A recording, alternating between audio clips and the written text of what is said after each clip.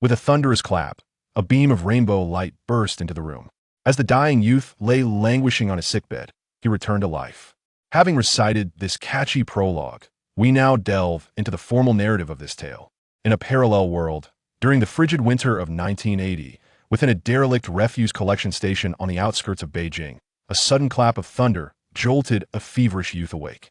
As he surveyed his surroundings, he was left utterly dumbfounded. What on earth is happening? Even if you resent my winning the lawsuit against you, is it necessary to resort to kidnapping? Yang Ming curled up on the heated Kong, tightly wrapped in a tattered quilt, shivering with the chill. Once a lawyer, he had valiantly championed the cause of a group of helpless migrant workers, thus securing justice from a presiding judge who was his classmate. The court ruled that a certain developer must compensate the workers' failure to comply would result in a halt of operations. However, the powerful figure backing the developer, a notorious second-generation scion, had threatened his life. Yang Ming, unperturbed, was well aware of the consequences of unlawful actions, being a lawyer. Last night, he found himself coerced by a classmate into attending a drinking party. To avoid alcohol, he drove there. After enduring the event, he was about to enter his car in the dimly lit garage when a sharp pain struck his head, plunging him into darkness. As he meticulously examined the environment, he pondered why his captors had not bound him. In a daze, he heard a faint sigh from nowhere. Since you have taken over my body, I shall grant you my memories as well. I have truly had my fill of this topsy-turvy world. Yang Ming looked up but saw nothing. A flicker of light momentarily danced before his eyes before he succumbed to another fainting spell. Yet, he soon regained consciousness, and with it, a new memory. Yang Ming, a boy of 14 and a half, worked at the refuse collection station in suburban Beijing, having replaced his father, Yang Jianjun, last June. What in the world, what does this mean? Yang Ming muttered to himself. Replacement? Isn't that a concept from the 70s and 80s? Why is this invasive memory filled with despair, frustration, feelings of inferiority, and even thoughts of self-harm? He mused. He hastily got off the Kong, donned a sole pair of green cotton liberation shoes beneath it, and ventured outside. Wow, what a dazzlingly blue sky. The air is so fresh. This was his first impression after stepping out of the house. A red brick courtyard covered in pristine white snow greeted him, with a heap of firewood in one corner and an assortment of glass bottles in another. Gazing at his own attire, he noted the woolen sweater beneath a thick cotton coat and blue wide-legged trousers. Suddenly it struck him. Could it be that I have crossed over? The weather after the snowfall was indeed biting cold, as the saying goes. Snow is not cold, melting snow is. Yet, Yang Ming stood immobilized, oblivious to the biting chill. It wasn't until a yellow bus honked and rattled past the gate that he shivered and rushed back indoors, climbed onto the Kong, and covered himself with a quilt to adjust his mindset. If indeed he had traversed and taken over another's body, it was not entirely unfortunate, for his consciousness and memories remained intact. But the critical detail was that this body belonged to someone barely over 14. The memories of the young boy revealed a life fraught with hardship, intimately tied to his family's lineage. His grandfather had been a wealthy merchant. The family owned several residences in the capital and 3 shops with backyards in Lilikang. The youth's father, Yang Jianjun, was the youngest child when he could first remember. Their family still enjoyed wealth, but fate turned when he encountered the political movements of the time. 2 of his elder brothers were imprisoned and tortured to death by the Red Guards, while his sister was sent to the countryside as an educated youth, disappearing without a trace shortly thereafter. On his deathbed, the boy's grandfather had entrusted a package to his father, beseeching him to seek out a leader of the Revolutionary Committee. Miraculously, Yang Jianjun avoided the fate of being sent to the countryside, being appropriately assigned as a worker at the refuse collection station. Due to his background, Yang Jianjun married a woman from out of town without a Beijing household registration only at the age of 24-25. Fortunately, a year after their marriage, they welcomed a son, whom they named Yang Ming. A possible reason for the name coincidence in this new life. Upon further reflection, Yang Ming recalled a sorrowful episode from his childhood. During a visit to her family, his mother tragically perished in an earthquake that struck at night, leaving him alone with his father. The memories of the youth were drenched in despair, exacerbated by the bullying he faced at school and his dismal academic performance. Had it not been for his father's accident the previous year, he might have even contemplated suicide. His father was involved in a truck accident while delivering waste paper to a mill. The vehicle overturned, resulting in a fractured leg. Given the limitations of medical care at that time, Yang Jianjun had to have one leg amputated. On his hospital bed, Yang Jianjun implored the leadership of the refused collection company to allow his son to take over his position, as he could no longer work. By this time, society had stabilized, political movements had lessened, and the pressures stemming from lineage were not as stringent. The management considered his request and ultimately granted it. Thus, barely 15, Yang Ming stepped into his father's role at the refuse collection station, becoming a child laborer. Assigned to work in a location far from the capital, roughly equivalent to the outer areas of the modern-day Third Ring Road, this site was deemed a remote suburb. With no bicycle at home, he relied on the first bus each day. The buses that headed for the outskirts only departed every 2 hours, forcing him to rise before dawn to catch the bus to work, and he often had to wait over an hour after finishing for a bus back to the city, making his evenings quite late. Yang Ming felt a glimmer of joy at the prospect of escaping school for work. Though it revolved around collecting refuse, he understood that without stepping into his father's shoes, their family would face dire consequences. In this era, survival necessitated at least one member of the household to secure employment to access various ration coupons for purchasing food.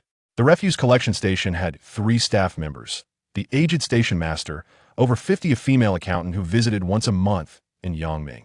In truth, the refuse collection station functioned as a small transfer point. When the smaller collection points in the western city overflowed, their surplus was sent there. His duty involved organizing and storing various items, while the station master periodically liaised with the Materials Recovery Bureau to ensure proper dispatch to larger storage facilities or factories. Since the station master, who hailed from central Hebei, needed to cover shifts during the new year, he took a break and returned home for a few days. As a result, Yang Ming was left to keep the station running through the night. After 6 days without the station master's return, his rations of cabbage and radishes dwindled, prompting him to venture out into the heavy snow in search of food. Upon returning, however, he fell ill with a fever. Lying on the Kong for 2 days in a state of stupor, he felt himself drifting, observing his own body resting there. Suddenly, following a thunderous clap, a flash of light pierced through him, and he felt his corporeal eyes open. In astonishment, he turned around to find his long-deceased mother hovering nearby, smiling at him. "Son, it's time to go. How can I take you?" Tears welled up as he realized his demise, understanding that his spirit had ascended. Though Yang Ming departed, he left behind his memories, burdened with worry for his father, and transferred his love and memories for his father to the new Yang Ming. Having untangled the situation, Yang Ming felt a sense of resolution. He had lived over 40 years, experiencing the fleeting warmth of human relationships and the capriciousness of fate, like when he and his college classmate vowed to be a child-free couple before marrying, only for her to conceive another man's child at the age of 30. Being an only child, both of his parents passed away when he was 40. Coupled with societal decay, morality had fallen to ruins. The boundaries preserving equitable coexistence among humanity were repeatedly overstepped, leading him into an abyss of despair. He fought valiantly, like a martyr, striving to uphold fairness and justice, aiding those in need. It appeared that fate had not been unkind to him. Though he had been secretly harmed in his previous life, he was granted an opportunity to be reborn. Though not in the same world, it shared enough similarities, and he had traversed into the body of a youth. After much reflection, he accepted his fate, beginning to meld the 2 sets of memories within him, yielding a sense of tranquility. Suddenly, with a loud bang, the door swung open, and a figure stepped in. "Sure too, the sun is at its zenith, yet you still slumber." As he set down a bag of fertilizer, he continued, "It's 10 o'clock. You're really something." Yang Ming stared at the newcomer, contemplating. After a moment, he stammered, "As station master, you're back." "Yes, I've returned. While I was away, you really slacking off. You should be grateful the sun hasn't scorched you."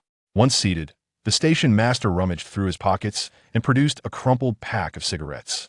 Lighting one, he took a long drag and said, "Get up, go see your father. It's been days, he must miss you."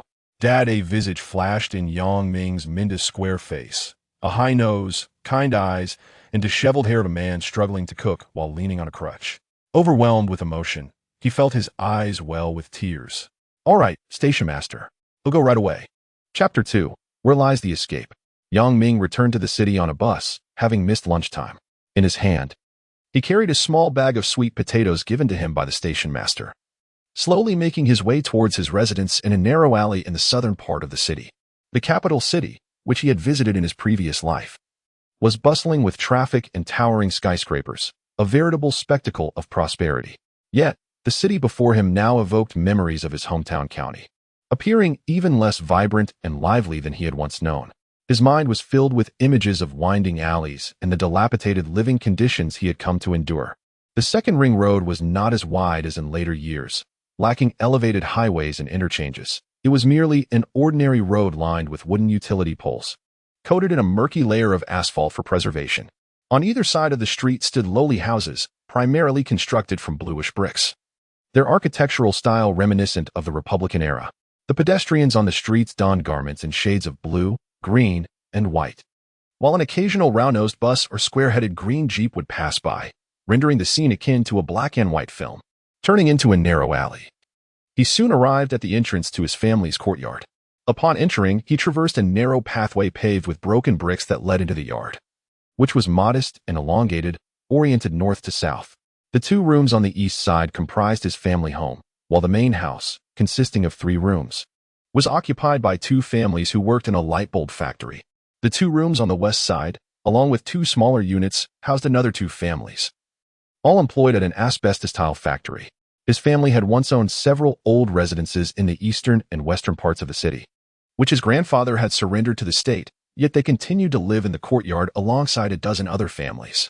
As the population in his family dwindled, only his grandfather and he remained. The housing authority had approached them, requesting that they vacate the 5 spacious main rooms in favor of relocating to these 2 side rooms in the southern city. It was working hours, and the courtyard was devoid of inhabitants.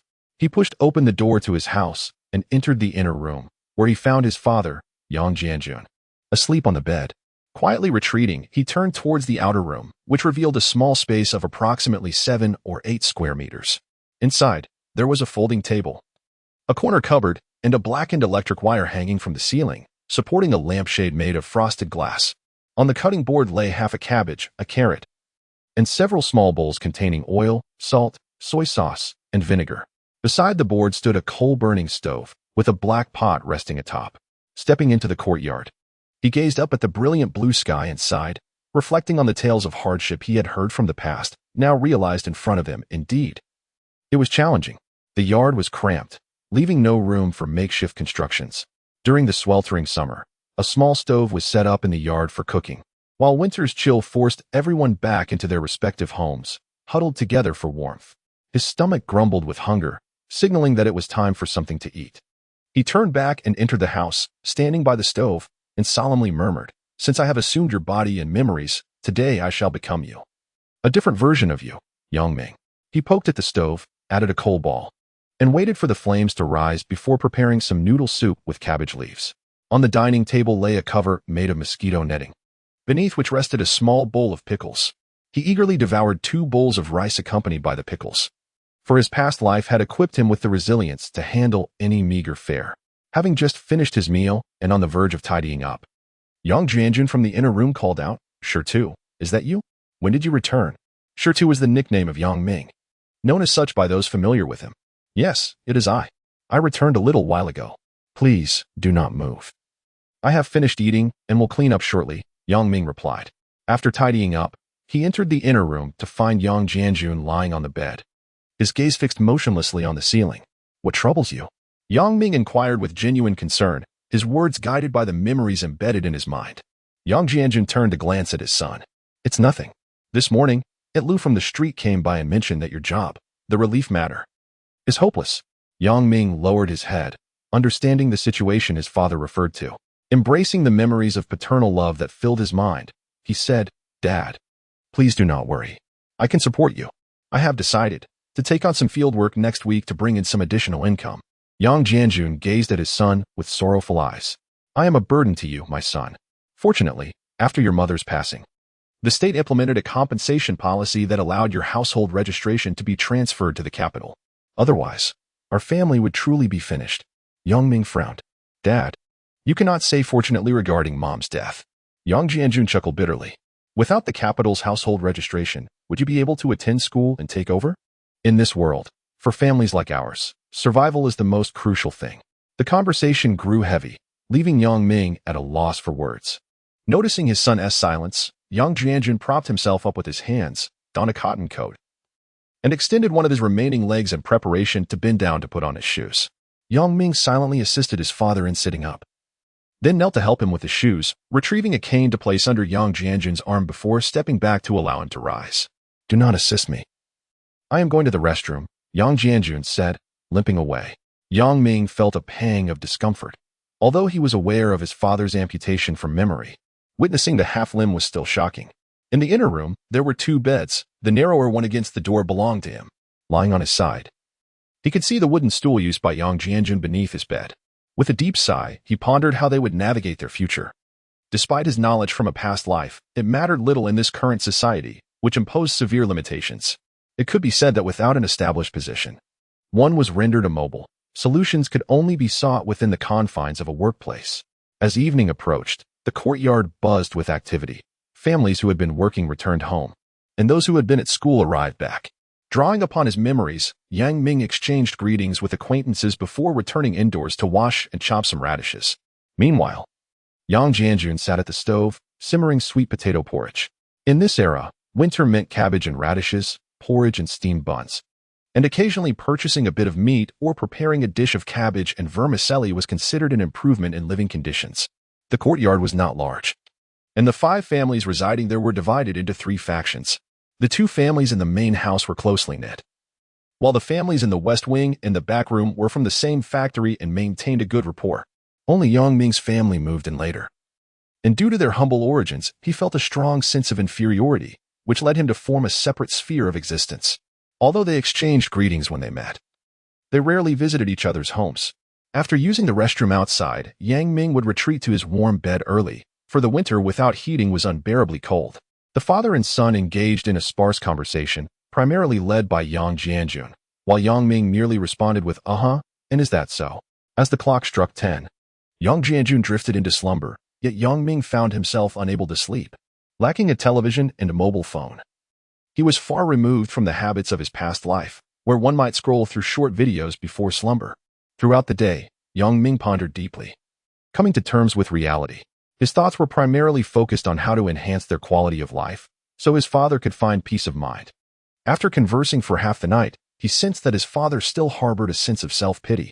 Having spent 3 days at home with his father, he took some leisure time to explore the surroundings, primarily to affirm the impressions embedded in his memory, allowing him to adapt swiftly to contemporary life. In truth, the original owner of this life led a monotonous existence with little interaction with classmates or friends, and most memories were centered around scenes of him and his father relying on one another. After the brief holiday, Yang Ming caught the early bus to work. As recalled, with the year-end approaching, there was little to occupy his time. The station master, a robust man in his 50s who had transitioned from military service, was generous and took good care of Yang Ming. Yang Ming expressed a desire to acquire a tricycle to earn extra money through external work. The station master sighed. "Ah, it is your father who needs money for treatment? Isn't it? I've heard he is still taking medication regularly, and the insurance covers about 70%. But I can imagine the out-of-pocket expenses would not be insignificant." "Yes, the follow-up treatment after discharge requires some out-of-pocket expenses, and we have long depleted our savings. My father is reluctant to spend money. It's cold, and his wounds alternate between pain and itchiness. Recently, they even became infected," Yang Ming replied, lowering his head. "Here, we only have flatbed carts. You're still too young for that. I'll help you find a tricycle. But we'll have to wait until after the new year when the weather warms up. There are only a few days left before the year ends, so let us hold off for now." Yang Ming then inquired further about the specifics of collecting scrap materials. The station master explained, "Collecting scrap is actually quite simple. Our recycling station accepts everything: ordinary waste paper, scrap iron, copper, plastic, old clothes, worn shoes, broken bottles, and glass. Additionally, we also take hair, batteries, and toothpaste tubes. As long as you keep busy walking the streets and collecting, you can bring it here. Our prices are slightly higher than those in the city. If you persist, you'll be able to make some money. It all depends on what you can collect." A few days later, the first spring festival since Yang Ming's rebirth arrived. Chapter 3. Wandering through the streets as the new year approached, Yang Ming, armed with the meager 2 pounds of meat coupons his family possessed, stood in line for half the day at the grocery store, ultimately acquiring 2 pounds of meat, lean with scant fat. Upon his return home, his father, Yang Jianjun, upon observing the lack of fat, erupted in anger. "Damn it, Even the butchers take advantage of our misfortunes. What a world we live in. Yang Ming understood that during this era, the desire for fatty meat was prevalent, as the oil content was low in lean cuts. Fatty meat, whether rendered into oil for cooking or used in dumplings, was deemed far more delectable. On New Year's Eve, the 5 families in their courtyard exchanged greetings, and Yang Ming made his rounds to pay his respects. Among them was a couple in their 40s residing in the West Wing. The husband, Lu Changyu, was simple and honest, while his wife, Tian Hongmei, was petite and spirited. They had 2 children. Their eldest daughter, Lu Yufeng, was a rare beauty and already married. Their son, Lu Minghua, much like his father, was robust and unrefined, roughly the same age as Yang Ming, and they maintained a relatively frequent companionship. When Yang Ming visited their home, they were in the midst of enjoying dumplings. Lu Changyu warmly invited him to sit down and partake. Yang Ming replied, "Uncle, good day. Please, do not mind me. I have already eaten. I merely came to extend my New Year's greetings to you and Andy. Wishing your family a joyful New Year filled with happiness every day." "Ah, look at you. Sure too. Your conversational skills have improved remarkably. It seems working has its benefits. For you were once a quiet soul, hardly able to utter a word." Tian Hongmei, feeling that certain comments might not be suitable for the festive occasion, quickly interjected, rising to serve Yang Ming some dumplings. Unable to resist her hospitality, Yang Ming accepted a few dumplings. Upon placing his bowl down, he noticed Tian Hongmei gazing at him. After a moment's contemplation, he remarked, "Your dumplings are far more delightful. The meat I purchased is predominantly lean, lacking the flavor of yours." With a mouthful of dumplings, Lu Minghua mumbled, "Of course, my mother never buys lean meat. If the butcher dares to sell her lean cuts, she could berate them for an entire day." "Don't speak such nonsense. When have you seen me berating anyone for a day, you little rascal?" Tian Hongmei scolded her son, though a proud smile lingered on her face. Yang Ming reflected inwardly, this is the essence of humanity, despite material scarcity. People find contentment in simple pleasures. To be able to buy fatty meat and share laughter and joy with family creates a harmonious atmosphere. A stark contrast to the later generations who, despite indulging in lavish feasts daily, often lack such warmth and camaraderie. Lu Changyu set down his chopsticks and, with a beaming smile directed at Yang Ming, inquired, "Sure to. How much do you earn at work?" "Not much. I am at the lowest tier, earning just over 20. Yang Ming recalled his monthly salary of 23 yuan and couldn't help but think of a lyric from the future. "My pocket holds 33 yuan. Lamenting that his own monthly earnings were 10 yuan less than the lyric suggested. Tian Hongmei shot her husband a glance and remarked, "Sure to is still a child. 20 is quite substantial, especially considering your father's retirement pension." Lu Changyu, being straightforward and lacking subtlety, felt displeased by his wife's words and retorted, "It is not a trivial matter for sure to. Anyone who works should earn a wage comparable to adults. We are in a new society, not the wicked old one. Sure to. You must communicate this with your superiors. Your family situation warrants special consideration." Yang Ming sat nervously, stammering, "Actually, it's sufficient. Although my father did not retire in the conventional sense, he receives a modest pension of over 10 yuan each month, amounting to more than 40 yuan in total. Food and drink for the 2 of us should not pose a problem." After saying this, he hastily excused himself, claiming he had to visit others for New Year greetings. Once home, Yang Ming felt a lingering unease. It was disconcerting to realize that, despite their superficial acquaintances, everyone was acutely aware of his family's financial struggles. They knew that their combined income was less than that of a single salary from others. His admission had inadvertently confirmed that they were indeed the most impoverished household in the community. After finishing his meal, Lu Yugua came into the room to extend New Year wishes to Yang Jianjun. He sat down and remarked to Yang Ming, "My father tends to speak without a filter. Do not take it to heart. He often inquires about others' earnings, unintentionally putting them in an awkward position. In truth, he already knows. He simply has a loose tongue." Yang Ming felt a sense of relief upon hearing this and poured Lu Yugua a glass of warm water, saying, "It's nothing, really. It's just that Aunt is concerned I might misinterpret things. She shouldn't have mentioned Uncle Lu." Lu Yugua then invited Yang Ming to play cards, but after some contemplation, Yang Ming politely declined. He preferred to spend time with his father during the New Year, especially since his father was feeling down. On the second day of the New Year, Yang Ming encountered Lu Yufeng returning home with her husband. She was indeed stunning, with cascading hair, a tall figure, fair skin, an oval face, willow-shaped brows, large eyes, and a prominent nose. Her beauty was accentuated by the absence of any makeup. In the memories of the original owner, Lu Yufeng was his secret crush, And as Yang Ming embraced these memories, he could not help but feel enchanted by this exquisite woman. Regrettably, Liu Yufeng showed no signs of warmth towards him. She merely inquired about his father and his job before departing with her seemingly handsome husband. It was rumored that her husband was a purchasing agent at a steel factory, a respectable position in this era. Comparatively, Yang Ming felt utterly insignificant. A mere scrap collector daring to harbor feelings for a renowned beauty. It was absurd. Once back inside, Yang Ming picked up a mirror from the table and scrutinized his reflection. He could not claim to be handsome, merely passable, and when he noted his height, just over 1.7 meters, he sighed. After the new year, Yang Ming's life remained unchanged. He continued his daily routine of work and rest, spending one day off each week queuing to purchase goods with various ration tickets.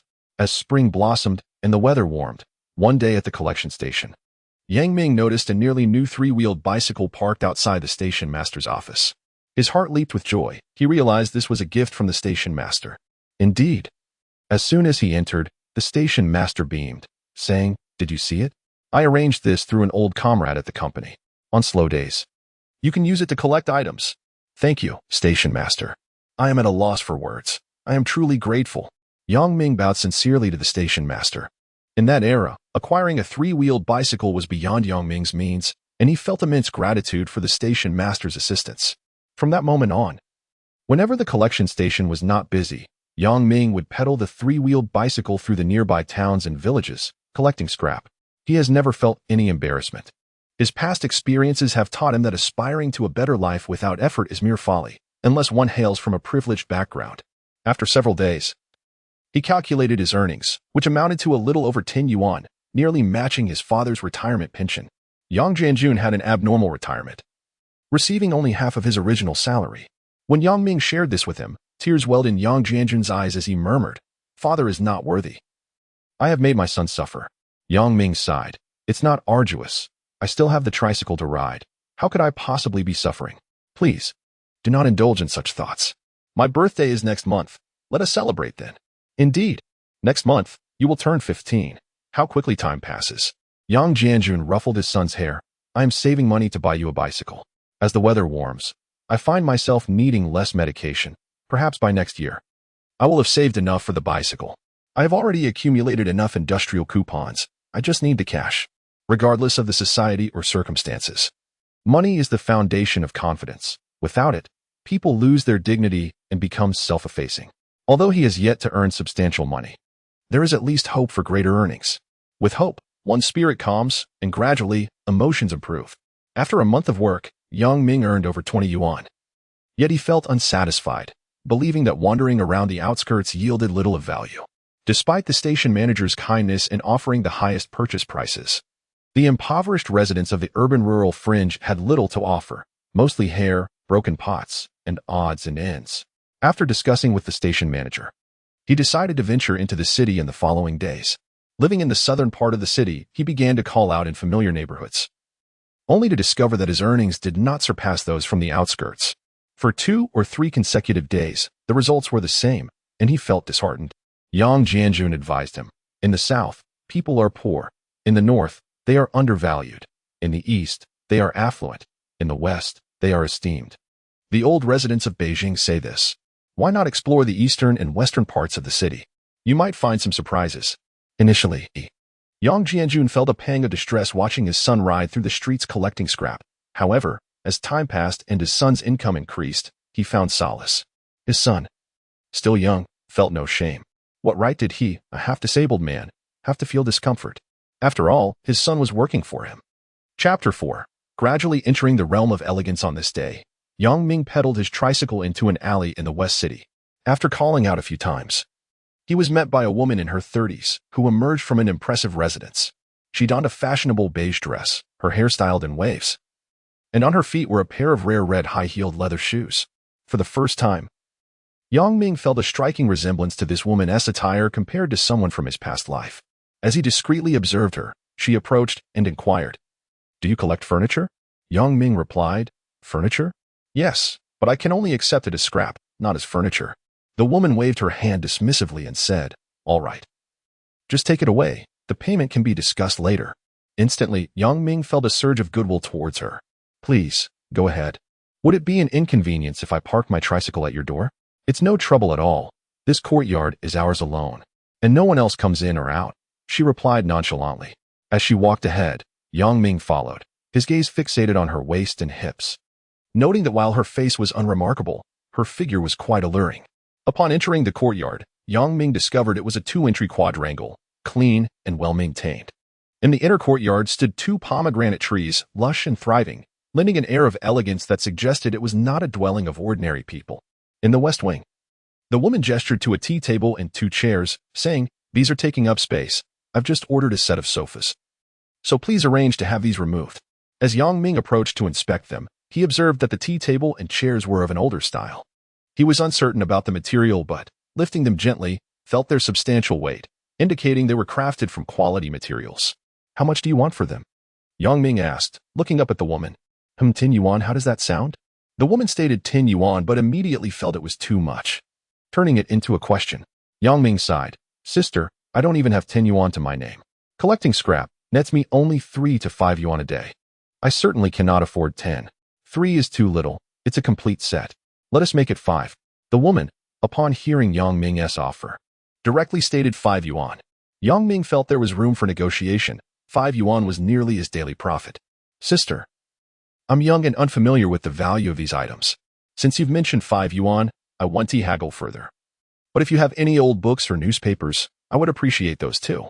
Even if I incur a loss, it would soothe my conscience." Upon hearing this, the woman frowned and said, "I don't have newspapers, but there are some books, though they are quite old, left by my late father-in-law. Would you like them?" "Yes. Yes.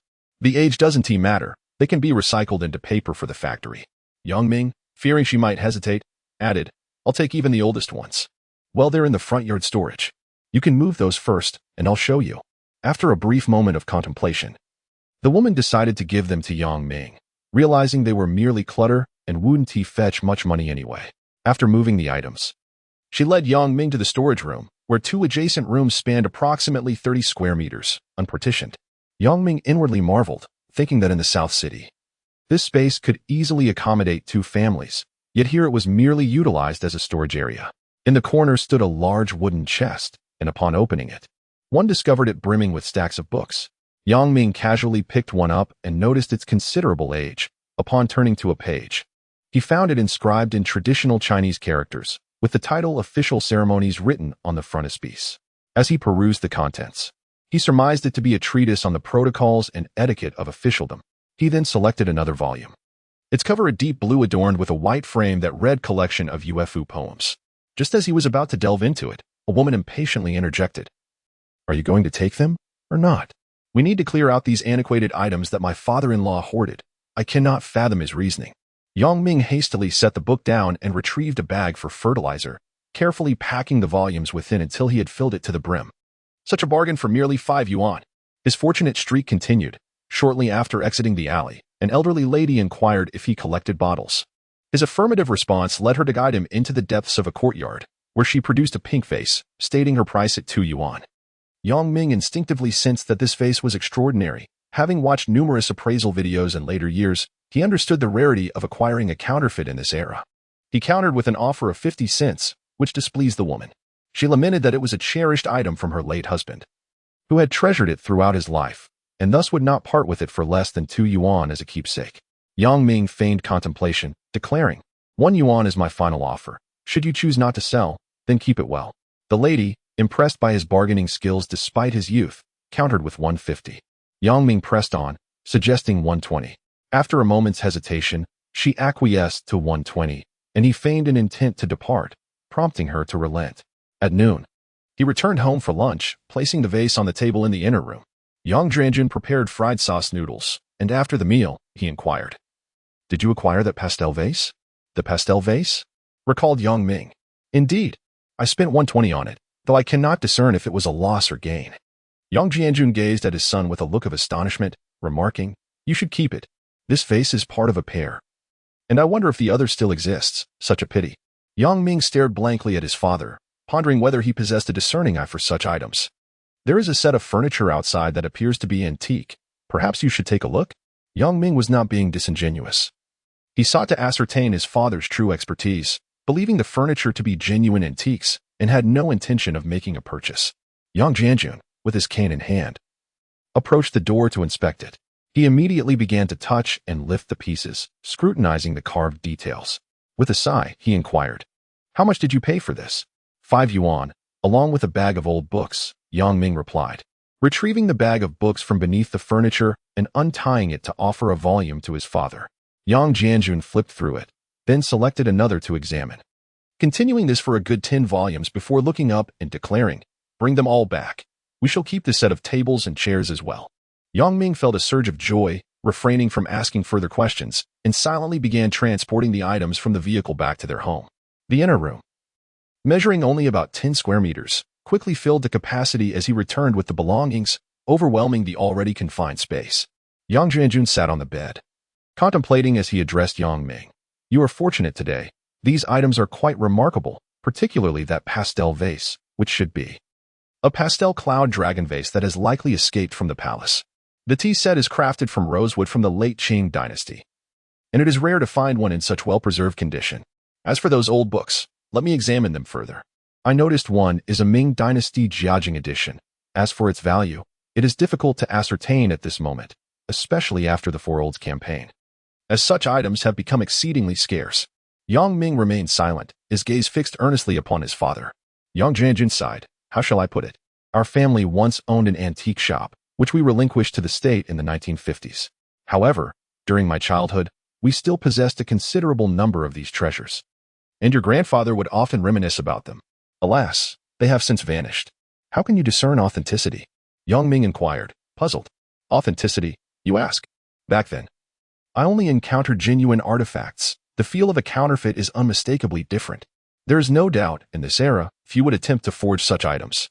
Yang Jianjun lowered his head, lost in contemplation. In those brief exchanges, Yang Ming gleaned a wealth of information.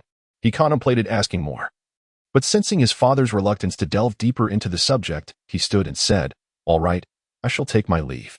You can peruse those old books at home. Set aside the ones of little value. I will organize them upon my return." From that point forward, whenever Yang Ming encountered bottles and jars, he brought them home. Yang Jianjun, upon reviewing them, kept the valuable pieces and instructed Yang Ming to send the less valuable ones to the recycling station. They had not stumbled upon any large pieces of furniture since, as in this era, aside from affluent families, most citizens lived in poverty, and possessing a single piece of furniture was already a luxury, leaving little to be discarded. That year saw many events unfold, but to avoid unnecessary complications, I shall refrain from elaborating. Focusing solely on our protagonist, Yang Ming had, after half a year of traversing the streets, accumulated over 300 yuan, a substantial sum in his eyes. Beneath the bed in his home lay a collection of bottles and jars left by Yang Jianjun, along with various odds and ends. Among them, he had developed a particular affection for a brush pot, which he cherished and played with constantly. The origins of the pot remained unspoken, and Yang Ming did not inquire further. As winter approached, Yang Ming ceased his excursions and dutifully adhered to a routine of early mornings and late evenings at work. He had also given his tricycle to the recycling station, as the biting cold made commuting unbearable. As the new year approached, the station manager solemnly informed Yang Ming of his impending retirement, urging him to continue to work diligently and to assist the new manager in quickly acclimating to the operations, not to disappoint his expectations, and so forth. Chapter 5, New Leadership, New Style on the Eve of the New Year. Yang Ming entrusted all of his earnings of 350 yuan to Yang Jianjun, retaining merely 50 yuan for his personal expenses. This year, Yang Ming had grown significantly taller, reaching around 1 meter 80, leaving him to ponder whether he would continue to grow. The family's fortunes had improved considerably, as evidenced by the addition of a chicken and a fish to their New Year's feast. This lavish spread filled Lu Yugue, who came to pay his respects, with envy. He quickly sat down, picked up his chopsticks, and devoured a chicken leg with great enthusiasm. Yang Jianjun observed the scene with a satisfied smile, feeling content. As was customary, the beautiful Lu Yufeng returned to her parental home on the second day of the new year. This year, she came alone, as her husband did not accompany her. When Yang Ming visited her next door to extend his New Year greetings, he noticed her pale complexion and poor condition. After exchanging pleasantries with Lu Yufeng, he returned home to inform his father. Yang Jianjun responded, "They have been married for 2 years without children, and her mother-in-law does not treat her well. Her husband follows his mother's whims, making life difficult for Yufeng. Just the other day, I heard your Uncle Lu grumbling about his son-in-law and grandson. With the new year over, the year 1982 commenced, and as Yang Ming began work, the station chief convened a meeting with several individuals in his office. Among them were the newly appointed station chief, Wang Dongfang, 3 newly assigned employees, and a female accountant. It appeared that the previously neglected station was now attracting interest. Even amidst the challenging employment landscape for returning educated youth, Wang Dongfang, in his 40s and having previously worked at a procurement point in the city, had risen to this new position, achieving a promotion to a departmental level. Bidding farewell to the former station chief filled Yang Ming with a bittersweet ache. The first person he had encountered upon his rebirth was the old station chief, with whom he had developed a harmonious relationship over the past year. This parting felt like a farewell that might last a lifetime. With new leadership came a fresh approach. On his second day, Wang Dongfang organized a meeting, declaring an ambitious agenda aimed at formalizing and systematizing operations. This year's focus would be twofold: to significantly increase the procurement of scrap steel and to double the acquisition of bones. Yang Ming listened, bewildered, as he was momentarily transported back to scenes of similar meetings depicted on television in later years. After the meeting, Wang Dongfang led the 4 employees to the yard, instructing the newcomer, Ma Xiaowei, to designate several empty spaces for various collections, labeling them accordingly: scrap steel storage, waste paper storage, bone collection point, and waste fiber storage. After a day of such labor, the female accountant, Zhang Yan, announced her need to catch the bus home. Wang Dongfang, displeased, reprimanded her, stating, "Returning late will not interfere with your meals or sleep. Failing to complete work is irresponsible to the state and the people. We must continue the meeting to discuss everyone's thoughts on how to fulfill the tasks assigned by the nation." As this tumultuous episode concluded, they had unfortunately missed the bus home. The other 2 employees, Huang Jun and Zhao Yang, departed together on a bicycle, while Wang Dongfang excused himself to report back to the bureau, also riding away. Left behind, Ma Xiaowei and Zhang Yan stood in the empty yard, dumbfounded. With a sigh, Yang Ming brought out his bicycle, the backward donkey, and inflated its flat tire. He rode to the front yard and inquired if they wished to return to the city together. Ma Xiaowei immediately climbed on, eager to pedal back, while Zhang Yan hesitated before shyly taking a seat on the other side. On the way, Zhang Yan asked Yang Ming about his previous work experiences. Yang Ming smiled shyly, recalling that previously, when we did not engage in field work, this place served merely as a transit sorting station. A few field workers were local villagers who, during the agricultural off-season, brought in some items for collection. Zhang Yan seemed to have something to say but hesitated at the last moment. Ma Xiaowei furrowed his brow and remarked, "If that is the case, why has Director Wang assigned us to collect scrap outside? What is his intention? Moreover, he has distributed tasks to each of us, and failure to complete them means no subsidies." Yang Ming chuckled but remained silent. As a time traveler, he understood that too many words could lead to trouble. Given their unfamiliarity, who could discern what was truly on their minds? The following morning, Wang Dongfang convened a meeting as usual. He announced that he had reported the work plan to the leadership, who were pleased and encouraged everyone to work diligently, contributing to the construction of a certain ideology and striving earnestly, and so forth. As a focal point of this year's work, the acquisition of bones was assigned to the 3 new male employees. Yang Ming was tasked with contacting several previous field workers to assist in collecting scrap iron, while Zhang Yan was responsible for recording the weights, with monthly recognition based on performance. Yang Ming silently criticized Wang Dongfang. "What are you doing while we are all out there?" Nevertheless, Wang Dongfang exhibited some capability. By morning, he received notification that 3 donkey carts were ready for collection. Yang Ming seized the opportunity to excuse himself under the pretext of contacting local villagers, eager to avoid close interaction with Wang Dongfang. He knew he could not continue in this line of work for long. In a few years, the entire industry would be in ruins. With the arrival of new leadership, Yang Ming's ambitious acquisition plans faced an impasse. Daily, he was dispatched by Wang Dongfang to collect scrap iron, with a quota of 20 kilograms. In this era, steel was not as commonplace as in later times, and scraps were a rarity in common households, leaving little availability for disposal. For an entire week, Yang Ming barely managed to collect anything, and the few field worker villagers fared even worse. Wang Dongfang, who insisted on daily meetings, publicly criticized Yang Ming for his lack of effort, noting that he had not completed his tasks even once. If this continued, he would face a 5 yuan deduction from his salary that month. The 3 new employees tasked with bone collection also failed to meet their quotas.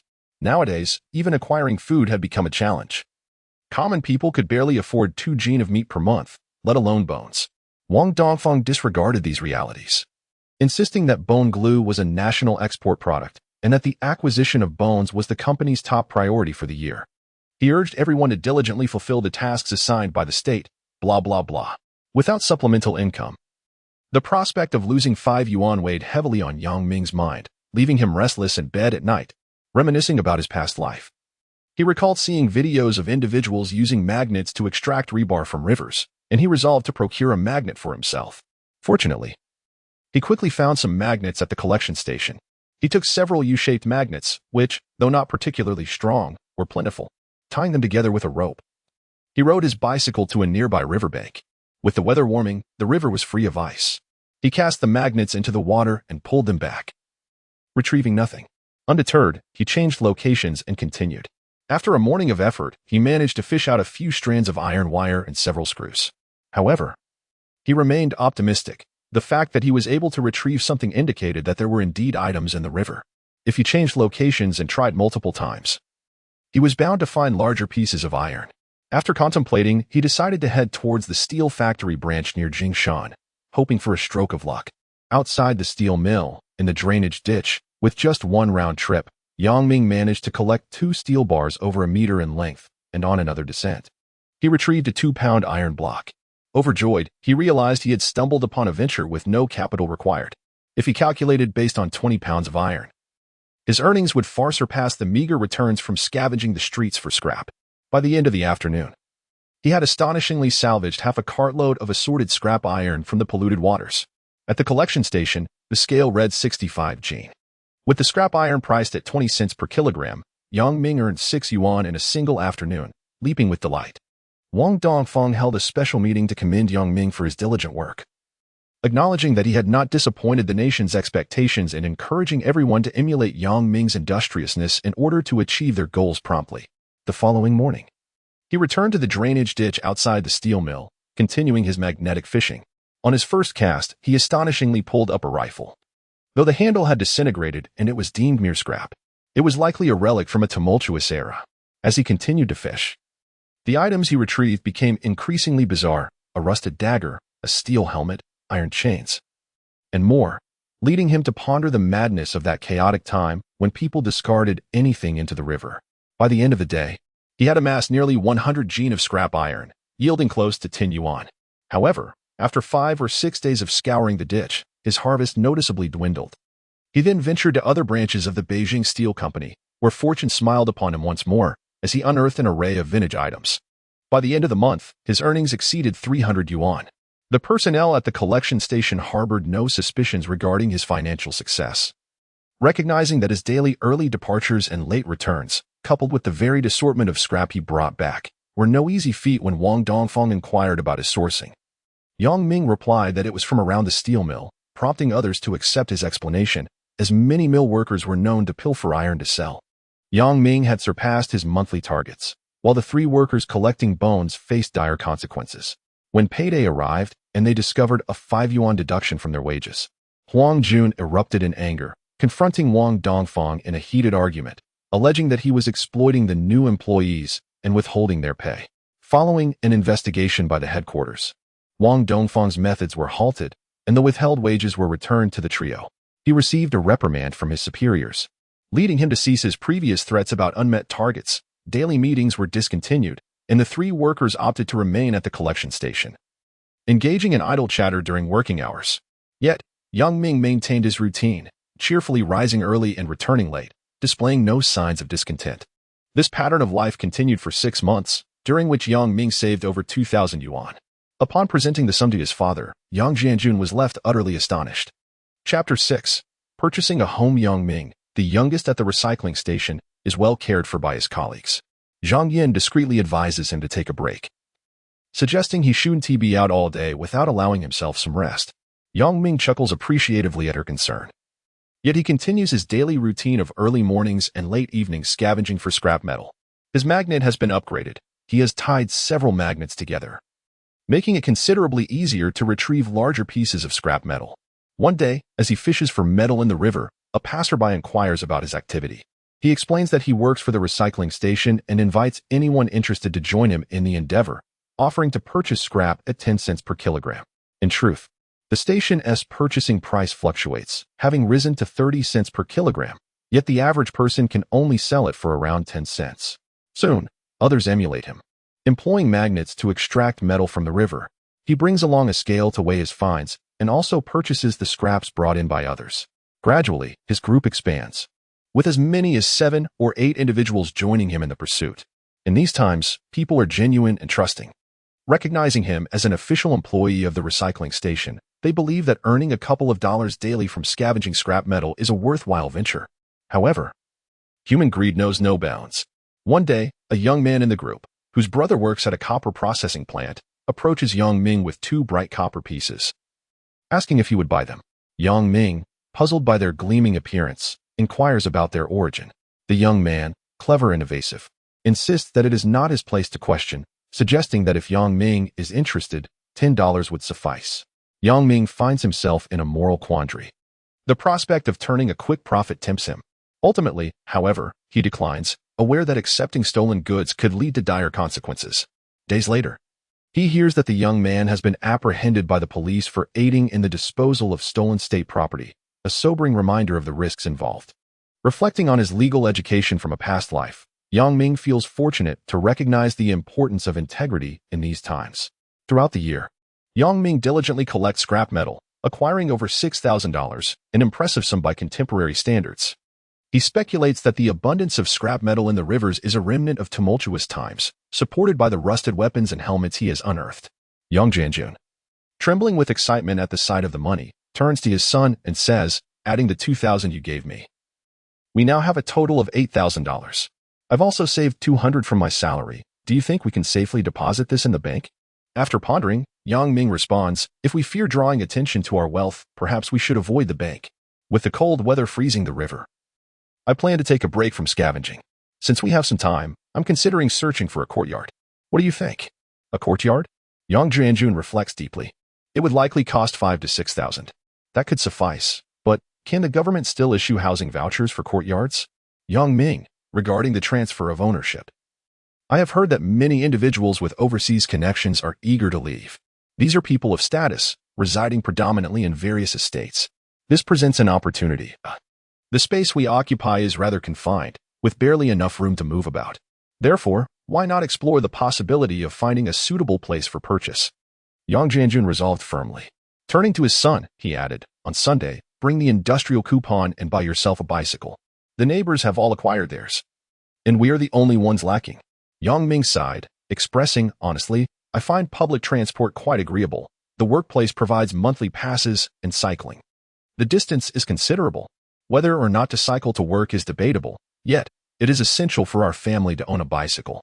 Yang Jianjun's tone was resolute. Yang Ming glanced at his father, understanding the underlying reason. Surely, the neighbors had been gossiping again. These neighbors are truly something. While the Yang family may be poor, they are not affluent either. Why must the impoverished ridicule one another? Tomorrow, I shall visit the shop to purchase the parts. We can assemble a bicycle ourselves. The store at the steel factory has all the necessary components. By buying them and assembling the bicycle, we could save a considerable sum. Yang Ming declared. Yang Jianjun expressed concern that the assembled bike might not receive the official stamp from the authorities. Yang Ming reassured him that as long as the parts were purchased from a legitimate store with an invoice, obtaining the stamp would not pose a problem. Presently, bicycles remain a sought-after commodity, even with an industrial coupon. Securing a brand-name bicycle at the store is not guaranteed. As for assembly, he was not well versed in it. Primarily, it was the wheels that posed a challenge. If not properly aligned, they could cause the bike to wobble. However, he recalled a bicycle repairman in the alley of West City who could assist for a modest fee of 2 yuan for a pack of cigarettes. He had conversed with the man during his scrap collection. The acquisition of parts proceeded smoothly. The steel factory is a massive establishment, and many items in the store are exclusive to factory employees. Fortunately, bicycle components were not among those restrictions, and Yang Ming successfully purchased all the necessary parts. Pedaling a tricycle, he transported the components to the bicycle repair stall in West City. After unloading, He returned the tricycle to the recycling station and exchanged pleasantries with Wang Dongfang before making his way back to West City. Once assembled, Yang Ming took the bicycle for a test ride and felt that the model was rather cumbersome. Had it not been for his father's wishes, he would have had little desire for it. After paying the fee of 2 yuan for a pack of cigarettes, he rode back home. Upon arriving at the courtyard, Tian Hongmei spotted him and exclaimed, "Shitu, you bought a new bike? What brand is it?" Yang Ming chuckled, "It's a Yangjiu. I just turned 17 and decided to treat myself to a birthday gift. How delightful. Now every household in our courtyard has a bicycle. We need not fear the gossip." Before he could finish, Lu Changyu emerged and interrupted, "Hey, it's time to cook. Hurry back inside and prepare the steamed buns." Tian Hongmei paused, then smiled, "Indeed. It's nearly 6 o'clock. We should start cooking." Lu Changyu circled the bicycle, offering a few compliments before returning inside. Yang Ming parked the bicycle and, as he stepped inside, Yang Jianjun instructed, "Bring it inside. It is not safe to leave it outside." Is there space inside? Cooking outside is a trivial matter, akin to merely possessing a bicycle. Yet it is treated as a treasured possession. Observing his father's furrowed brow in silence, Yang Ming hastily added, "All right, I'll bring it inside while we sleep. That should suffice." That night, under his father's watchful gaze, Yang Ming reluctantly wheeled the bicycle indoors. As he lay down, his thoughts wandered to the reactions of their neighbors. The Liu family across the way seemed relatively normal, while several others expressed disdain and jealousy, their tones revealing a myriad of sentiments.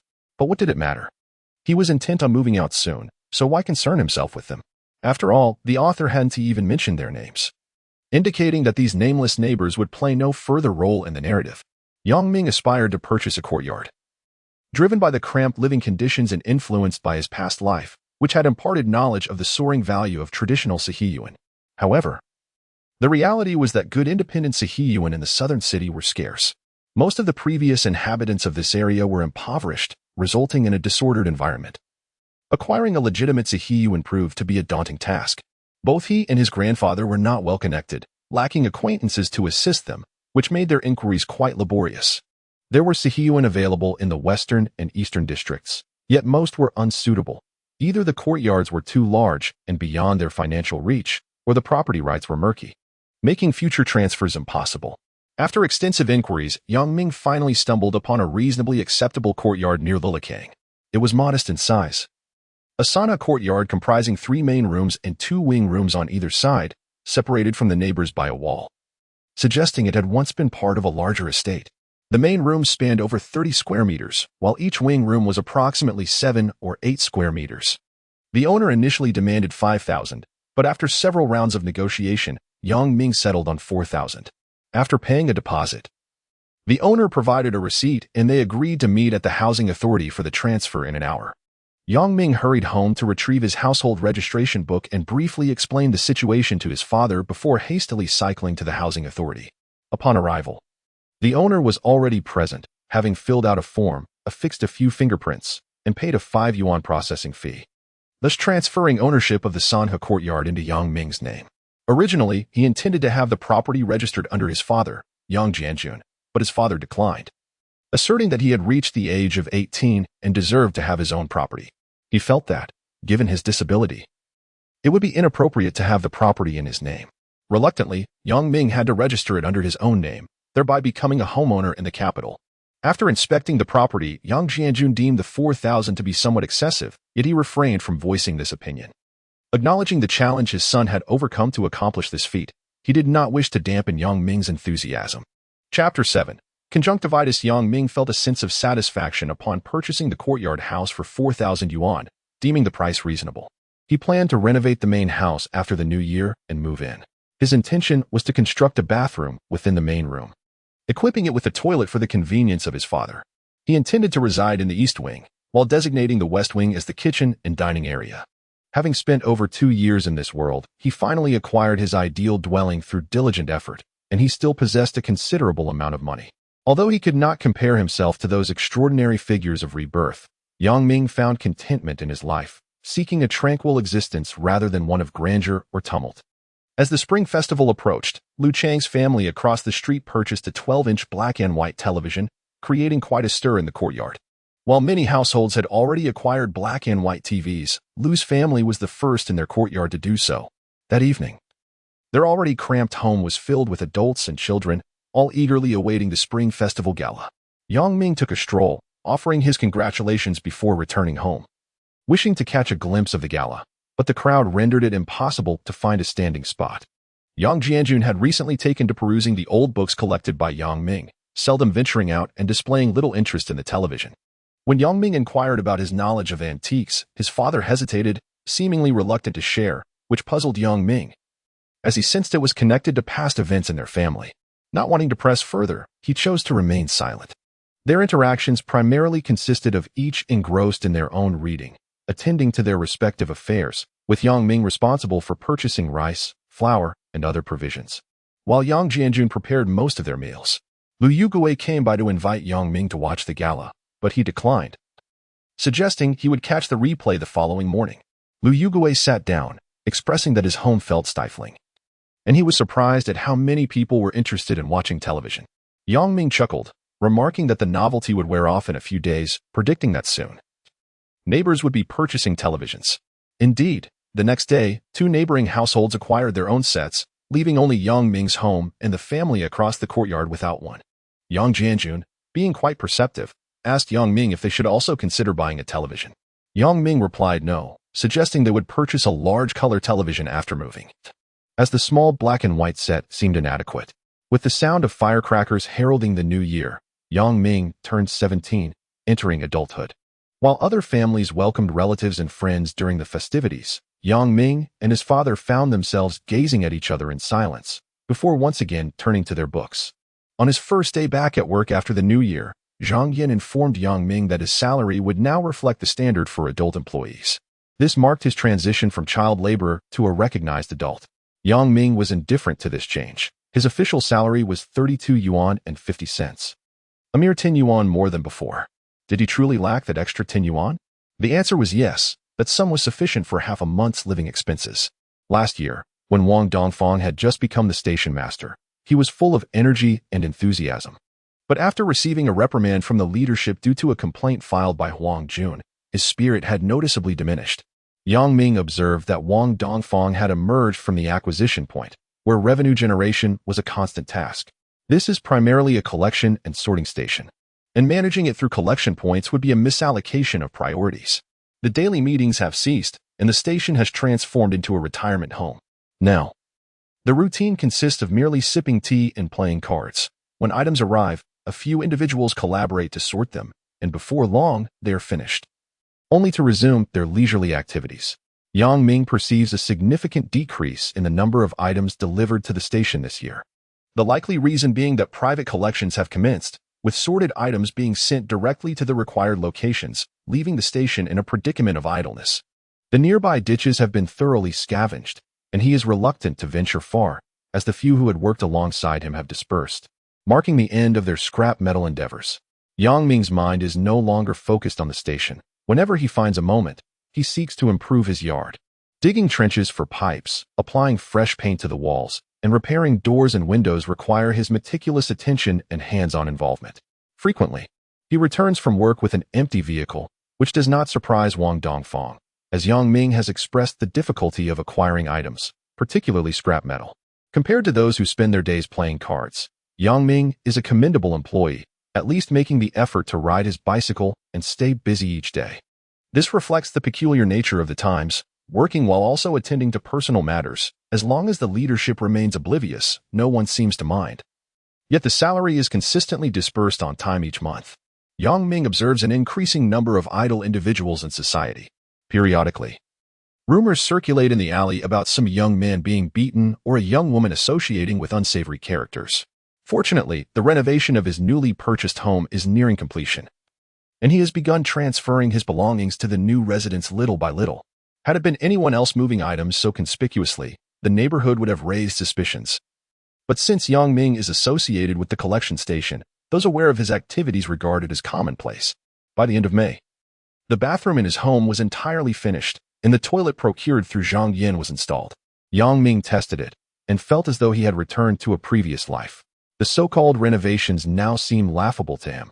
For instance, finding someone to modify the plumbing proved challenging. The individuals he contacted were acquaintances from his scrap metal endeavors, reputed local masons. While these fellows were capable of painting, repairing doors and windows, and laying terrazzo floors, they were utterly bewildered when tasked with bathroom plumbing.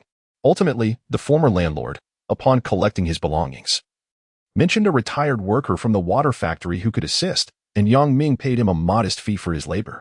After unloading a tricycle full of miscellaneous items, Yang Ming squatted in the yard, carefully observing the space, which measures approximately 120 to 30 square meters.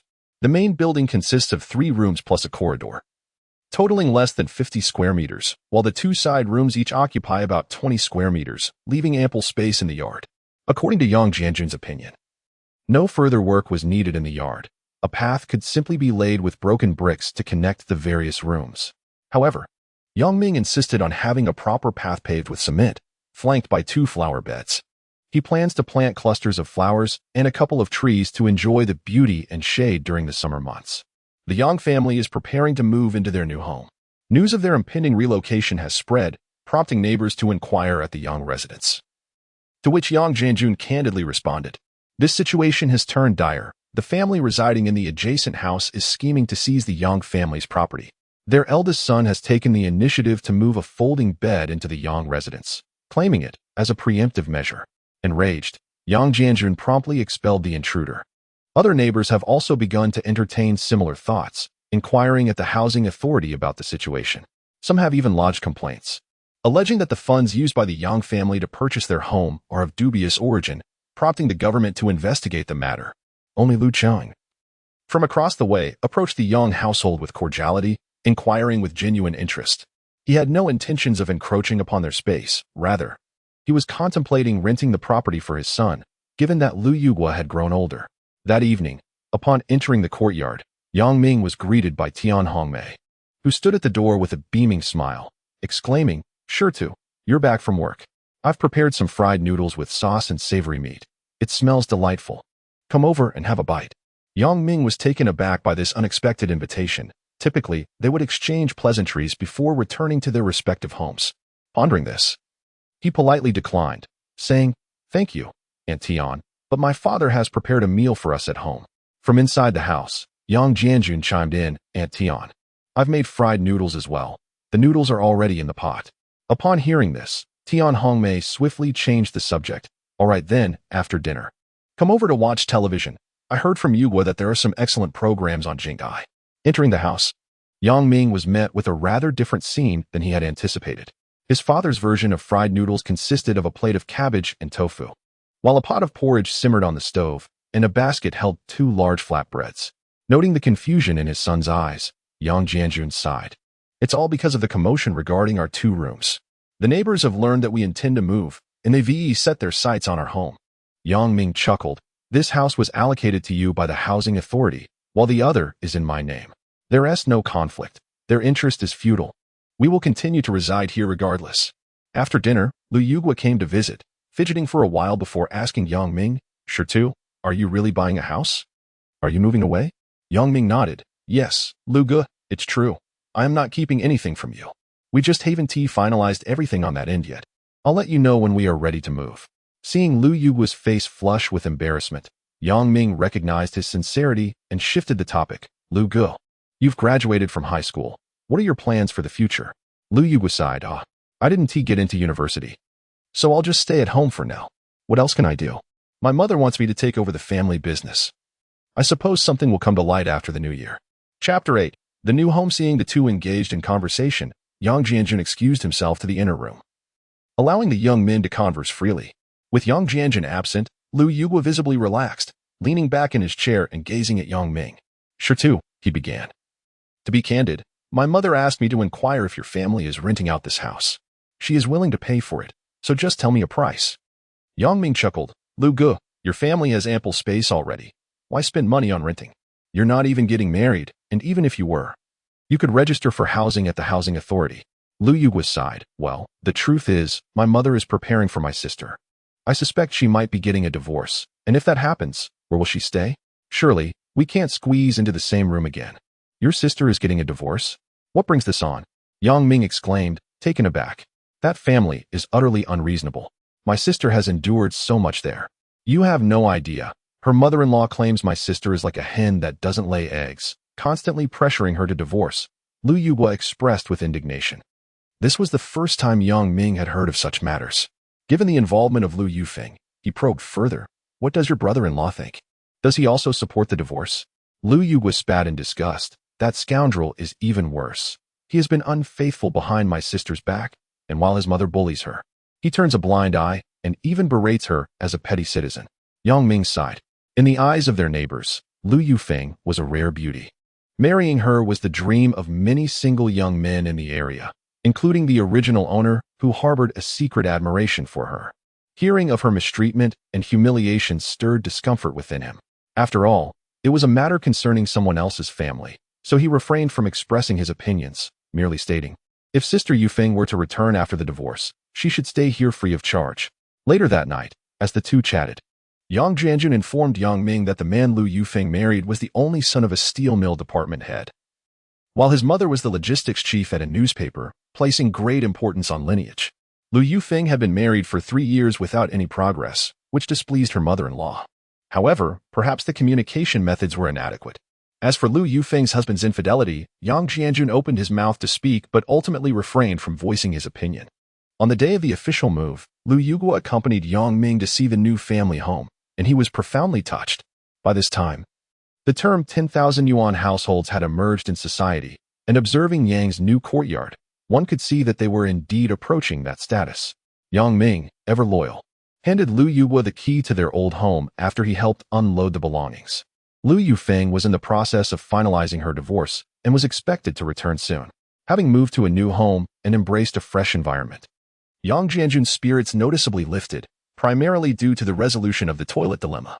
He busied himself cheerfully in the house and yard, observing his father, who now used a cane to walk around. Yang Ming felt a sense of relief. Thankfully, he had not disappointed the original owner's memories, at the very least. His father was living a little better than before. After more than 2 years of living anew, they had finally established a foundation for their lives. The next step was to earn more money to bring joy to his father. In a couple of years, he hoped to find someone who could assist in obtaining a prosthetic limb abroad for his father, as the quality of domestic prosthetics was subpar, leading to complications from friction and decay. In June, 2 new individuals joined the unit, 1 male and 1 female, both of whom were young returnees to the city.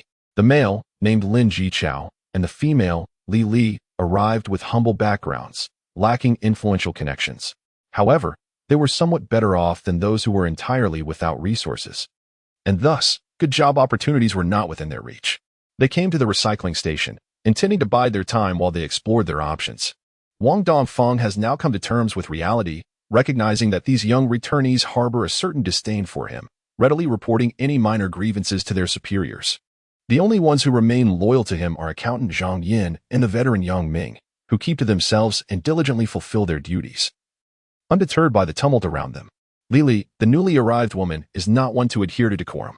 Within just a few days, leveraging her appealing looks, she began to flirt with both Huang Jun and Ma Xiaowei, creating a stir at the recycling station. Tensions arose between Huang Jun and Ma Xiaowei as their previously harmonious relationship began to fray due to Li Li's presence. Unaware of these developments, Yang Ming continued his routine of working diligently. One evening, he took the bus home with Zhang Yin instead of riding his bike. And it was during this journey that Zhang Yin divulged the gossip to him. Yang Ming listened with amusement, but as Zhang Yin incessantly elaborated on Li Li's antics, he began to form a conjecture. Noticing the bus was relatively empty, he turned to Zhang Yin and asked, Sister Yin, do you have feelings for Ma Xiaowei? Ah, who would like him? He's always hovering around Li Li like a lovesick puppy. Who could possibly be interested in him? Zhang Yin retorted, her tone dripping with envy. Yang Ming sensed he was onto something. Among the new arrivals, he regarded Zhang Yin as a kind-hearted soul, albeit one with an unremarkable appearance. Indeed, Zhang Yin had developed feelings for Ma Xiaowei. She was of marriageable age, and her living situation was rather stifling, sharing a room with her sister while her brother and parents occupied another. During mealtimes, her brother had to fold his bed to make space for the dining table. Ma Xiaowei, on the other hand, had a place of his own. And although she found him somewhat shorter than ideal, she considered him quite handsome. In her heart, she had already envisioned him as her partner. Lost in her thoughts, she glanced at Yang Ming, who, despite being younger, was quite decent-looking and had just purchased a house. Unfortunately, he was a tad too young for her liking. As she pondered this, young Ming turned with a grin and said, "Sister, I'm still young. Please don't set your sights on me." "Get lost, you little rascal," Zhang Yin exclaimed, her cheeks flushed from embarrassment as she playfully punched him. "Sister Yin, don't dwell on it. You're still young and have plenty of time. Ma Xiaowei may not pay you any mind now, but in the future, you can make him feel like he is out of your league. There's no need to be so troubled." "Out of his league? What makes me worthy of that?" "My family situation." Zhang Yin's spirits sank. Yang Ming placed a reassuring hand on her shoulder, encouragingly saying, "Think about the life you led a few years ago. Isn't it much better now? The country is developing and society is progressing. We, as ordinary people, must advance in tandem with our nation. Don't you think this year is more vibrant than last?" Zhang Yin observed Yang Ming, who spoke with an earnest demeanor, and felt an inexplicable lift in her spirits. She glanced at the vibrant attire of the passengers on the bus, yellows and reds, seemingly affirming his words. Through their engaging conversation on the bus, the bond between Yang Ming and Zhang Yin deepened significantly. When it came time to evaluate exemplary workers, Zhang Yin stood firmly in support of Yang Ming. And Wang Dongfang expressed his satisfaction as well, ultimately deciding that Yang Ming would be recognized as an outstanding worker at the acquisition station, despite some lingering discontent among others. Wang Dongfang exhibited a strong resolve, declaring that anyone with objections could take their grievances to higher authorities. Yang Ming, reluctant to accept the title of exemplary worker, found himself unable to resist the backing of both Zhang Yin and Wang Dongfang, and ultimately accepted the certificate and a monetary reward of 10 yuan. While the certificate was merely a piece of paper, the 10 yuan stirred envy among his colleagues, whose monthly wages barely surpassed 30 yuan. Following his recognition, Yang Ming noticeably felt isolated by those individuals who once shared jovial banter with him. Now, they greeted him with mocking laughter, which greatly troubled him. Wang Dongfang was pleased, as it seemed Zhang Yin and Yang Ming had become firmly aligned with him. Any positive developments at the acquisition station were either assigned to Yang Ming or Zhang Yin, prompting further complaints to higher authorities, which, this time, resulted in reprimand rather than resolution. With the consolidation of several small acquisition points in Nanqing, elevating to a deputy division level, Wang Dongfang expressed his desire to lead there and privately confided in Yang Ming that should his plans materialize, he would take him along as his assistant. While Yang Ming was not particularly interested in the role of assistant, he was nonetheless eager at the prospect of returning to work in the city. A few days later, Zhang Yin pulled him aside with an air of mystery, saying, "I believe I may be returning to work in the city." Station Chief Wang mentioned he intends to head the Nanqing Acquisition Station and has suggested I accompany him as his second-in-command. Would you be interested in returning to the city? Should I speak to the station chief on your behalf? Internally, Yang Ming was overwhelmed with frustration towards Wang Dongfang, who had initially promised him the position of second-in-command, now seemingly offering it to Zhang Yin. He maintained his composure and replied, "Thank you, Sister Yin. I would be content to work anywhere, as I am merely passing the time." Zhang Yin frowned and retorted, "What kind of statement is that? The conditions in the city are incomparable to this desolate place. The commute takes 2 hours round trip, and in winter, the meals I bring turn to ice. Remember, we agreed to go together when the time comes."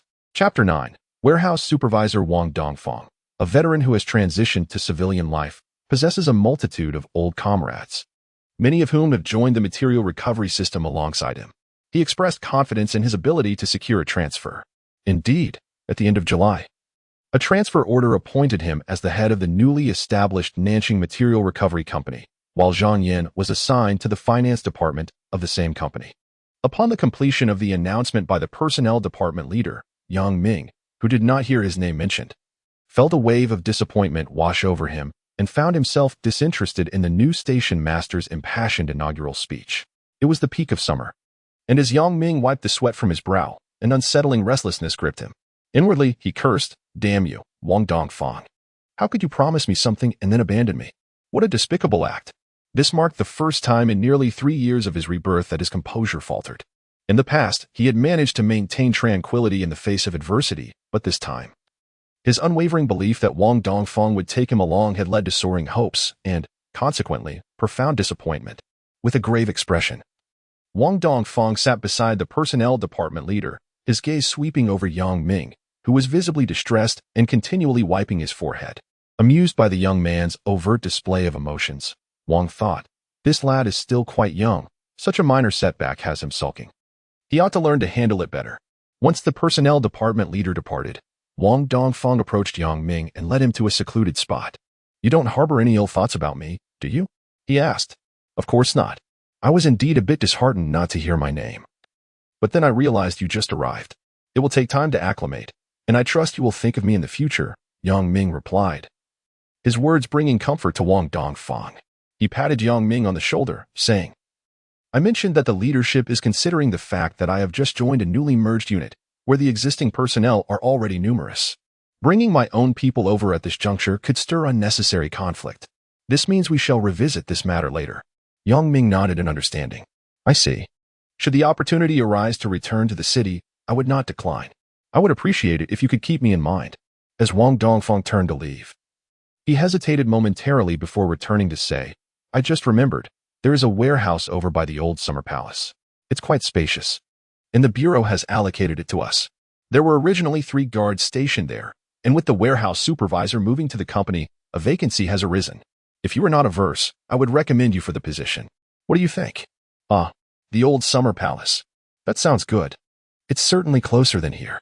I'll take it. Thank you for your consideration." Yang Ming pondered for a moment before agreeing. After Wang Dongfang and Zhang Yin departed, Yang Ming felt a sense of discomfort. The camaraderie he had enjoyed with his colleagues had vanished.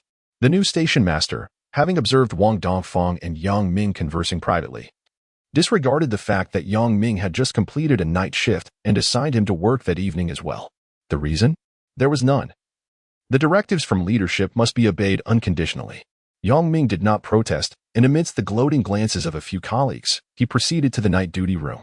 Since his return to work, he had not interacted with any so-called higher-ups, the highest-ranking individual he had encountered being Wang Dongfang, now a deputy division chief.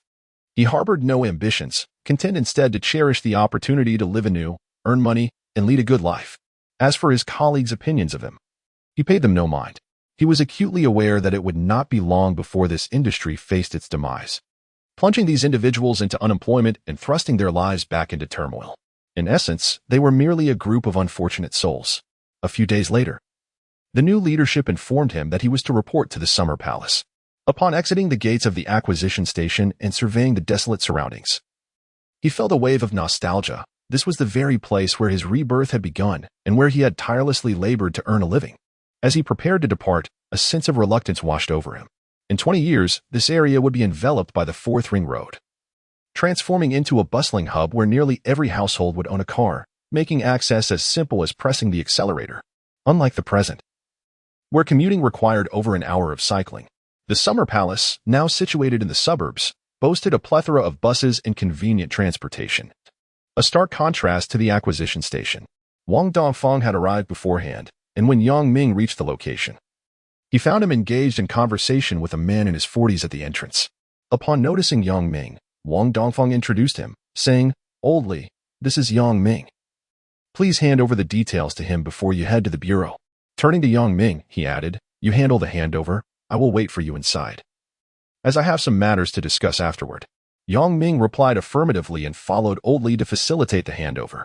The warehouse spanned the size of a football field, with a large storage facility at the far west, 2 smaller warehouses lined up to the north, and a row of low makeshift sheds adjacent to the southern gate, leaving the eastern wall as the only open space.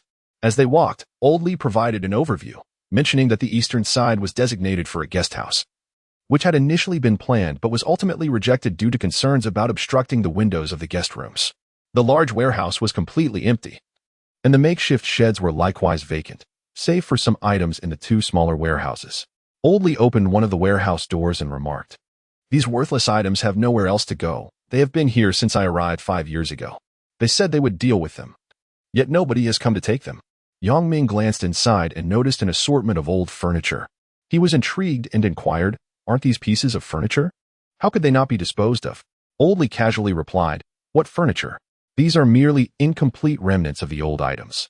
They were stored here because they could not be processed at various collection points. The year before last, the Bureau's leadership suggested seeing if they could be disposed of cheaply. But when potential buyers saw the dismal condition, they turned and left." The 2 then proceeded to another warehouse, which was filled with clutter, broken burlap sacks, tattered canvas, several dark stone statues, a collection of large, disheveled jars, and an assortment of bottles and jars. After surveying the contents, Yang Ming formed a rough impression of the situation. Old Li locked the door and handed the key to Yang Ming, saying, "Well, I've managed to pull through. I'm passing this on to you now." Yang Ming was perplexed, wondering why Old Li felt like he had endured something. This job did not require any field work, was not far from the city, and had very few people around. How could it be anything but leisurely? As they arrived at the duty room by the main entrance, Wang Dongfang and two women were engaged in conversation. Old Li stepped inside and declared, "All right, I've completed my task. While there is still time, I must hurry to report." After Old Li departed, Wang Dongfang beckoned Yang Ming over and introduced him, saying, "Let me introduce you to Su Hongling and Zhao Shili. They both work the day shift, so you three will be collaborating from now on. Any matters should be handled by Xiao Yang, and I hope you two ladies will assist him." Wang Dongfang then specifically instructed Yang Ming, "The primary reason for your appointment as the warehouse supervisor is your availability for the night shift. The two ladies are not suited for it, so you must be mentally prepared." Yang Ming was taken aback and asked, "Am I the only one working the night shift?" "Indeed," Wang Dongfang replied. "You also need to work on Sundays during the day. There may be matters that require your attention." Wang Dongfang spoke somewhat apologetically. Yang Ming felt a mix of amusement and irritation, thinking to himself, "Did they really consider me a fool? Who would want to work the night shift here? Why not find an older person? I'm not even 18 yet. This is absurd." However, he maintained a neutral expression and simply replied, "Understood." Seeing Yang Ming's compliance and lack of visible displeasure, Wang Dongfang felt relieved. In truth, the so-called supervisor role was a mere ruse. Old Li had too many children at home, and out of necessity, he had come to work here. Now that both ladies were married, and with the eldest child employed and housed in dormitories, only a younger child remained at home, prompting Old Li's desire to leave. Wang Dongfang glanced at his watch and said, "I have matters to attend to, so I must take my leave. I urge you both to cooperate well with Xiao Yang. Don't be misled by his age. He has over 3 years of experience and is quite the seasoned worker." Yang Ming accompanied Wang Dongfang to the door, where Wang Dongfang mounted his bicycle and reminded him, "Just manage things for now. I'll transfer you back to the city in a year. The items in the warehouse that can be dealt with should be addressed. Those that cannot should simply be discarded. The leadership has indicated that these warehouses will be of use in the future, so they need to be cleared out promptly." Upon hearing this, Yang Ming inquired, "How should we handle that? Surely there should be some guidelines?" Wang Dongfang paused, contemplating before responding, "Just figure it out. 300 is not too little, and 500 is not too much. If anyone wants it, just give them a little and come find me for a signature later." With that, Wang Dongfang rode away, leaving Yang Ming to watch his retreating figure, inwardly cursing, "What an audacious individual. This is the second time he has played me for a fool. Just wait. Your time will come." Chapter 10.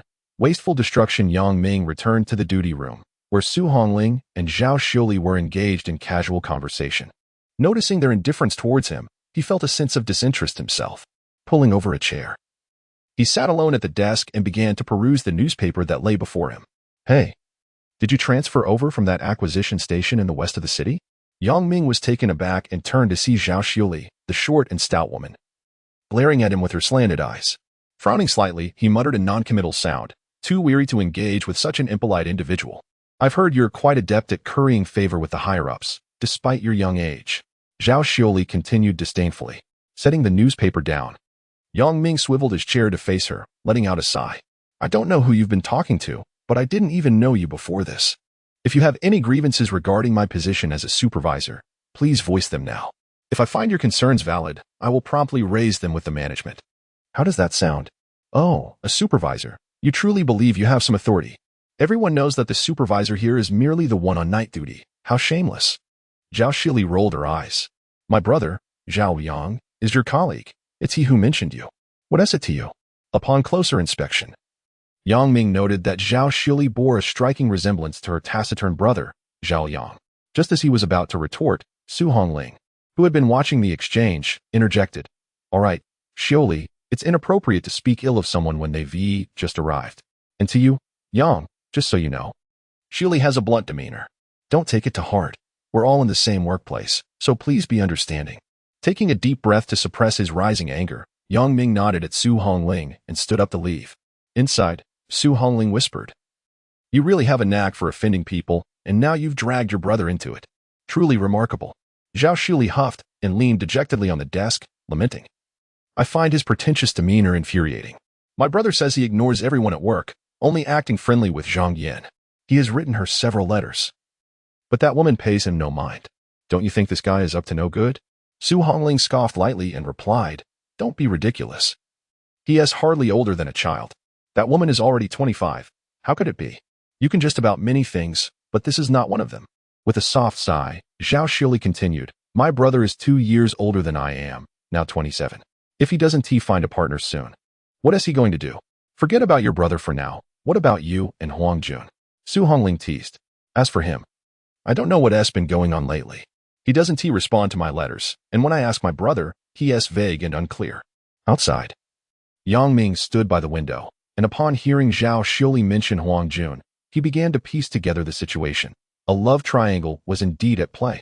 However, he had not heard any rumors about Zhao Liang and Zhang Yin. It seemed likely that Zhao Liang had penned a love letter to Zhang Yin, who had chosen to ignore him. Shaking his head with a bitter smile, he felt the keys to the warehouse in his pocket and proceeded in that direction. Since the conversation was unproductive, he decided against further idle chatter with them. The myriad of items in the warehouse piqued his interest, and he was determined to explore it thoroughly. Since Yang Jianjun moved to his new residence, his spirits have undoubtedly improved. Previously, he would venture out with a cane, apprehensive about being mocked by others. Now, in this new environment where no one recognizes him, he can stroll about with a carefree demeanor. Upon reaching the street corner, he noticed a woman, seemingly from the countryside, balancing 2 bamboo baskets and gazing around. Young lady, what are you selling with those baskets? Yang Jianjun inquired, his mood buoyant. Nothing much, just some hens from home that have stopped laying eggs. I brought them into the city to see if anyone would want them, the woman replied softly. Lowering her gaze, Yang Jianjun urged her to show him. Seeing that he was a familiar-looking disabled man, she opened the lid to reveal 2 rather listless chickens inside. Goodness, these chickens are nearly suffocated. The lid needs to have some gaps. Don't close it so tightly, Yang Jianjun remarked, inspecting the birds. What is the price? If you're truly interested, I can let you have both for 3 yuan, or 350, the woman hurriedly offered, fearing he might find it too expensive. Look, these are hens. They make the best soup. Yang Jianjun nodded, deciding to purchase them. This year, his retirement salary had increased by 5 yuan, and his son's salary had risen by 8 yuan, making it so that their combined earnings were more than sufficient for their needs. In the afternoon, Yang Ming returned home early to retrieve his belongings and was greeted by a delectable aroma wafting from the kitchen. Upon entering, he found his father tending to the pot of chicken stew. Why are you home so early? Yang Jianjun asked. Yang Ming explained the reason, and his father fell silent upon hearing it. After savoring a chicken leg, Yang Ming reflected on how delicious the chicken was compared to the past. In the old society, people's hearts had soured. Chickens were sent to market after just 20 days, and the meat was as tough as wood. Having finished dinner early, Yang Ming brewed a pot of tea, pouring a cup for his father and one for himself. As he sipped his tea, he asked, Dad, tell me honestly, did our family have any antiques in the past? Are you knowledgeable about the antiques trade? Yang Jianjun was taken aback. Why do you ask? You know as well as I do that our house is so empty it could host mice. We have no antiques. I'm not well versed in antiquities. But if your uncle were alive, he would know. Dad, I've grown up and wish to learn about our family's past. Please share with me whatever you can. If discussing painful memories is too difficult, just tell me about the antiques. I know our family was once involved in that trade. Yang Ming stood to refill his father's cup. Yang Jianjun sighed. What is there to say about the antiques trade? Your grandfather understood it well, but ultimately, what happened? He surrendered all the wealth he had accumulated. Raising his cup to his lips, Yang Jianjun took a sip. When I was young, your grandfather indeed spoke to me about it. Back then, we primarily used antiques. He would often point out various objects, explaining what materials they were made from, their worth, and the significance of certain porcelain pieces. But then, it all vanished along with the people. Before your grandfather passed, he gifted me a manuscript passed down through generations, cataloging antiques from various periods. I read through it once, and then it was lost. How can I put it? I understood some things, yet remained ignorant of others. I glanced through those books you brought back and identified a few from the Ming dynasty. One appeared to be from the Song era, but I cannot be certain. Yang Ming's father, Yang Jianjun, paused and remarked, Today, I visited the warehouse and discovered a considerable amount of dilapidated household items stacked within. I managed to clear a portion, and they felt quite heavy, resembling sandalwood. Though I am not well versed in such matters, I thought I would inquire with you upon my return. if you possess some knowledge. I could bring you over this Sunday to take a look. There are also numerous items in another warehouse. We can examine them together then. Young Jianjun, intrigued by the prospect, asked numerous questions. Once their conversation concluded, he reminded Yang Ming to organize the items carefully, particularly the fragile ones, urging him to exercise caution to avoid any damage. For 3 consecutive days, Yang Ming busied himself in the warehouse. The 2 women who worked there found it peculiar that he did not return home to rest during the day. Su Hongling inquired about his absence, to which he replied that the items in the warehouse required sorting and he would not be going home for the time being. Su Hongling hesitated to offer assistance, and Yang Ming assured her it was unnecessary, claiming he was merely occupying his time and exercising. As for Zhao Shili, she scarcely appeared at the warehouse, complaining incessantly about the heat and remained hidden indoors. Yang Ming paid her little mind, conversing only in passing with Su Hongling, while he focused on organizing the inventory. On Sunday, Yang Ming rode the warehouse's tricycle to pick up Yang Jianjun.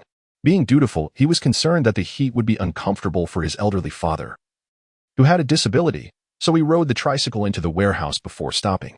Their first focus was on the wooden furniture. Yang Jianjun examined a 3-legged 8 immortals table placed at the front, murmuring about the unfortunate fate of the rosewood table. He identified 2 half-sized black and yellow wooden chests as being made of rosewood, specifically the type known as purple sandalwood or grass rosewood. Upon hearing this, Yang Ming strained to move the 2 relatively intact chests to the side for safekeeping. In front of what resembled a folding chair, Yang Jianjun scrutinized its floral carvings, musing. Could this possibly be the legendary Jiao chair? Yang Ming, upon hearing this, quickly set it aside, regardless of whether it was indeed a Jiao chair. The mere mention of it warranted serious attention. In his previous life, he had encountered videos that extolled the value of Jiao chairs, making him acutely aware of their rarity. After an extended examination, they managed to isolate 5 or 6 pieces confirmed to be made of purple sandalwood, albeit few were in complete condition, most bearing some defects. The finest items were those 2 vintage chests, though they were not particularly large. In a corner lay a rack bed, which only had a broken base, the frame entirely absent. Yang Jianjun shook his head repeatedly, expressing his disappointment with a deep sigh. When they proceeded to inspect the other warehouse, Yang Jianjun's gaze fell upon a black ceramic jar, causing his eyes to widen with astonishment. He trembled as he exclaimed, "Quick, hand that to me." Startled, Yang Ming promptly retrieved the modest black jar and handed it over. "What a waste! What a waste!" Yang Jianjun exclaimed, cradling the jar. "This is a Song Dynasty Ding kiln black porcelain, a treasure of our family." Yang Ming, taken aback, steadied him and asked in confusion, "Ars? How do you know that?" Chapter 11. Proper preservation. How can I know? How can I know? Because that wretched job was what I exchanged for it. Yang Jianjun clutched the jar tightly, lamenting with great anguish. "Retribution! Retribution! This broken leg is its way of punishing us. An ancestral treasure, and I traded it for a worthless job. This is retribution." Seeing his father's distress, Yang Ming hastily supported him, urging gently, "Dad, don't be agitated.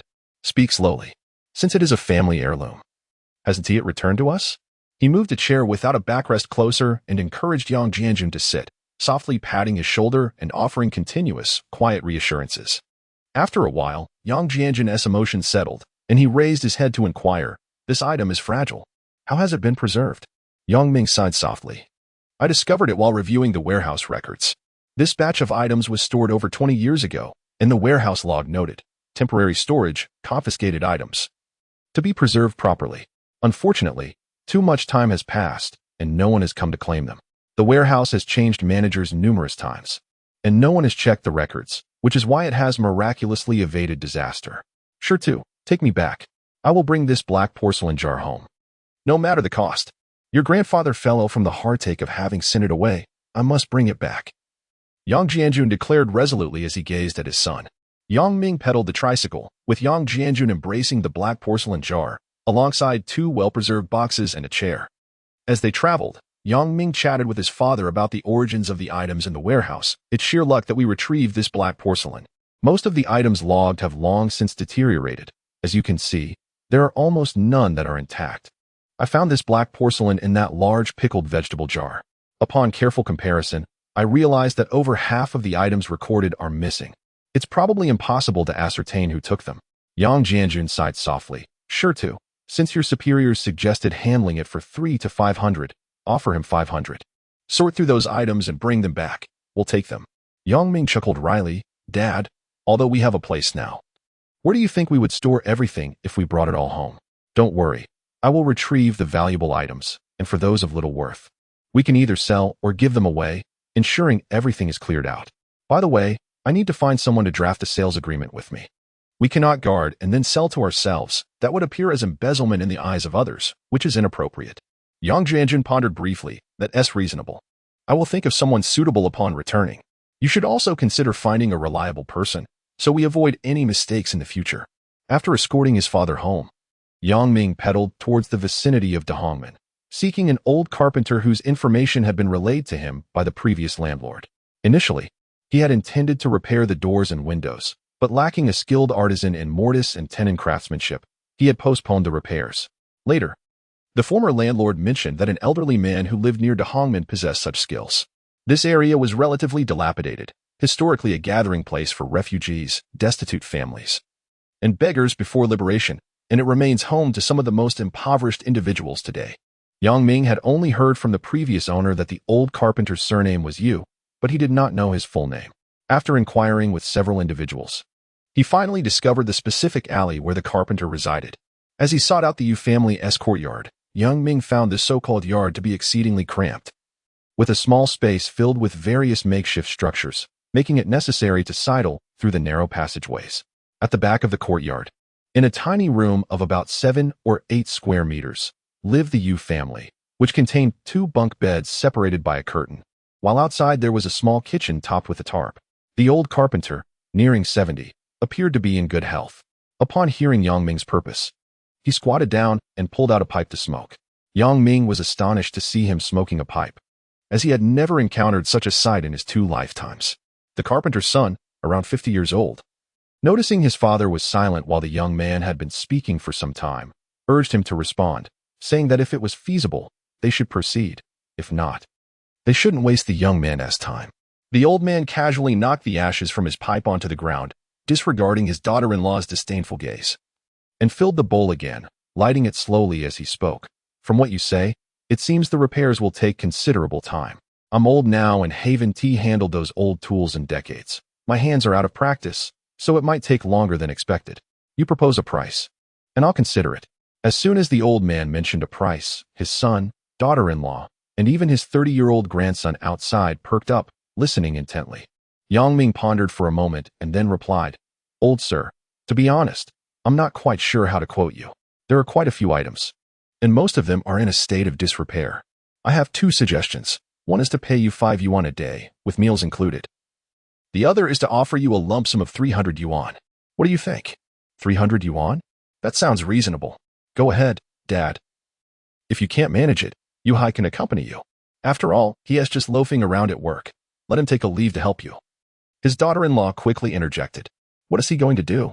He has been idle all day, completely out of touch with work. The old man glanced at his grandson outside, then knocked the pipe again and told Ming, I'll need to take a look first. If I agree, you can find me a place. I'll need 3 meals a day and 400 yuan for labor. If that is acceptable, I'll prepare to go with you. Ming took the old carpenter, along with a cart of tools, back to the warehouse. The old man surveyed the area and then sifted through the pile of wood, rising to clap his hands and say, These are all good materials, but unfortunately, there aren't many complete sets. If we were to refurbish them, we might have to ruin some parts in the process. Ming, smiling, replied, As long as they can be restored, if some parts get ruined, so be it. After all, these pieces were never complete to begin with. The old carpenter appeared slow in demeanor but was quite quick in action. He unloaded the tools and immediately began to work. Ming let out a sigh of relief and rode off to procure provisions. As for the lodging, it was not an issue at all. With the weather being warm, he could simply stay in the duty room, and in the evening, he could assist with the night shift. What could be more convenient than that? On Monday, as Su Hongling and Zhao Shili arrived at the workplace, they noticed Ming busily working at the warehouse entrance with an elderly man, the sound of clanging tools reverberating through the air. Su Hongling shifted her gaze to Ming as he spoke. Sister Su, I plan to repair this junk and see if I can sell it. Once it's fixed, I'll offer you a bargain. Su Hongling scoffed. You truly have delusions of grandeur. Who would want such worthless things? They look unattractive, and the paint is as grimy as if they were scavenged from a coal heap. Don't let Wang Dongfang fool you. If he thinks there's money to be made, he should sell it himself. As she turned to leave, Yang Ming called out, Sister Sue, there's something I need to mention. Manager Wang from the company sent someone to inform me that they will be sending people to collect pig bristles from various counties in Ji province. The workers will receive a daily allowance of 5 yuan for meals and lodging. Discuss it with Zhao Xiuli, and if you're willing to go, you should report to Wang Dongfang at the company today. Really? Great. I'll go. I'm about to go stir crazy staying here all day. Su Hongling exclaimed as she hurried to find Zhao Xiuli in the duty room. Yang Ming smiled subtly, knowing her motivation stemmed from the 5 yuan daily allowance. Especially since her monthly salary was less than 50 yuan. If she were to work for a month, she would earn 150 yuan, equivalent to 3 months' wages. Wang Dongfang was an ambitious man. Upon hearing that pig bristles could generate foreign exchange, he reported to the leadership, advocating for a vigorous acquisition of pig bristles as a key focus for the newly established company this year. The leaders of the recycling company were intrigued by his proposal, recognizing the subtle shift in societal attitudes toward economic endeavors. As various organizations began to prioritize revenue generation, Wang Dongfang's report resonated well with the leaders, leading to swift approval. He did not forget about Yang Ming and promptly sent someone to notify him, hoping to help him earn some extra money. However, Yang Ming was uninterested and merely responded by inquiring whether the two women would like to go. Before long, the two women approached Yang Ming for confirmation. And upon learning it was true, they immediately sought out Wang Dongfang. Once they left, Yang Ming sighed in relief. He was tired of idly sitting in the duty room, especially with Zhao Xiuli, who seemed to take offense at everything and spoke in a sarcastic manner that was quite bothersome. Old Yu's craftsmanship was remarkable. Within 2 days, he had fashioned a grand armchair. Yang Ming watched as he meticulously worked with various scraps of wood, sawing and planing, measuring against the chair's base, and then, as if by magic, the armchair was restored, albeit with a noticeable difference in color between the old and the new. Chapter 12. The transaction in the presence of the elderly gentleman Yu, who epitomized the characteristics of his era. Yang Ming was handed a note instructing him on what to procure. Upon inspection, Yang Ming discerned a list comprising sandpaper of 2 varieties, primer, paint, putty powder, a putty knife, and brushes, all indicative of the painting task at hand. After returning with the supplies, the elderly Yu imparted his knowledge on sanding, applying putty, and priming. For the following days, Yang Ming diligently assisted Yu, preparing meals at the appropriate times, with the evenings allowing him a respite at home.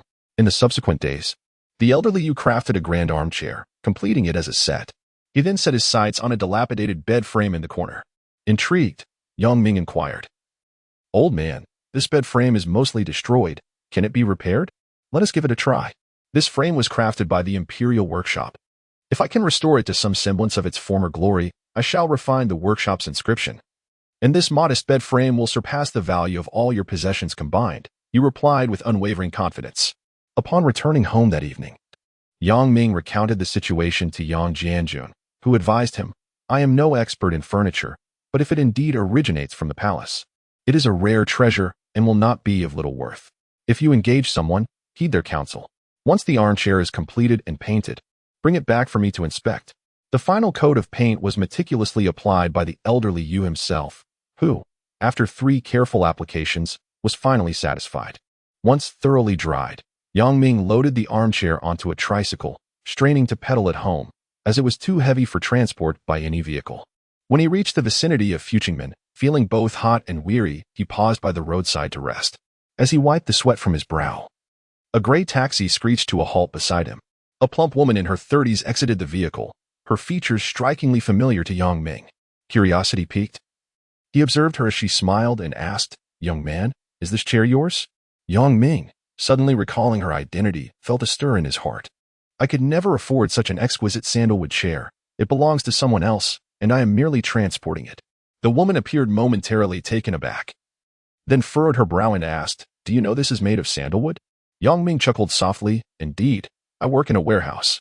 The company leadership informed us that someone was crafting items using our materials and requested our cooperation. I later learned it was for furniture. Although it was merely old furniture being refurbished, the woman ceased her inquiries, gently tapping around the chair before turning back towards her taxi. A sense of foreboding washed over Yang Ming. Had he stepped into a predicament? As he pondered, the woman called out, Young man, inquire if the owner is willing to sell. Here is my number. Should it be for sale, please contact me. With a murmured acknowledgement, Yang Ming accepted the worn business card, confirming it belonged to her, Qin Mo Hua. As she departed in her vehicle, Yang Ming reflected on the serendipity of encountering a figure of renown from his past life. Upon entering this new world, he had harbored concerns about its unfamiliarity. Yet, watching the emergence of influential figures on television had quelled his anxieties. Meeting a celebrated individual from his previous existence solidified his heart's tranquility. He had not acted on a whim.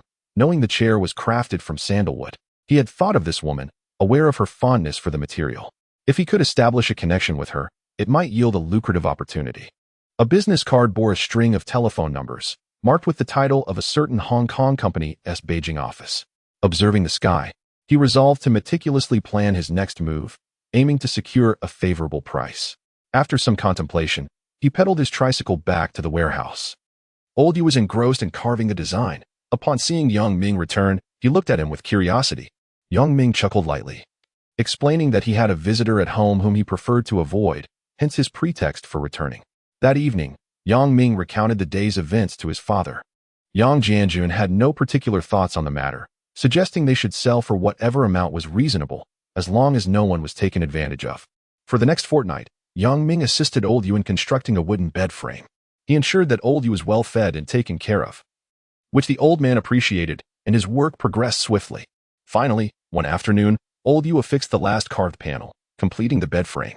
Yang Ming, having never seen such a creation, marveled at how lavishly ancient peoples could craft their beds, resembling a small room. The painting process took a week, and at last, the bed frame was finished. Over the subsequent period, Old Yu salvaged materials to create small items such as pen holders, paperweights, stools, and pencil cases, effectively utilizing what would otherwise be waste. Time flew by, and 2 months had passed. Old Yu was preparing to depart. Yang Ming handed him 500 yuan, which the old man counted with satisfaction as he climbed onto his tricycle, requesting Yang Ming to escort him home. Calculating the time, Yang Ming realized that in half a month, the two women would return to work, prompting him to contact Ms. Chun. He gathered the small items and transported them home. The remaining 2 chairs and the bed frame were left in the warehouse, while other miscellaneous items deemed worthless were discarded. The 2 heavy stones remained, immovable in their place. When Ms. Chun received the call, she had nearly forgotten about the matter. After Yang Ming provided an introduction, she recalled the details and, understanding the owner's intent to sell, promptly made her way to the warehouse. She was not alone. Accompanying her was a slender, sprightly elder. Upon arrival, seeing only Yang Ming, she furrowed her brow slightly. Yang Ming explained, "Please do not take offense. The owner is aware of you and has others at home who are acquainted with you, making it inconvenient for them to appear. I have been entrusted with full authority to negotiate, and as long as your offer is reasonable, the owner is willing to sell." As they entered the warehouse, the elder's eyes widened at the sight of the bed frame. He bent down to inspect the details, peering closely inside. Ms. Chin stood quietly to the side, and once the elder nodded to her after his examination, she smiled in response. The elder removed his glasses and addressed Yang Ming. "The fresh varnish and skilled craftsmanship are remarkable. Young man, do you know who crafted this?" Yang Ming replied, "I do not know his name. He is an old man in his 70s who labored here for over a month to complete it. The owner generously paid him 1,000 yuan, which is enviable. I assisted him, yet received only 100. Where is the fairness in that?" He feigned dissatisfaction.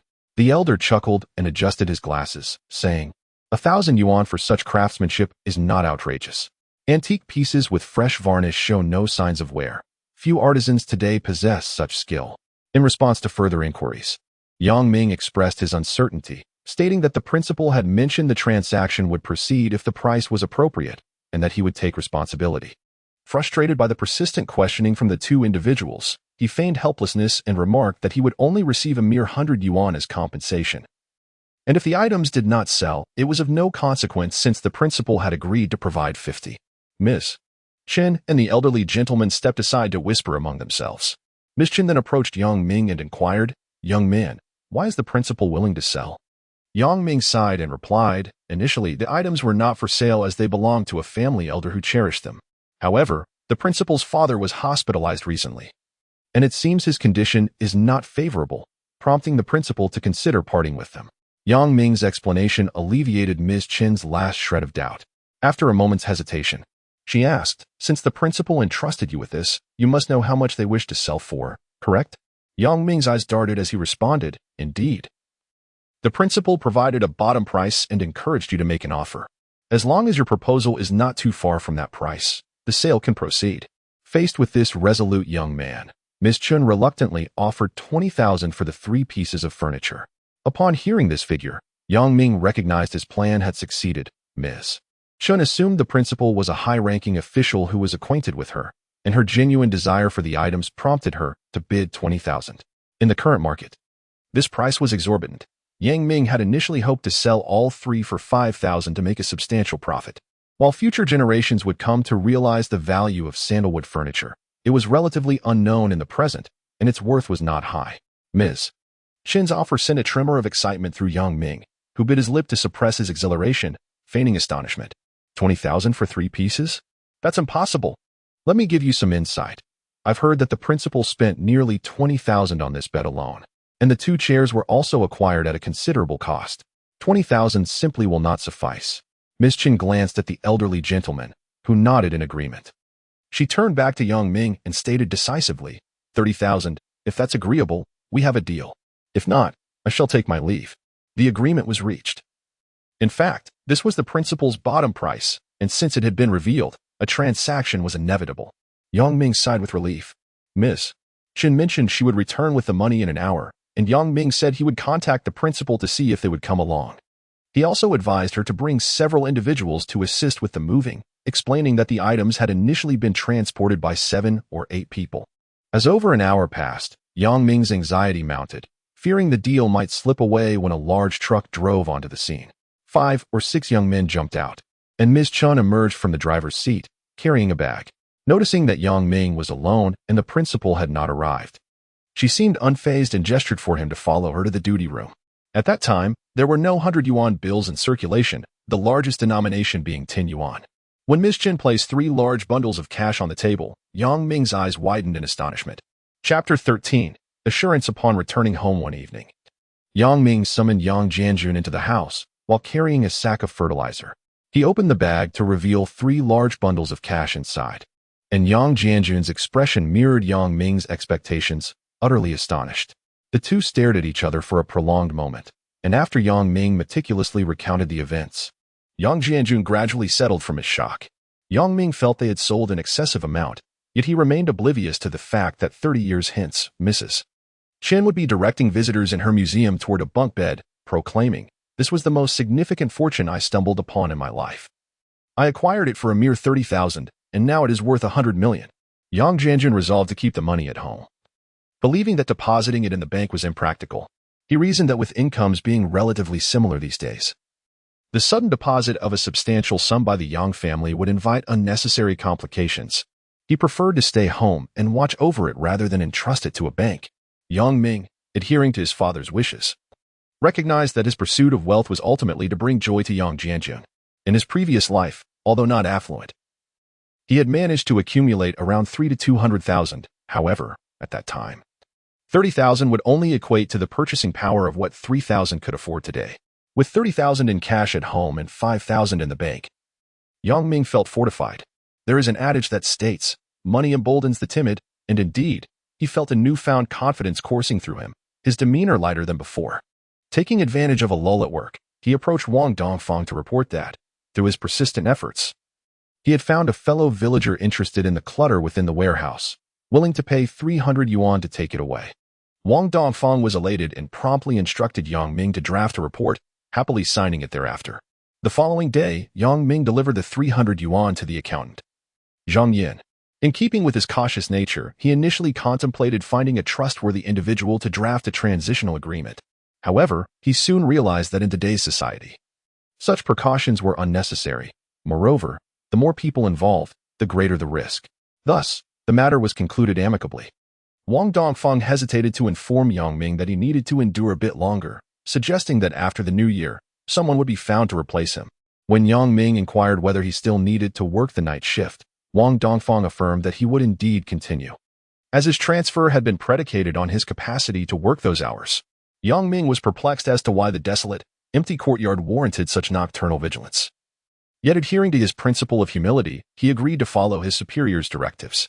The personnel dispatched to procure pig bristles gradually returned. And the outcome was evident, a complete failure. Pig bristles were in high demand as export commodities. And the Foreign Trade Department had long since established purchase contracts with key cities and major pig-producing provinces.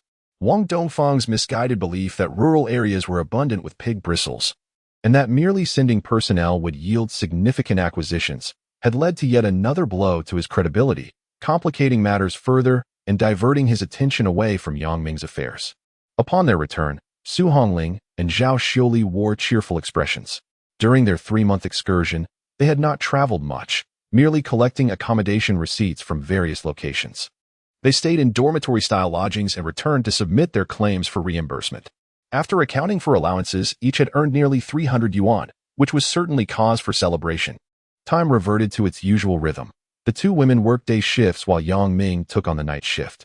He ceased attending the warehouse during the day, not even on Sundays, as there was no one to oversee him. However, he dutifully went to sleep each night, adhering to a more disciplined schedule. The daylight hours dragged on interminably as he once again roamed the streets in search of scrap materials. However, the hope of stumbling upon anything of significant value eluded him. Eventually, he came to a realization. After all these years of scavenging, any remnants of antiquity still residing in households were likely in the possession of knowledgeable individuals. The few items he had previously collected were mostly those disposed of by families after the passing of their owners. Initially influenced by the narratives of past lives, he had harbored the delusion that the capital was rife with hidden treasures. This notion had now been thoroughly dispelled. Nowadays, any valuables found in homes were predominantly entrusted to consignment shops for sale. He had visited such a shop before and indeed found an array of fine items. But their prices were exorbitant, far beyond the means of a working-class individual. After meandering for over a month with little to show for his efforts, the meager profits he had accrued were hardly worth noting. As the weather turned cooler, he ceased his outings. The night shifts were monotonous, and his neighbor, Wu Jingquan, who worked the night shift at the guest house, shared in the boredom. Noticing the light on in the warehouse duty room above, he ventured over to engage in conversation. Wu Jingquan, a native of northeast China, had transitioned to work for the city's landscaping bureau and had been assigned to this guest house as an electrician since its establishment. Northeasterners are typically quite gregarious, and after a few conversations with Yang Ming, they had developed a friendly rapport. When Yang Ming praised the delectable lamb skewers Wu Jingquan prepared, he encouraged Yang Ming to try his hand at grilling. Yang Ming hesitated, explaining that he required specialized tools for grilling, and their current stove was inadequate for such a task. Moreover, he would need to procure the necessary ingredients from the market, which posed its own uncertainties. What specialized tools? Just tell me, how complicated can it be to grill meat? Is it more difficult than roasting duck? Wu Jingquan replied nonchalantly. Yang Ming casually picked up a pen and sketched the apparatus he needed, handing it to Wu Jingquan for inspection. Ah, this contraption? I thought it was some high-tech gadget. Just wait, I'll get to welding it right away, Wu Jingquan exclaimed, taking the drawing and dashing out the door. Observing his enthusiastic departure, Yang Ming found the man quite amusing. He then prepared a bowl of hanging noodles in a steel pot, slurping them down before retiring for the night. Before dawn broke, he heard Wu Jingquan calling out, "Little Yang, wake up. The grill is ready. Come take a look." Yang Ming quickly got out of bed and opened the door. Wu Jingquan entered, carrying a dark, makeshift grill. "What do you think? Just like you drew it, right? My welding skills are absolutely top-notch." He set the grill down and casually poked at Yang Ming's stove, intending to retrieve some coal for a trial run. Hey, Wu. That coal won't work. We need charcoal for grilling. The coal will impart an unpleasant taste to the meat. Yang Ming urged him to halt. So troublesome. Charcoal. I think the cafeteria might have some. I'll go fetch some, Wu Jingquan replied, about to leave. Yang Ming stopped him, saying, "Let us do it tonight. I'll go to the market to buy some spices and meat. We can grill later." After calming Wu Jingquan's impatient spirit, Yang Ming rode his bicycle towards Niujia, where lamb was sold, and he hoped to find grilling spices as well. Niujia was a neighborhood inhabited by the Hui people, and Yang Ming spoke cautiously, wary of inadvertently offending any cultural taboos. The market has become significantly more abundant. One can acquire goods without tickets, albeit at slightly elevated prices. Yang Ming ventured to the market to purchase spices and unexpectedly found the essential sole seasoning for barbecued meat, cumin. He then procured 2 lamb legs, 2 fish, and a modest selection of vegetables, consisting only of some potatoes. Contemplating his barbecue plans, he also bought 2 bottles of erguo to bring home. With a craving for grilled meat, he decided to buy more, intending to prepare a sample for his father. Upon returning home, he was pleasantly surprised to find Lu Yufeng engaged in an animated conversation with his father. Announcing her arrival, Yang Ming entered the kitchen with his provisions. Shortly after, his father, leaning on a cane, approached and said, "Yufeng insists on paying the rent. I couldn't refuse her. Please check on her. I'll handle things here." Yang Ming washed his hands and entered the main room, where Lu Yufeng greeted him with a beaming smile, saying, "Sure too, you've made quite a name for yourself. I heard from Uncle Yang that you financed this courtyard. Do share with me how you amassed such wealth. Have you ventured into business?" Venture into business? The term, often mentioned in his previous life, struck a familiar chord with Yang Ming, hinting that the tide of economic development had begun to rise. He filled Lu Yufeng's cup with water, took a seat, and chuckled wryly, "Sister, you know my circumstances well. How could you think I've delved into business? The money for the house was truly earned through hard work, and my father can attest to that." Lu Yufeng, lifting the hem of her long down jacket, folded it over her trendy denim-clad legs, resting her hands on her knees and gazing up at Yang Ming with a smile, said, "Do tell me how one can earn a substantial sum for a house through hard work. I am genuinely curious." Her actions left Yang Ming momentarily speechless. The woman before him, with her bright eyes and radiant smile, resembled the enchanting queen from the television adaptation of Journey to the West.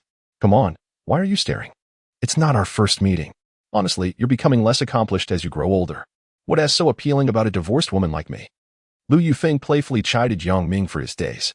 Feeling awkward, he scratched his head and smiled foolishly, "Sister, you are truly beautiful. What does it mean to be a divorced woman? Don't feel inferior. At your age, your looks are at their peak, the most beautiful. The one who abandoned you was foolish, and in a few years, you'll be the one he cannot aspire to." Yang Ming's words brought Lu Yufeng immense joy, resonating deeply within her, yet she feigned displeasure and retorted, "What nonsense! Don't joke about me. Will you speak or not? If not, I shall take my leave." Chapter 14. The lethality of rumors. Yang Ming cleared his throat and said, "Sister, do you remember how things were when I first started working? My father's leg was still not fully healed, and I went directly from school to the collection station in the western suburbs." Lu Yufeng nodded in acknowledgement. "Yes, I often saw you with a furrowed brow, standing in line alone to buy groceries. I could sense your helplessness and confusion. Anyone in your situation would feel dazed." Yang Ming sighed softly. "To be honest, during that time, I even had thoughts of ending it all. But seeing my father in such a state, I worried about him struggling alone, so I mustered the courage to go to work. Fortunately, there were no others at the collection station. Just an elderly station master and me. The accountant hardly worked at all. The station master was a kind man, aware of my family's circumstances. He arranged for me to use a tricycle for field work to earn some money for groceries. Later, when the station master was replaced, I was prohibited from working outside informally and was assigned to collect scrap iron instead. I pedaled the tricycle around to gather materials. One day, I inadvertently discovered iron in a riverbed and thought to try using a magnet to salvage it. The results were promising, so I began to dredge for scrap iron in the riverbeds. To my surprise, many rivers in the suburbs were littered with iron remnants, likely discarded during the tumultuous times. After more than a year of diligent salvaging, I managed to save several thousand yuan, working tirelessly without taking a single Sunday off.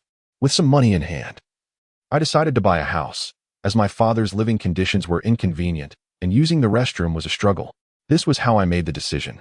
I truly earned that money through hard work. Upon hearing this, Lu Yufeng straightened her posture, sighed, and remarked, "That saying rings true. One only sees the glory on the surface, unaware of the hardships endured behind the scenes. You are commendable, far superior to Yugua. It pains me to learn of the struggles you have faced. Now, sister, I do not have much money either. Let's consider the rent for the house as merely 5 yuan a month. This 60 yuan covers a year's worth of rent. Take it. If you refuse, I shall not stay." Lu Yufeng stood up and thrust the money into Yang Ming's hands. Before he could decline, she dashed out of the door. Yang Jianjun entered the room and, upon seeing Yang Ming's expression, understood that he had accepted the rent. Sitting down, he sighed, "Yufeng is a determined woman. If you hadn't accepted it, she might have truly moved out. Just take it." Yang Ming put the money in his pocket and asked Yang Jianjun, "Is Yufeng still at her old workplace? Where else could she go if not there? Her mother-in-law caused a scene at her workplace before her divorce, and she endured it then. Now that the marriage has ended, It has confirmed that her mother-in-law's insults may have some truth, making her situation at work even more difficult. Yang Jianjun took a sip of water and continued. Anyone with a somewhat fragile mental state would not be able to endure it. Rumors can be deadly. Indeed. The lethality of rumors is chilling, Yang Ming reflected, realizing how challenging Yufeng's circumstances must be. He then went to the kitchen to grill meat for his father. That evening, outside the warehouse duty room, Wu Jinxian pulled an electric wire from inside, attached a light bulb, while Yang Ming ignited the charcoal, commencing a series of grilling operations. A leg of lamb, a fish, and 2 pounds of potatoes were quickly devoured by the two of them. After taking a hearty sip of wine and letting out a satisfied belch, Wu Jingguan, in a haze of intoxication, exclaimed, "Xiao Yang, I hope you don't find it amusing. But as I approach 40, this barbecue has been the most delectable meal I've had. The lamb, brushed with chili, is utterly delightful. The grilled fish and potatoes, oh, how did you manage such exquisite flavors? Truly, it's absolutely scrumptious." Yang Ming, having also indulged in a bit of wine, felt that barbecue without a drink was lacking. In his previous life, he had a considerable capacity for alcohol, but in this life, beset by hardships, he had scarcely partaken in vices such as tobacco, alcohol, or sweets. Now, with financial security, he felt emboldened to enjoy a few sips, but he refrained from overindulgence, savoring the gentle buzz that wine provides. Listening to Wu Jingqiuan's musings, Yang Ming cheerfully remarked, "This is merely the beginning. There is nothing I cannot grill. It's just that with the cold weather, fresh vegetables are hard to come by. Come spring, I shall prepare for you some leeks, eggplants, and enoki mushrooms, along with seafood and chilled beer. Now that will be a true delight." Wu Jiwan, his tongue slightly thickened from drink, whimpered in anticipation. "But we have to wait until spring. That is several months away. Is there truly nothing to grill in winter?" Yang Ming shrugged. "The issue is that meat is prohibitively expensive. In winter, apart from cabbage and radishes, there isn't much to enjoy." Wu Jingquan hung his head, pondering the truth in Yang Ming's words. After savoring the last piece of potato, he licked his lips, lamenting, "Alas, after tasting your grilled creations, dining at the cafeteria will surely be a disappointment. What shall I do?" From that point onward, the two indulged in barbecues at least twice a month. Sometimes Wu Jinwan would bring supplies, but more often than not, it was Yang Ming who bore the expense. As a native of Northeast China, Wu Jinwan likely had a deep-seated affection for this style of barbecue. After all, there is a saying about Northeasterners: golden chains and little watches. 3 meals a day of barbecue. They never seemed to tire of it. As the spring festival approached, Wang Dongfang summoned Yang Ming to the headquarters of the South City Company. Upon arrival, Yang Ming discovered it was time for the annual evaluation of outstanding workers. He approached this uniquely modern assessment with a nonchalant attitude. This year, Wang Dongfang had introduced anonymous voting, which resulted in an unexpectedly humorous outcome. Each person cast a single vote, with Yang Ming voting for Wang Dongfang, and Wang Dongfang reciprocating. This subtle hint prior to voting left Wang Dongfang flabbergasted, as he had not anticipated casting a vote himself. Traditionally, the designation of outstanding workers was determined by the leadership. But this year, Wang Dongfang had inadvertently undermined his own authority with his ill-fated pork bristle procurement initiative. While the title of outstanding worker might seem inconsequential, this year there was an enticing bonus of 30 yuan attached, which piqued everyone's interest. Witnessing the voting devolve into farce, Wang Dongfang grew furious, slamming the table and bellowing, "Don't think I'm unaware of your antics. Since the anonymous voting has yielded no results, we shall proceed with a named vote. I refuse to believe we cannot identify an outstanding worker." Yet, the results of the named vote were even more absurd, with a deaf and mute elder, who had been on watch, receiving an overwhelming 26 votes. Wang Dongfang was on the verge of tears, exclaiming, "What is this, a conspiracy against me? As a distinguished manager, I find it utterly disheartening to have only one vote, while the other 2 votes were cast for someone who is on medical leave, neglecting to support me. Wang Dongfang has announced the dissolution. Under such circumstances, it is indeed impossible to continue. Since his inner aspirations have not been realized, how could he possibly proceed? To claim that Wang Dongfang is a poor leader, corrupt and greedy, is something Yang Ming cannot accept. In this era, the influence of great individuals still lingers, and most leaders maintain a fundamental integrity, unlike those corrupt figures of later generations who lack any moral compass. Otherwise, he would not have resorted to voting. Yang Ming entered Wang Dongfang's office, placed a pack of cigarettes on his desk, and humbly remarked, "Leader, please do not be upset. You can simply report this matter yourself." There is no need for a vote. The superiors primarily await your report, and as long as it is truthful, why complicate matters? Wang Dongfang picked up the cigarettes, noticing they were a renowned brand from Huqing, and inquired with surprise, "You can afford such expensive cigarettes? What is it that you wish to discuss?" Yang Ming chuckled lightly. "There is nothing of great significance. I only heard that our company intends to deal with the foul water pit at Lilikang. I would like to inquire about the specifics." Upon hearing this, Wang Dongfang sighed. "This year, the Bureau's finances are tight, and there are no surplus funds to allocate to our company. I was contemplating whether we could handle the acquisition point at Dawaman and the Lilikang site. With the new year approaching, various units have some additional benefits, but we face difficulties." Yang Ming pressed for details. "What are the specific regulations?" Wang Dongfang looked up at Yang Ming and then pondered. "The acquisition site at Lilikang has a sewage pit, which likely won't fetch a high price. The land area is about 5 to 6 mu. We could manage with 5,000. The Dawaman area is over 5 mu. If someone offers 30,000, we could consider it." Having been a legal professional in a past life, Yang Ming remained cautious. "Can private individuals purchase this land?" Wang Dongfang chuckled. "Who among private individuals has the spare funds to buy that dilapidated place? However, if someone truly wishes to buy it, I could submit a report." Without further ado, Yang Ming replied, "Please go ahead and submit the report. As long as the headquarters agrees, I will take responsibility for the sale." Wang Dongfang looked at him with confusion. "Xiaoyang, I have high hopes for you. Do not let me down. If I submit the report, and it fails to be resolved, I will be the one left in a precarious position. Think this through." Yang Ming smiled, reaching into his military bag to produce 200 yuan, placing it on the table. "Rest assured, this serves as a deposit. You may proceed with the report. If the sale does not go through, this money is yours." Wang Dongfang was taken aback, staring at Yang Ming for a long moment before asking, "Where did you acquire this money? You must not make any mistakes." Yang Ming's expression turned serious. "You know my character well enough. I am acting on someone's behalf. At most, I will receive a commission of 100 or 80 yuan. You need not worry. There will be no complications." Chapter 15. The training class after the new year. Yang Ming turned 20 in the traditional sense. Having been reborn for over 4 years, he had finally established a certain foundation for his life in this new world through his diligent efforts. The recycling station at Lilikang was not far from his residence and had once been the only waste collection point in the vicinity. The renowned Rongbiozai was located just 100 meters to the north along the eastern road. During a casual conversation, he had overheard Su Hongling mention it, prompting him to pay a visit, only to find it in a state of disrepair. The yard was moderately sized, approximately 5 to 6 mu. But its low-lying terrain led to significant water accumulation during the rains, and currently, even the caretaker had departed. As for the Hongmen area that Wang Dongfang had mentioned, he had no prior knowledge of it and was unaware of the specifics, but he understood that the area later fell within the Third Ring Road, making it a worthwhile investment.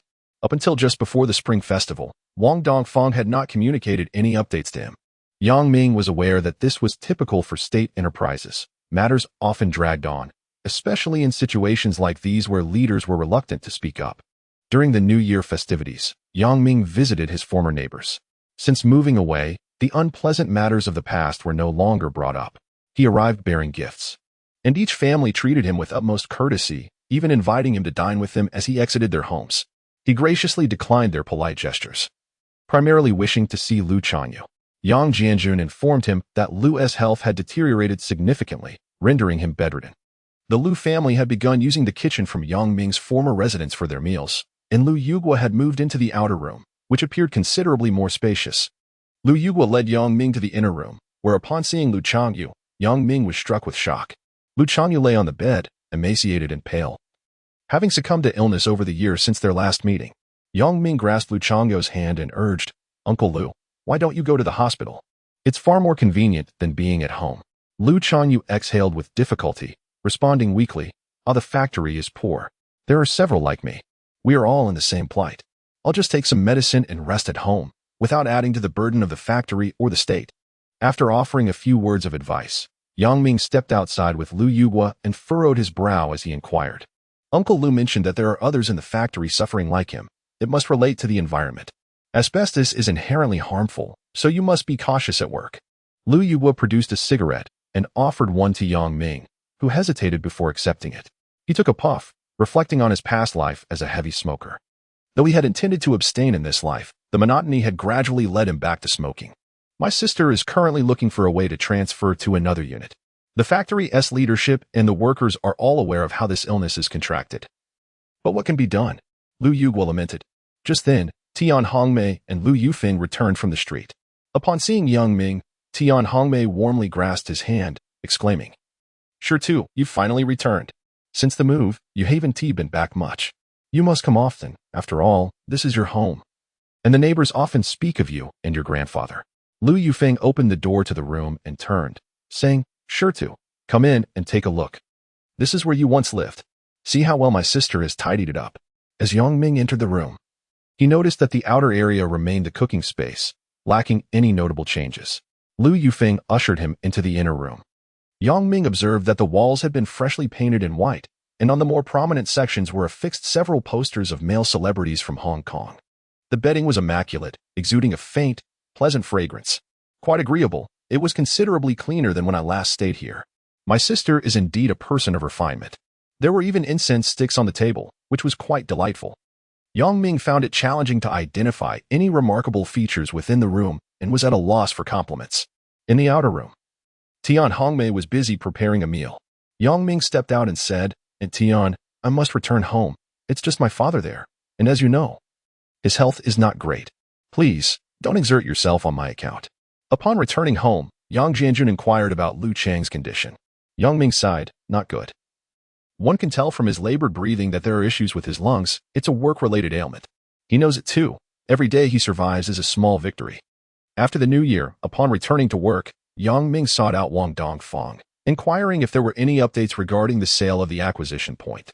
Wang Dongfang replied that the leadership had yet to respond, but it seemed they were assessing the budget for the year. If a sale were to occur, it would likely be limited to the Lilikang area. The Dawaman location was probably not under consideration.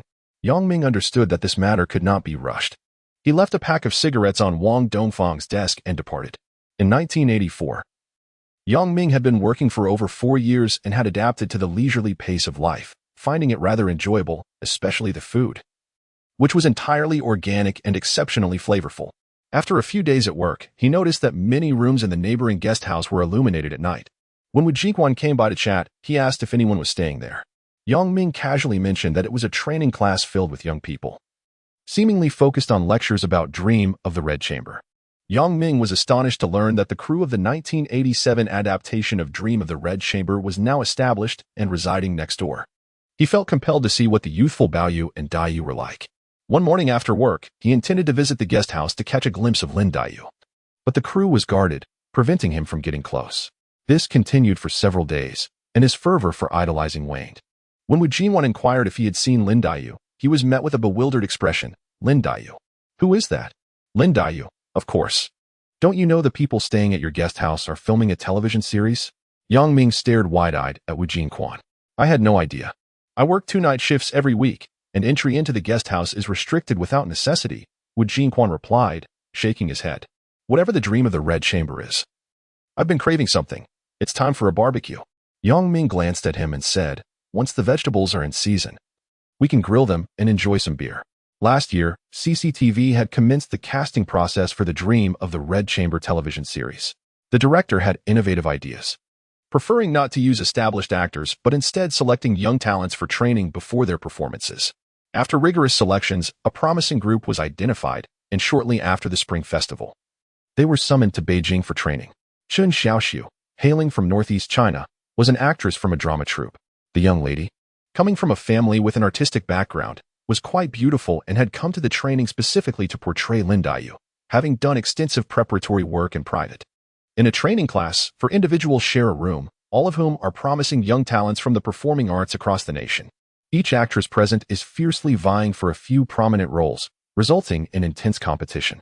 Today, a renowned scholar, Mr. Zhou, is lecturing on the characters of Daiyu and Baochai. This esteemed scholar is a luminary in the field of Hongxue, proudly claiming to be a disciple of Hu Shi, dedicating his life to the study of Hu Shi's casual musings regarding the lineage of the author of Dream of the Red Chamber. Mr. Zhou appears to have a preference against the character Lin Daiyu, labeling her as capricious and selfish, prone to fits of temper. In stark contrast, he extols Baochai as virtuous, kind-hearted, and honorable. Qin Xiaoxiu, who aspires to embody Lin Daiyu, finds herself disheartened by Mr. Zhou's remarks and retreats into her room after dinner, feeling quite dejected. Her roommates include Zhang Li from Sichuan, Ji Yu, a local from the capital, and Hu Zheong, an actress from Zhejiang. Ji Yu and Zhang Li are composed and reserved, while Hu Zheong is lively and boisterous. At this moment, she stands by the window, exclaiming in excitement, "Oh, come quickly." Those two people downstairs are grilling meat and drinking beer. The aroma is wafting up. It smells delightful. Zhang Li approaches the window, glances outside for a moment, then turns to Qin Xiaoxiu, saying, "Xiaoxiu, that person seems to be the technician who repaired our switch last night. He is your fellow townsman." Although Qin Xiaoxiu is initially reluctant to move, her curiosity piques at Zhang Li's words, prompting her to take a look. Indeed, it is the familiar face of her fellow townsman, while the other young man remains a stranger, likely a worker from the warehouse. The three girls watch as the two indulge heartily in their meal, their tongues involuntarily licking their lips, swallowing in anticipation. Spring has arrived, heralding a season of rejuvenation and an abundance of fresh vegetables. The previous evening, Yang Ming grilled peppers, eggplants, and leeks, leaving Wu Jingquan marveling at how delicious grilled vegetables could be. Today, he is on duty, and as he enters the cafeteria, he spots the young fellow he met 2 days prior, smiling at him from the entrance. Truth be told, the young man is quite handsome, with sparkling, watery eyes that resemble two glistening crystals, and a physique that is more appealing than that of the local girls. "Hey, young man, have you eaten?" Wu Jingquan cheerfully inquires of Qin Xiaoxiu. "I have, big brother, uncle." "Oh dear, how should I address you?" Qin Xiaoxiu shyly fidgets with her hands. Stealing glances at Wu Jingquan's reaction, her cheeks flushed. "Haha, just call me big brother. Calling me uncle makes me feel old." Wu Jingquan laughs heartily, his mirth echoing through the room. Chapter 16. Sister Bao and Sister Lin. On a Sunday morning, Yang Ming tended to his flowers at home. He had risen early to purchase rose seedlings, and the flower bed had long been prepared but remained unused. With the weather warming up, he decided to plant two for ornamental purposes. Yang Jianjun sat nearby, observing his son at work, relishing the vibrancy of such domestic moments. When his son suggested buying him a wheelchair, he declined, feeling no shame in using crutches to venture outside. His greatest wish now was to see his son marry and have children, so he could spend his days at home caring for his grandchildren. At just over 40, his mindset had settled into a profound tranquility. After their labors, the father and son relaxed in the courtyard, where Yang Ming mentioned his desire to purchase the abandoned collection point at Lilikang. Yang Jianjun sighed, recalling that their old shop was not far from there. It now belonged to the state and had been renamed a grocery store. He had visited it a few days prior and pondered what the future held for it. As they conversed, Lu Yufeng entered, donned in a fashionable yellow batwing shirt and flared pants, her hair styled in large waves. Yang Ming quickly stood to offer his seat, welcoming Lu Yufeng to sit down. "Ah, planting trees and flowers, sipping tea beneath their shade. What a life to be envied," Lu Yufeng remarked with a smile, unable to mask her admiration. In the current era, the living conditions for most in the capital were poor, with many families of 3 generations cramped into small 10-square-meter homes. The spacious living arrangement of the Yang family was indeed a source of envy for ordinary folk. Yang Ming initially assumed Lu Yufeng had come to discuss rent, but to his surprise, she had a different matter at hand. "Sure too, I came specifically to seek you out today." Confused, Yang Ming looked at her as she smiled brightly. "Here's the thing. I was recently transferred to the logistics department, and I'm in charge of the warehouse there. I noticed a significant accumulation of waste materials. After reporting to the leadership at the publishing house, they agreed to dispose of the scrap. Naturally, you were the first person I thought of to consult about taking it." Yang Ming gazed at Lu Yufeng in astonishment. "Sister, aren't you an editor? How did you end up in a warehouse?" Lu Yufeng chuckled wryly. "As a high school graduate, my superiors deemed me unfit for editing and suggested I transition to logistics. Honestly, it doesn't even matter where I am as long as my monthly salary remains intact." In truth, Yang Ming had ceased personally collecting scrap. But out of respect for Lu Yufeng's visit, he agreed to meet with her the following morning to assess the situation. After bidding her farewell, the father and son reflected on her current circumstances. Yang Jianjun commented, "Her position in the warehouse is related to her divorce. Her father-in-law held some authority at the steel factory, overseeing the sales and deliveries. Nowadays, that factory is quite sought after, with many vying for permits to trade steel bars. Had she not divorced, she likely wouldn't have ended up in this predicament." Yang Ming remained silent, feeling a sense of melancholy. This year had seen a shift in society, with the pursuit of wealth becoming a fashionable topic of conversation. As a seasoned individual, he found little interest in such matters. He was acutely aware that once society began to fixate on monetary gain, it would inevitably mirror the moral decay of that bygone era in the foreseeable future. Just as the evening shift commenced, Wu Jingquan entered, carrying a bag of provisions. He set it down and announced, "I have both meat and vegetables, tonight. I shall treat you all." Young Ming, puzzled, inquired, "Didn't we just have a feast last night? Why are we doing this again? Besides, aren't you off duty tonight?" "Huh. We had such a delightful meal last night that a fellow villager of mine upstairs saw it and begged me to let her taste it. The cafeteria's fare is merely sufficient to stave off starvation, and it's quite a trek for this young lady from home.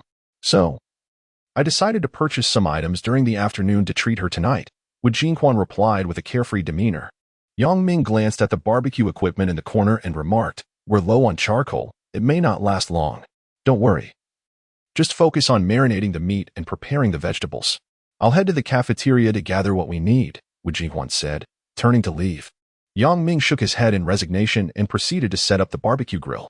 Just as he finished preparing the fish, Wu Jingquan returned, hauling a bag of charcoal, accompanied by 3 timid young women. Upon recognizing 2 familiar faces, Yang Ming was momentarily taken aback, silently exclaiming, "Sister Bao, Sister Lin?" Wu Jingquan set down the bag, clapped his hands, and introduced, "This is my fellow villager, truly a fellow villager from the same city, Chen Xiaoxiu." Chen Xiaoxiu offered a gentle smile to Yang Ming, saying, "Hello, sorry to intrude." Flustered, Yang Ming hastily set down what he was holding, adjusted his shirt, and with eyes sparkling, welcomed her. "Hello, you're most welcome." At that moment, Chen Xiaoxiu was not yet the prominent star she would become. It was rare for a man to gaze at her so unabashedly in this era, causing her to feel a flutter of intrigue towards Yang Ming. Fortunately, Wu Jingquan promptly nudged him, admonishing him to snap out of his daze. Zhongli and Hu Zheong, who followed behind, exchanged smiles and greeted Yang Ming in unison. That night, Yang Ming seemed possessed by a spirit, flustered and clumsy in the presence of Chen Xiaoxiu. Thankfully, the food retained its flavor, and Wu Jingquan, noticing his unease, nudged him with his foot to help him regain his composure. As Chen Xiaoxiu savored the grilled fish, she cast a glance at Yang Ming, secretly delighted. A young girl often feigns indifference towards the affections of a boy, yet inwardly revels in it.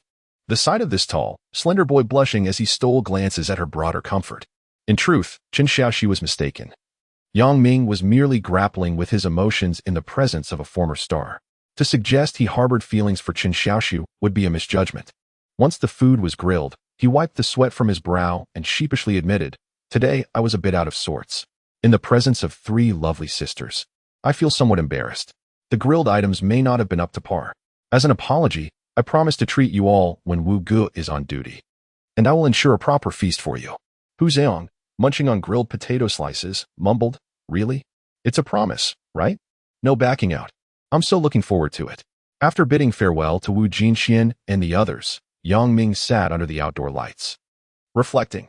The youthful Lin Meimei is not as enchanting as portrayed in the dramas. Bao Jiejie appears somewhat plump, yet her figure is well-proportioned, and her delicate skin is indeed admirable. I wonder, who does that Hu Zheong portray in the drama? Nevertheless, she stands out as the most remarkable among the 3 girls. That night, he found himself awake until late. A few days prior, he had attempted to visit Lin Meimei but was denied entry. Unexpectedly, she had come to him this evening, accompanied by Bao Jiejie and a lively, charming beauty. Liu Yufeng, since being reassigned to the logistics department under the guise of work necessity, felt a profound sense of defeat. The publishing house was once the workplace of her mother-in-law, and she had a favorable relationship with the current president. Her entry into the publishing house was largely due to her mother-in-law's efforts. Had she not divorced, it would have been inconceivable for the publishing house to displace her, which obliterated any lingering fondness she had for her ex-husband's family. Her mother-in-law had once demeaned her at work, calling her a barren hen and a lazy petty bourgeois. She had endured those insults, unable to comprehend how her once kind mother-in-law could metamorphose into such a venomous figure. Feeling discontent, Liu Yufeng sought opportunities to present herself before the director, yearning for recognition, even prepared to sacrifice everything. In this current era, the integrity of leaders remains commendable. Even when they sensed her inner thoughts and admired her physique, the nearly 50-year-old director ultimately restrained his desires and advised her to manage trivial matters on her own. Her visit to Yang's residence was coincidental. After exiting the director's office, she felt both despair and shame. Summoning her courage, she flirted clumsily with the older man, only to be dismissed with a few curt remarks. It dawned upon her that advancing in her workplace would likely prove arduous. In a haze, she found herself wandering close to Yang Ming's home, inexplicably drawn to enter. Following Lu Yufeng's directions, Yang Ming navigated to the logistics warehouse of the publishing house. From a distance, he spotted Lu Yufeng standing at the warehouse entrance, lost in thought. He promptly approached her with his cart. "Greeting, Sister Yufeng, I have arrived." "Ah, sure too, you're here. Have you eaten?" Lu Yufeng looked up at Yang Ming, inquiring. As they conversed, they entered the warehouse. And upon glancing around, Yang Ming frowned and remarked, "Sister, are they equipment?" Chapter 17. Deliberation within the vast expanse of the warehouse. A collection of machinery lay haphazardly, marred by grease, yet some appeared almost as pristine as new. In response to Yang Ming's perplexity, Lu Yufeng offered a wry smile, affirming that these were the discarded printing machines from the publishing house, an entire set nonetheless. With a sigh, Yang Ming expressed, "Sister, it would be a pity to dispose of these as scrap. Are you certain you wish to part with them?" Lu Yufeng found herself equally torn. Her visit to the director yesterday was under the pretense of discussing the urgent need to remove these obsolete machines from storage. This publishing house was a subsidiary of a steel company in the capital, and given the current scarcity of steel, the company had recently imported new printing equipment from abroad, relegating the usable old machines to temporary storage. The director, scratching his head, peered through his thick glasses, his gaze fixated on Lu Yufeng's pronounced figure, absent-mindedly advising her that selling scrap metal was not profitable. He suggested that if a manufacturer or an individual were interested, they might fetch a better price, allowing her to negotiate within a reasonable range. Now, faced with Yang Ming's inquiry, she hesitated on how to respond, uncertain of the equipment's worth.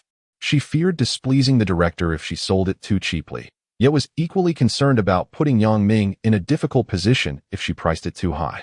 Lu Yufeng pursed her lips, lowering her gaze in contemplation, remaining silent for an extended moment. Yang Ming, taken aback by the unusual situation, felt a surge of confusion. "Sister, is there a problem?" His words jolted Lu Yufeng from her reverie, prompting her to smile and suggest, "Let us not rush. Since you are here, come to my office for a glass of water." Inside the warehouse, there was a small room constructed of red bricks, containing a desk, a chair, a thermos, and 2 cups. Lu Yufeng invited Yang Ming to sit and poured him a glass of warm water, while she retrieved a small stool from under the desk and settled down, saying, "Have a sip of water. I need to consider how to discuss this with you." Yang Ming held the teacup, patiently awaiting Lu Yufeng to speak. Though he did not know her well, the original owner's feelings for her lingered in his mind. Yet he held no such sentiments now. He reflected on Lu Yufeng, a beautiful woman, proud and ambitious, born into a modest family yet possessing lofty aspirations and a depth of character. He understood that given her background, there was little chance of any intersection between their lives. "How much could you offer for the purchase?" Lu Yufeng finally ventured after much deliberation. Yang Ming lowered his gaze, calculating carefully before responding, "Sister, if I were to buy, it would only be at scrap value. Including transport and labor, I could offer at most 1,000, and that is the latest purchase price. Previously, I would have only offered 800. Lu Yufeng frowned at the figure. "Is that all?" Yang Ming chuckled softly, "Sister, that's the going rate at scrap yards. You cannot value them based on their original worth. Scrap is simply scrap, irrespective of what you paid when you procured them." Lu Yufeng's eyes brightened as she pondered aloud. "Yang Ming, do you think, if we were to purchase this equipment and establish a printing factory, would that be feasible?" Yang Ming was taken aback.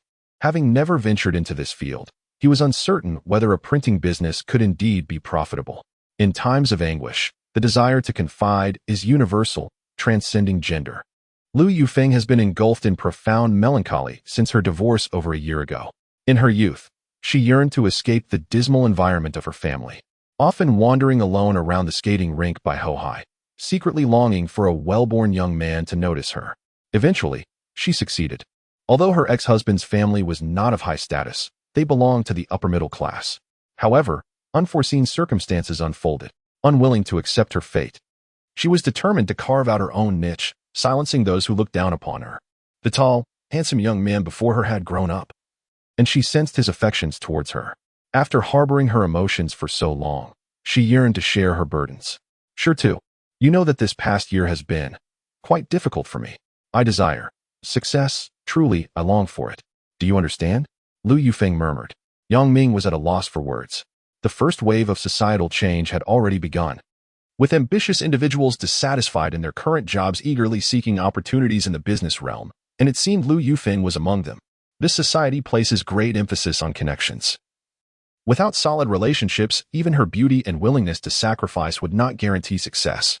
As someone who had traversed this path before, Yang Ming was aware that printing pirated books, periodicals, and calendars could yield decent profits in this era. Yet, having studied law, he was reluctant to share such insights with her. Noticing Yang Ming lost in thought while holding his cup, Lu Yufeng felt a spark of inspiration and said, "Sure too. I know you have a way. From your efforts these past few years to earn money and buy a house, I can see you have changed. You are no longer the taciturn youth of yore. My home life is challenging, and work is difficult as well. Please, share any good ideas you may have." Yang Ming sighed. "Sister, you must first tell me how much these things cost to procure. If it exceeds a certain amount, Lu Yufeng interjected, determination in her voice. "If you want to buy, I have 600 saved up. I will withdraw it all for you. As long as you can make the purchase and start a factory with me, I'll obtain the necessary signatures from the director." Yang Ming chuckled wryly. "Sister, you needn't lend me money to buy it. The issue is, I've never run a printing factory. I am not familiar with the operations. Why spend so much on something I don't know how to manage?" Upon hearing that Yang Ming could buy it without her financial assistance, Lu Yufeng's eyes sparkled.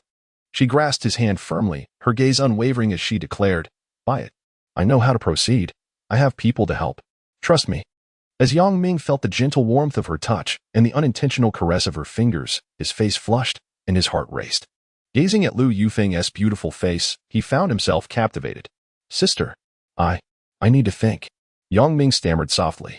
Lu Yufeng did not release his hand. Instead, she tenderly stroked the back of his hand and said, "Sure too. I want to take action. Please help me." Even if Yang Ming withdrew his hand, sighing, "Sister, where would we place such a large amount of equipment? We need to find a suitable location. Furthermore, how do we commence? Where would we register? What products would we print? How would we market them? All these matters require careful consideration.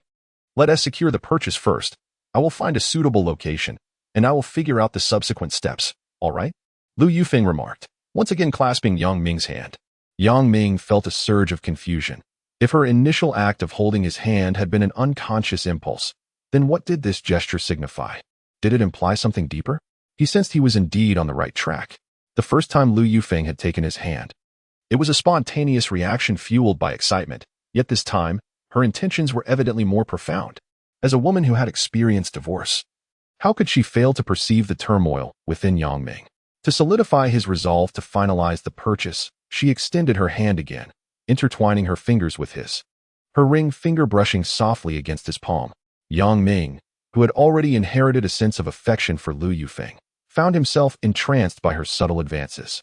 He instinctively grasped her hand in return, his lips trembling as he uttered, "All right, let us buy it. You go seek approval from your supervisor, and I will await your return." Lu Yufeng beamed, rising to affectionately ruffle Yang Ming's hair. "Sure too. You are truly wonderful. I shall go speak with the supervisor right away. Just wait for me."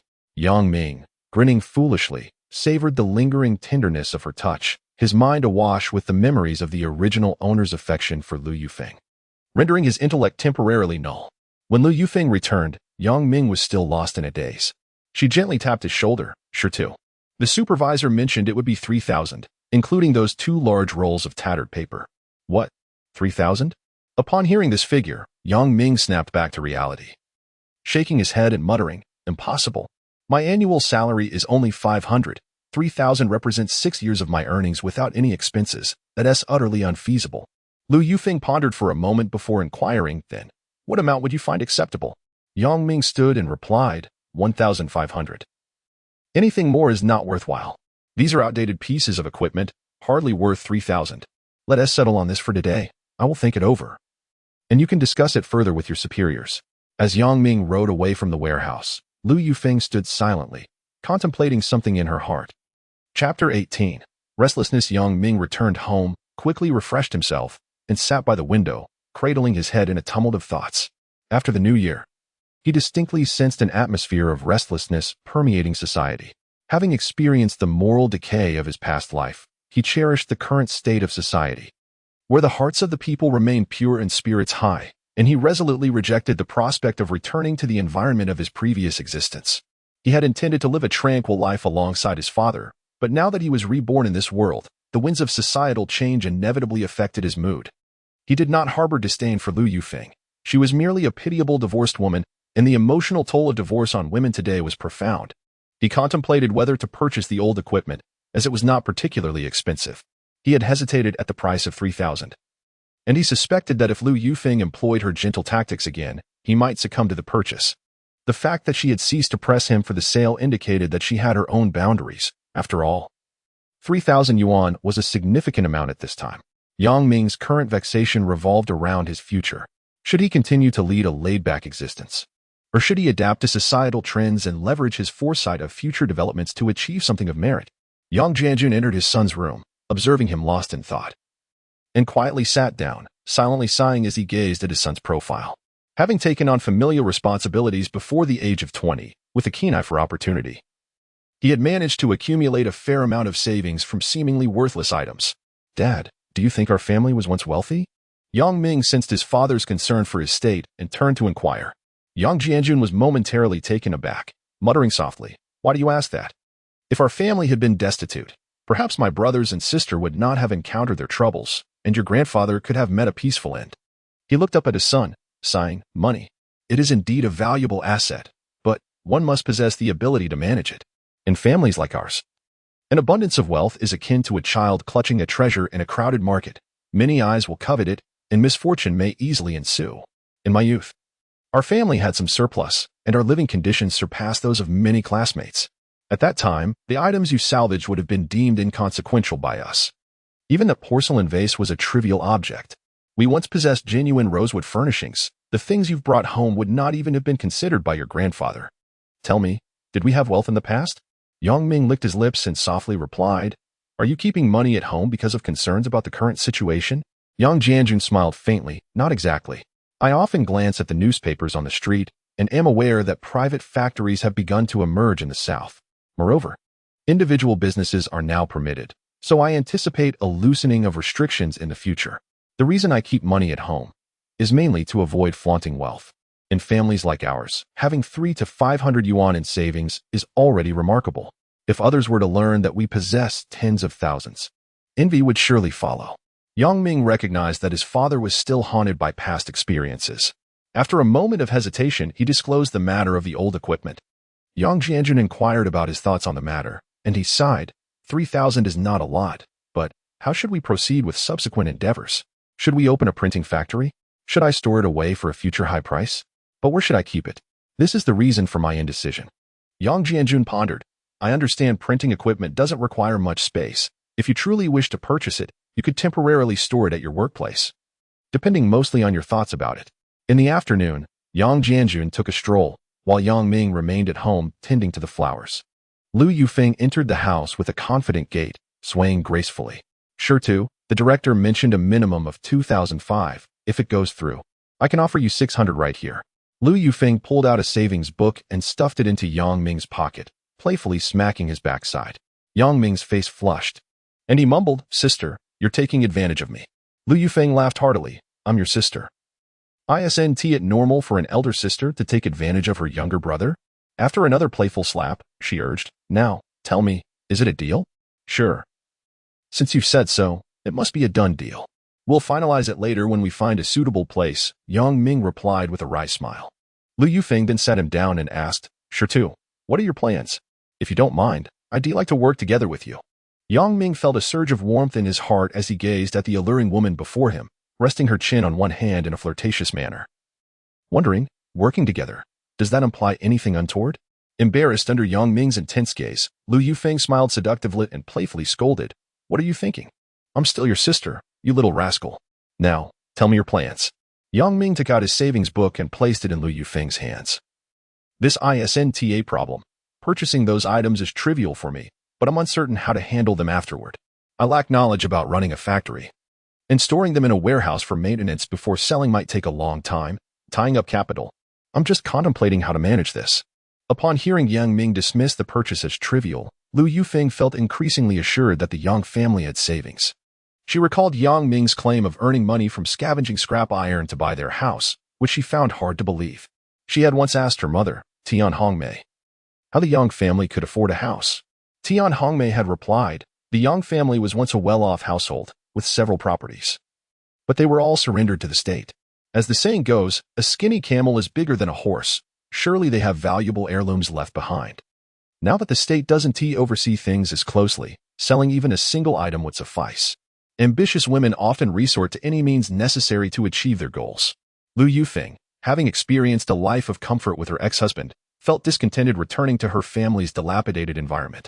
In today's society, many things are not permitted. Women like her are indeed rare resources, yet her current situation is quite awkward.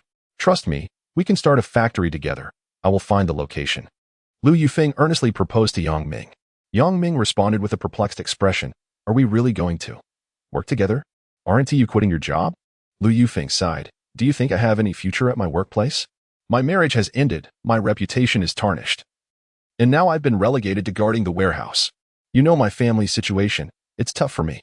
Yang Ming lowered his head in contemplation for a moment before raising it to gaze solemnly at Lu Yufeng. Sister, have you truly considered this? If you are determined to proceed, I am willing to invest, but I have no intention of venturing into unfamiliar industries. If you choose to undertake this, you will have to exert yourself alone. Any losses will be mine, while any profits we shall share equally. Please devise a budget for what you require, and we shall discuss it further later.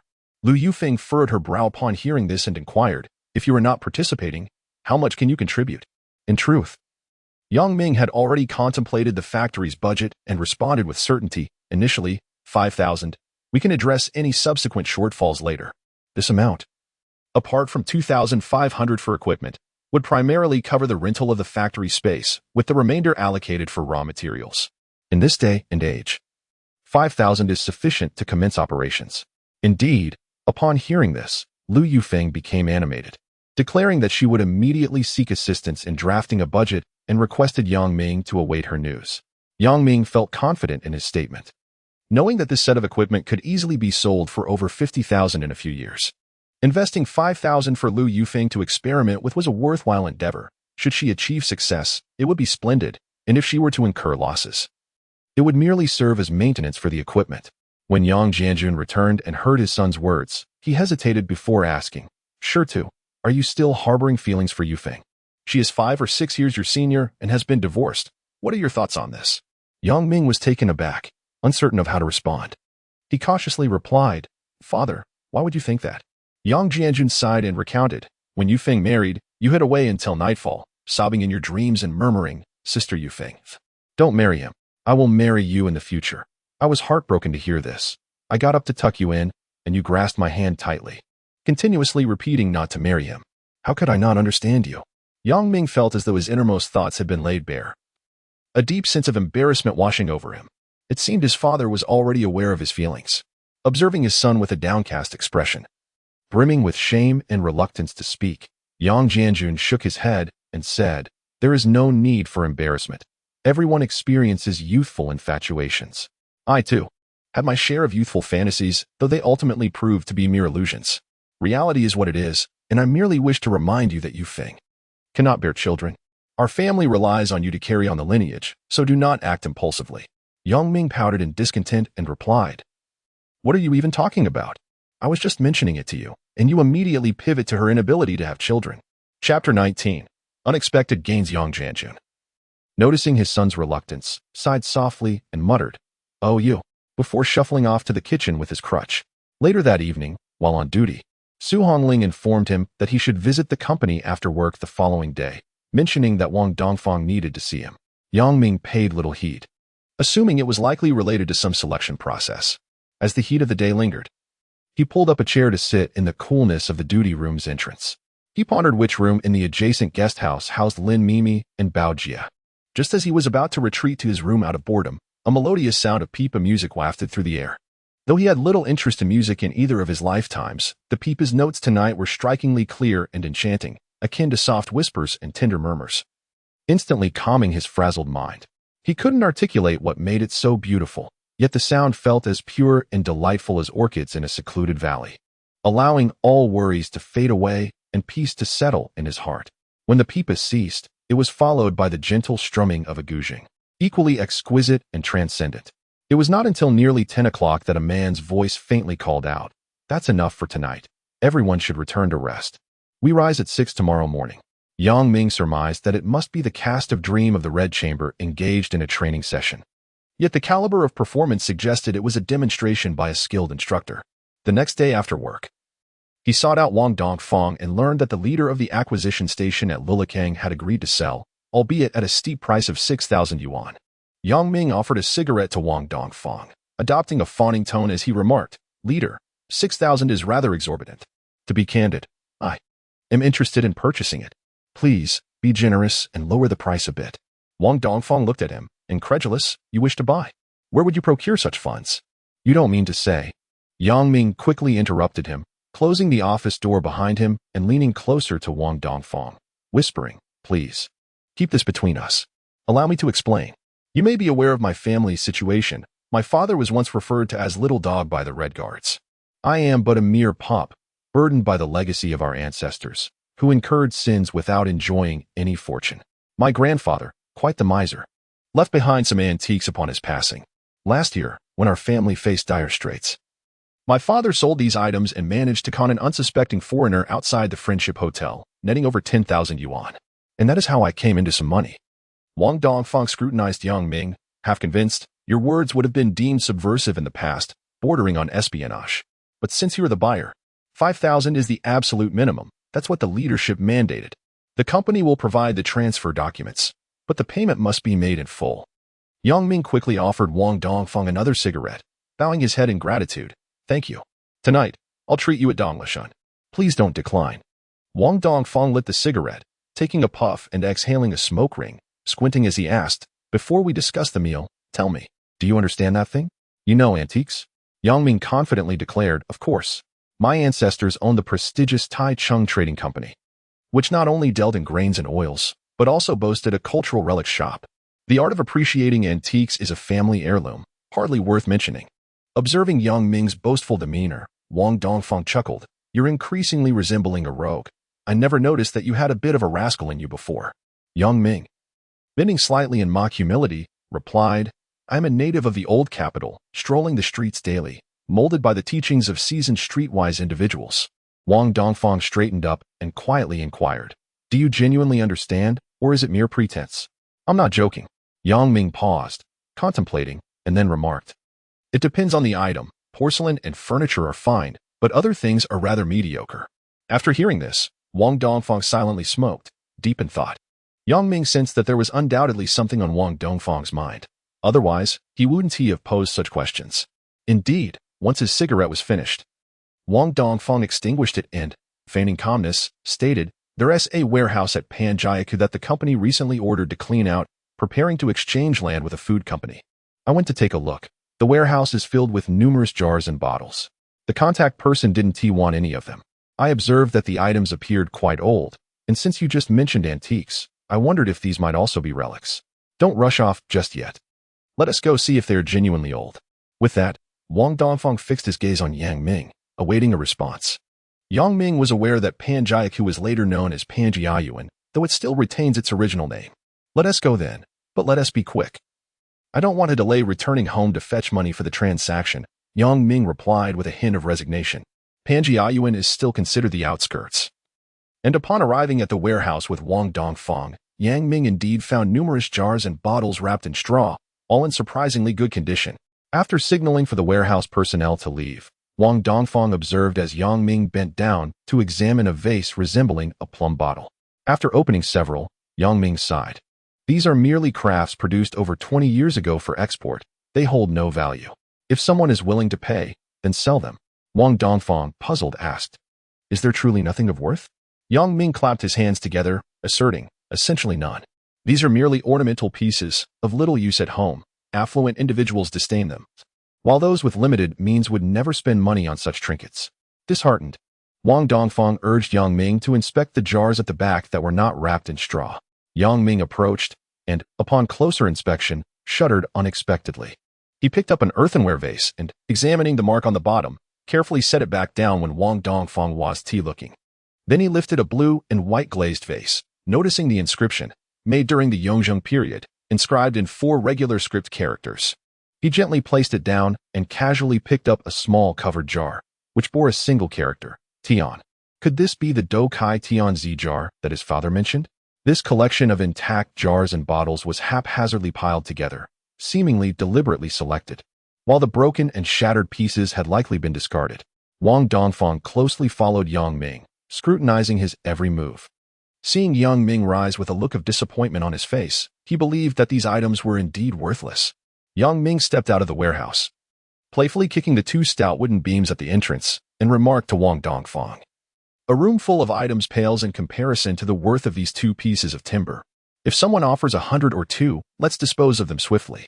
Wang Dongfang furrowed his brow and replied, "These beams are fine oil pine. Each is worth at least 200. Together, they amount to 400. If they weren't so heavy, they would have been sold long ago." Upon hearing this, Yang Ming eagerly declared, "I'll take them. I intend to purchase that plot of land to build a house, and these beams will serve their purpose perfectly." Wang Dongfang nodded in agreement, saying nothing further. As they exited the warehouse, Yang Ming mounted his bicycle, ready to depart, when Wang Dongfang suddenly proposed, 800, and I'll throw in everything from the warehouse. What do you say? Balancing on one leg, Yang Ming turned to him and replied, "Those items hold little value for me. If I were to buy them, it would take me a year or 2 to set up a stall, and I'm uncertain if they would even sell. However, since you mentioned it, I'll take them for 700. Once the house is built, I can use them as decorative pieces. How does that sound?" Wang Dongfang had harbored suspicions that Yang Ming might be deceiving him, yet after leaving the warehouse, Yang Ming did not bring up those items again, leading him to believe his doubts were unfounded. Moreover, discarding those items seemed wasteful, prompting him to suggest the sale. "All right, 700 it is. You can go back to fetch the money. I'll be waiting for you in the office," Wang Dongfang said with a cheerful demeanor. Having dealt with the foul water pit at the Lioli factory collection site and the remnants in the warehouse, Wang Dongfang felt a sense of accomplishment. The company leadership planned to construct several residential buildings in the city, and the report had been approved, but the land acquisition was left to the company itself. After surveying all subordinate collection sites in the city, it became evident that none were suitable. Eventually, they settled on an abandoned factory belonging to a food company in Fuwai. Upon discussions with the food company, it was revealed that land exchange was a prerequisite. The recovery company seldom had large plots available, and the food company had no interest in what was on offer. Ultimately, the headquarters intervened, negotiating a land exchange for 2 parcels. Once the agreement was finalized, the company instructed Wang Dongfang to vacate the warehouse at Panjiao promptly, while also urging him to expedite the transfer of items from the Dawaman site in preparation for the exchange. As Yang Ming listened to Wang Dongfang recount the events on the road, he realized that the Dawaman location was no longer a concern. He then inquired whether he could be allocated a residence. Wang Dongfang scoffed at the notion, deeming it a fanciful wish. Noting that the queue for housing stretched all the way to Tiananmen, and even he was uncertain if he would secure a home for himself. Chapter 20. Astonishment. Having hurried home to retrieve some money, Yang Ming pedaled swiftly to the company. Wang Dongfang provided a certificate, instructing him to hand the payment to Zhang Yin, and advised that she should also accompany him for the subsequent transfer of ownership. Yang Ming tossed him a pack of premium cigarettes he had bought on the way and departed in haste. Zhang Yan's eyes widened as she watched Yang Ming produce a thick stack of cash to give to her. Once she examined the certification materials, she exclaimed in surprise, "Xiao Yang, you truly astonish me. 7,500 yuan, how on earth did you earn such a sum?" Yang Ming chuckled, "It's my father's savings. I lack the skill to amass such wealth." After issuing the receipt, Zhang Yin glanced at her watch and stood up, saying, "There is still time. Let us head to the housing bureau for the transfer." On the way, Zhang Yin revealed to Yang Ming that she was getting married during the National Day holiday to Zhao Liang, who was Zhao Xiuli's brother. Yang Ming was not particularly taken aback upon learning from Zhao Xiuli that Zhao Liang owned a property. He had surmised that Zhao Liang would pursue Zhang Yin. In this era, possessing even a modest home in the capital certainly facilitated winning the heart of a cherished partner. Noticing Yang Ming's melancholic demeanor, Zhang Yin understood he felt her situation was beneath her. Zhao Liang was short and unremarkable in appearance, hardly a worthy match. Yet, what could be done? After completing the paperwork, Zhang Yin gave Yang Ming a reassuring pat on the shoulder, saying, "You must come on the 11th. It's my first marriage, and you simply cannot miss it." Yang Ming nodded affirmatively, of course. Zhang Yin regarded him with an inscrutable expression. Yang Jianjun, upon seeing the property ownership certificate, felt a mixture of joy and concern. Primarily, he worried whether the government would permit construction on the land. Yang Ming reassured him, stating there was no need for concern, as he had already inquired and found no regulations prohibiting building at present. As long as they possessed the land, they could erect a structure, provided it did not exceed 2 stories.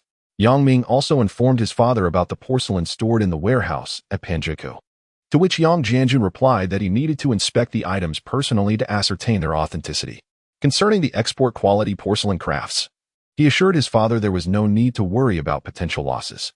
Before heading to work that evening, Yang Ming purchased 2 fish, a rack of lamb, and, finding no seafood available, he opted for additional vegetables to bring to his workplace. He did not need to coordinate with Su Hongling and the others from the daytime shift unless a specific issue arose that required her to wait for his arrival. Typically, he would wait for the day shift personnel to arrive before returning home. Tonight was no exception. Upon his arrival, the daytime staff had already departed. Setting down his bag, he pulled out the fish and lamb and began marinating them outside. The quantities of food he had purchased were based on the previous gathering, but he had not anticipated that Wu Jingquan would arrive with an entourage. Noticing Yang Ming's stunned silence, Wu Jingquan jovially remarked, "Xiao Yang, why are you standing there in a daze? These brothers and sisters are here to savor your barbecue. Hurry up and greet them." Yang Ming quickly set aside his preparations and wiped his hands on his trousers, exclaiming, "Welcome, everyone. Thank you for coming." In addition to Bao Jie, Lin Mei, and Hu Zhang from the last gathering, 2 new ladies had joined. He recognized one of them, a petite woman, as Deng Jia, who portrayed the character Lian Er Nai Nai in a television drama. The other, introduced by Wu Jingquan as Guo Xiaozhen, was equally captivating. Among the men were 2 tall, handsome figures, exuding an extraordinary charm. There is a character named Zhang Hongliang, who portrays Lian Er Yi in a television drama, and another named Ho Changrong, whose role remains a mystery to Yang Ming. Both are cheerful young men, and before long, they become well acquainted with Yang Ming. Wu Jingquan sets up a barbecue grill, and the group gathers to skewer lamb, wash vegetables, and engage in cheerful banter, thoroughly enjoying themselves. Wu Jingquan brings along 2 bottles of white wine. He had not anticipated such a large turnout. When he saw Chen Xiaoxiu and Zhang Li arriving with 2 men, he readily agreed to their company. Unexpectedly, they encountered Deng Jie and Guo Xiaozhen loitering at the entrance of the guest house. Upon hearing they were headed for a barbecue, Wu Jingquan jovially proclaimed, "No need to ask. Let us go together." Noticing that the food Yang Ming brought might be insufficient, he discreetly inquired, "What should we do?" Yang Ming, with a wry smile, replied, "What can we do? We could make a salad. There are no grocery stores nearby. Perhaps you could ride to the city to buy some supplies?" Wu Jingquan awkwardly scratched his head, hesitating to admit, "Brother, I am not very well off at the moment." Yang Ming chuckled, understanding that Wu Jingquan had 2 children to support, and his monthly salary was largely surrendered to his wife. He often had to conserve his pocket money for cigarettes, leaving him with little cash. Yang Ming pulled out 2 10-yuan bills from his pocket and handed them to him, saying, "Get some soda or champagne for the ladies." Wu Jingquan, feeling guilty, responded, "Brother, I appreciate your kindness. When I receive my salary this month, I will repay you." With that, he hopped on his bike and sped off. In the meantime, Yang Ming expertly arranged the charcoal, prepared the vegetables, and skewered them onto sticks crafted from bicycle spokes. Eagerly awaiting Wu Jingquan's return to commence, the group of men and women chatted animatedly, as they were all from the same training class, naturally conversing with ease. Yang Ming, feeling a bit left out, rested his chin on his hands and listened intently. Zhang Li, being thoughtful, occasionally exchanged a few polite remarks with him to alleviate any awkwardness. Zhang Hongliang, being talkative, noticed Yang Ming's quiet demeanor and initiated a conversation. "Hey, buddy, have you read Dream of the Red Chamber?" Yang Ming, taken aback, casually replied, "Yes. I skim through it when I can't sleep at night." His response piqued the group's interest, and Hu Zhang, with a smile, urged him, "Do share your thoughts on Dream of the Red Chamber. You can't just sit there in silence. It makes us feel embarrassed." Sitting up straight, Yang Ming scratched his head and said, "You all are professional actors, so you must have unique insights into the roles you play. I'm just a bystander, only casually reading it, and I can't claim to have opinions, but I do have some reflections." Chen Xiaoxiu, now intrigued, tilted her head with a smile and asked, "Then please share your reflections." Yang Ming smiled back, contemplated for a moment, and said, I believe one reason Dream of the Red Chamber has achieved timeless fame is its message. No matter how high one's status or how abundant one's wealth, without genuine strength, wealth cannot be inherited. In the end, it all becomes fleeting. Ultimately, one may find oneself dressing others in finery. As he finished, an enveloping silence fell over the group. Zhang Li furrowed her brow, pondering Yang Ming's words. Such insights were rarely articulated by scholars of the novel. The discussions she had heard were predominantly focused on the romance between Jia Baoyu and Lin Daiyu, familial love, and similar themes. Yang Ming's interpretation fell. She found herself at a loss for words to describe it. Deng Jie's appearance starkly contrasts with the depiction of Wang Shifeng in the literature. Yet she is resolutely determined to portray this character. Her advanced age limits her options for roles, and her indomitable spirit compels her to prove the naysayers wrong. Listening to Yang Ming, she feels a glimmer of understanding. After all, she has been married for many years and possesses considerable life experience. Unable to restrain herself, she inquires, Xiaoyang, what is your perspective on the character of Wang Shifeng? The group turns their gazes towards him, awaiting his response. Yang Ming ponders the content he had encountered in his previous life, slowly articulating, Wang Shifeng is a tragic hero, her life fraught with trials and tribulations, evoking both pity and lamentation. There is a chapter where Xue Baochai employs veiled criticism against her, and Wang Shifeng, a strong-willed heroine, is acutely aware of her fate. Upon returning to the Ronghua house and learning of the Jia family's unjust suffering, she is driven by rage to confront the traitorous Yuanong. Wait a moment. Are you referring to Dream of the Red Chamber? How can your account differ so greatly from ours? Zhang Hongliang interjected, furrowing his brow. Suddenly, Yang Ming realized he had been referencing the authentic version circulated online from his previous life, which he had mistakenly accepted as the genuine text. Consequently, he had dismissed Gao ES 120 chapter edition and devoted himself to the 108 chapters available online. Unintentionally, he had blurted out the truth, leaving him momentarily speechless. While the others were astonished by Yang Ming's narrative, Chen Xiaoxiu was utterly stunned. She had read Dream of the Red Chamber countless times, each chapter and segment memorized with precision. Yet, the chapters and content Yang Ming recounted were entirely absent from her recollection. Could his account truly belong to the text? Nonsense. How could Yuanong be the one betraying Lin Mei? Are you dreaming? Guo Xiaojin, who was keen to portray Yuanong, immediately expressed her displeasure upon hearing Yang Ming's disparaging remarks. Yang Ming opened his mouth to clarify, but at that moment, Wu Jinwan returned, pushing a cart and exclaiming, Everyone, come help carry the items. I'm utterly exhausted. Wu Jinchuan's timely arrival provided an escape for Yang Ming, and the group rose to assist him with the provisions he had brought back. Ah, is that a chicken? Can it be roasted? Hu Zheong exclaimed in surprise. Wu Jiwan grinned. Xiaoyang has declared that there is no food he cannot roast. I arrived late, and this chicken was purchased from a local vendor outside the food market. Chapter 21. The encounter. Wu Jinquan returned with a chicken, several vegetables, 2 bottles of white liquor, and 4 bottles of champagne. To Yang Ming's surprise, he also brought back 2 catfish, a rarity for consumption nowadays. Wu Jinquan, sensing Yang Ming's puzzled gaze, offered an awkward smile, explaining that he purchased them by the moat, fearing they would have insufficient food and considering that fish would at least provide some meat. After wiping his brow and taking a seat, Wu Jinwan noticed the atmosphere was amiss. The young men and women were silent, staring blankly at Yang Ming, who was busily grilling food. He was bemused by their behavior. Wu Ge, there are small bowls in the house. Could you please fetch them and pour drinks for everyone? The lamb chops will be ready shortly. Let us get started, Yang Ming called out, breaking the awkward silence. Wu Jinquan retrieved the small bowls, distributing one to each person.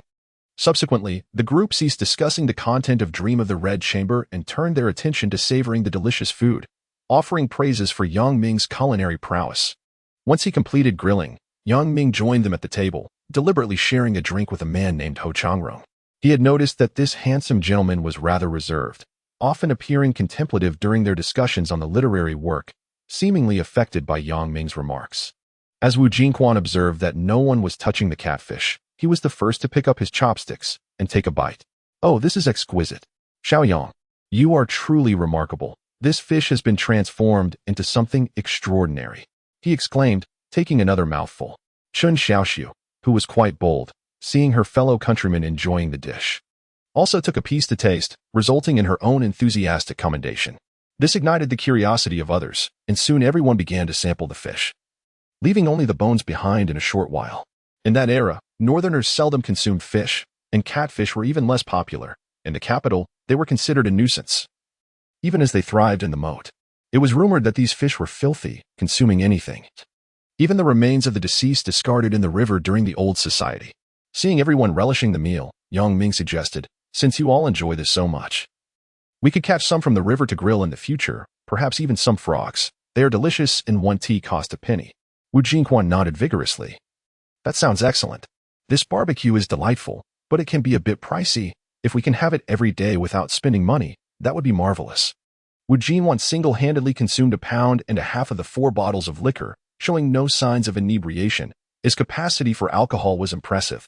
The remaining 2.5 pounds were shared among Ming and the others, while the girls finished off the small champagne bottles. After a satisfying meal, everyone rose to take their leave.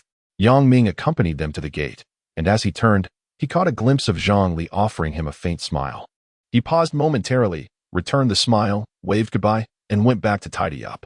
The following day after work, Ming rode his tricycle, accompanied by Jianjun, to the collection station they had purchased near Lulikang. During that time, the vicinity of Lulikang was still quite dilapidated. Next to the collection station lay an empty lot, sparsely dotted with a few trees.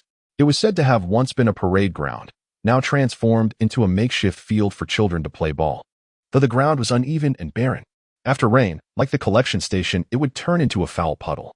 Upon careful observation, Jianjun sighed, lamenting. It's a pity it's a bit small. If only it were larger, we could establish a 2-entry courtyard. This space is only sufficient for a single entry. He then turned to Ming and inquired, do you know which unit the vacant lot outside belongs to? Ming replied, I've inquired, but it's futile. It belongs to the district's assets. Upon learning it was district property, Jianjun dismissed any covetous thoughts and glanced at the foul puddle in the yard, expressing concern that the foundation would need to be elevated. Otherwise, during rainy days, backflow would be a risk.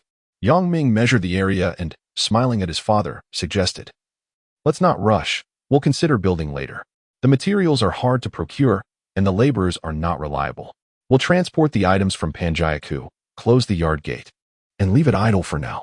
Jianjun cautioned his son, those 2 wooden beams are heavy. You'll likely need to find professional workers from the lumber company for transportation. Ordinary laborers probably won't suffice. Heeding his father's advice, Ming planned to consult the lumber company in the suburbs. At this stage, all enterprises and institutions were state-owned, and the working class was the true master. Ming understood that when seeking assistance, one must be humble, low-key, and maintain a respectful demeanor, ready to offer a cigarette at all times. Zhou Xingli accepted the cigarette Ming offered, glancing at the cigarette box and reflecting. This young man comes from a good background to afford such cigarettes. Zhou Xingli, in his 40s and the head of the lumber company's Nanqing yard, held a deputy department-level position, managing around 30 workers who transported timber. In this small domain, he was indeed a person of considerable influence. After taking a satisfying puff from his cigarette, Zhou Xingli squinted and remarked, brother, times have changed. Working outside requires certain considerations. Ming nodded eagerly, replying, I understand. As long as it's feasible, just name your price. Zhou Xingli continued, given the weight of the wood, we'll likely need 10 workers and 4 sets of hook axles.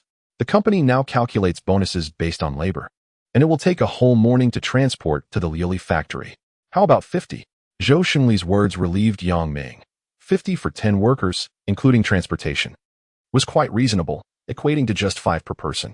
He quickly retrieved 50 yuan from his pocket and handed it to Zhou Xingli, also offering him a pack of cigarettes, thus confirming the arrangement for Sunday morning. With the receipt Zhou Xingli provided in hand, Ming exited the lumber yard, contemplating a visit to a consignment shop to see if they had any photographic equipment for capturing the essence of contemporary society, a venture he believed would hold significant value when viewed in retrospect. After visiting 2 consignment stores without finding any cameras, he encountered several small items of fine porcelain that appeared quite exquisite. However, upon seeing the price tag of 1,000 yuan, he shook his head and departed. The idea of purchasing a camera had blossomed after he met students from the Honglu training class. These somewhat inexperienced young individuals would undoubtedly become stars in a few years, particularly Chen Xiaoxiu and Zhang Li. If he could capture their current lives on film, it would undoubtedly become exclusive material in the future. On Sunday morning, Chen Xiaoxiu invited Zhang Li to visit Rongbiozai to observe cultural artifacts, a task assigned by the production team. The drama required numerous cultural items, still in the preparatory stages, necessitating the actors to visit the cultural shops for initial observations to form a general impression. After wandering for half a day, the two women felt somewhat disheartened. Presently, the Rongbiozai primarily offered works by contemporary celebrities, with a lamentable scarcity of ancient artifacts. Chen Xiaoxiu found herself unable to procure even a simple brush rest, and similarly, Zhang Li could not locate a desired brush pot. After a brief visit to the restroom, they exchanged glances and resolved to explore other locations. In the season of vibrant blooms, the lush greenery cast a delightful shade, and the thoroughfares bustled with lively foot traffic. As they ventured westward for over 100 meters, the shops became fewer, and the buildings along the sides of the road dwindled. Ahead, an open space revealed a group of youths engaged in a spirited game of soccer. Just as Chen Xiaoxiu was about to suggest returning, she felt a tightening sensation in her arm, and Zhang Li whispered excitedly in her ear, "Look, isn't that Xiaoyang? What is he doing here?" Following Zhang Li's gaze, Chen Xiaoxiu spotted a man whose silhouette resembled the barbecue chef Ming. In unison, they exchanged glances and took a few steps closer. A man in his 40s spoke with a resonant voice, "Xiaoyang, you're quite generous. On behalf of my friends, I thank you. Following your suggestion at noon, we all enjoyed a hearty portion of tripe, with an abundance of steamed buns." The speaker was none other than Zhou Xingli, the head of the lumber factory. Moved by Zhou Xingli's personal delivery of the lumber with a few others, Ming placed the wood down and handed Zhou Xingli 20 yuan, saying it was to treat his brothers to tripe. Zhou Xingli called to his workers to prepare to leave, then turned to Ming and said, "Brother Xiaoyang, let me tell you something. These two logs are not the oil pine you mentioned. Oil pine isn't this heavy. Good heavens, the 8 of us nearly couldn't move them." Ming, intrigued, asked Zhou Xingli, "Brother Zhou, since you're in this business, what do you think this wood is?" Zhou Xingli replied, "I don't know. We primarily receive pine from the northeast, and while we do have a fair amount of oil pine, I cannot mistake this. I have never seen these two logs before. They are likely from the south." Having said that, Zhou Xingli departed with his team. Ming was left in a state of perplexity, closing and locking the yard gate. Turning around, he discovered 2 stunning women across the street, smiling warmly at him. Chapter 22, Rongbiozai, how did you both end up here? Ming inquired, astonished. Zhang Li smiled faintly, exhibiting a touch of reserve, while Chen Xiaoxiu, pulling her closer to Ming, replied, "We were merely strolling about. What brings you here?" Ming scratched his head, feeling a bit embarrassed as he confessed, "This is the dilapidated courtyard I just acquired. I had some timber delivered today for renovations." "This courtyard is yours? It must have cost a fortune," Chen Xiaoxiu exclaimed in surprise. Zhang Li too was taken aback, unable to fathom how this young man, who seemed adept at grilling meat, could afford such a substantial property. Although it was in disrepair, it still required a considerable sum. Not wishing to dwell on this matter, Ming shifted the conversation, asking, "Where are you headed? Aside from Rongbiozai, there is little else of interest around here." Chen Xiaoxiu tilted her head and smiled. "You're right, we're indeed going to Rongbiozai. We found it rather unexciting, and had it not been for waiting on Mr. Zhu, we would have left long ago." "Mr. Zhu?" Ming queried, a look of confusion crossing his face. Chen Xiaoxiu continued, "Our folklore teacher mentioned that Rongbiozai has many antiques worth exploring. After class, he informed us that he would be visiting today, inviting anyone interested to join him. What time did Mr. Zhu arrange to meet you?" Ming asked. Zhang Li glanced at her watch and softly replied, "He said 10:30, and it's currently 9:20, so we have over an hour to wait." Ming scratched his head again and suggested, "How about coming to my home for a cup of tea? It's quite uncomfortable for you two to be wandering about in this heat." Chen Xiaoxiu looked at Zhang Li and then turned to Ming. "Is your house far? Would it be appropriate for us to come?" "Not far at all. Just walk 30 meters into the alley ahead, and my father will be home alone. There is nothing inappropriate about it," Ming cheerfully responded. Chen Xiaoxiu looked again at Zhang Li, who, blushing slightly, whispered to her, "Then, let us buy some fruit for your father." Ming waved his hand grandly, saying, "There is plenty at home. You needn't bring anything. Let us go." The 2 young ladies exchanged glances and, without a word, followed Ming towards his home. At that moment, Yang Jianjun was at home polishing the collection of vases Ming had brought back from Panchayaku. He was taken aback when he saw his son enter with 2 young ladies. "Father, these are my friends. I met them on the street and invited them over to cool off and have a drink," Ming explained. Immediately, Yang Jianjun stood up, eager to welcome them. Welcome. Welcome. Quickly, let your friends inside. I will go boil some water for tea. Chen Xiaoxiu and Zhang Li exchanged surprised looks. They had not realized that Yang Ming's father was a person with disabilities. They bowed simultaneously, saying, "Hello, uncle." "Hello, hello," Yang Jianjun responded repeatedly, making his way to the kitchen to boil water, while there was already hot water in the thermos. He thought it was a special occasion since his son had brought home friends, especially two lovely girls. Feeling a sense of pride, he decided to personally prepare tea to show his regard. Yang Ming ushered two individuals into the main room, where the furnishings left them utterly astonished. It was precisely the scene described by their teacher. The main house consisted of 3 rooms, with one sectioned off for Yang Jianjun, who resided there along with a bathroom, while the other 2 rooms remained open. Against the wall near the entrance stood an old-style sideboard, beneath which lay a rosewood 8 immortals table, flanked by a pair of grand armchairs. The other room was filled with various objects, including a collection of chairs, small pieces of furniture, and an assortment of knickknacks. Most notably, the shelves against the wall displayed an array of vases and decorative items. Zhang Li's gaze fell upon a uniquely shaped pen holder, prompting her to approach for a closer inspection. Chen Xiaoxiu was similarly captivated by the items on the shelf and joined Zhang Li in her exploration. Observing the two engrossed in their discovery, Yang Ming approached to offer an introduction. "This pen holder is something I acquired in Xiqing 2 years ago. I was quite taken by the craftsmanship and purchased it for just 2 coins. As he spoke, he picked up the bucket-shaped pen holder to elaborate on its features. Upon learning that the majority of the items on the shelf were collected by Yang Ming from various streets and alleys, the expressions of the two women shifted noticeably, mingling admiration with envy. The room, brimming with antique furniture and artifacts, captivated them until Yang Jianjun entered with a kettle of boiling water, prompting them to take a seat. Yang Ming accepted the kettle from his father, who then retrieved a box of tea leaves from the inner room and prepared tea for the 2 guests, saying, "Please, make yourselves comfortable while I go fetch some ingredients. Let us have lunch together and don't leave just yet." Chen Xiaoxiu hastily replied, "Uncle, there's no need to trouble yourself. We have matters to attend to and will be leaving shortly." Zhang Li opened her mouth to protest but faltered, unfazed by their objections. Yang Jianjun exited the house with a determined stride. Chen Xiaoxiu, feeling awkward, glanced at Yang Ming and said, "What are we to do? We truly have something to address. Why didn't you stop your uncle?"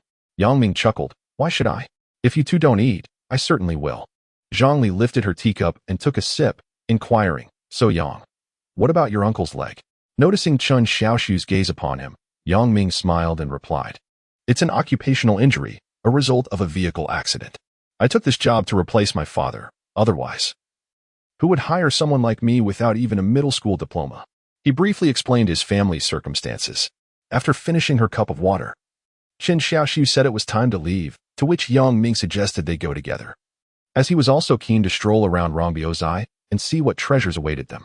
Upon exiting the alley, they walked 50 meters east to reach Rongbiozai. As they arrived, they spotted a sprightly elderly gentleman standing at the entrance, scanning the surroundings. Yang Ming was momentarily taken aback, intending to greet the old man, who, upon seeing Chen Xiaoxiu and Zhang Li, burst into laughter, exclaiming, "Where have you 2 girls been? What took you so long to arrive?" His gaze then fell upon Yang Ming, and he exclaimed, "Ah, you are. What a coincidence. It's wonderful to see you again." This old man was indeed the one who had accompanied Chun Mohua to purchase a wooden bed. "You know each other?" Chen Xiaoxiu asked, astonished. Yang Ming replied, "We've met once, but I am unaware of the esteemed elder's name." The old man laughed heartily. "No need for formalities. I am Zhu Jialin, just an old curmudgeon." Zhu Jialin. Yang Ming had certainly heard that name before.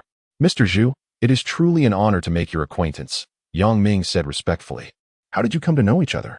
Zhu Jialin inquired of Chen Xiaoxiu.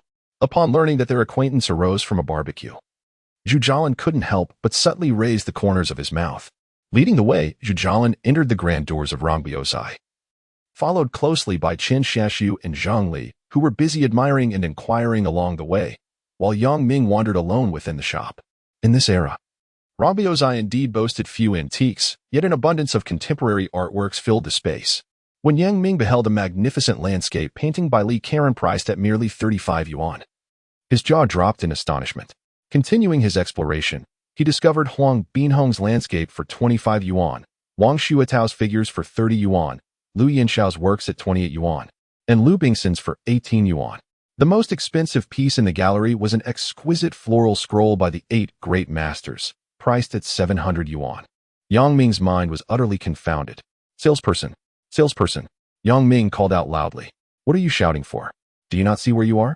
A disdainful salesperson approached him, her expression betraying her annoyance. Unfazed by her attitude, Yang Ming pointed at the paintings behind the counter and declared, this one, I want them all. All of them. Young man, are you aware of the prices? That would amount to several hundred yuan. The salesperson queried in disbelief.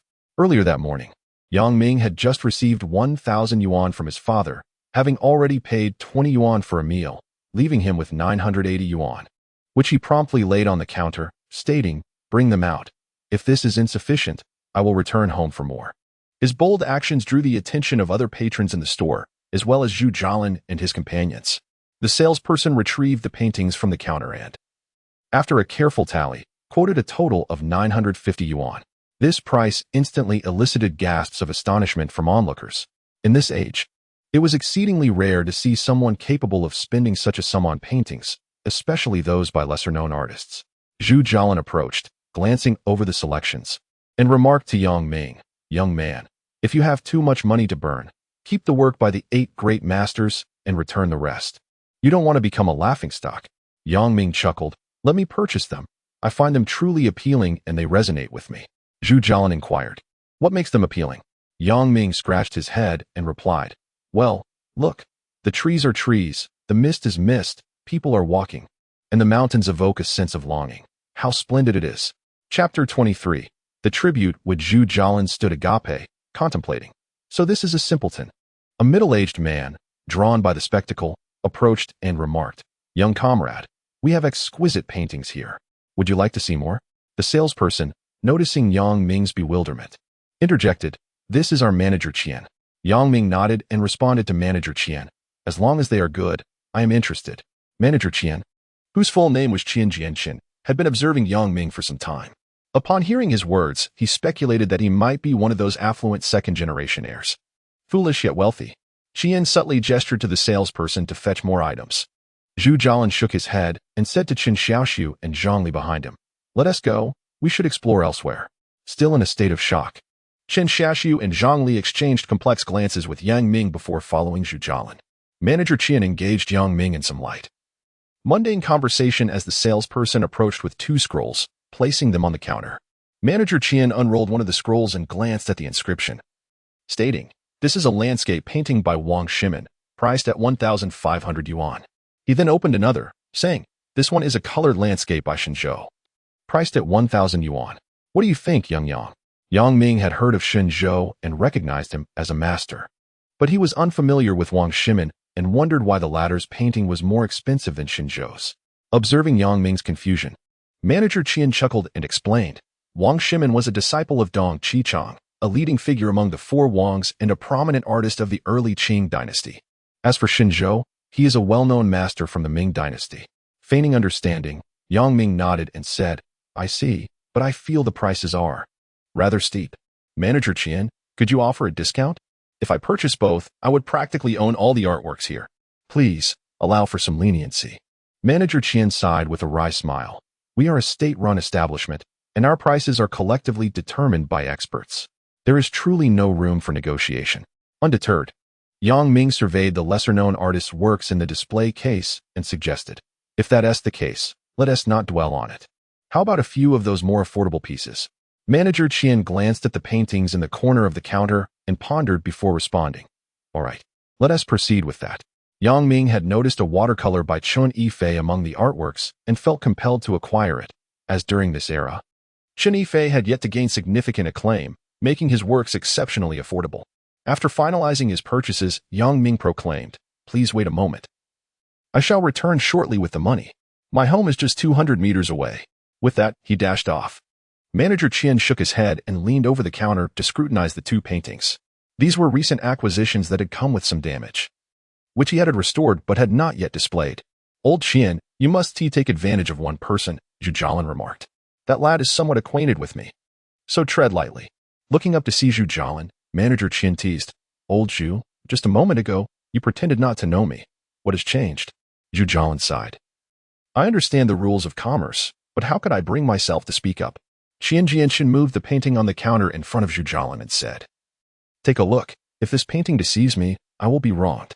Zhu Jialan lowered his head to scrutinize it for a moment and then lifted his gaze, replying, "Indeed. Shen Zhou's work is from his early period, nothing remarkable. However, this piece by Wang Shimin is truly exquisite. It must be from his prime. Showcasing first-rate ink and brushwork, a rare masterpiece." Chen Xiaoxiu and Zhang Li, listening from behind, were utterly bewildered. In this era, the concept of collecting was still foreign. Few in ordinary households recognized cultural artifacts or paintings, let alone two young girls grasping the nuances of such discussions. Just then, Yang Ming rushed in, drenched in sweat, and slapped a stack of cash onto the counter, exclaiming, 2005. Please count it. Qian Jianshan gestured for the salesperson to verify the amount and turned to Yang Ming, saying, "Young man, you seem quite wealthy. Is it extravagant?" Yang Ming waved his hand dismissively. "Just a humble household, nothing to boast about." Qian Jianshan then looked at Zhu Jialan, who shook his head with a wry smile. "Curious. Just like you." The salesperson finished counting the money and carefully wrapped the paintings from the corner of the counter, along with the two pieces on the counter, handing them to Yang Ming with a respectful tone. "Please take care." The warmth of their demeanor was a stark contrast to earlier. Qian Jianshan saw Zhu Jialan and Yang Ming out, then returned to ponder how to acquire more treasures. Standing under the shade of a tree by the street, Zhu Jialan fixed his gaze on Yang Ming, saying, "I suspect those rosewood furnishings are also yours?" Yang Ming grinned. "You are astute. They are not of significant value. I hope you can overlook that." Zhu Jialan nodded, contemplating as he asked, "Is your family inherited?" Yang Ming licked his lips and sighed softly. "My ancestors owned an antique shop," pointing to a nearby grocery store. "That's the one. Taiching old shop. Is it your family S?" Zhu Jialan exclaimed in surprise. Yang Ming nodded. "That's all in the past. It now belongs to the state." "Yang Dingbao, what is your relation to him?" Zhu Jialan inquired. "He is my grandfather." Yang Ming replied. "You are the child of Yukuan?" "No, rather, the child of Yu Wei?" Zhu Jialan asked, astonished. Now it was Yang Ming's turn to be surprised. Yukuan was his uncle's former name. His second uncle was previously called Yuzhong, and his father was Yu Hui. Such knowledge could only come from an old acquaintance. He wondered, "Do you know my father?"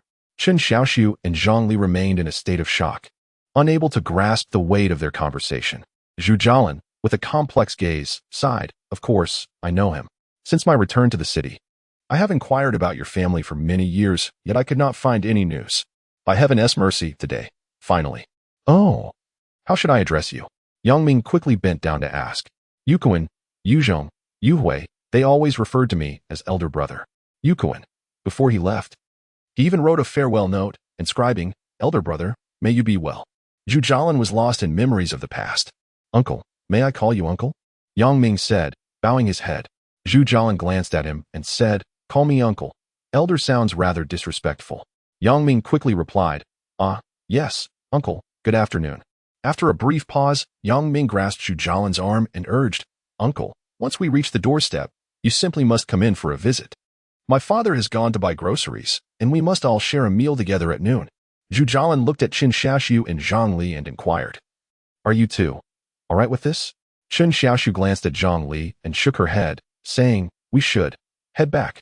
Yang Ming firmly grasped Chen Xiaoxiu's arm and insisted, "My father is preparing a meal for you both. How could you leave? We shall all return together." A faint blush crept onto Chen Xiaoxiu's face as she pushed Yang Ming's hand away, murmuring, "I feel rather embarrassed." Yang Ming was uncertain whether she referred to the invitation to dine or his earlier action of pulling her arm. Observing this, Zhu Jialan instructed Yang Ming, "Lead the way. Let us visit your home." Seeing this, Chen Xiaoxiu and Zhang Li had no choice but to follow along. Upon reaching the entrance of the alley, Yang Ming turned to Zhu Jialan and said, "Uncle, this morning I acquired 2 pieces of wood, initially thought to be oil pine, but the lumber company informed me otherwise. The wood is dark and heavy. It's not far ahead. Would you be so kind as to take a look and enlighten me?" Zhu Jialan, an expert in Ming and Qing customs and a lover of curiosities, was intrigued by Yang Ming's words and agreed to investigate. Thus the 4 of them ventured back to the courtyard. Yang Ming opened the gate and led the 3 to where the wood was stored. Zhu Jialan crouched down for a closer inspection. After a lengthy examination, he picked up a piece of wood and struck it, then stood up and clapped his hands, saying, Young man, where did you acquire this wood? This is indeed a tribute. The museum has records of it. Young Ming was taken aback and hurriedly replied, Please don't frighten me. I purchased it through legitimate means and have receipts to prove it. Zhu Jialin chuckled, observing the startled expressions on their faces, and sighed. Do not be afraid. It is indeed a tribute. The museum's records indicate it was a congratulatory gift from the governor of Sichuan to celebrate Emperor Xuantong's ascension 2 years prior. However, it remained undelivered until the fall of the Qing dynasty, and now it is here. Young Ming, astonished, remarked, Is it true that the emperor's congratulatory gift consists of merely 2 pieces of wood? The governor of Sichuan is rather stingy, isn't he?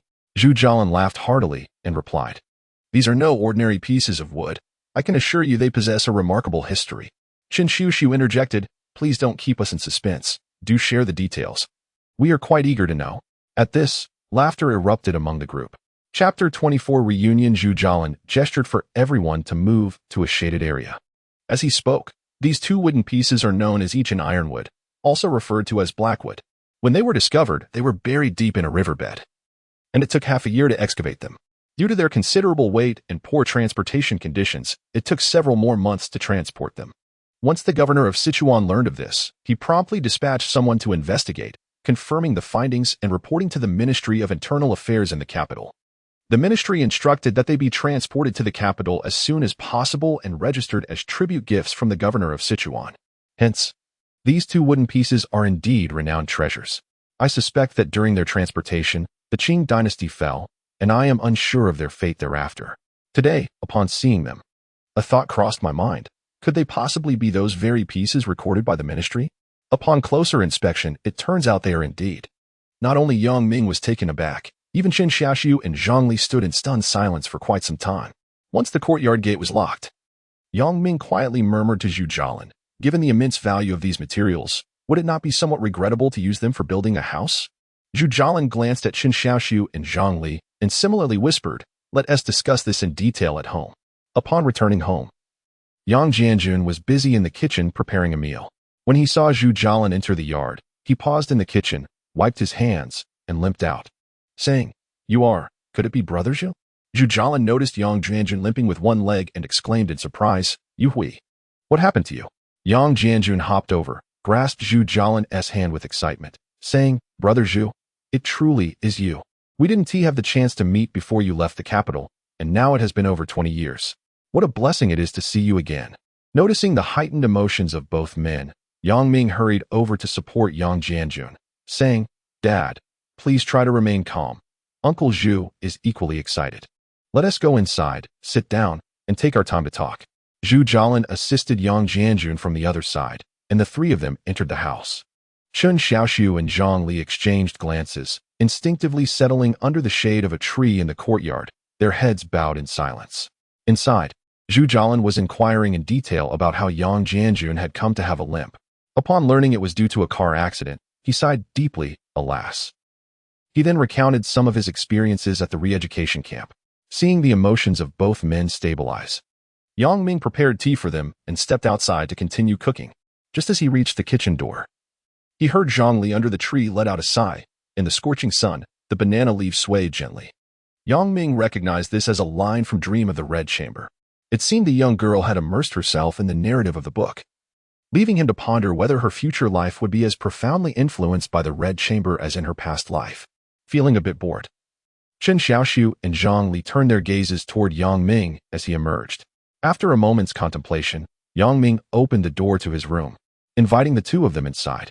Pointing to a row of curios displayed against the wall, he said, These are all trinkets I collected myself. Choose one that you like. Consider it a small gift from me as you depart. Upon seeing the items on the display, Qin Xiaoxiu's eyes immediately lit up. She approached, casually picking up a bamboo silk hand fan and gently fanning it beside her cheek. Tilting her head, she smiled at Yang Ming and asked, Is this one all right? Yang Ming smiled and nodded, then turned to Zhang Li, asking, What will you choose? Zhang Li, feeling somewhat shy, gazed at the bamboo pin holder on the display shelf and replied, I like that one. Yang Ming approached, retrieved the pin holder, and handed it to Zhang Li. Both of them delightedly acquired their desired items, their spirits instantly uplifted, and they declared their intention to assist Yang Ming in the kitchen. Yang Ming sensed a hint of awkwardness in the situation between the 2, and thought that helping with the cooking could serve as a remedy for the discomfort. The trio entered the kitchen, and from the moment they began to prepare the ingredients, Yang Ming was taken aback by Zhang Li's proficiency. Her movements were deft, and she possessed unique insights into the pairing of various meats and vegetables. Was she perhaps a refined lady, accustomed to the finer things in life? Yang Ming realized that while he could grill, he was truly inept at cooking. After listening to Zhang Li's perspectives, he tentatively inquired if she could whip up a couple of Sichuan dishes. Zhang Li surveyed the ingredients laid out before them and pondered, "Do we have Sichuan peppercorns? If so, I can make mapo tofu, spicy boiled fish, stir-fried twice-cooked pork, and a vegetable dish, along with a soup." Yang Ming's eyes sparkled with enthusiasm, and he licked his lips, saying, "You all prepare. I will go buy the ingredients and return swiftly." Nowadays, genuine Sichuan cuisine is scarce in the north. Although Beijing boasts renowned Sichuan restaurants, they are often exclusive establishments frequented by the elite, leaving the average person unable to partake. Eventually, as Sichuan hot pot and restaurants proliferated across the nation, people in the north gradually began to savor these flavors. Yang Ming had a carefree attitude towards food, but the meals at home were predominantly crafted by Yang Jianjun, who could not replicate the essence of Sichuan cuisine. The dishes that Zhang Li described truly tantalized his taste buds, prompting him to hastily ride to the nearest market to procure the necessary spices, along with a bottle of debanjiang, fermented broad bean paste. Upon returning home, he found Zhang Li had already assembled the ingredients, eagerly awaiting his arrival to commence cooking. Yang Ming retrieved an apron from inside and tied it around Zhang Li, taking on the role of a sous chef while Chun Xiaoshu dedicated herself to extolling Zhang Li's unparalleled culinary skills.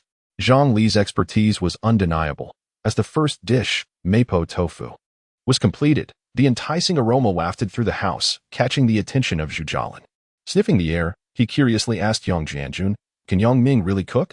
Jianjun, also recognizing the unusual scent, replied, "This is not a dish my son would make. It must be those two young ladies." Yang Jianjun, with a glint of curiosity in his eyes, probed Zhu Jialin, "What are the backgrounds of these two girls? Is there a possibility for sure two?" Zhu Jialin chuckled, saying, "These two are the main actresses from the Dream of the Red Chamber production team. They are not yet filming, so they are still ordinary people. Once the drama airs, they are likely to become stars. As for Shitter's chances, that depends on his capabilities." Hearing this, Yang Jianjun felt a wave of disheartenment wash over him. He was well aware of his own circumstances. While he regarded his son as exceptional, others might not share the same view. A boy who had not even graduated from middle school aspiring to marry a star seemed far-fetched, akin to a toad dreaming of eating swan meat. Zhu Jialin patted him on the back, encouraging him, "Do not lose heart. Let us address the future when it comes. I sense this young man possesses a certain charm. Perhaps there is indeed a chance." Yang Ming marveled at Zhang Li's fluid movements, quietly astonished that the future Bao Jie could cook so well. Who would have imagined? Zhang Li commenced the preparation of the final dish, instructing Yang Ming to serve it elegantly. After a moment of contemplation, Yang Ming positioned a folding table beneath the locust tree, retrieving two sandalwood drum stools, a small bench, and the chairs typically occupied by himself and his father, arranging them meticulously for an alfresco dining experience. Zhu Jialin, a connoisseur of exquisite cuisine, took his seat and first sampled the boiled fish, followed by the twice-cooked pork. After savoring each dish, he turned to Zhang Li and remarked, "Young lady, your culinary skills must be a family heirloom. Your dishes bear a distinctive flair, differing from those at Sichuan restaurants, spicier, yet less numbing, more suited to northern palates." Yang Jianjun, having tasted the dishes, echoed his praise with enthusiastic approval. Yang Ming and Chun Xiaoshu refrained from further compliments, engrossed instead in their meal. The gathering relished their feast, perspiring profusely, exclaiming their delight. Witnessing her creations devoured with such enthusiasm brought immense joy to Zhang Li. After the meal, Chen Xiaoshu and Zhang Li enjoyed a cup of tea brewed by Yang Ming before preparing to depart. Zhu Jialin instructed Yang Ming to accompany the two to the bus station. Upon exiting the Yang residence, Zhang Li glanced up at the small plaque above the doorway, committing the postal code and house number to memory. Chen Xiaoshu, following closely behind, noticed Zhang Li's actions and, with a subtle smile, found amusement in her naive intentions. Unbeknownst to Yang Ming, who perceived the encounter with the two as mere coincidence, he remained oblivious to their thoughts. He understood the trajectory of their lives and dared not contemplate any potential connection, aware of his own humble origins and maintaining a sense of realism. After bidding farewell to the two, Yang Ming returned home, where he found his father and Zhu Jialin squatting on the ground. examining a collection of porcelain he had retrieved from the warehouse. Young Ming had hoped Zhu Jialin could discern the value of what he considered fine items. However, upon hearing Zhu Jialin's assessment, he felt a tinge of disappointment.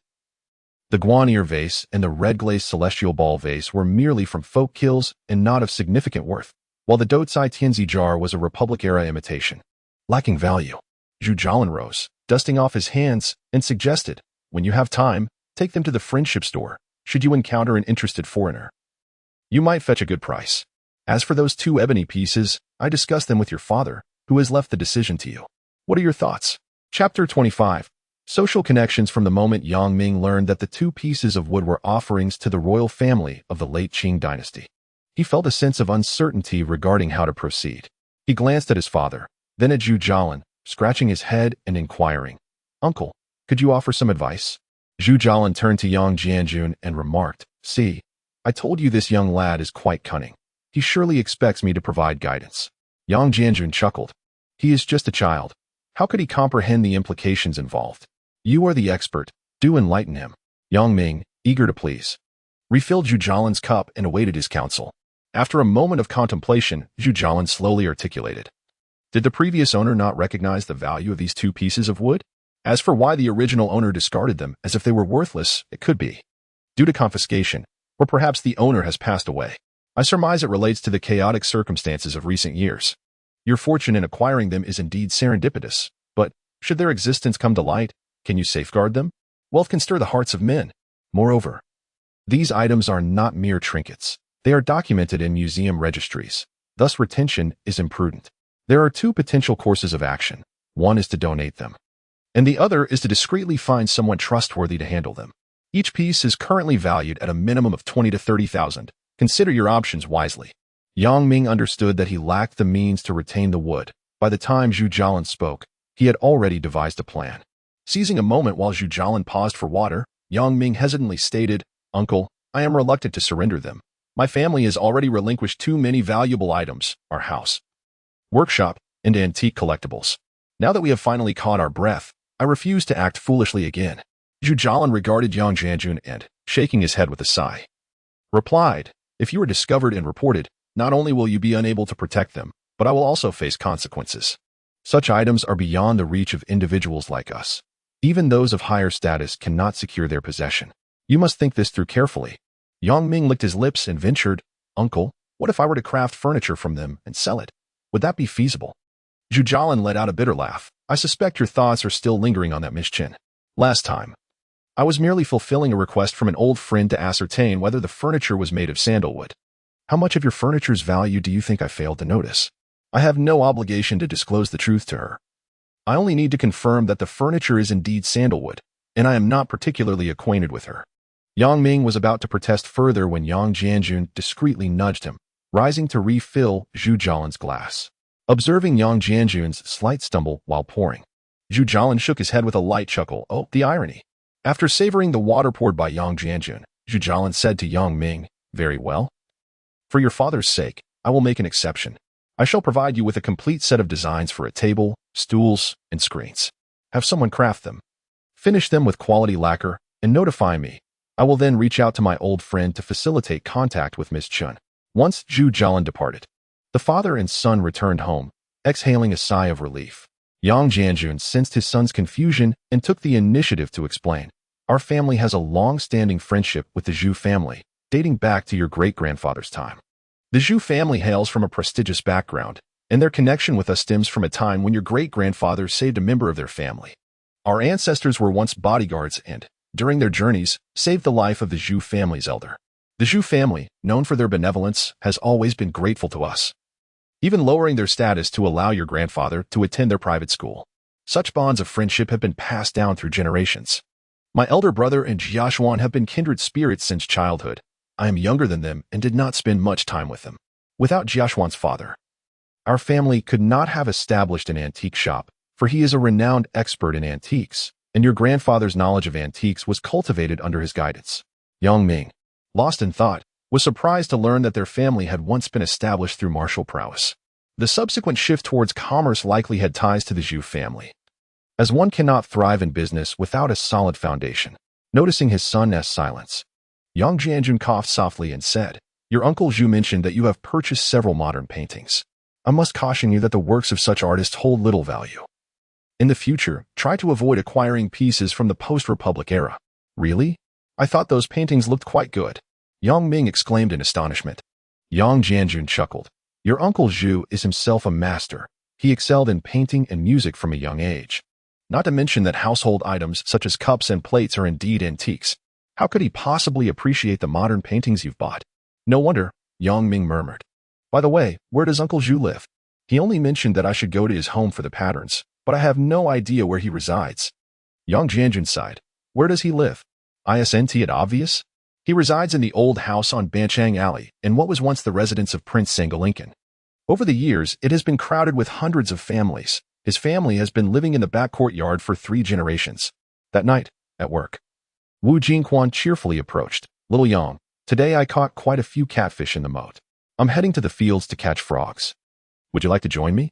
Yang Ming looked at him and smiled. "Brother Wu, too much barbecue will cause indigestion.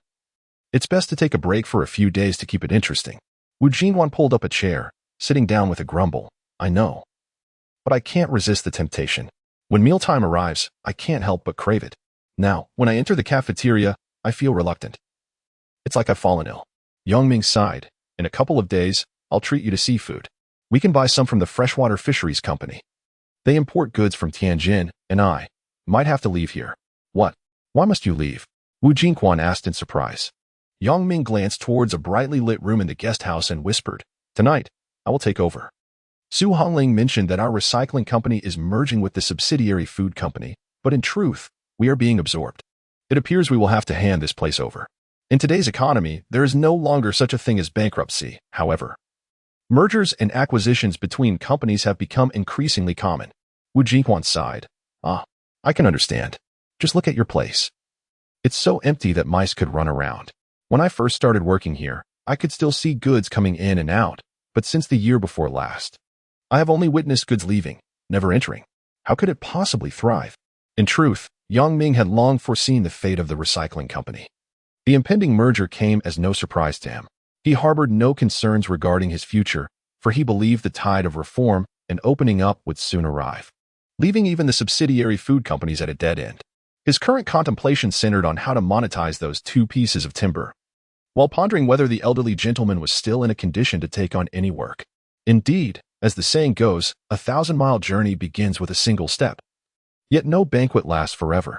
This afternoon, my little compatriot mentioned that their training was nearing completion and they would soon return to northeast China. Wu Jingqian lit a cigarette and casually remarked. Yang Ming nodded, aware that Qin Xiaoxiu and Zhang Li were about to depart. Earlier that day, as they were sending the 2 off, Zhang Li expressed her uncertainty about landing a role, leaving her quite anxious. Yang Ming had offered some words of comfort to both of them. The atmosphere had grown somewhat heavy, and after finishing his cigarette, Wu Jingqian took his leave.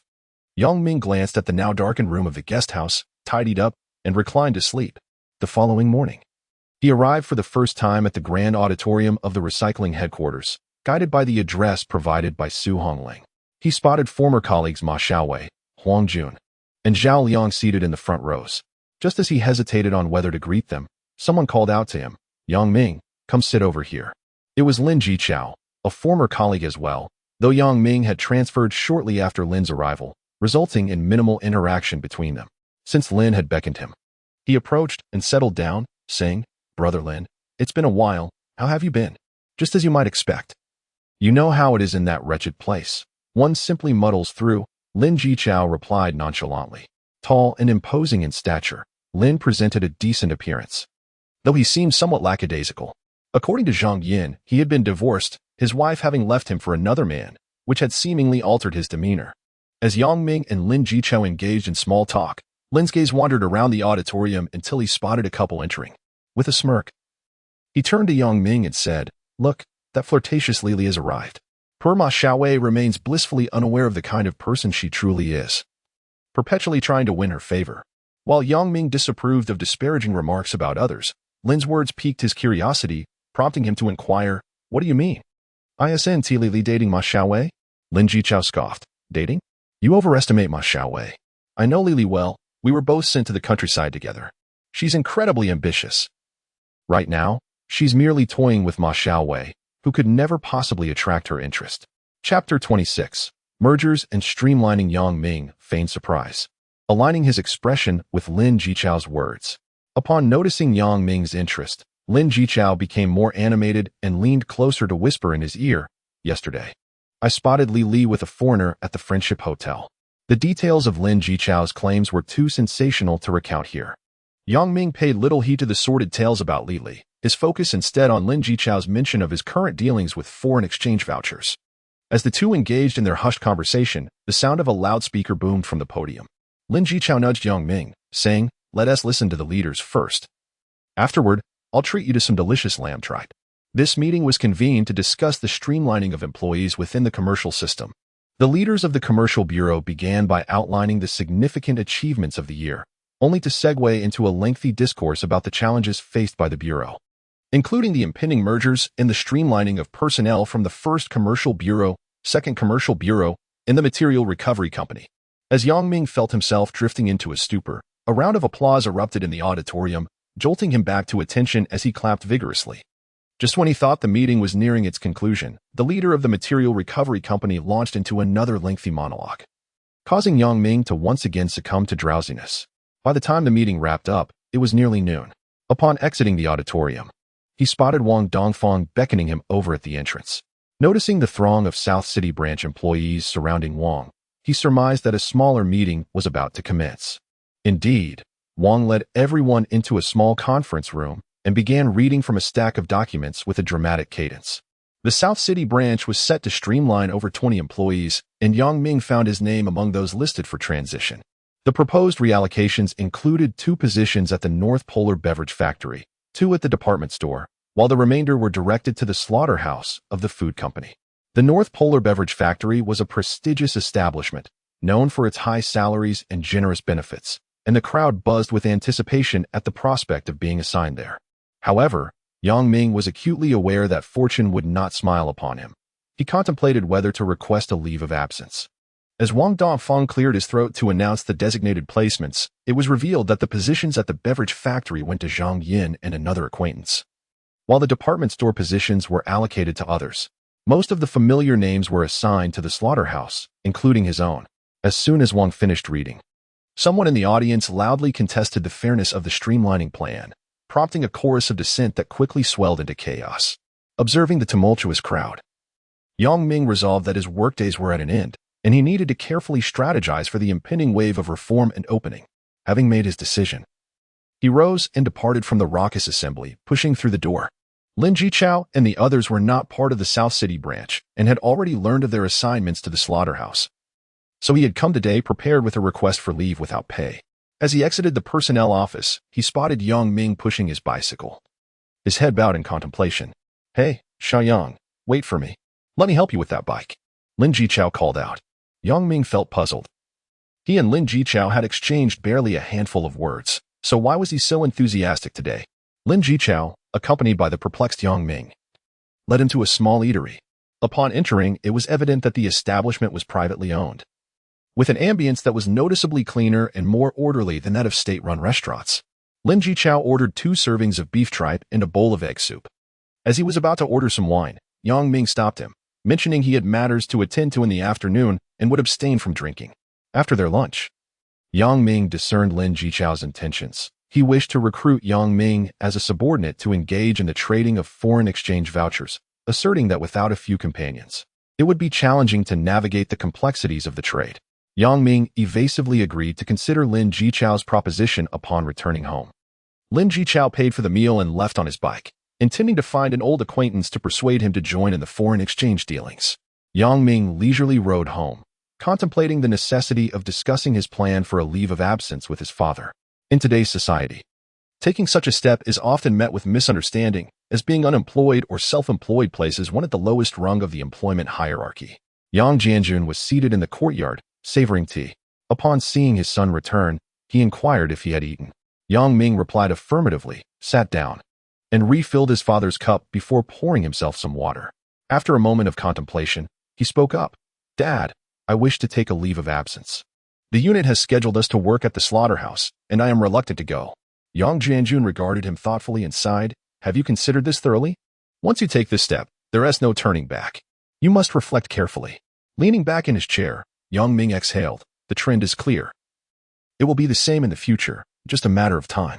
If that is the case, it is better to extricate myself sooner and plan my path ahead. Upon hearing this, Yang Jianjun pondered for a moment before suggesting, Sure to, what do you think about converting our house into a shop? I believe the cultural relics industry will revive. That location is not far from Rongbiozai, and I estimate it will succeed. Yang Ming responded eagerly. I have thought the same, but worried about my lack of knowledge and fear of making mistakes, leaving me hesitant. Yang Jianjun chuckled. It seems you have forgotten about your father. I am quite bored at home. Having a shop to oversee would be a welcome distraction. Besides, while you may not know much, I have some understanding. I can discern good from bad items better than you. And if we are uncertain, we can always consult Uncle Zhu. He can certainly help us navigate this. Yang Ming looked at his father, tentatively asking, Are you sure? Managing a shop requires a lot of movement, and I worry about your health. Yang Jianjun waved dismissively. It's not a matter of capability. There won't be many customers in a cultural relic shop. This industry operates on the principle of not opening for 3 years, but when it does, it thrives for 3 years. Rest assured, then it's settled. I will go tomorrow to arrange my leave of absence, and afterward, I will visit Uncle Zhu to obtain the designs, including the furniture layout. We shall commence preparations, Yang Ming declared joyfully. Yang Jianjun, equally pleased, rose and grabbed his cane, saying, It is decided then. I'll take a stroll around the street to see if there are any fresh vegetables. We shall have fried sauce noodles for dinner. With his concerns alleviated, Yang Ming relaxed on the lounge chair and soon drifted off to sleep. In a drowsy haze, he felt an itch in his nose, sneezed, and awoke to find a pair of beautiful eyes smiling at him, the tips of hair gently brushing against his face. Hey, you shouldn't scare me like that. Yang Ming protested, pushing Lu Yufeng's head away from his face, his cheeks flushed. Impudent child, how dare you say I am ugly? In what way am I frightfully unattractive? Lu Yufeng playfully retorted. Yang Ming hastily clarified, Who would dare to claim my sister Yufeng is unattractive? I would be the first to silence them. Her beauty is truly enchanting. Her eyes, shy yet alluring, her lips, blossoming into smiles, her waist, swaying like the gentle spring breeze, and all the birds flock to her fragrance. In the north, there exists a maiden, unparalleled and unique. All right. I never realized your tongue could weave such flattery. If you continue, I might as well be declared Yang Guifei. Lu Yufeng chuckled joyfully. Yang Ming poured a glass of water for Lu Yufeng and invited her to take a seat. I haven't seen you in a few days. I thought you might have lost heart. You've come today, so I assume you have some promising news. Indeed, I do, she replied. These past few days have been exhausting. Lu Yufeng retrieved several sheets of paper from her handbag and presented them to Yang Ming. As he examined them, he discovered one was a purchase agreement for printing equipment, and the other was a lease contract with a machinery factory. Sister, this factory is located at Lilikio. Isn't that rather far? Yang Ming inquired. Lu Yufeng responded, Where can one find a closer location? This is the result of my connections, and thankfully, the annual rent of 1,500 yuan is quite reasonable. The factory is spacious, equipped with water and electricity, and I believe it is rather good. Lilikio, in this age of limited transportation, is indeed considered a distant locale. It would take over an hour by bicycle.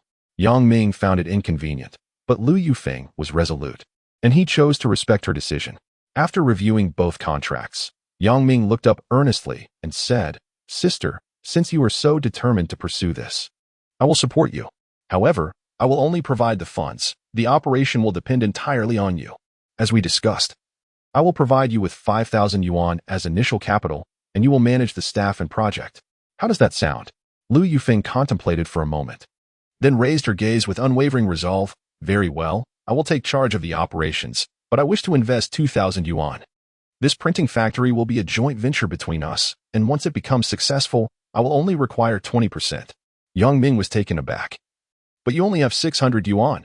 Where will you acquire the additional 2,000? Lu Yufeng's face flushed as she replied, That is of no concern to you. I borrowed it from others, and it is currently in my bag. Chapter 27. The Friendship Store. As Yang Ming observed Lu Yufeng's attire today, she appeared exquisitely dressed, reminiscent of someone preparing for a date. Her face adorned with makeup, yet her lips bore a blend of red and natural hues, suggesting she might be seeking financial assistance from others. Though various speculations danced in his mind, he found himself unwilling to confront the more painful truths. Yang Ming harbored a peculiar sentiment towards Lu Yufeng. They were neither lovers nor friends, yet an inexplicable tension lingered between them, a subtle intimacy that captivated him, rendering him both helpless and entranced. Rising, he returned indoors to amend the agreement he had previously drafted, primarily adding Lu Yufeng's investment amount, clarifying responsibilities, and outlining the profit distribution method. He then retrieved 7,500 yuan and emerged to present the revised agreement to Lu Yufeng for her review and signature. Lu Yufeng accepted the document, scrutinizing it thoroughly before swiftly signing her name. As she passed it back to Yang Ming, her gaze inadvertently lingered on the stack of money resting on the stone table, causing her heart to flutter unexpectedly. Yang Ming inquired about her next steps. Lu Yufeng straightened her posture and, with a solemn expression, articulated the plans she had meticulously considered over the past few days. I have contacted a retired worker from a printing factory who has agreed to assist us. He has also reached out to 2 typesetters, fellow retirees from the same establishment. The Yugo factory has largely ceased operations, so they can come and help. My mother has heard about this from Yugwa and wishes to contribute as well, but my father's health is deteriorating, making it difficult for her to leave home. I have a cousin from Daxing who can come, so we should have enough workers. Should we find ourselves in need of more, we can reassess. In the city, there are plenty of unemployed youth and returning educated youth eagerly searching for work. It is not uncommon for a single position to attract 30 or 40 applicants. I intend to utilize those 2 large rolls of bright edge paper to print a portion of calendars as a trial for our experimental product this year. For now, this is all I propose. Once we have fine-tuned the equipment and produced the final products, we can discuss the next steps. Yang Ming nodded, refraining from offering any profound insights, as he was not particularly knowledgeable in this field. His investment in Lu Yufeng was primarily to maintain the machinery. Her methods were of little concern to him. In this era, as long as one avoided significant expenditures, incurring losses was rather challenging. With the money in hand, Lu Yufeng hurriedly departed to her workplace to finalize the acquisition of the equipment. Yang Ming, upon returning to his room, discarded the agreements and contracts into a drawer and sat on the bed, sighing at the dwindling state of his finances. When Yang Jianjun returned and learned that Yang Ming had given Lu Yufeng money for the investment, he frowned and said, "We still need to build a house."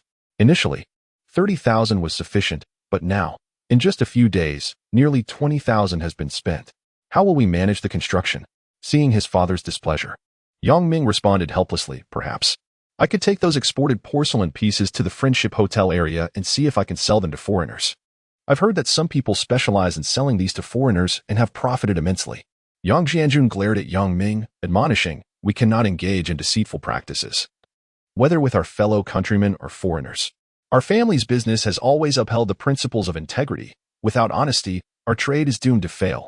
The following morning, after finishing work, Yang Ming rode his bicycle to the company to seek Wang Dongfang for the formalities regarding his leave of absence.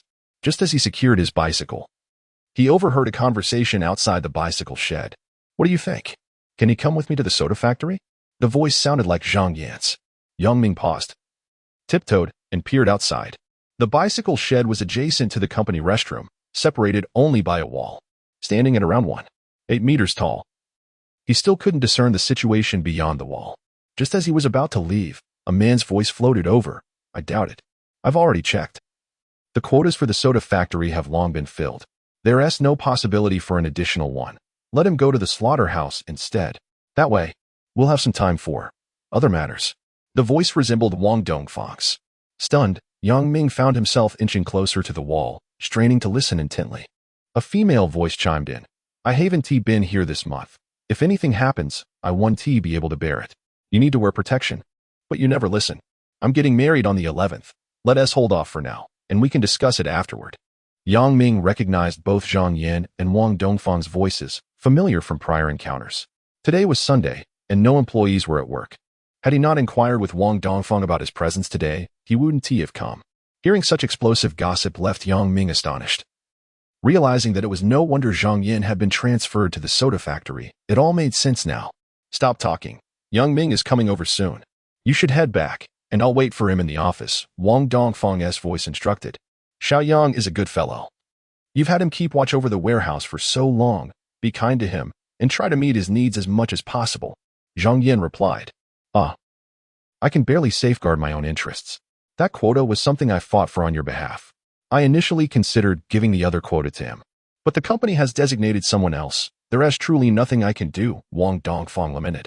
Quietly, Yang Ming moved away from the wall and slowly exited the bicycle shed, gazing up at the azure sky, inwardly cursing. Wang Dongfang, you scoundrel. Zhang Yan is a married woman, soon to be wed. How can you betray her husband like this?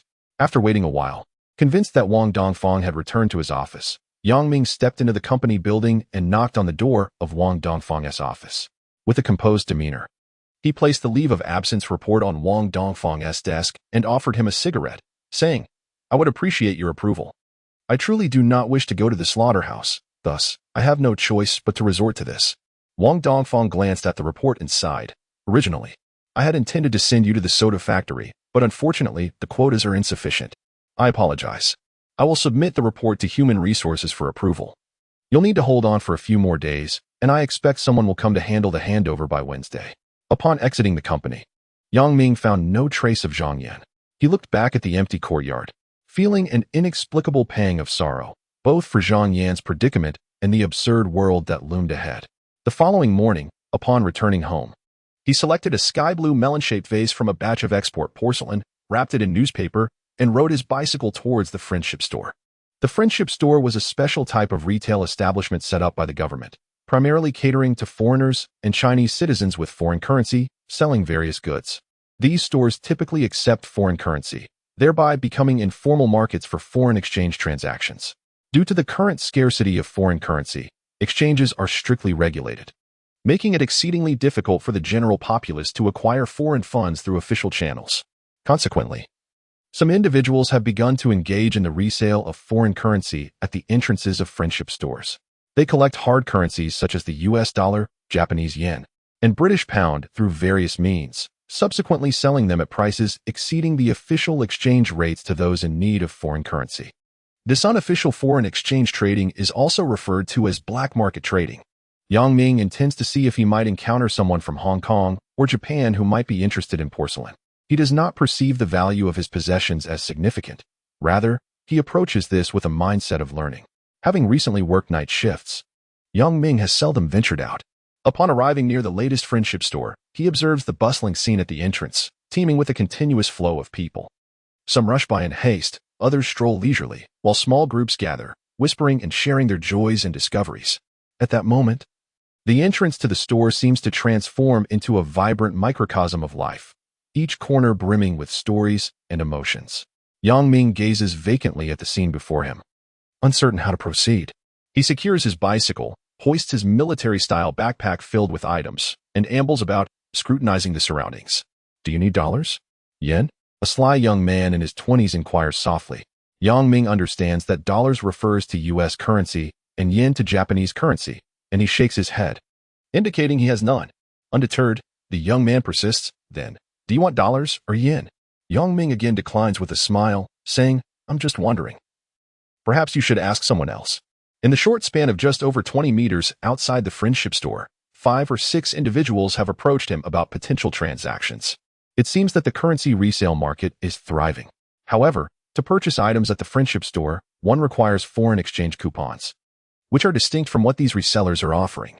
The foreign currency that the resellers possess is truly scarce, and those traveling abroad urgently need it. Some individuals, fully aware that exchanging currency on the black market is several times more expensive than at banks, begrudgingly opt for a small exchange as they lack the means to obtain foreign currency at normal rates through official channels, resorting instead to this alternative method. Chapter 28.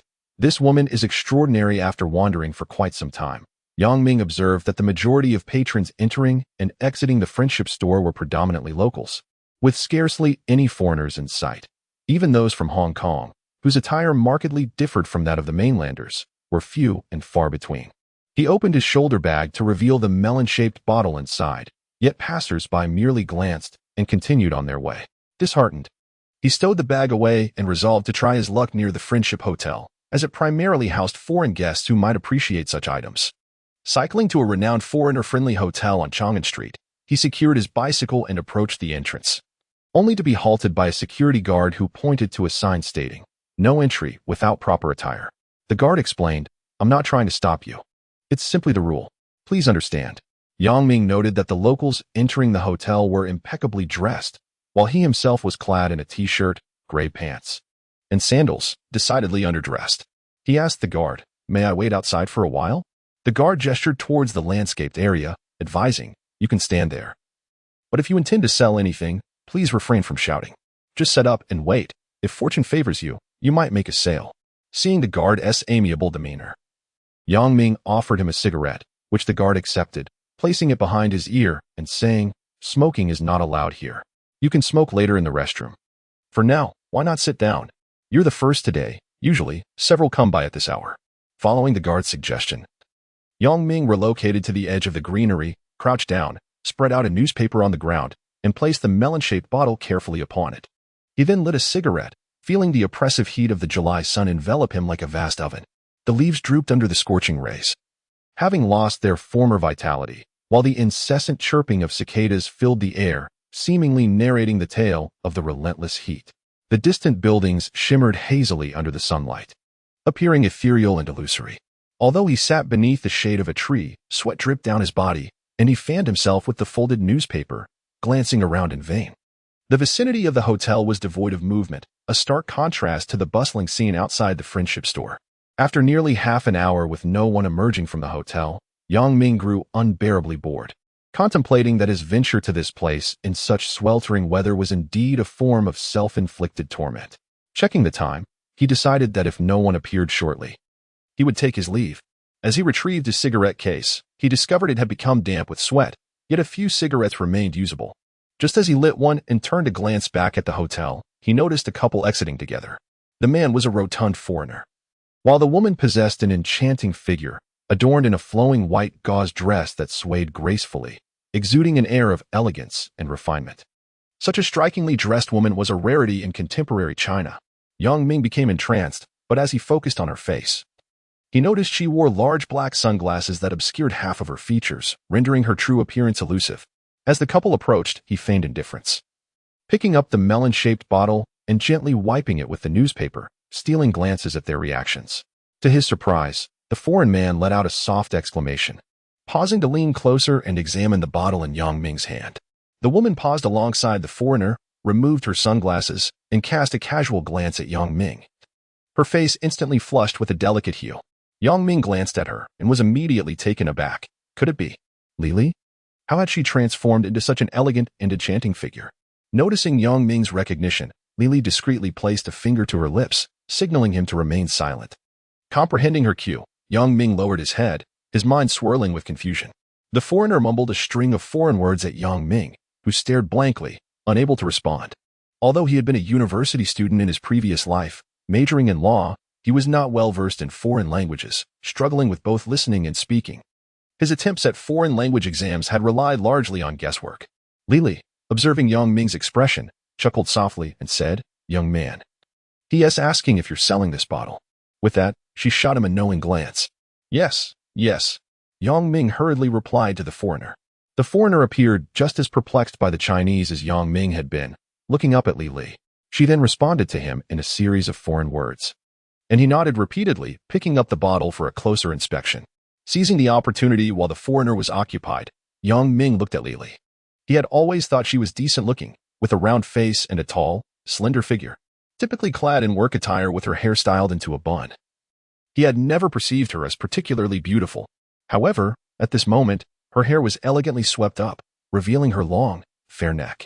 A few strands gently cascaded down, dancing with the breeze, exuding an effortless beauty. Her features were strikingly charming, her bright eyes as clear as a tranquil lake, her lips painted with a vibrant cherry-colored lipstick, and the slight upward curve at the corners of her mouth radiated confidence and allure. Noticing Yang Ming staring at her like a fool, she shot him a glare and shook her head, diverting her gaze elsewhere. The foreigner examined the bottle with great seriousness, and after about 5 or 6 minutes, he murmured a few words in his language to Lily. She nodded and turned to Yang Ming, saying, "He says he really likes this bottle and is asking how much you want for it." Yang Ming scratched his head, pondering for a moment. With resolute determination, he extended his hand towards Lily and the foreigner, stating, 500 yuan. What?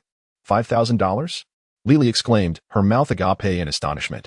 Yang Ming glanced at her, speechless, thinking to himself, This woman is not simple at all. After a brief exchange between Li and the foreigner, she turned back to Yang Ming, saying, he wants to know if you have any other items for sale. He wishes to continue browsing. If he likes something, he will buy it. Yang Ming felt a surge of joy and eagerly replied, yes, yes. I have more at home, all heirlooms passed down through generations, all exquisite treasures. Li shot him a sidelong glance before turning to the foreigner for another round of murmurs. After an extended conversation, Li finally shook her head and turned to Yang Ming, saying, he would like to visit your home to take a look.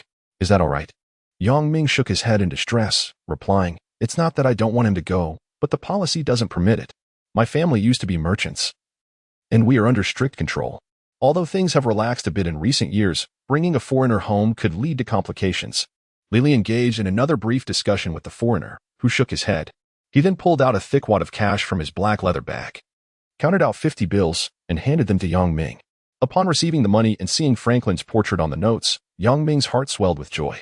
He hurriedly counted the items, wrapped the melon-shaped bottle, and handed it to the foreigner. The foreigner accepted it with a beaming smile and nodded at Yang Ming before placing the bottle into his bag and departing with Li. After walking a few steps, Li turned back to Yang Ming, silently gesturing and pointing to the street corner. Only after Yang Ming nodded did she leave with the foreigner. Yang Ming understood that Li was indicating that she would wait for him at that very corner. After tidying up, he pushed his bicycle to the street and noticed a noodle shop bustling with patrons. He secured his bike and entered, ordering a bowl of noodles and a bottle of soda.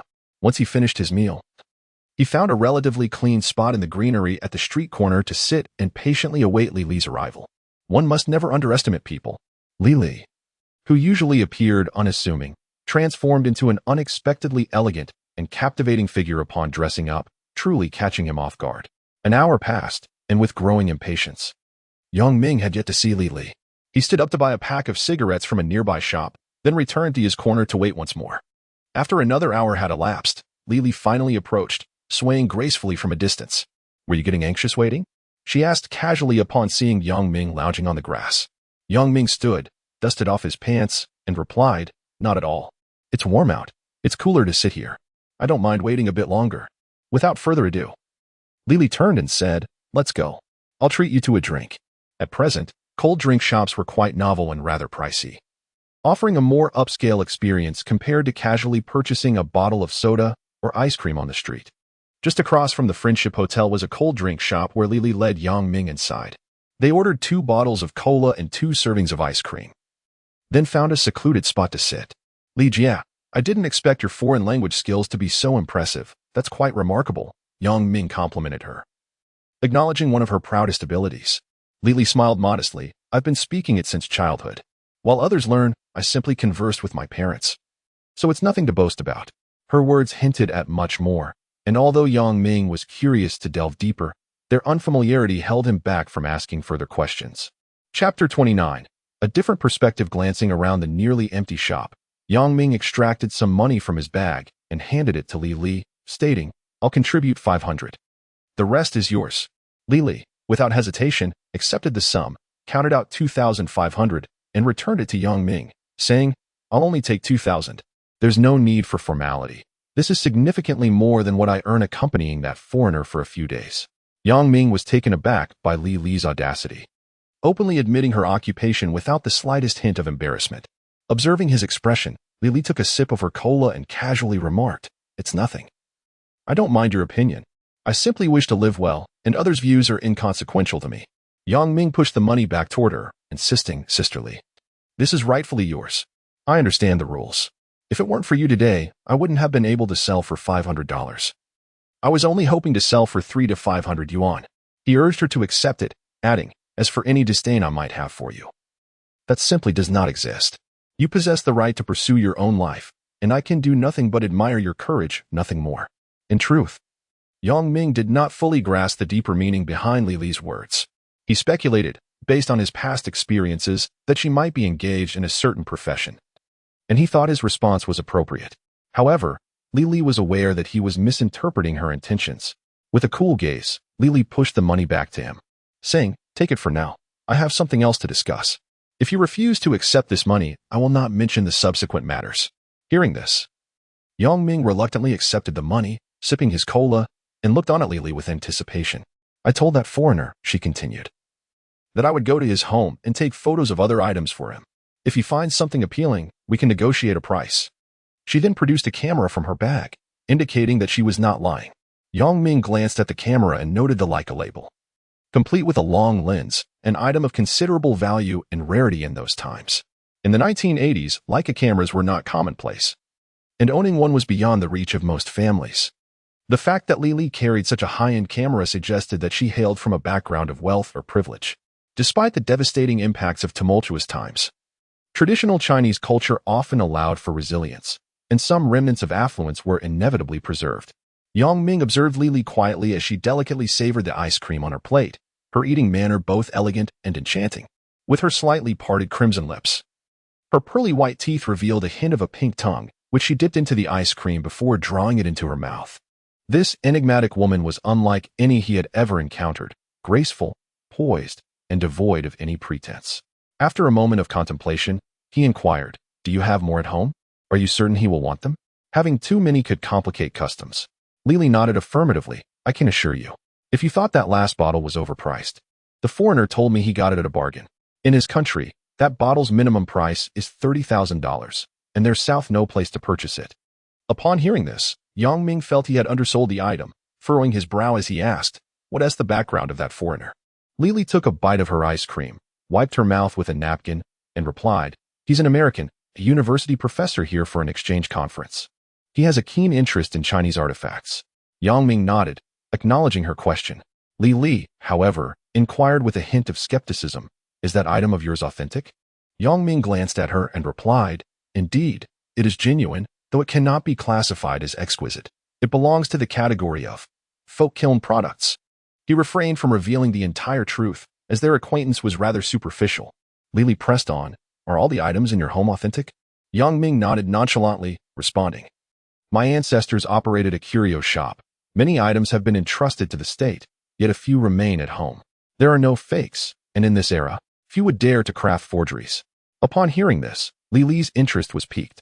She cleared her throat and asked, "Are there any other valuable items at your home?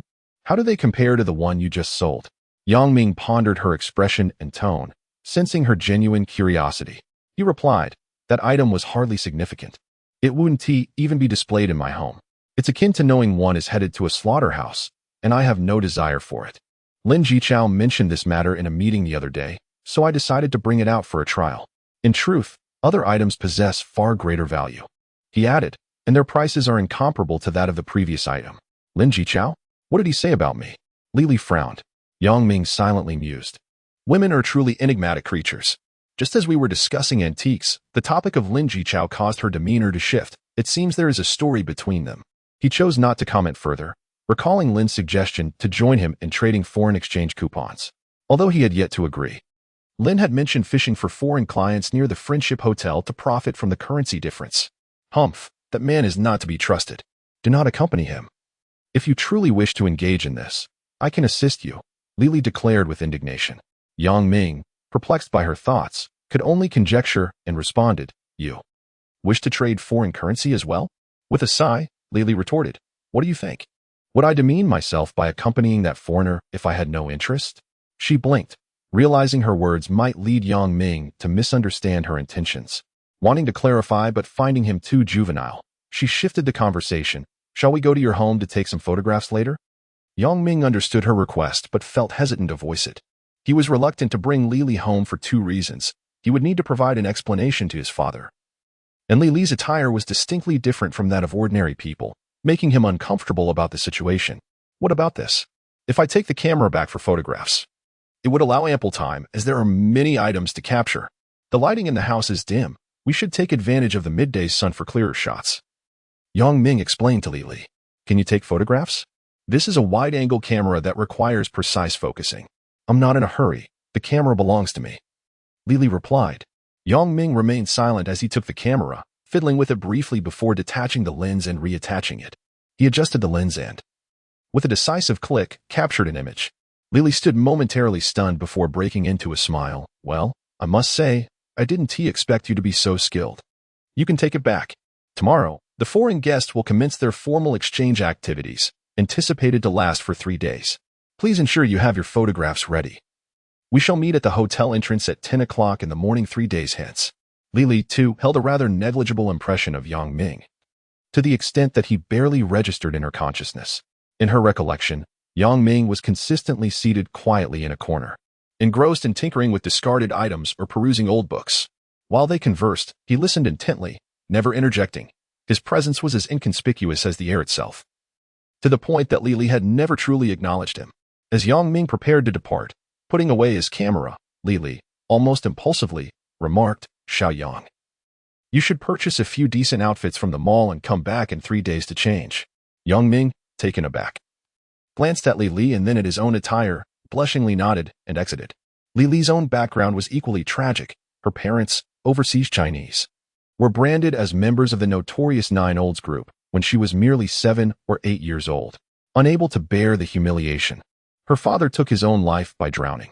Her mother, despite the hardships, persevered in raising her until Li graduated from middle school, after which she was sent to the countryside. Years of suffering led her mother to grow weary of worldly affairs, and shortly after Li's departure to the countryside, she followed her husband's tragic fate. How did Li endure such trials? She was reluctant to reminisce. She had experienced the sordid encounters that female-educated youths face during their time in the countryside, including the toll it took upon her return to the city.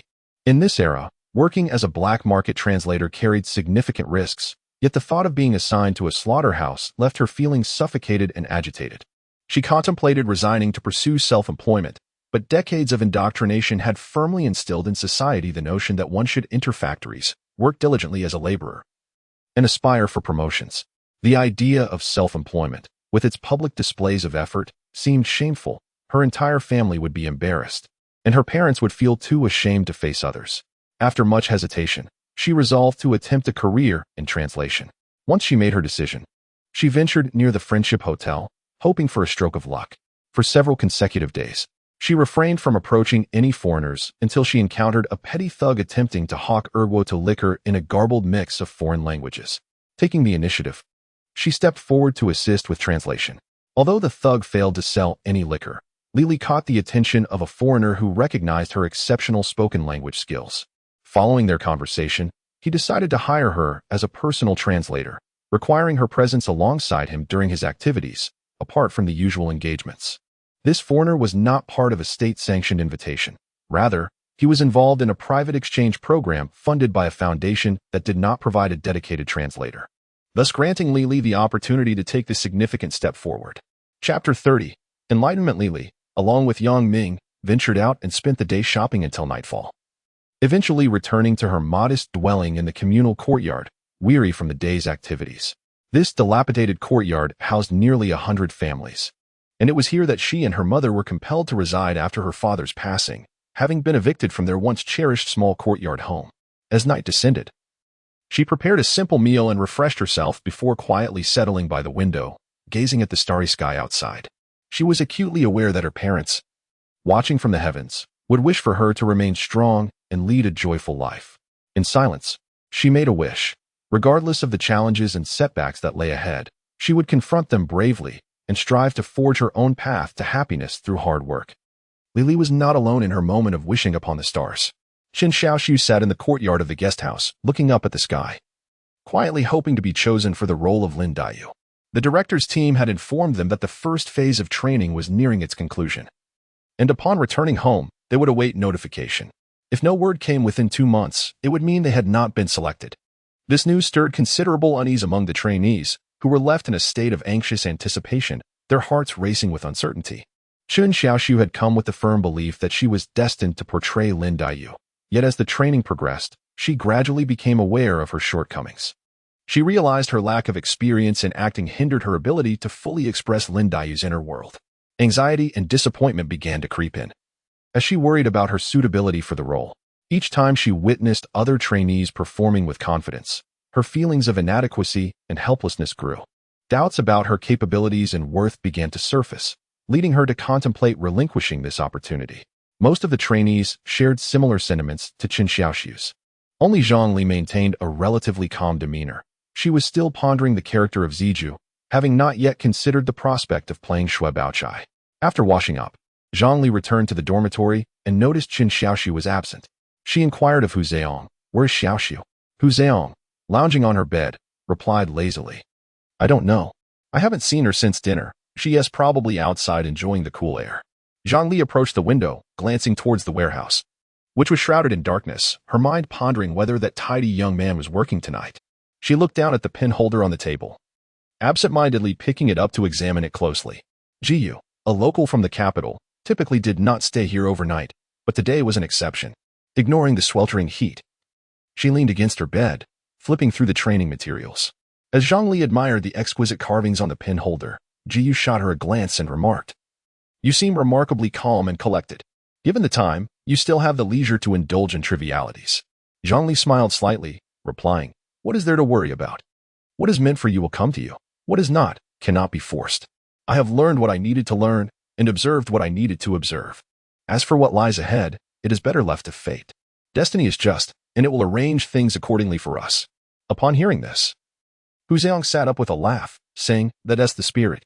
I've been too anxious, wasting half a day on unnecessary emotions. Troubles cannot resolve issues. Well, go take a shower. Soon there will be many people, and one cannot even anticipate how long the wait will be. Jiyu set aside her textbook and sighed. You truly are a remarkable person. Your few words have illuminated my mind. Not only has Zehong understood, but I have too. Zhongli chuckled softly. I hope I haven't led you astray. My mindset might be a bit too laid back. My mother often says I am a disciple of the Yellow Elder, indifferent to worldly matters. Jiyu reached for the pen holder in Zhongli's hand. Your temperament is perfectly suited to play the role of Miaoyu. You spend all day fixating on this trinket. I wonder what is so captivating about it. Today, I shall take a good look at what makes it special. Jiyu scrutinized the carvings on the pin holder, murmuring, the picture of visiting friends with a Qin Wang. What was it? The inscription is too hastily etched for me to decipher. Zhongli interjected, Wang Jiyu. Ah, that name sounds familiar. Let me think. Jiyu pondered with a furrowed brow. Zhongli perked up, equally curious about the identity of the person inscribed on the pen holder. After some time, Jiyu recalled, I remember now, there was an Uncle Yu in my courtyard. His home was filled with numerous curios. When I was young, I once played at his house and accidentally dropped a bamboo carving of a figure. Uncle Yu hurriedly picked it up and cleaned it, saying, Little ancestor, this was carved by Wang Jiyu. We must not let it be damaged. Do you know who this Wang Jiyu is? Zhongli asked with curiosity. Jiyu shook her head. I do not know. But I will inquire with Uncle Yu when I return. He surely knows. Knows what? Chen Xiaoxiu casually inquired as she entered. Jiyu teased her. He knows you have been designated as the actress for Lin Daiyu. Surely you are pleased. Do not mock me. I have come to terms with it. What is fated must come to pass, and what is not fated should not be forced, Chen Xiaoxiu sighed. Jiyu, astonished, asked, What is this about? Have we all attained enlightenment? Chen Xiaoxiu straightened her bedding and nonchalantly replied, I just ran into someone from my hometown. He mentioned that Xiao Yang next door is being transferred elsewhere. Tomorrow evening, he plans to bid farewell to Xiao Yang and has invited us to join. Zhongli, noticing Chen Xiaoxiu's gaze upon her, nodded. Then, should we prepare a gift? We have been dining at their barbecue often. Jiyu glanced at the two of them. Do not prepare anything. People from the capital are not particular about such matters. If you prepare something, it may appear overly deliberate, and that would only cause awkwardness. Just accompany your fellow townsman. Having chosen to take leave from his job, Yang Ming decided to skip work that night. In 3 days, he would go to complete the handover and bid farewell to his working life. During this time, he purchased a fish and a chicken and made his way to visit the Zhu family in Ban Factory Alley. Deep within the alley stood a courtyard that once belonged to the monk king, now transformed into a bustling communal dwelling. Upon entering the courtyard, one is greeted by tall walls and heavy wooden doors, which, though marked by the passage of time, still exude a sense of former grandeur and nobility. This former royal compound, once regulated, now houses over 100 families. As night fell, the courtyard resonated with the clattering of pots and pans alongside the joyous laughter of children. These sounds intertwined, creating a unique atmosphere of life in this bustling compound. The open space within the courtyard was cluttered with various odds and ends, worn-out furniture, discarded items, and even some household waste. These objects were strewn about haphazardly, imparting a sense of oppression to the otherwise spacious yard. 2 stray cats rummaged through the refuse or weaved between the debris. Yang Ming followed the path to the innermost section of the courtyard, where the Zhu family had 3 generations crammed into this modest space. The Zhu family's dwelling occupied the farthest corners of the yard, featuring 2 small rooms. Fortunately, there was a patch of open ground at the entrance, adorned with 2 lilac trees and a variety of flowers, with a grape trellis elegantly set in the center, lending an air of sophistication. Zhu Jialan's wife had passed away a few years prior, and with 1 son working in the northeast and 2 daughters married, he now resided here alone. Upon Yang Ming's arrival, Zhu Jialan was in the courtyard, enjoying tea and engaging in light-hearted conversation with an elderly gentleman, whose hair had turned gray and whose complexion was rosy. Noticing Yang Ming approaching with items in hand, Zhu Jialan beamed at the elderly man. "My nephew has arrived. You are in for a treat tonight." The elder turned to Yang Ming, cheerfully remarking, "The young man looks spirited. This chicken is splendid, and that barbel fish is marvelous." Zhu Jialan rose to take the items, inviting Yang Ming to sit down, and placed the fish in a nearby bowl. Clapping his hands together, "This fish is tender and fresh. We shall steam it tonight, perfect for a meal." He gestured toward the smiling elder and said, "This is my childhood friend, Wang Shixiang. We work in the same unit. You may address him as uncle or elder, as you wish." Yang Ming had heard of Wang Shixiang in a previous life and recognized him as a connoisseur of cultural artifacts. He promptly nodded and greeted, "Hello, Uncle Wang." Wang Shixiang waved his hand dismissively, saying, "Old Zhu has told me about you. I know your uncle Yukuan and your second uncle Yuzhong. I have also met your father, Yuhui, so let us dispense with formalities." Zhu Jialan glanced at the sky, seated himself, and poured a glass of water for Yang Ming, saying, "You came to collect the blueprints, I presume?" Yang Ming chuckled softly. "Primarily, I came to see you, uncle. The blueprints are merely a secondary matter."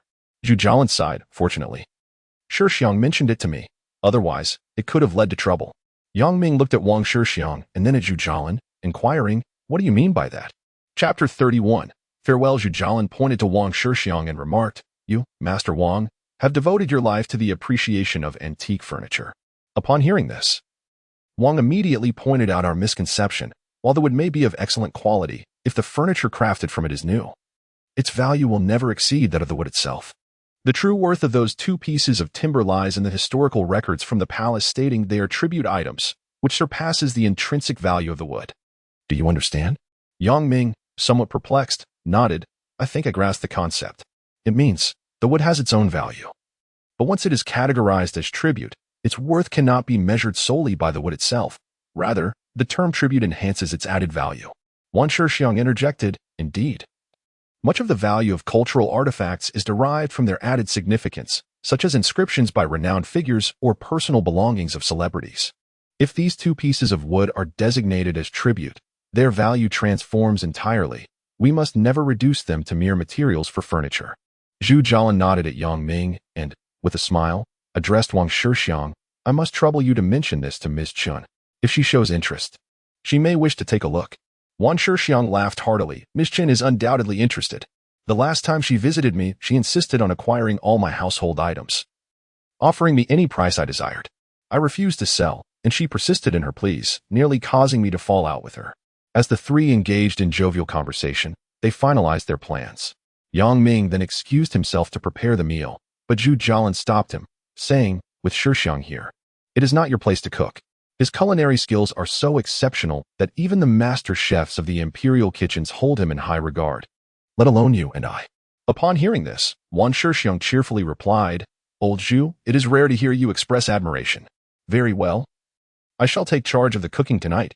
You 2 can clean the chicken, while I will handle the fish." Yang Ming, upon hearing this, dared not let Zhu Jialan and Wang Shixiang take on the task. He hurriedly rose and went to the kitchen to boil water and prepare the chicken and fish. Wang Shixiang observed Yang Ming's retreating figure and sighed to Zhu Jialan. What a pity for the brothers Yukuan. Thankfully, Yu Wei has this child. He appears to possess a discerning mind. Zhu Jialan exhaled. I have heard Yu Wei say that this child is ambitious and earnest. Although he lacks knowledge of antiques, he has managed to collect many intriguing items based on his instincts. I noticed that the treasures displayed in his home, while not rare or priceless, are primarily from before the Republic, especially a piece of Yongzheng famille rose that I believe is from the imperial kiln, a delightful find. Wang Shixiang frowned upon hearing this. Old Zhu, we are accustomed to seeing only exquisite items in the museum, so our standards are quite high. It is no small feat to amass such a collection from the folk, let alone a piece from the imperial kiln. Even a fine snuff bottle is a rare treasure. I would indeed like to visit his home sometime. That evening's meal enlightened young Ming on the true artistry of a gourmet's culinary creations. The fish was already a prized variety, but the chicken, simply stewed by Wang Shixiang, was exceptionally delectable. Yang Ming savored 2 large bowls of rice before reluctantly setting down his bowl. As Yang Ming observed the interior of Zhu Jialan's home, he began to comprehend the essence of a prestigious lineage and profound cultural depth. The arrangement of cups, plates, bowls, and the array of paintings and collectibles all conveyed a rich heritage. On the desk lay an unfinished painting, showcasing the brushwork of a true master. Yang Ming hesitated for a moment before approaching Zhu Jialan, who shook his head and replied, "Choose something else. My paintings are mere pastimes and never given away. I would rather not put you or your uncle in a difficult position." Wang Shixiang, with a cheerful smile, interjected, "Your uncle's paintings are quite untouchable. He cherishes them dearly and never parts with them." This remark alleviated Yang Ming's embarrassment and indirectly affirmed Zhu Jialan's words.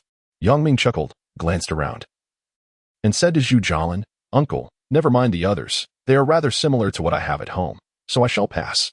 Zhu Jialan, unfazed, understood that he lacked interest in such trinkets and gestured for him to sit down, saying, "These items are mere distractions. You are still young. Have you considered furthering your education?" Yang Ming shook his head, replying, "No, I will be 20 after the new year, and I no longer have the desire to study. I plan to take a leave of absence and develop that vacant lot into a shop to try my hand at business." Zhu Jialan nodded. "If that is your decision, then so be it. Once the shop opens, the trinkets your family possesses will not suffice. I heard the Zinziku warehouse has items that need to be dealt with. I will take you to see them and hopefully acquire some worthwhile pieces." Wang Shixiang chimed in. "What good things can be found at Zinziku? The warehouse behind Dongweiman is filled with a lot of junk. Even picking up a few things there would be better." Zhu Jialan, puzzled, asked, "I haven't heard anything about that needing to be processed." Wang Shixiang responded, "Don't worry about it. I will inquire. I heard about it years ago, but nothing happened. Likely because no one was interested. Since you plan to open a shop, those items might actually be fitting." Their conversation filled Yang Ming with excitement. After all, that location was within the Forbidden City, where even the smallest remnants could be treasures. The following morning, Yang Ming took his camera and began fervently snapping photos of the display racks, also taking individual shots of smaller items. He then took out the film and rushed to a photography studio in the street, paying a little extra for expedited processing. After confirming he could pick up the photos the next morning, he bought 2 more rolls of film, intending to capture memories of the future stars from the Red Chamber during the evening barbecue. Wu Jingquan had become quite addicted to barbecuing, but regrettably, he lacked the funds to purchase much. Seeing Yang Ming expertly grilling catfish, he seized the opportunity to catch 5 or 6 from the moat and place them in water to await Yang Ming's arrival for grilling. Additionally, having heard Yang Ming mention that frogs could also be grilled, he ventured into the wild and returned with half a sack full. Yang Ming arrived at the workplace before 5, only to find that Wu Jingquan had arrived even earlier. As Yang Ming entered the courtyard, he spotted him squatting by the water pipe, drenched in sweat while preparing fish. In those times, workers enjoyed a high status, allowing Wu Jingquan the freedom to take time off. Had it been 20 years later, he would have never dared to do so. Seeing Yang Ming carrying vegetables, lamb, and 2 bundles of beer, Wu Jingquan hurried over to catch them, exclaiming, "I'm almost done here.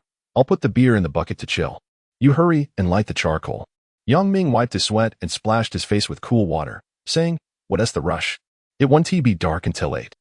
Wu Jingquan replied while fetching water, "My little hometown friend mentioned that there would be many people today, implying we should start early. It seems they have a farewell to attend to. She wanted to give me money, but I refused." Yang Ming realized that the training was concluding and surmised that Chen Xiaoxiu regarded this barbecue as their farewell party. As 2 individuals savored lamb, Chen Xiaoxiu, accompanied by Zhang Li and Hu Zheong, burst into the courtyard with a lively entourage. Yang Ming, upon witnessing the gathering, was taken aback by the throng of over a dozen people, some familiar to him, while a couple of men and several women were strangers. Hu Zheong, with a playful grin, remarked, "Little Shirtu, we trouble you yet again today." Yang Ming, perplexed, inquired, "How do you know my nickname?" Hu Zheong shrugged. "Xiaoxiu and Zhang Li have visited your home. They mentioned your father calls you Shirtu. You're younger than us, so wouldn't you be pleased to be called Little Shirtu?" Yang Ming managed a wry smile, "Of course, but, well, I'm not so little anymore. It feels somewhat embarrassing." The crowd erupted in laughter, mockingly insisting on calling him Little Shirtu in jest. With the strength of many, the tidying up was swift. Noticing the others had little to occupy themselves with, young Ming retrieved his camera from the house, suggesting, "Let's take a few photographs. Who knows if we'll meet again? And these pictures will serve as a memento of this chapter in our lives." Hu Zheong eagerly seized the camera, declaring, "Sure. I have a camera at home too, and I'm quite skilled at photography." In those times, capturing images was a rare delight, and the group eagerly lined up, awaiting Hu Zheong to click the shutter.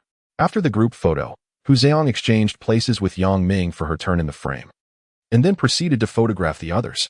Yang Ming set up the grill, and with the camera in hand, the atmosphere became even more jubilant, as everyone enthusiastically posed for snapshots with their companions, particularly a jovial, rotund man, whom Yang Ming knew would later portray the foolish character Sweatpan.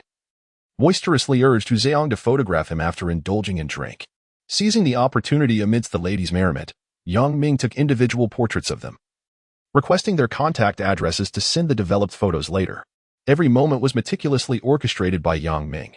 He foresaw that in 2 years, these individuals would achieve nationwide fame, making these photographs invaluable as his exclusive source of news. That evening, everyone enjoyed food, drink, and entertainment to their heart's content, leaving satisfied.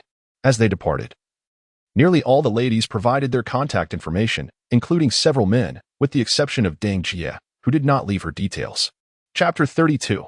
Handover. Upon rising in the morning, Yang Ming tidied up the courtyard, patiently awaiting the arrival of personnel from the food supply company for the handover. After finishing his night shift, Wu Jingquan came to keep Yang Ming company. Their friendship had deepened over the course of more than a year, and fortunately, they resided in the same city. Last night, Yang Ming had shared his home address with him, suggesting they would likely meet again in the future. Around 9 o'clock, an elderly man pedaled into the yard on a bicycle, greeting Yang Ming with a wave. He remarked, "Let's first check if the warehouse is empty. The leadership insists it must be cleared before we can sign off on the handover." Yang Ming led the elderly gentleman through each warehouse, with Wu Jingquan trailing behind them. The initial warehouses were devoid of contents, and finally, they reached the large warehouse. The old man pointed to 2 stone sculptures in the corner, stating, "These must also be removed. We certainly won't waste our effort on such worthless stones. Quickly notify your unit to send someone to clear them out." Yang Ming was taken aback. The unit had disbanded, and he had no idea where to find someone to dispose of them. After much negotiation with the elderly man, who remained steadfast in his demands, Wu Jingquan interjected, "Why don't I arrange a truck with a crane to take them away? This old man is unreasonable. There's no point in arguing." With a sense of resignation, Yang Ming asked, "How much will it cost?" His comrade replied, "Cost? What cost?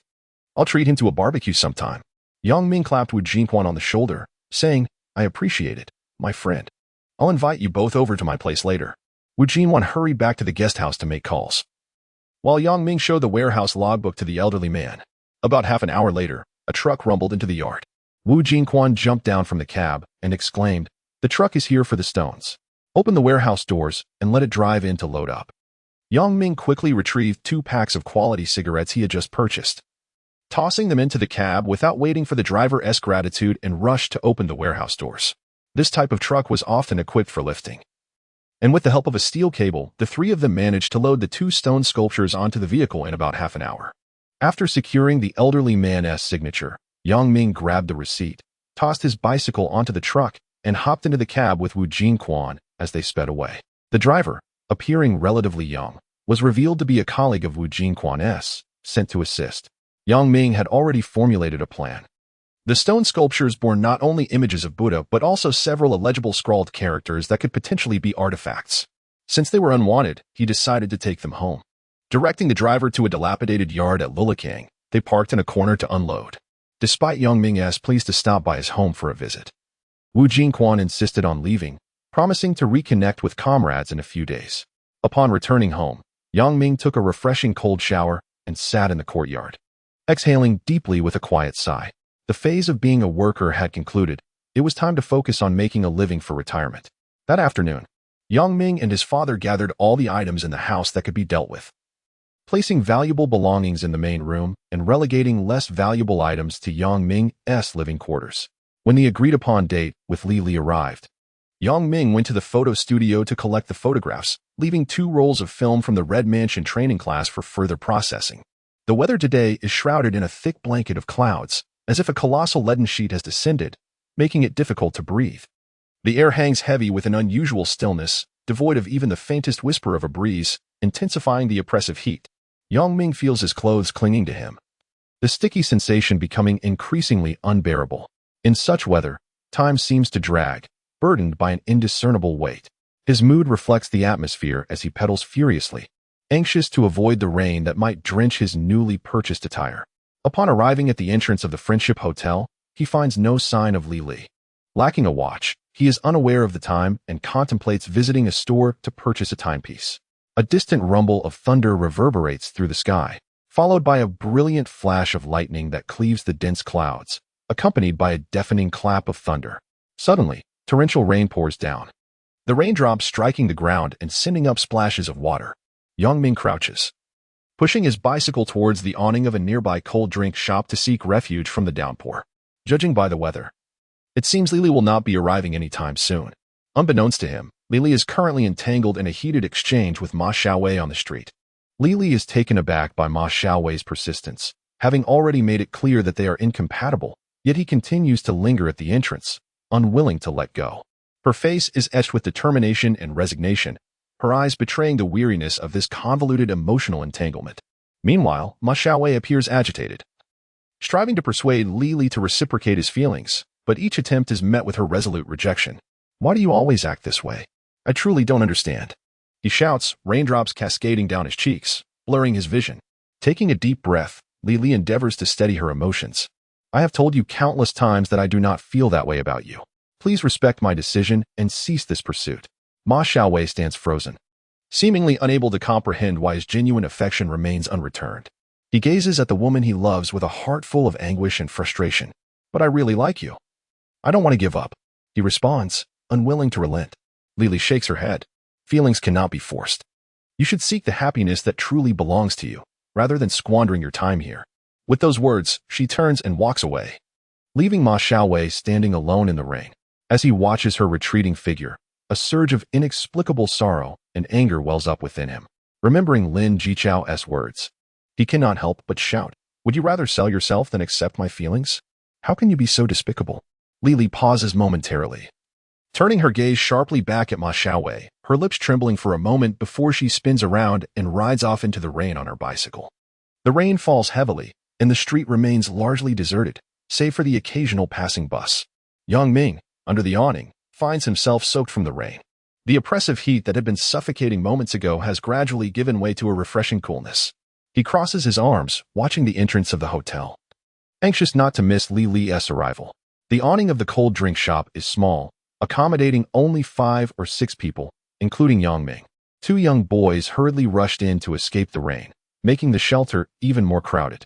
Ming found himself wedged in a corner, his view obscured, unable to see the scene across the way. Noticing that the rain showed no signs of abating, he squeezed through the crowd to observe. Outside the hotel's reception area, a woman was conversing with the attendant. Ming scrutinized her figure and concluded it resembled Li, ignoring the rain drenching him. He hastily pushed his bicycle and dashed into the downpour towards the hotel. Li approached through the rain, her dress clinging tightly to her curves, soaked through from the relentless downpour. Upon seeing her disheveled state, Ming felt a flush of embarrassment. Li, her gaze vacant, stared at the equally drenched Ming and remarked, "I'm sorry for being late. I had something to attend to, and it caused you to get wet." Ming parked his bicycle and wiped the rain from his face, replying, "It's nothing. Why aren't you wearing a raincoat?" Glancing back at the hotel, Li turned to Ming, saying, "John has gone out. Let us find a place to wait out the rain. It seems we won't achieve anything today." Ming looked from the hotel to Li. "Don't bother looking. Without John, I can't get in either," Li stated, indicating her drenched clothes. Ming nodded helplessly, pondering where would be appropriate on such a rainy day. In another life, this situation at the hotel entrance would have easily led to a room being booked. However, in this society, lacking proof made it impossible to stay at a hotel. "Let us go to my house. I need to change clothes anyway, and we can discuss things once the rain stops," Li said expressionlessly. "Is that appropriate?" Li glanced at Ming, a smirk playing on her lips. "What's inappropriate about it? You're just a kid, come on."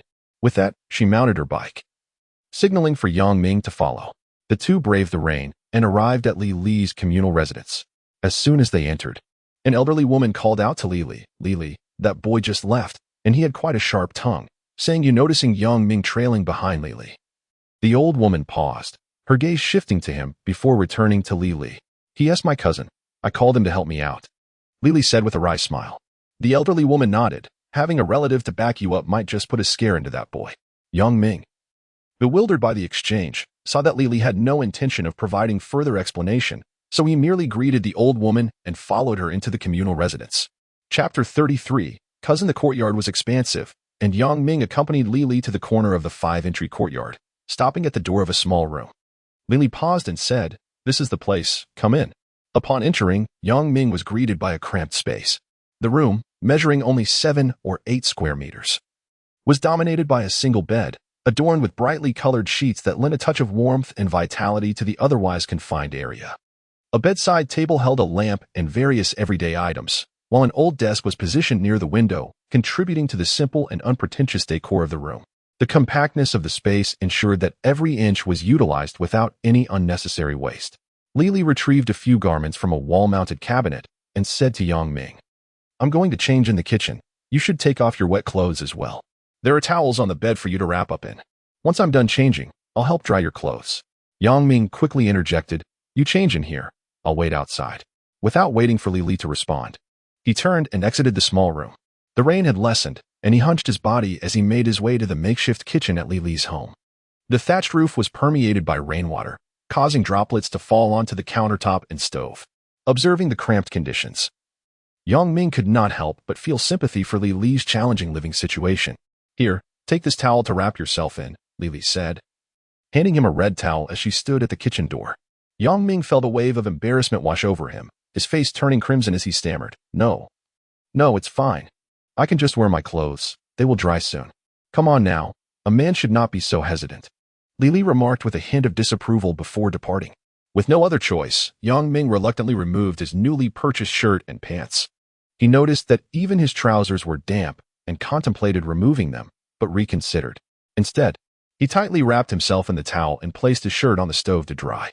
When Lily returned, she saw Young Ming attempting to dry his clothes and promptly took them from him, saying, "You should wash them first before drying. How is it that you, a grown man, do not know this? Go sit inside while I take care of it." Feeling awkward in Lily's presence, Young Ming, unsure of what to say, retreated to the room, lost in thought. Moments later, he heard a woman's voice from outside. "Lily, are you in there?" "Yes, Andy, I'm in the kitchen," Lily replied. "Is that young man back again? He truly is persistent. Just last month, he was beaten up by that lad named Huang, and now, as soon as he recovers, he comes back again?" Sighing, the older woman continued, "I've told them countless times, as long as they don't create a ruckus, let them be." Yang Ming listened intently, piecing together the situation. It seemed that Huang Jun and Ma Xiaowei had fought over Li, with Huang temporarily retreating while Ma continued his pursuit. From the conversation outside, it became evident that Li was not particularly interested in either suitor. The older woman scoffed, "I know that Huang kid. His family is large, and they are as poor as can be. His pockets are emptier than his face. He only knows how to sweet-talk you. Thankfully, you have a good head on your shoulders and haven't been deceived by him. However, I think that Ma kid isn't too bad. You're not getting any younger.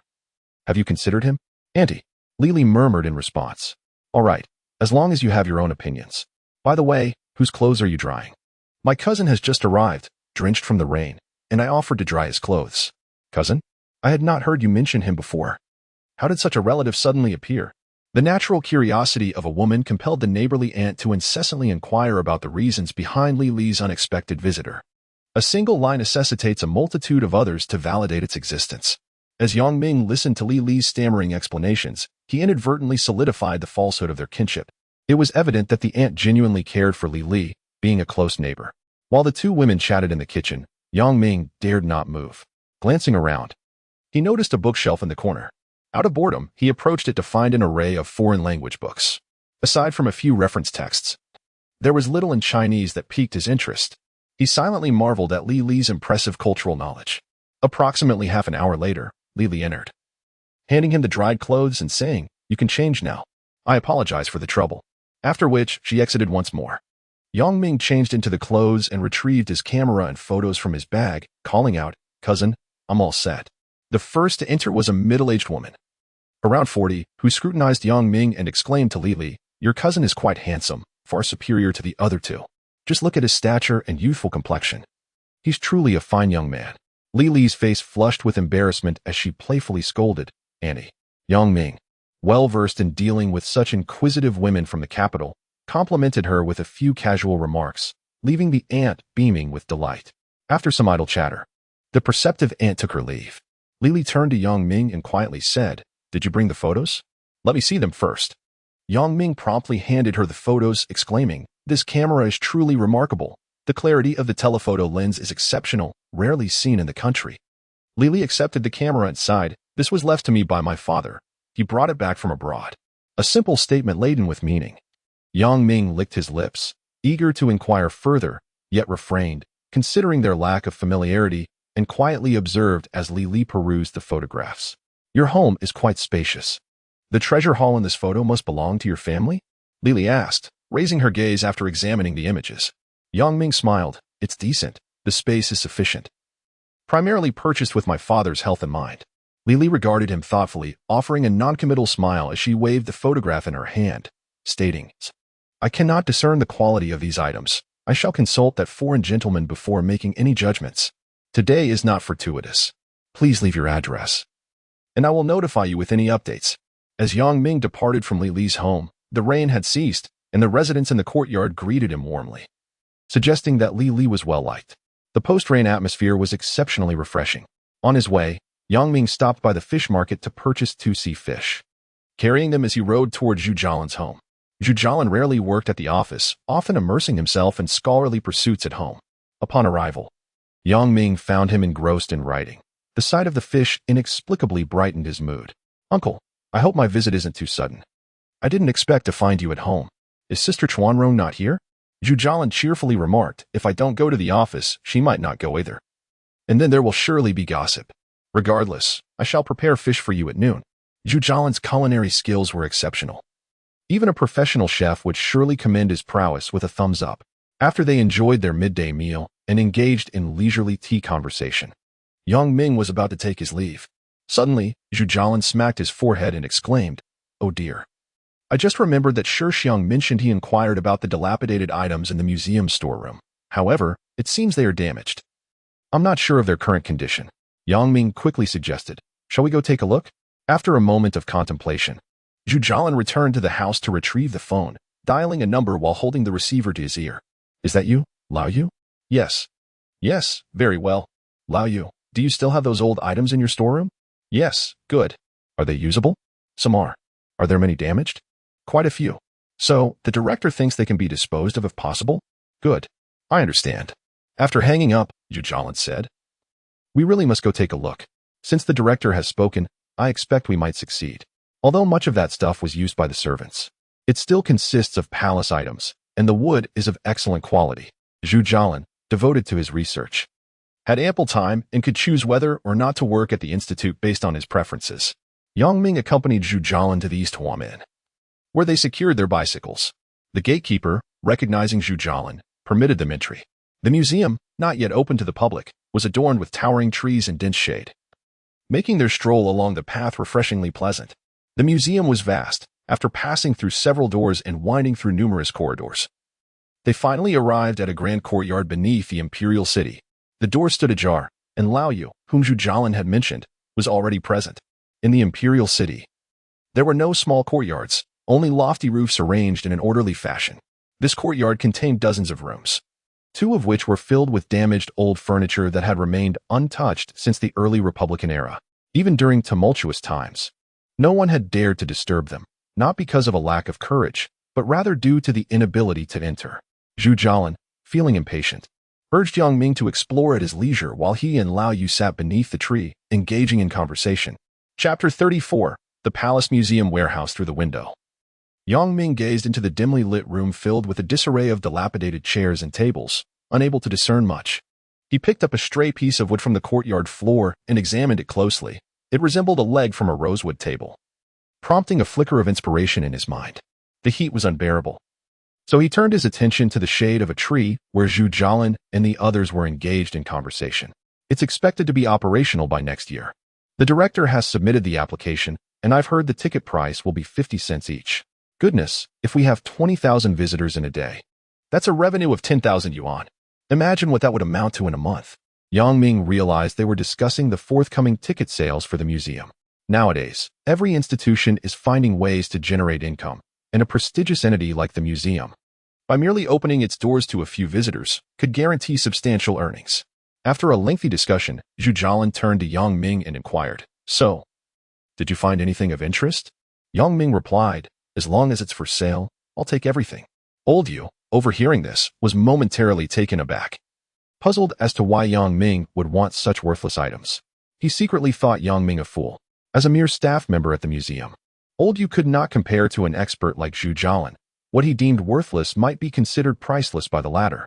Zhu Jialin glanced at Old Yu, who, licking his lips, muttered, "The director has entrusted me to make the decisions, but I'm uncertain what a fair price would be. Perhaps we could come up with something reasonable?" Zhu Jialin replied, "Just propose a figure. After all, he is just a child and wouldn't he know what is appropriate." Old Yu pondered for a moment, then suggested, "Let us base it on firewood prices. I recall purchasing firewood at 10 cents per 10 pounds. Considering the volume here, it must be several tons. What would that amount to?" Yang Ming nearly burst into laughter, and Zhu Jialin trembled, stifling his amusement. After much deliberation, a perspiring Old Yu looked up at Zhu Jialin and stammered, "Old Zhu, I really can't calculate this. You just state a number, anything will do." Zhu Jialin erupted into laughter and pointed at Yang Ming, indicating that he should speak. With newfound courage, Yang Ming proposed, "How about 800? What do you think? 800? Is that for real?" Old Zhu, this is what he suggested. "You can't hold me accountable." I had no intention of deceiving him. "The price is his own proposal," Old Yu said with a serious expression directed at Zhu Jialin. Zhu Jialin regarded Yang Ming with a complex expression before turning back to Old Yu, declaring, "Let us go with that. The child lacks experience. If he suffers a loss, so be it. 800 it is."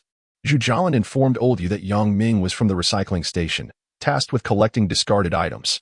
This, Old Yu believed, as nowadays, the recycling stations had minimal field work and primarily relied on collecting items on site, with little of value turning up.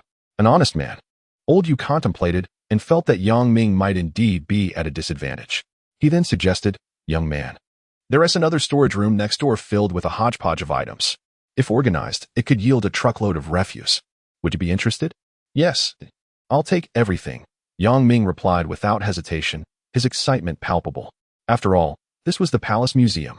Even the most worn-out objects could potentially transform into treasures. Zhu Jialin furrowed his brow and muttered to Old Yu, "You old rascal, do you think my nephew is gullible? The storeroom is filled with discarded, broken dishes.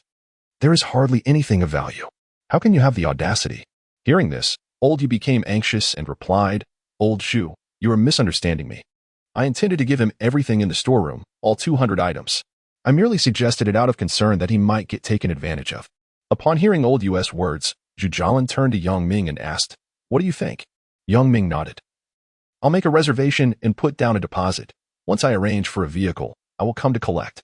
Zhu Jialin nodded and told Yang Ming to leave first, as he had matters to attend to in the office. Just as Yang Ming was about to depart, the plump Wang Shixiang rushed over, panting, and said, "I finally caught up with you." "Old Zhu," Miss Chun has replied, "we are going to inspect the goods the day after tomorrow. You will need to be there to provide an overview." Zhu Jialin glanced at Yang Ming, who quickly replied, "No problem for the day after tomorrow." After discussing the matter, Yang Ming rode away, reflecting on how fortunate he was to have a share in the treasures of the Forbidden City in this day and age. Once home, he washed up briefly and lay on his bed, closing his eyes to contemplate. If those 2 pieces of timber could fetch a good price, he could begin planning to build a house. Currently, he had less than 10,000 yuan at home, which was insufficient to construct a dwelling. As for the several thousand US dollars he possessed, he had no intention of parting with them. He wished to save them to buy a suitable prosthetic for his father from abroad in the future. At the appointed time, Yang Ming rose early, pondering his visit. As he stepped out, he asked his father if he would be joining him. Yang Jianjun shook his head. "I want to be going. Once everything is settled, I will have you bring your Uncle Zhu back for a meal. I will go buy some fresh meat and vegetables in a bit." Yang Ming arrived at a breakfast stall near Rongguozai, where he purchased 2 deep-fried dough sticks to munch on while waiting for Zhu Jialin and the others. The previous day's heavy rain had caused significant water accumulation in the courtyard, rendering it muddy and difficult to navigate. With no other option, he returned home to fetch a shovel, returning to collect some clean, elevated soil to create a path, at least allowing for safe passage. Punctuality is the fundamental virtue of a businessman, and Ms. Chun's potential to become a female tycoon is surely bolstered by her integrity. The meeting was set for 8:30, and at 8:20, a small car pulled up to the roadside. Ms. Chun emerged from the vehicle, embodying the beauty of a mature woman in her prime. Dressed appropriately and exuding elegance, anyone who encountered her would hardly envision her future as a frail, overweight matron. It was Sunday, and Zhu Jialan arrived alongside Wang Shixiang. Upon seeing Ms. Chen smiling at them from the roadside, Zhu Jialan halted his bicycle to greet her with a nod. Wang Shixiang, being an old acquaintance, merely acknowledged her with a nod as well. As Zhu Jialan led the way into the courtyard, he noticed Yang Ming bent over, working with the shovel. "Uncle, be careful.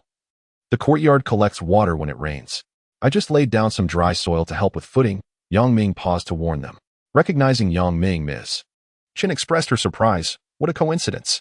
Who was the host this time? Yang Ming offered an awkward smile, glancing at Zhu Jialan without responding. Zhu Jialan chuckled softly, and upon encountering him again, he learned through conversation that he was the son of an old acquaintance. Their families had shared a long-standing friendship spanning generations, but they had lost contact for nearly 3 decades. A few simple words left Ms. Chen in deep reflection, prompting her to express her sentiments repeatedly. Wang Shixiang glanced at her and remarked, "You must have heard of the renowned Yang family from Taiching." Ms. Chen paused in surprise. "Indeed, I have.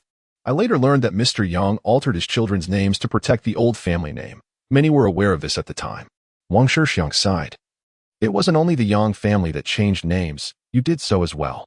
Ms. Chen let out a long sigh. The world is vast and indifferent. Even the tiniest creatures strive to survive, let alone humans. Zhu Jialan turned to the two of them. "Let us not dwell on the past. Today, we are primarily here to seek valuable finds. Let us hasten to see what treasures await."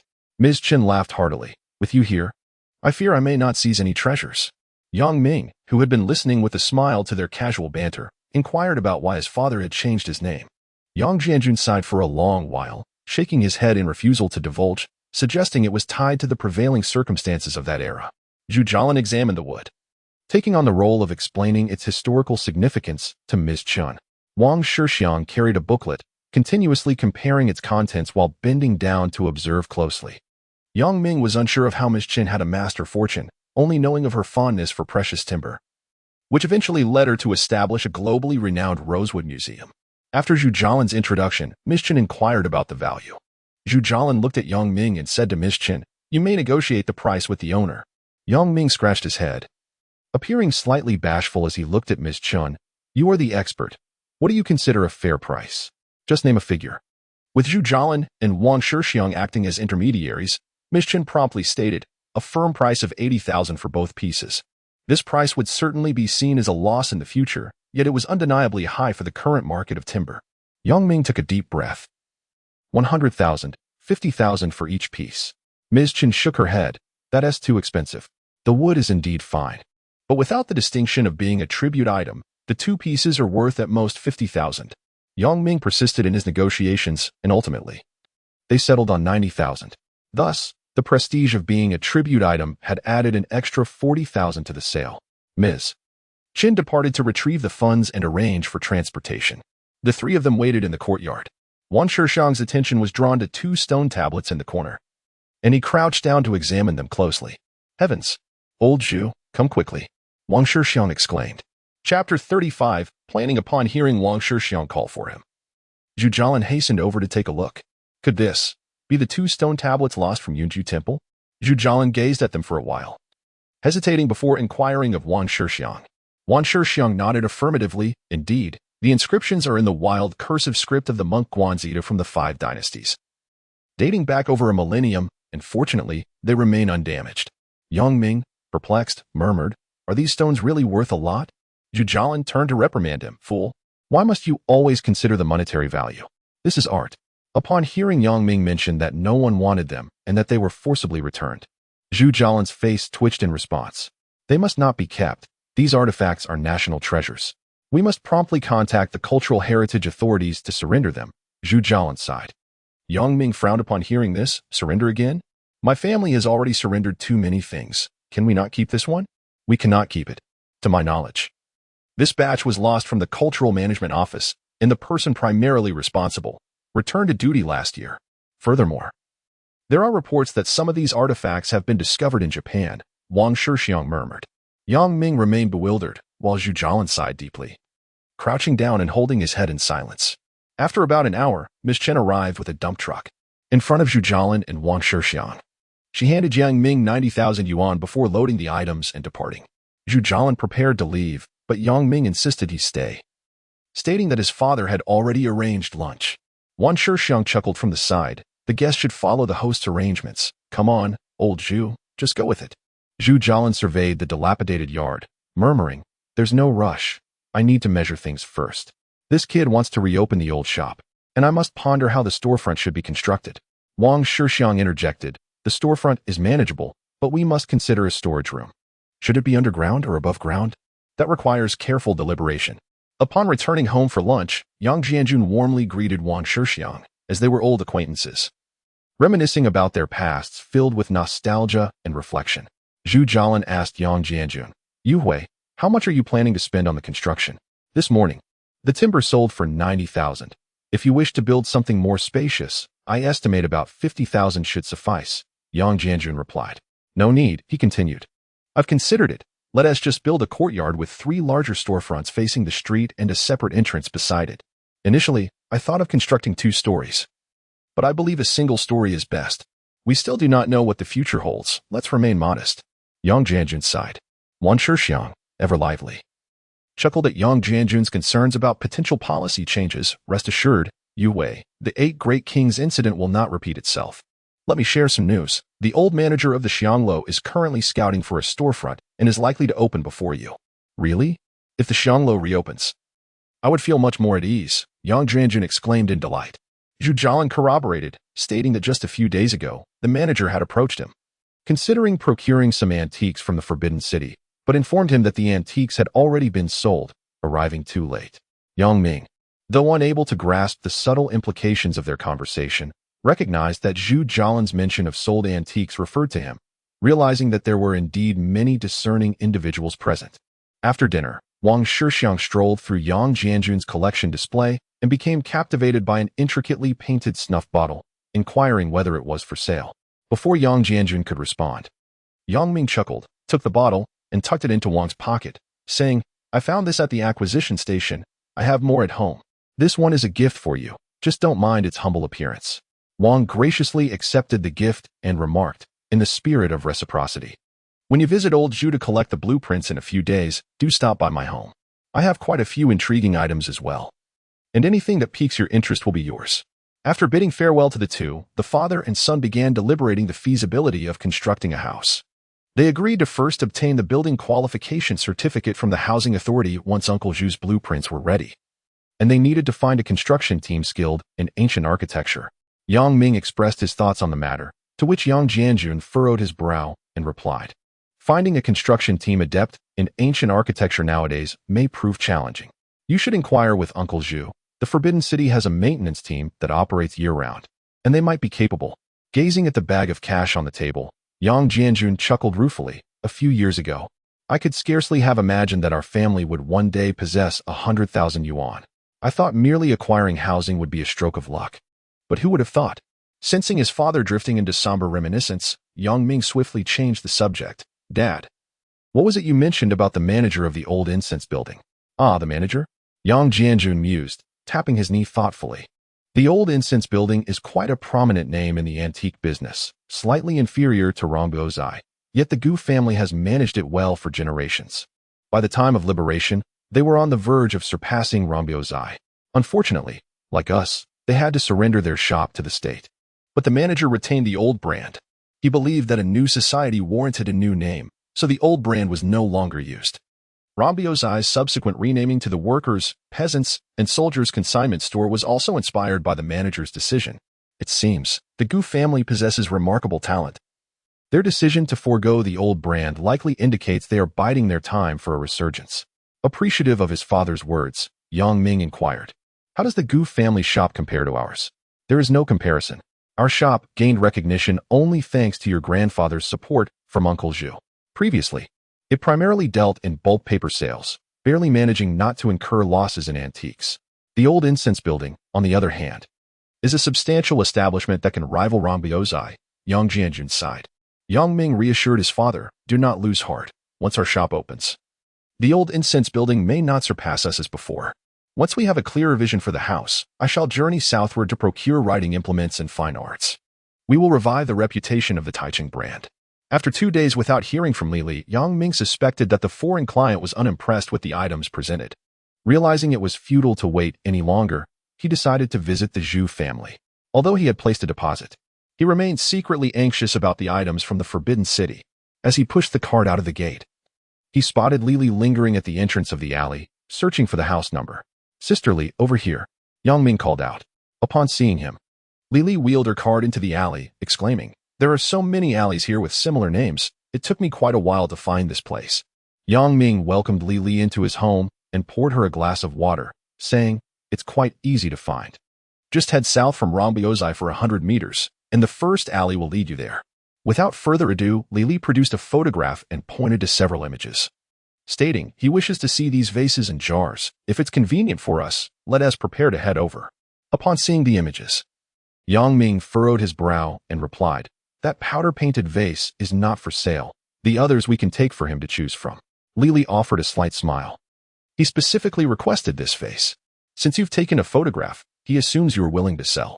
Yang Ming recalled his father's advice about maintaining an open mind in business. If the price is right, one should be ready to let go. This powder-painted vase was the finest piece in his collection, and he was reluctant to part with it. He remembered the foreign buyer's words. As long as he was interested, price would not be an issue. After all, he was offering foreign currency.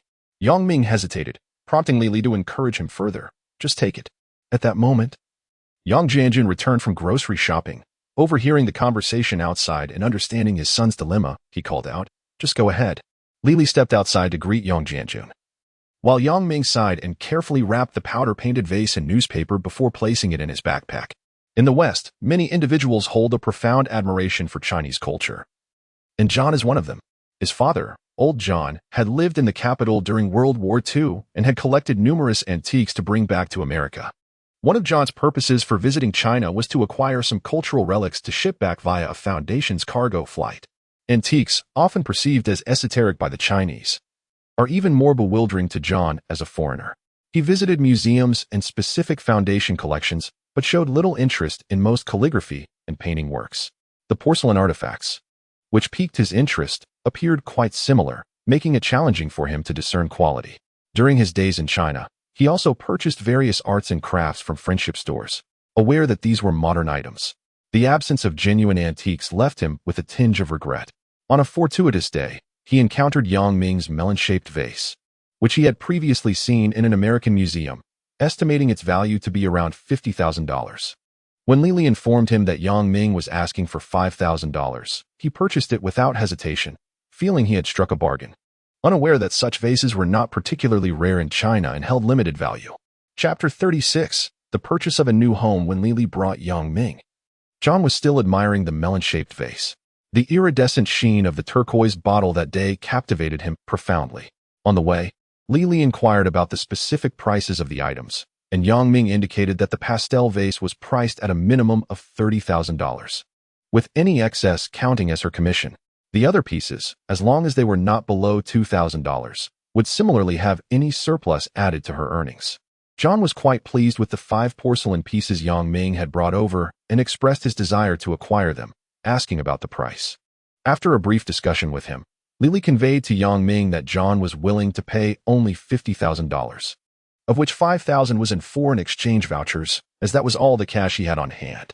Yang Ming was skeptical of the foreigner's claim of financial limitation, suspecting it to be a bargaining tactic.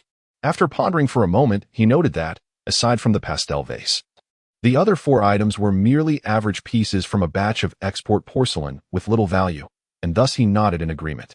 Once the transaction was concluded, Yang Ming excused himself, placing $12,000 separately in his pocket, while he waited for Li at the hotel entrance. He kept the $5,000 in foreign exchange vouchers, intending to purchase a color television from the friendship store. At this stage, color televisions were in high demand.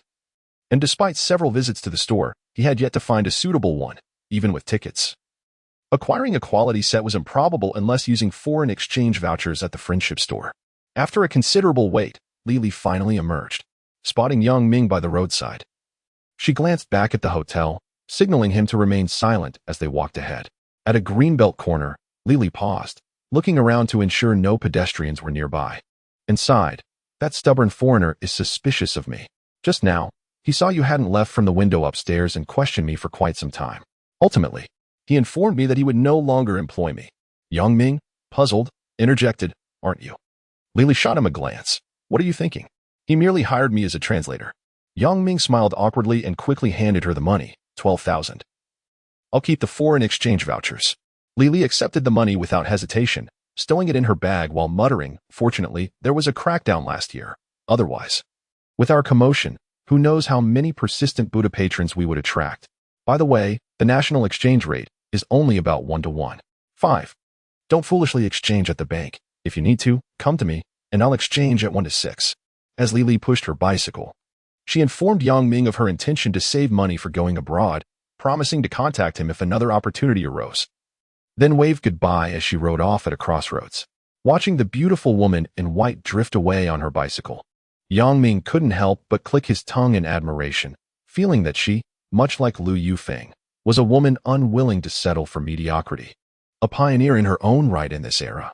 Upon returning home, he entrusted the money to Yang Jianjun, advising his father to deposit it in the bank, as it would be prudent to save for a potential trip abroad for a prosthetic limb.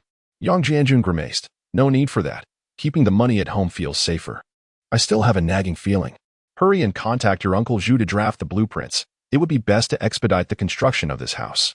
In case anything goes awry, we would be caught off guard." The following day, Yang Ming visited the nearby friendship store, spending 5,000 foreign exchange vouchers to purchase a Japanese 21-inch original color television, a refrigerator, and a washing machine. Upon returning home, Yang Jianjun surveyed his belongings, his lips moving but no words escaping. It was only after Ban Yi had finished moving everything and exited with the money that he murmured to his son, expressing discontent over the lavish spending. When Yang Ming successfully installed the antenna and the television screen flickered to life with a program, Yang Jianjun quietly watched, a smile gracing his lips. During dinner, Yang Jianjun conveyed to Yang Ming his reservations about the location for their new shop, asserting that although it was not far from Rongbiozai, it was still separated by 2 intersections, with dilapidated courtyards in between, rendering the environment quite undesirable. Yang Ming sighed in response, explaining that there were no private shops on the east side of Lulikiang. All the storefronts facing the street were state-owned, making sales impossible. And even rentals were out of the question unless, like them, one purchased a courtyard for renovation. Yang Jianjun looked up at his son and remarked, "Today, I encountered Su Xiaochun at Changdian. His family's old establishment, Juyiage, is preparing to reopen. He urged me to approach the government about reclaiming old storefronts." Yang Ming interjected, "That's out of the question. It's a futile endeavor. Have you ever seen a picio that can consume and then regurgitate?" However, it might be beneficial for him to make a fuss and observe the government's reaction. Setting down his utensils, Yang Jianjun continued. Su Xiaochun mentioned he had contacted the descendants of Juxiang and Raguzhai, intending to reach out to several others to collectively petition the government. He wanted me to sign. I refused, which displeased him, and he left in a huff. Yang Ming sighed again, affirming not signing was the right choice. Our old establishment lacks the prominence of theirs. Our influence is limited, so we should remain discreet. Indeed, there is another matter, Yang Jianjun added. I encountered someone at Changdian today who wishes to sell their courtyard. The location is decent, but the 3 rooms are quite dilapidated, and they are asking for 8,000, which is rather steep. Yang Jianjun hesitated. Lulikiang is more than just a street. The area known as Changdian is also nearby, encompassing Land God Temple, Fire God Temple, and stretching from Heapingmen to Xinhua Street. Changdian was once a venue for temple fairs, which were banned during tumultuous times but have made a resurgence in recent years. Upon hearing this, Yang Ming quickly remarked, the condition of the house is inconsequential. As long as the location is favorable, the price is not an issue. Yang Jianjun nodded. You should go and assess it tomorrow. Make the decision based on your judgment. I've been attentive to your musings about this matter, and I've noticed several properties for sale lately. This one seems acceptable, albeit a bit pricey. Yang Ming currently possessed 100,000 yuan and over $30,000 US. He estimated that building the new house would require around 30,000, granting him considerable financial flexibility. As for his father's concerns about the courtyard's cost, he was unperturbed, as he perceived all courtyard houses as reasonably priced, but lamented that their limited social circle prevented them from finding suitable options. The following day, Yang Ming followed the address provided by Yang Jianjun to the vicinity of Changdian on East Lilikang Street, turning into a chaotic alley. After walking for 30 to 40 meters, he finally located the door number his father had mentioned. Upon inspecting the exterior of the house, he couldn't help but furrow his brow.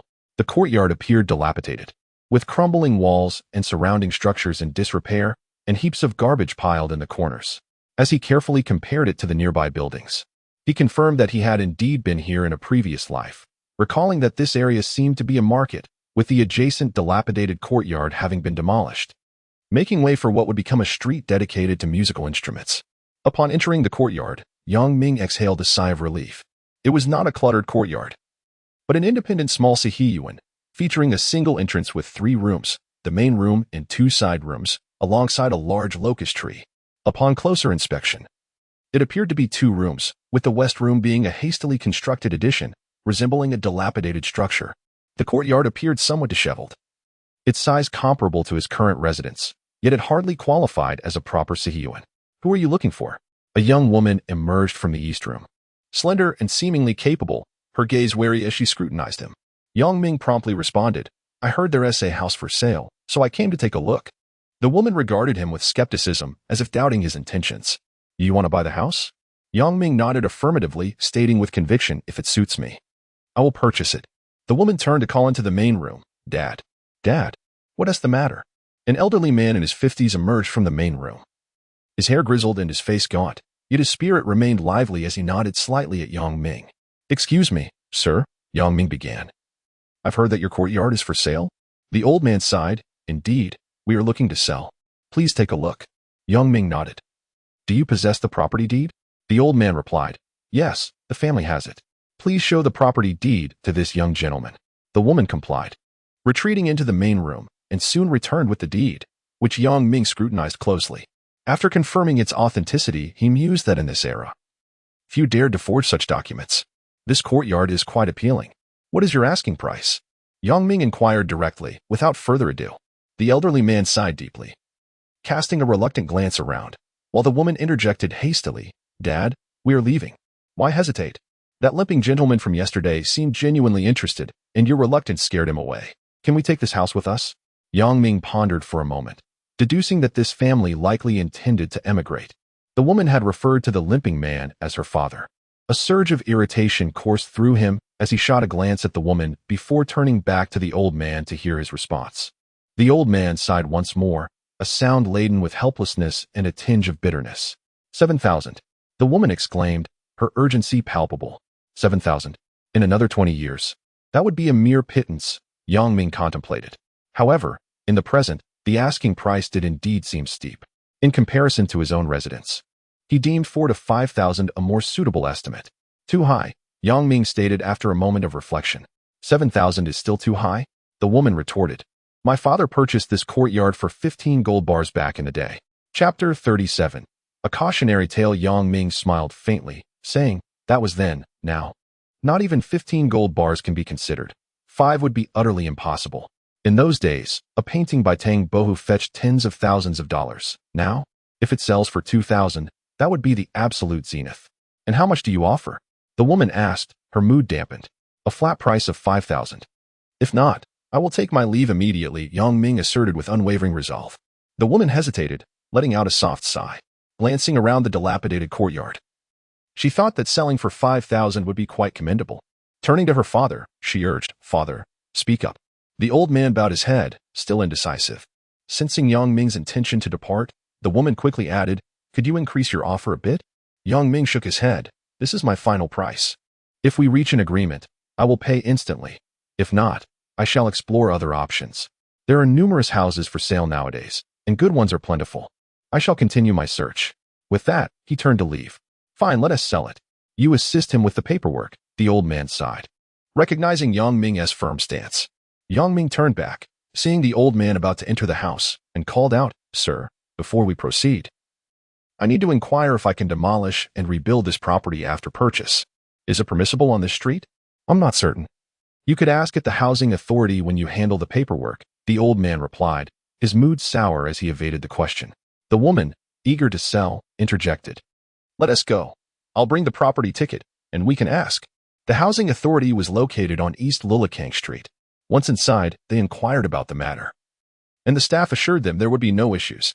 However, since it was private property, the street office needed to provide a certificate first, after which the housing authority would assist with the transfer of ownership. They proceeded to the street office, where the staff requested a 5 yuan transaction fee and prepared a certificate for them to sign before they could return to the housing authority to complete the transfer. Once the property transfer was finalized, Ming handed the woman 5,000 yuan, and she wrote a receipt as he requested, completing the transaction. Ming felt somewhat bewildered. In his previous 2 experiences, the transfer of his current residence and the acquisition of the station's property, everything had gone remarkably smoothly, and this time was no exception. Little did he know that in today's society, the concept of real estate was still nascent, with private transactions being exceedingly rare. The government was uncertain about how to regulate this, but fortunately, recent years had seen a loosening of restrictions, allowing him to exploit a loophole in the law. Had he waited a few more years until property prices soared, such ease would have been unattainable. On the 3rd day after the transaction, the previous owner moved out, handing the keys of the courtyard to Ming. He was quite pleased with the property. It was only 30 to 40 meters from the alley, and fortuitously, there was an empty plot of land in front. This open space was invaluable as it indicated the possibility of parking, while it may not seem significant now. In a few years, having a parking space in front would be incredibly rare. Moreover, the house was perfectly situated just north of Chongdian and within the North Lulakang area, along a street teeming with antique shops. Just beyond the alley was the newly established Industrial and Commercial Bank of China, making transactions exceptionally convenient. Another reason for his delight was that Lulakang was renowned in the capital as a famous antique market, yet currently, there were few shops on the street. In the future, as the antique market opens up further, numerous antique stores would likely emerge, making the prospect of leasing commercial spaces an appealing option. With the house secured, joy filled his heart. First, I went to the post office to mail the photographs of the Red Mansion training class personnel according to their addresses. Afterwards, I rode my bicycle to the courtyard of Zhujialan. Upon hearing from Ming that he had purchased another courtyard, Zhujialan furrowed his brow and remarked, "Sure too. I shouldn't say anything, but what is the matter, uncle?" Noticing Zhujialan's unusual expression, Ming instinctively straightened his posture and inquired. Zhujialan sighed. The situation has just stabilized. Last year, the South was still cracking down on speculation. Why did the 8 kings encounter trouble? It is precisely because they were too conspicuous. The bird that sticks its head out gets shot. One must always remember to remain low-key. Look at you in the past 2 years, you have purchased 3 properties. Your family must heed the lessons of the past. Ming understood that Zhujialan meant well, but he was unaware of the events from the past. So he asked, "Uncle, my family's history is not something my father likes to discuss, and I am not very clear about it. Would you be willing to enlighten me?" Zhujialan's demeanor grew somber as he sighed again. "Your father is reluctant to speak of it, and I too would rather not delve into it. However, since you have asked, I shall recount it briefly. Your grandfather was quite adept in business and had an exceptionally close relationship with my father, akin to that of real brothers. By the time of the liberation, your family's business had already expanded significantly, and your antique shop was on the verge of entering the top 10 in the industry. I may not be familiar with other businesses, but I possess some insight into the antique trade. This field is fraught with challenges. Your grandfather had fallen for many scams on several occasions. Some were due to his own oversight in purchasing, while more often, they were the result of malicious intent from competitors. Subsequently, he sought assistance from my father for appraisals, insisting on a share. My father agreed to assist with the appraisals but refused any share. From then on, they collaborated, and your family's antique shop established a firm foothold, leading to ever-increasing success. After the liberation, my family suffered misfortune first, and yours was targeted as well. Among them, a key member of the government work group made a blunder due to not recognizing your uncle Yukuan's name. This caused quite a stir.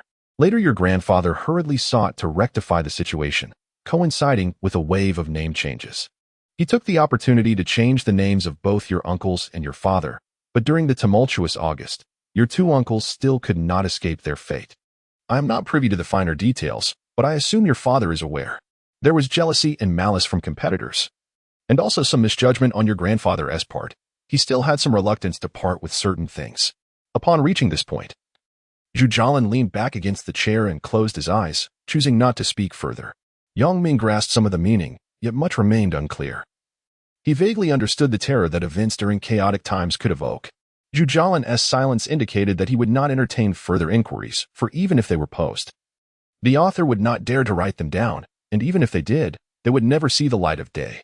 After a long pause, Zhu Jialin sat up, sighed once more, and retrieved several sheets of paper from a drawer, handing them to Yang Ming. I am aware of your and your grandfather's intentions. The antique trade is indeed challenging, and both of you are essentially novices in this field. If your elder uncle were still around, the documents consist of 2 copies. One pertains to an underground storage room. When constructing it, engage 2 separate groups to build it, and do not consider opening a shop yet. Focus on completing the construction first, and assess the situation thereafter. Additionally, the reckless purchasing spree you exhibited at Rongbaozai must not be repeated. The treasures of Rongbaozai cannot be displayed for sale. They are primarily reserved for our esteemed collection. Remember this, Yang Ming. With a serious demeanor, Zhu Jialin admonished Yang Ming. Yang Ming nodded in agreement and inquired whether he could return to the palace museum to collect some of the artifacts in due time. Zhu Jialin responded affirmatively. The artifacts can be temporarily set aside without concern, but do not delay for too long. Nowadays, there are many discerning individuals, and the antique industry is beginning to flourish. It would be prudent to secure a location to relocate them swiftly. Not far from Zhu Jialin's residence, a slender young man intercepted him, asking, "Do you know where Mr. Wang Shixiang resides?" Taken aback by the young man's appearance, Yang Ming recognized him as someone who would later become a notable figure in the antique realm, frequently appearing on television as a guest to showcase his expertise. His surname seemed to be Ma. He shook his head, replying, "I am also searching for someone." Although he had encountered Wang Shixiang at Zhu Jialin's home on 2 occasions, he had never visited Wang's residence. Upon hearing this, the young man merely acknowledged and proceeded to enter the courtyard. Reflecting on Zhu Jialin's remarks about the burgeoning interest in antiques, Yang Ming increasingly felt the weight of competition in the field. Upon returning home and examining the blueprints with his father, Yang Jianjun remarked, "The plans are quite detailed. Even someone inexperienced like myself can comprehend them. It seems that construction should not pose a significant challenge. The primary concern now is to find a construction team. By the way, did you inquire about your Uncle Zhu's construction crew?" Yang Jianjun scrutinized his son. Yang Ming let out a wry smile. "I did ask, but their unit hasn't had a construction team in the past 2 years. One reason is a lack of funds for maintenance, and the other is that the former crew leader was apprehended for speculation. Alas, such is the state of affairs." Yang Jianjun sighed, leaving the room. Yang Ming carefully reviewed the blueprints once more, realizing that the foundation work would require considerable effort. If he were to employ a construction team for manual excavation, the expenses would likely be substantial. Initially, he had intended to recruit some old acquaintances for the work, but now it seemed they would not be suitable, necessitating the search for a new construction team. At a loss for ideas, he set the blueprints aside and decided to brew a pot of tea in the courtyard. Taking a moment to relax, observing his father busy in the kitchen, he called out, "Dad, you needn't trouble yourself with steaming buns. The Kwong family's stall will be setting up shortly. I'll go buy a few, which will suffice for our meals. Why labor so hard in the sweltering heat?" Chapter 38. Miscellaneous Matters. Yang Jianjun, in the kitchen, paid no heed to his son until the steamed buns were ready, at which point he wiped his brow and remarked, "The buns from the Lao Kwong family are excessively white. It strikes me as somewhat suspicious. Why is it that their buns, made from the same flour purchased from the grocery store, are so much whiter?" To give it some thought, Yang Ming was taken aback. Pondering silently, could it be that junk food exists even now? In his previous life, he had heard rumors of buns being mixed with sulfur. It seems that with the advent of openness and economic activity, deception has also emerged. After taking a sip of water, Yang Jianjun picked up a fan, fanning himself as he continued, "During my evening strolls these past few days, I've noticed quite a number of street vendors, including some selling antiques. Most of the items are miscellaneous, but they appear quite decent. Still, I hesitated to make any purchases." Yang Ming recalled what Zhu Jialin had said about him and his father being novices in the field, and it seemed there was truth to that. Nevertheless, his father was quite knowledgeable about ceramics, having been exposed to them extensively in his youth. In truth, He contemplated how few truly comprehend the antique trade at this time. The majority of people have scarcely heard of it. The antique market has not yet been fully opened. Shops selling antiques can only label themselves as craft stores. The government, in an effort to address employment issues, turns a blind eye to this. Moreover, Zhu Jialin himself is a distinguished figure working at the Palace Museum and is accustomed to encountering high-quality items. The treasures he refers to are likely of national heritage status. With this understanding, young Ming's earlier frustrations dissipated, and he began to appreciate the items in their home anew. If his father claimed that there were good finds at the stalls, he found that plausible in this era. The prevalence of forgeries is minimal, if not non-existent. As long as one feels confident about the items, they should purchase them boldly and without hesitation. Rising to refill his father's glass, he sat back down and said, "If you believe the items are genuine, then buy them. You have mentioned that forgeries are rare in this period. Since we intend to open a shop, we must stock up with the items we currently possess. I fear we will not last long in business, wouldn't you agree?" Yang Jianjun nodded, acknowledging the logic. Indeed. Our family's previous store primarily dealt in the four treasures of the study, with Xian paper being our main commodity.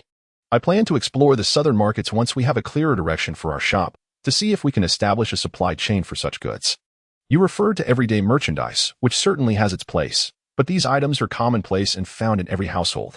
We must also give considerable thought to ceramics, paintings, and precious ornaments, as these represent the bulk of our profits, Yang Ming articulated.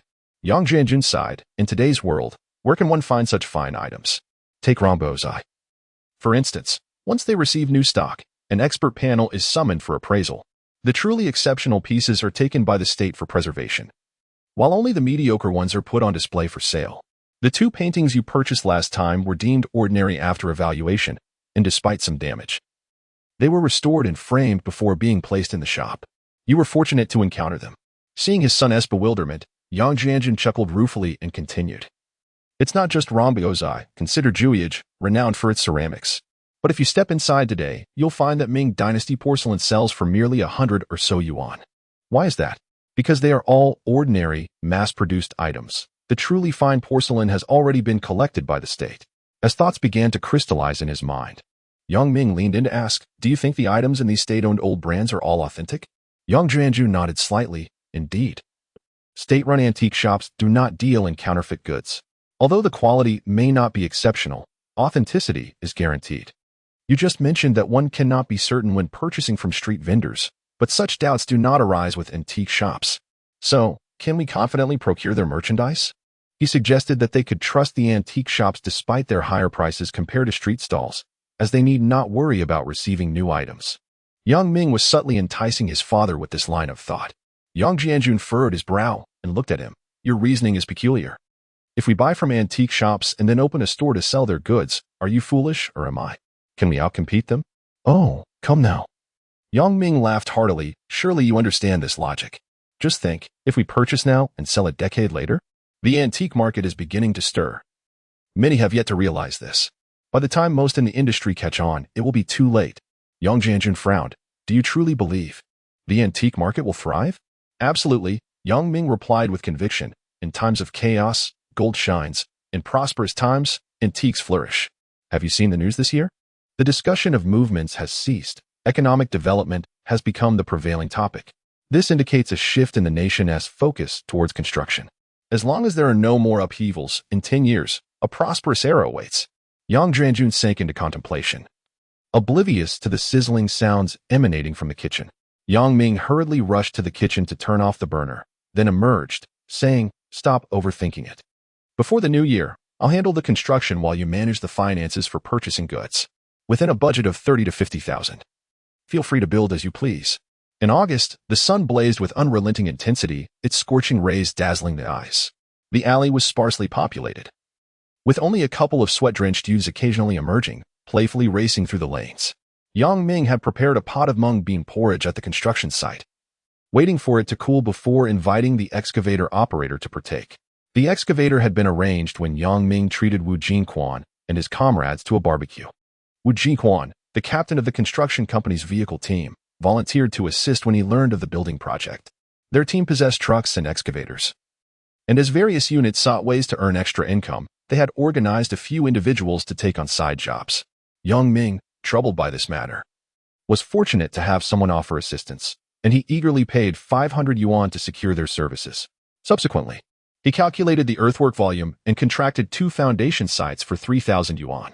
The foundation at Lulikang had already been excavated, and the workers he hired were currently pouring the cement foundation. Today, they began digging the foundation at Changdian, but due to the midday heat, the excavator operator suggested a break until 3 o'clock.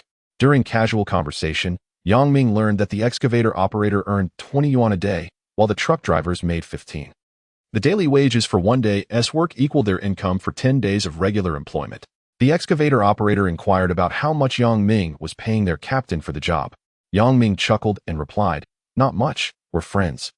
So it's a friendly price."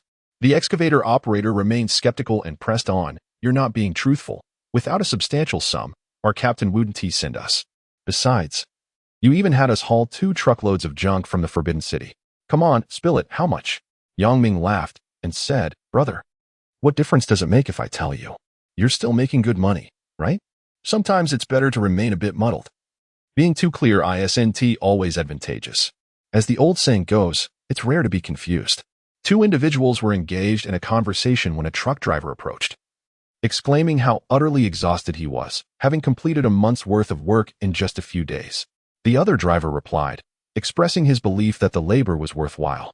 Yang Zi is quite the character, brewing green bean soup daily, enjoying barbecues in the evenings, and indulging in beer. This is the life of a deity. He sighed and remarked, "Yang Zi, where did you acquire such barbecue skills? I have yet to taste anything like it in the 49 city. You should definitely consider opening a barbecue restaurant. It would surely thrive." Yang Ming chuckled and responded, "This is a family recipe, not to be shared freely. Only you few are privileged. I want to serve it to others. You have a way with words, and it's delightful to hear. Will you be grilling tonight? If so, I shall bring my partner to sample your cooking. She won't believe how delicious it is unless she tries it," said Li Gu. "Li Gu, we can't indulge in barbecue too often. Let us take a break. How about we invite your team leader over the day after tomorrow once the work is finished? We can have a grand feast together, good food and drinks to celebrate. After a week of hard work on 2 foundations, our next step will be constructing the houses." As wooden materials are in high demand for courtyard homes, Yang Ming sought out Zhou Xingli at the lumberyard, requesting assistance in sourcing quality supplies. Acquiring wood without a plan was nearly impossible, yet in today's society, with a bit of money, it could still be procured. Zhou Xingli accepted a bribe of 200 yuan from Yang Ming and managed to obtain the necessary timber, albeit at a significantly higher price than what was officially sanctioned, such as the nature of the current state of affairs, where the term official corruption began to gain traction. Yang Ming entrusted both courtyards to the construction company of Wu Jingquan, opting for a local township construction team. The extent of the kickbacks involved remained unknown to Yang Ming, yet the work was progressing satisfactorily. On the 11th day, Yang Ming attended the wedding of his former colleague, Zhang Yan. Noticing her slightly rounded belly, he observed that Zhao Liang's head appeared rather green. He wondered if the child she was expecting was indeed Wang Dongfang's. After searching for Wang Dongfang to no avail, he was approached by Lin Jichao, who, with his meticulously styled hair, complained about Yang Ming's absence from his social circle. Upon learning from their former colleagues that he was still unemployed, they urged him to consider working at the slaughterhouse. Although the term might sound unappealing, the financial rewards were substantial. After engaging in polite conversation, Yang Ming stepped out of the restaurant, informing Zhao Liang and Zhang Yan that he had matters to attend to and must take his leave. Zhang Yan insisted vehemently that he stay for a meal before departing, while Zhao Liang also encouraged him to remain. Nevertheless, he was resolute in his decision to leave. He had promised Zhang Yan he would attend her wedding, offering a 10 yuan gift as a token of his goodwill, and he still had many responsibilities awaiting him back home with the ongoing construction. Chapter 39, Predicament during the National Day holiday. Yang Ming received 2 letters of gratitude, one from Hu Zheong and the other from Ho Changrong, which took him by surprise.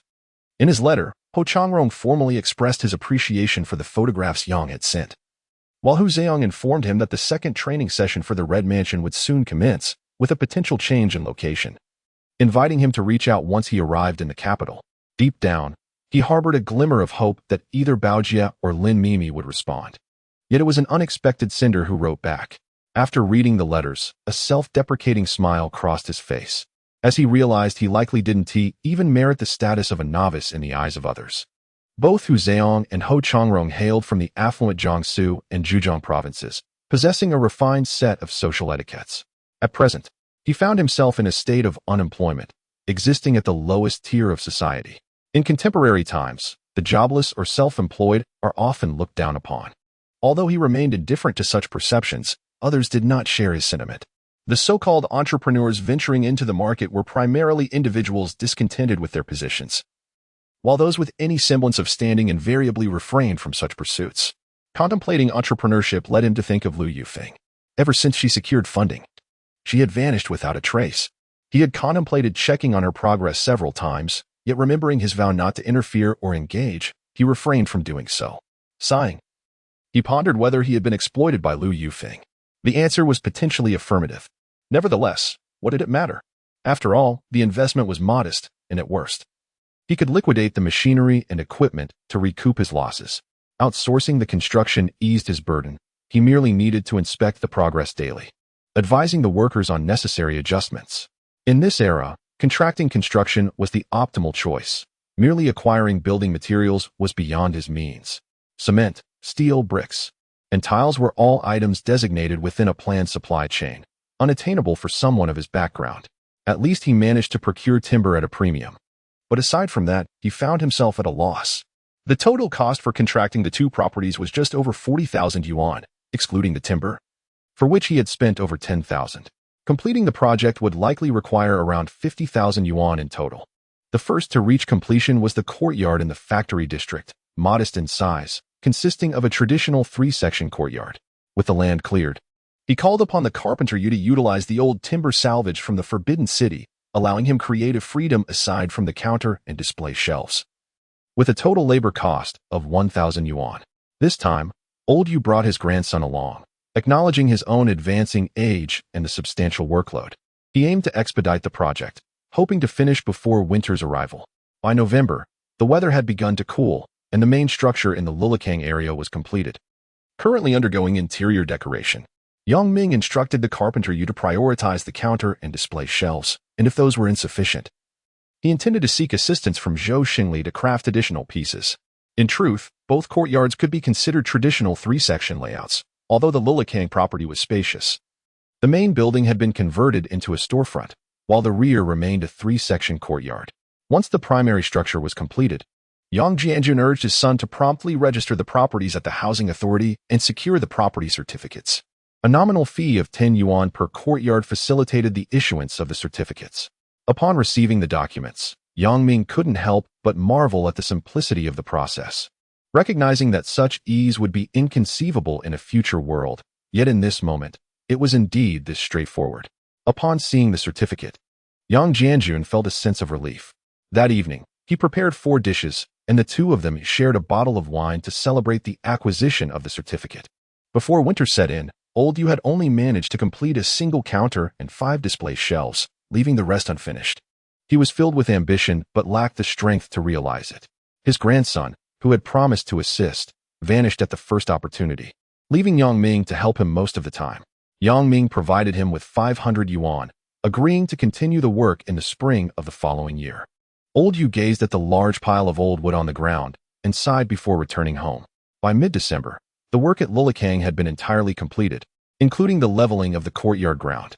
He had originally intended to construct a purely classical mortise and tenon structure, but no one on the construction team possessed the necessary skills. Ultimately, the design resulted in a blend of classical and modern styles, yet the finished product appeared satisfactory. With the construction crew departed, Yang Ming began to tidy up, planning to move the counter and display shelves. After the new year, he intended to obtain a business license to commence operations. Throughout the morning, he made several trips to transport the display shelves. After lunch, he returned to move the counter in 2 trips. Working alone was exhausting, and although winter had arrived, he still perspired after completing his tasks. As he sat down to catch his breath, the sound of heels clicking against the ground outside caught his attention. Peering out, he saw a woman in a thick down jacket, her head bowed as she entered. Upon closer inspection, he recognized her as the long-lost beauty Lu Yufeng. Though her appearance was disheveled, with unkempt hair and a furrowed brow, exuding an air of distress. "Sister, how did you find this place?" he asked. "I went to your home first. Uncle Yang said you were here," Lu Yufeng replied, unceremoniously sitting on the newly arranged counter. Yang Ming regarded her with a peculiar expression. Sister, what happened to you? Lu Yufeng did not respond to Yang Ming's inquiry, but instead surveyed the surroundings, murmuring, Is this your new purchase? Yang Ming remained silent, sensing an unsettling feeling in his heart at her demeanor. Unfazed by his attitude, Lu Yufeng continued to examine the counter. I'm out of money. The printed calendars are hard to sell. There are still over 1,000 copies in stock. The agreement for exclusive distribution fell through. She finally stammered. Yang Ming studied her, letting out a sigh. Please explain everything clearly from the beginning. Lu Yufeng averted her gaze, murmuring, The person I sought has some issues. That retired worker, he is a lecher. Within days, he attempted to make advances towards me. Yugui witnessed it and gave him a beating, driving him away. Later, I contacted an acquaintance from my previous workplace, reached out to a publishing house, and signed a contract for 2,000 copies. But Yang Ming grasped the situation but remained silent, quietly observing Lu Yufeng as he awaited her to continue. Do I have a face that invites bullying? Why does it seem everyone wants to take advantage of me? Lu Yufeng began to sob. Great. It seems she has encountered another lecher, Yang Ming mused inwardly. 2,000 copies are hardly excessive. Those 2 rolls of damaged Mingguang paper, trimmed to remove the imperfections, should suffice, and 1 tea cost much. How could we possibly run out of funds? Yang Ming hesitantly inquired. Lu Yufeng wiped her tears and murmured, My father is hospitalized, and his condition is dire. I've had to use the money. At that moment, Yang Ming comprehended her distress. She had likely just come from the hospital, overwhelmed by her father's illness, leaving her with no inclination to attend to her appearance. How much do you need? Yang Ming gently patted Lu Yufeng's shoulder. Just lend me 1,000 for now. Once my father stabilizes, Yugua and I will set up a stall and sell the calendars. Lu Yufeng implored, grasping Yang Ming's hand in desperation. Let us go. I'll return home to gather some funds and accompany you to visit Uncle Lu, Yang Ming urged, taking Lu Yufeng by the hand and leading her back to collect the money. Upon learning of Lu Changyou's hospitalization and financial struggles, Yang Jianjun wasted no time. He entered the house and promptly handed Lu Yufeng 2,000 yuan. Take this for now. If it's insufficient, do not hesitate to ask for more. The priority is to ensure he receives proper care. He turned to Yang Ming, instructing, Go with Yufeng. Assist her with anything she may require. On the way, Yang Ming purchased some snacks and canned goods to bring to the hospital, as there were limited options available at the local grocery store. He understood that, in this era, employees could have their hospital bills reimbursed by designated facilities. If Lu Yufeng claimed they were short on funds, it likely meant her father had been admitted to a major hospital's intensive care unit, where essential medications were seldom provided free of charge. Sure enough, upon arriving at the entrance of the intensive care unit on the 2nd floor, he encountered the taciturn Lu Yugua and the visibly distressed Tian Hongmei. Sure too. The moment Tian Hongmei spotted Yang Ming, tears began to cascade down her cheeks. Yang Ming grasped her arm, asking, Auntie, how is Uncle Lu faring? Tian Hongmei continued to wipe her tears, while Lu Yugua sighed heavily. Not well. The nurse just came out and said, It could be just a couple of days. Have they asked for more payment? Lu Yufeng queried. Damn it, this hospital feels like a hellish realm. Where has the ethos of saving lives and serving the people gone? They demanded another 1,000. If we don't pay, they remove the tubes, Lu Yugua responded bitterly. Upon hearing this, Lu Yufeng hurried off to settle the bill. Yang Ming peeked through the door's crack, observing a row of patients in beds, all connected to various tubes. Unsure of which one belonged to Lu Changyou. It's bed 5, next to my father, Lu Yugua muttered in a low voice. Chapter 40. Taking over, Yang Ming glanced at the individual lying on bed 5, unable to discern their identity. Rising, he patted Lu Yugua on the shoulder. Do not be too troubled. It is a heavy burden for anyone. This is Uncle Lu's fate. Lu Yugua nodded in agreement. Bed 8 belongs to someone from my father's workplace. He is only 47 this year. 3 have passed away last year. It seems this asbestos factory is no longer a suitable place to remain. That material is toxic, and our nation's protective measures are severely outdated. It is indeed inappropriate at this stage. Yang Ming felt a sense of helplessness. In this era, many factories and enterprises lack awareness regarding safety, with workers driven by passion to their peril.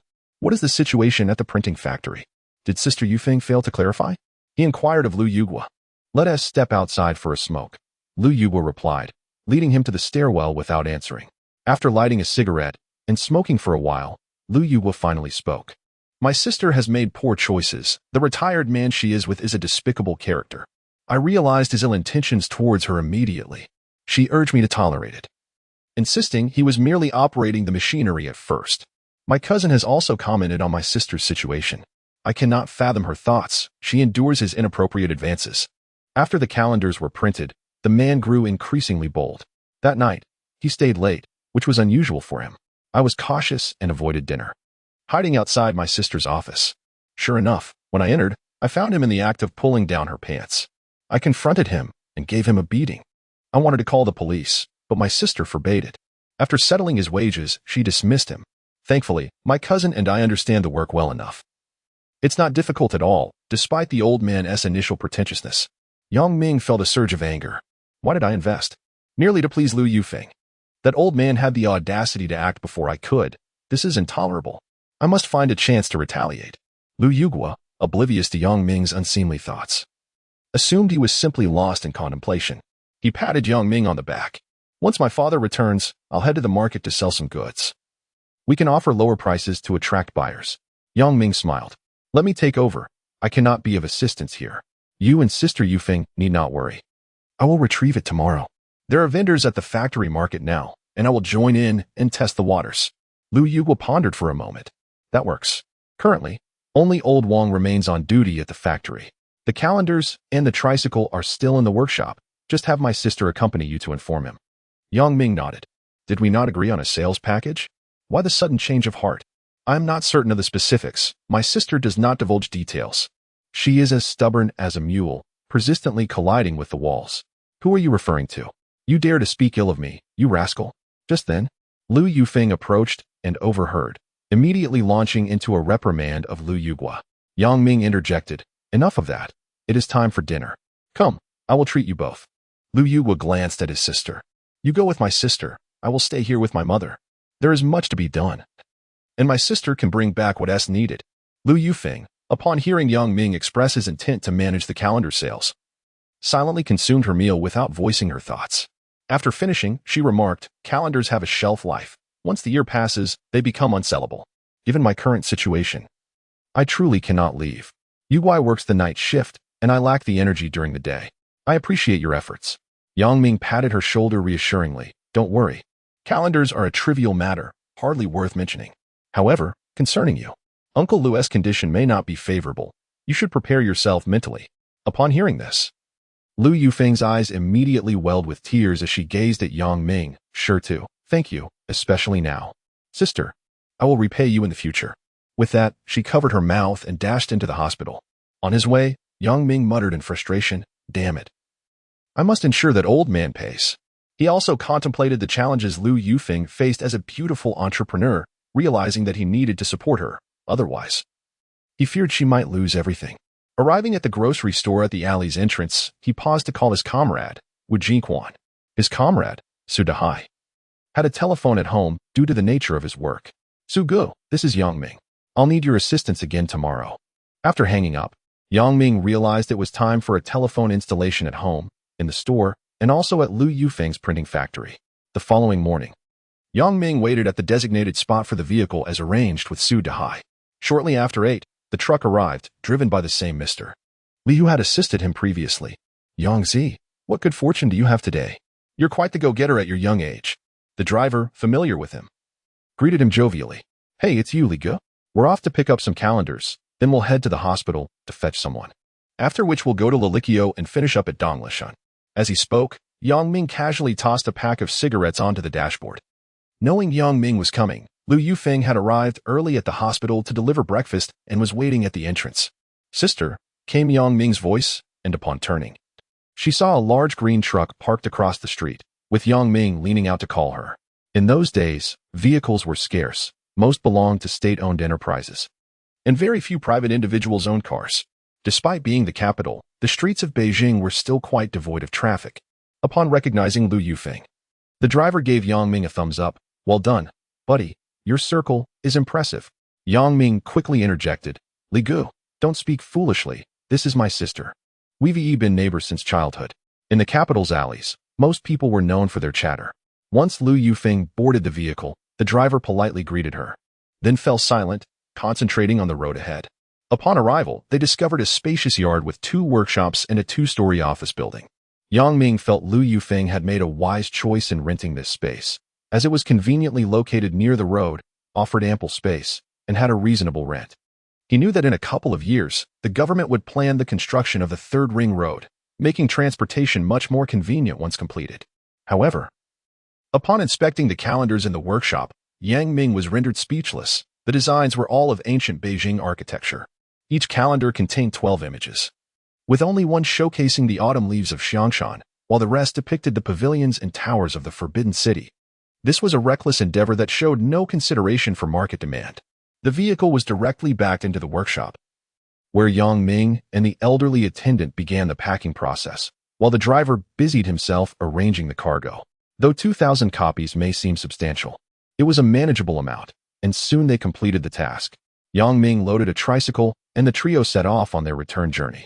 In front of the yard at the factory, there was ample space for parking.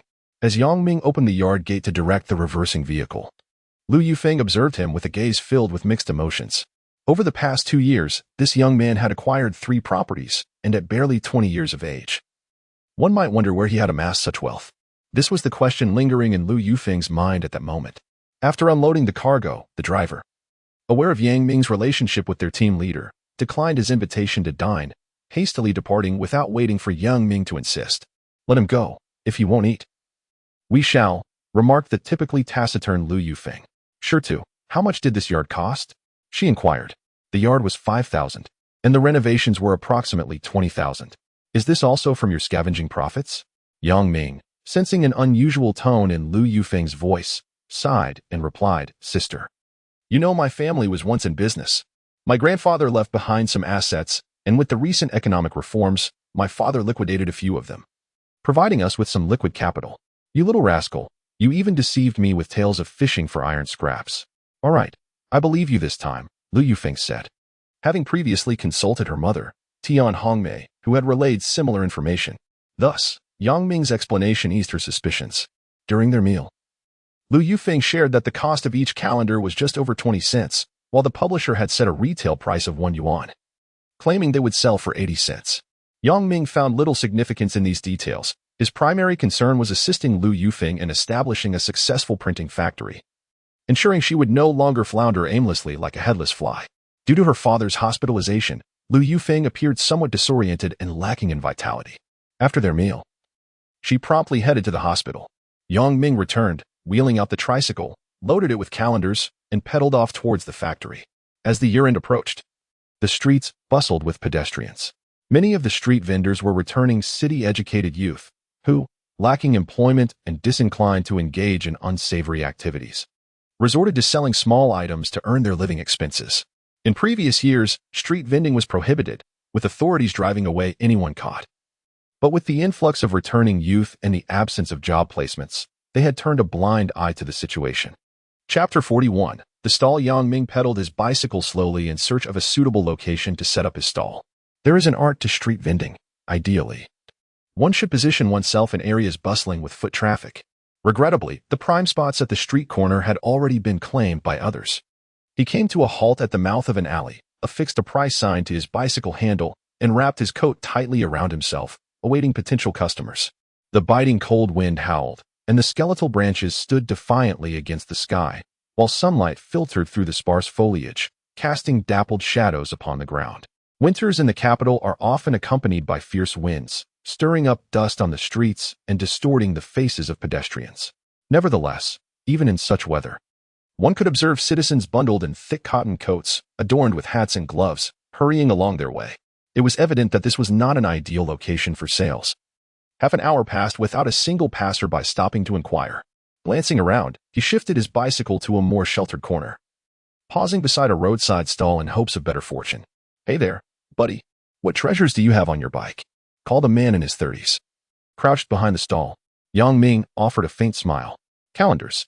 With the new year approaching, I thought these would sell well, so I gathered a few to try." "Oh, let me see one," the man said as he stood up. Yang Ming casually handed him a calendar, and upon glancing at the items on the stall, his expression shifted in surprise.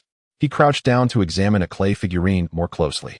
The stall held only a few items: aside from the figurine in Yang Ming's hand. There was a small tripod, a scroll, a porcelain jar, 2 vases, and a collection of picture frames, porcelain birds, and other commonplace objects. Setting down the figurine, Yang Ming picked up the small tripod to inspect it. The tripod appeared dark and antiquated, with a faint red hue seeping through its surface. As he ran his fingers over it, he noted its smooth texture, adorned with dragon carvings. It was not made of bronze, but rather crafted from wood. Its weight suggesting it was carved from sandalwood. Is it small leaf red sandalwood? Yang Ming mused silently. Despite having assisted Mr. Yu in crafting furniture recently, his knowledge of wood types was limited. The antique trade is highly specialized, and wooden artifacts comprise a significant category. After setting down the tripod, he continued to examine the white porcelain jar. The base bore an inscription reading Shinde Hall, though he was unfamiliar with its meaning. It gave off an impression of being an ancient artifact. Hey, this calendar of yours won't do. It's all about our capital's historical sites. These days, the market favors stars from Hong Kong and Taiwan. If you had some illustrations of those celebrities, they would surely sell better than this. This stuff won't move, the man said, shaking his head after a cursory glance. Yang Ming placed the porcelain jar down, dusted off his hands, and replied with a smile. It's my first time trying this. I'm inexperienced. However, now that I have the stock, I need to devise a way to sell it. The man was quite talkative. For every sentence Yang Ming uttered, he could respond with 10. However, this was a common trait among the alley dwellers of the capital. I tell you, brother, you ought to sell at Tiananmen Square. There are plenty of tourists there who would find your items intriguing. You might just manage to sell a few. This area is filled with old locals. No one here cares for these relics, he said, shaking his head. Yang Ming pondered this advice and found it reasonable. But the thought of selling at Tiananmen Square posed its own uncertainties. He kept these concerns to himself and instead inquired, Brother, where do you acquire these items? They look rather impressive. With a heavy sigh, the man lamented, It all brings tears to my eyes. I just returned from the countryside, not far from the ancient capital of Luoyang, where such trinkets abound. I brought a few back with me, since I have not been assigned work on the street. I had no choice but to sell them for some living expenses. Oh, are these all treasures you brought from afar? Yang Ming inquired, gesturing towards the items on the stall. The small tripod and that painting, the porcelain I unearthed from an old courtyard, while the rest I procured at the ghost market. The man replied nonchalantly. Just as Yang Ming was about to continue his questioning, 2 women approached, inquiring about the calendar's price. Yang Ming promptly responded, 80 cents each. Or $1.40 for 2. The younger of the 2 women flipped through the items and remarked that it seemed a bit pricey. How about $1 for 2? She proposed. Deal. You are my first customer, so I will sell you 2 for $1. Just as you suggested, Yang Ming readily agreed. The women paid and departed. The man watched their retreating figures and muttered, At least you managed to make a sale. I haven't sold anything in the last couple of days. These items are difficult to move, and I plan to switch professions once I clear these out. Casually, Yang Ming asked, So, how much can you sell these things for? Perhaps 30 or 40. I paid 5 for that porcelain jar, 8 for the painting, 3 for the tripod, and the rest would add up to about 10. The man replied. Yang Ming chose not to pursue that line of conversation further and asked about the ghost market instead. The ghost market has existed for quite some time. Before I went to the countryside, I often ventured outside the city to trade for grains and vegetables. Back then, I was still growing and could hardly eat my fill. With only a few pounds of grain each month, I had to find ways to barter at the ghost market for sustenance, he reminisced, gazing into the distance with a sigh. Where is the ghost market? Yang Ming inquired. Other locations seem to have disappeared. But I've heard there's one in Guangzhou by the Yu Lake and another at Panjiao. That's where I went. However, it predominantly features second-hand goods. Staples like grains and vegetables, as well as poultry and fish, are scarce. You must rise at midnight, for it wraps up by 6 in the morning. With this information, Yang Ming felt a growing curiosity to visit the ghost market. Currently, Panjiao Market was still a distant dream, now referred to as Panjiao, situated in a remote suburban area. By the afternoon, Yang Ming had sold over 10 calendars, while the man had not sold a single item from his stall. As winter nights fall swiftly, the man, noticing the dimming light, sighed and began to pack up. Brother, how about you let me have all these for 50 yuan? I've just moved into a new home and am in need of decor. I find your items quite appealing, Yang Ming said with a cheerful smile. The man, hearing this, was elated. Is that true? 50 yuan? Without hesitation, Yang Ming retrieved the money from his pocket, counting out 5 10 yuan notes and handing them to him. Ah, You are truly my benefactor. To be honest, with the new year approaching, I have barely 10 yuan to my name. You cannot imagine the worry I've been under." The man exclaimed, his joy evident as he accepted the money. The man bundled up his goods and placed them onto Yang Ming's tricycle, waving goodbye with a beaming smile as he walked away in high spirits. Upon encountering the esteemed tripod vessel, Yang Ming was struck by an unusual intrigue. The painting displayed at the stall, judging by its scroll and age, appeared to be an antique. However, he restrained himself from unrolling it, knowing he would not comprehend its intricacies. Instead, he sought a conversation starter to discreetly reclaim it. He pedaled his tricycle back to the courtyard of Changdian, carefully retrieving the parcel upon his arrival home. Yang Jianjun had prepared 2 meat dishes, eagerly awaiting his son's return. Upon opening the package, Yang Ming revealed its contents to his father. Yang Jianjun picked up the porcelain jar, listening intently as his son recounted how he acquired it, narrowing his eyes with a smile as he examined it closely. Recently, he had heeded his son's advice and procured several items he deemed valuable from various antique shops in Liuli factory, spending nearly 10,000 yuan in total. When it came to appraising antiques, he certainly surpassed Yang Ming in expertise, having been surrounded by such artifacts since childhood. This jar, he mused, strikes me as a reproduction from the Republic of China era. After scrutinizing it for a while, he looked up at his son and spoke. Curious, Yang Ming inquired about the basis for his assessment, eager to absorb his father's insights into antique appraisal. Yang Jianjun pondered thoughtfully. The inscription Shindetang corresponds to a porcelain mark from the Daowang era, while another variant belongs to the Qing Daowang period. I have perused records indicating that, during the Daowang period, the 3-character direct mark was typically in red or gold. However, this features a 2-character direct mark, and the glaze is inconsistent. During the Daowang period, it should exhibit a powdered blue hue, with a rough texture that conveys depth, and this is evidently amiss. Furthermore, during the Jiaqing and Daowang eras, the Shi character generally appeared in pairs. Yet here, he mistakenly depicted 2 Shi characters. It should be 1 traditional character, not 2. Lastly, porcelain from the Daowang period often showcased embossed iron flower motifs, predominantly located on the rim and shoulder. In contrast, the positioning of the iron floral ornamentation on this jar is incorrect. It aligns more with the late Qing, from the Xiantong to the early Republic period. Yang Ming was astonished. He had not anticipated that his father, typically reserved, would articulate such profound insights regarding porcelain with remarkable clarity. Aware of his son's earnestness in learning, Yang Jianjun decided to nurture his understanding of cultural relics. He rose and approached the display case, retrieving a magnifying glass to examine the jar more closely. Yang Ming leaned in beside him, feigning expertise as he too scrutinized the vessel. After a thorough inspection, Yang Jianjun nodded. Aha! Look here. Is there not a character nestled within the flower-S stamen? Chapter 42. Counterfeit. Yang Ming picked up a magnifying glass and, following his father's guidance, examined the object closely. Indeed, there was an inscription that appeared to be the character Yu. Yang Ming confirmed that the word on the flower's stamen was indeed Yu. Yang Jianjun nodded in agreement. This is a work from Jinko Yu, a master of forgery renowned for his exceptional skills and whose creations hold significant collectible value. However, this piece was likely not crafted by him, but rather by his descendants, who did not fully master the art. If it had been created by Jinko Yu himself, it would not exhibit so many flaws. Then, does that mean it's worthless? Yang Ming hesitantly inquired. Yang Jianjun chuckled. You spent merely 50 yuan on this. How much could you possibly lose? Didn't you say you wanted to make a name in the antique business? If you display this item for sale, there are few connoisseurs around. You might just encounter an unsuspecting buyer willing to pay a premium. Noticing his father's delight, Yang Ming handed over the painting. Father, what do you think of this artwork?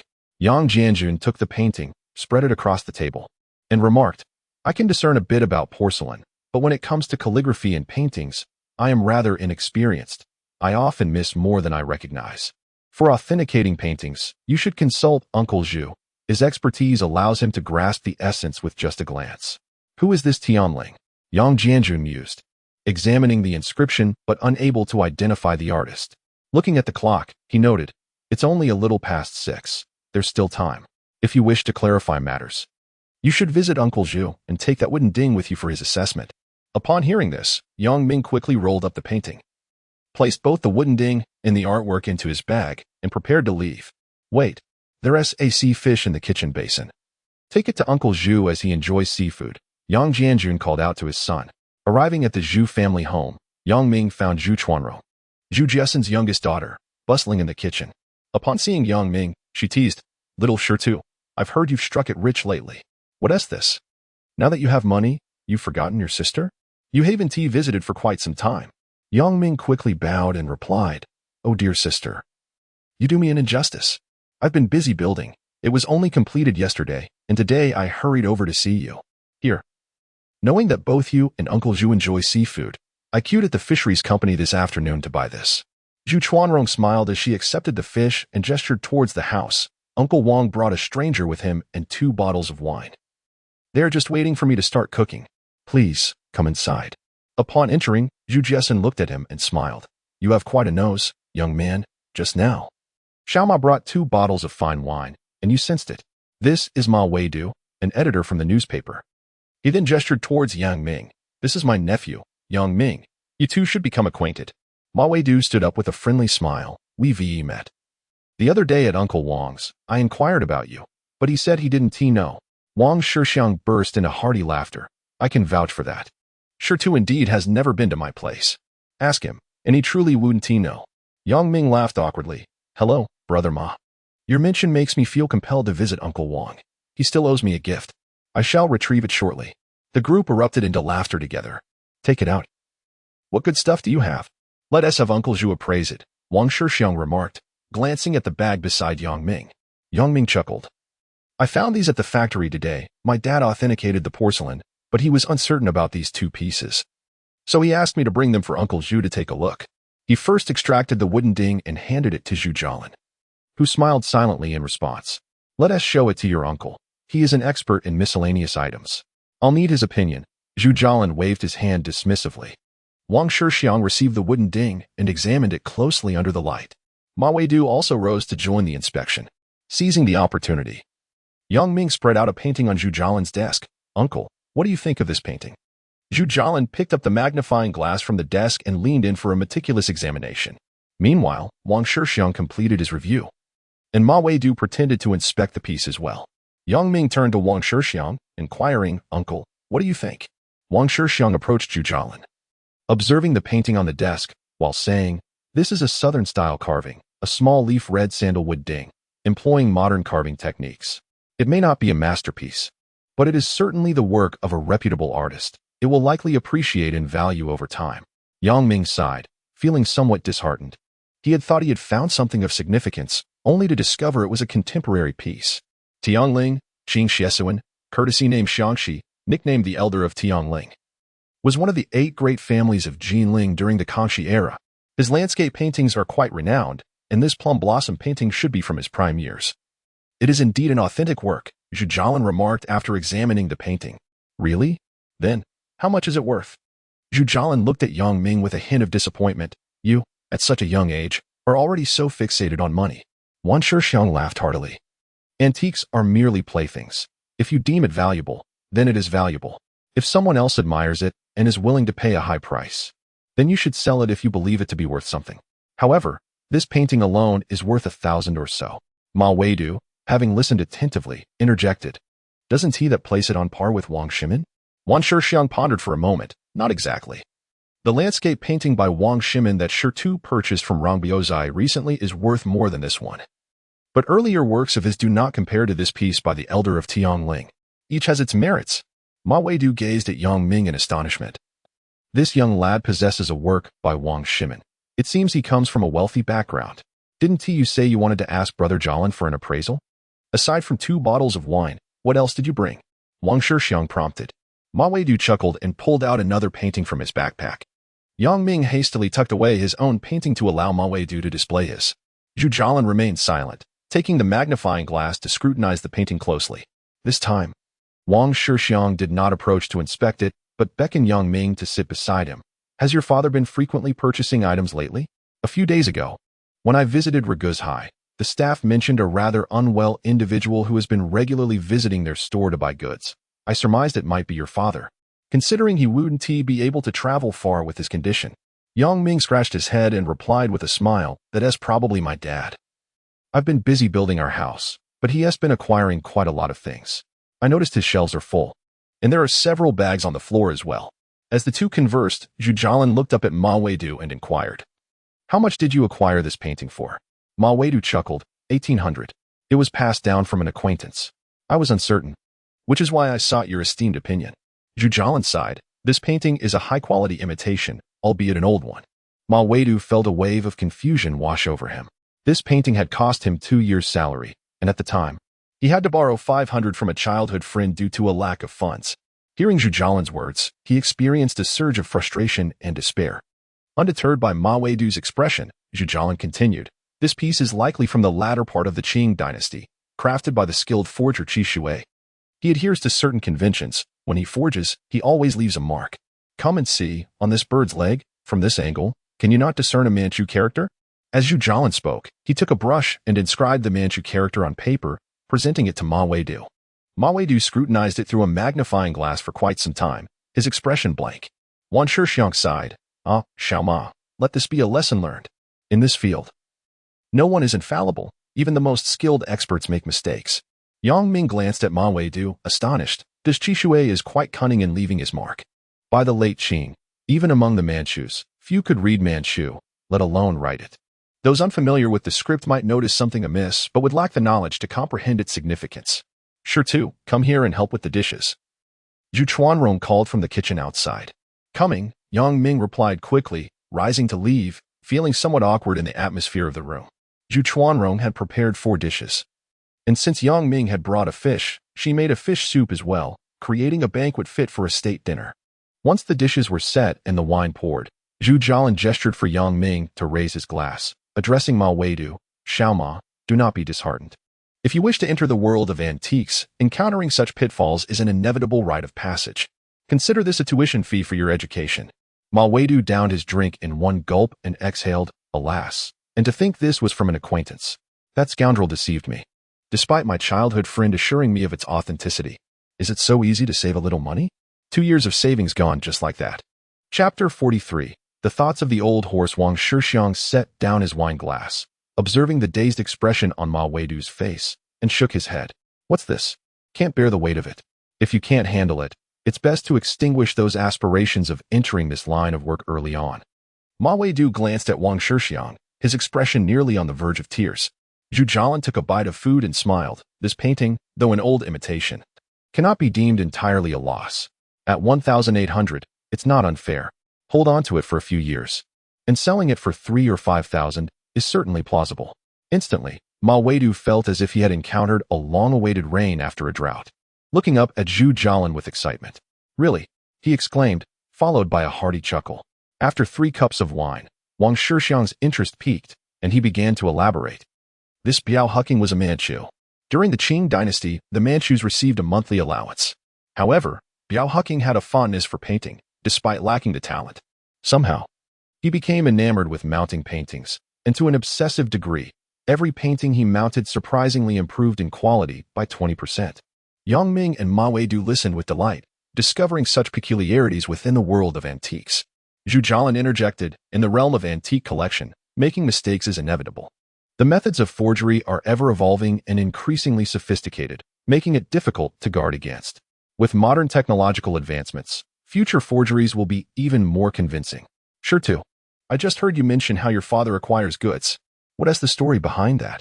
Zhu Jialin, who had not quite grasped it earlier, now inquired during the casual conversation. Yang Ming set down his chopsticks, saying, "Well, the storefront is almost ready, and my father thought that once it opens, our little stock might not last long. Thus, he started thinking about acquiring goods. However, after visiting numerous shops and stalls, he couldn't discern genuine from fake. I told him to go to the state-run old shops. Although their quality isn't high now, they are all vintage. Buying goods from other stores only to sell them in your own? Is there any profit in that? What a hassle." Ma Weidu remarked incredulously. Yang Ming did not respond, instead glancing at Zhu Jialin and Wang Shixiang. The 3 exchanged knowing smiles. "You should ponder this more deeply." Wang Shixiang pointed at Ma Weidu. "Sure too is speculating. You think he intends to sell now? He surely plans to hold on to them for 5 or even 10 years before selling." Ma Weidu still did not comprehend. 5 or 10 years. How much stock must one accumulate? And how much money would that require? Zhu Jialin nodded toward Yang Ming. "This lad isn't short on funds. How much is left?" Yang Ming scratched his head.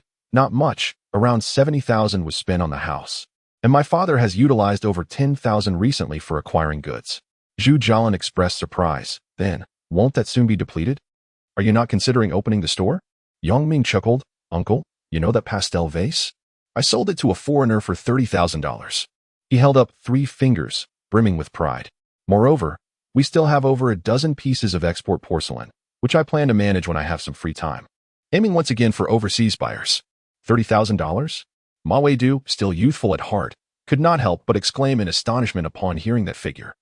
The pastel vase was the finest gift Yang Ming had ever received, yet to Zhu Jialin and Wan Shixiang, it was merely an ordinary object, hardly worthy of reverence.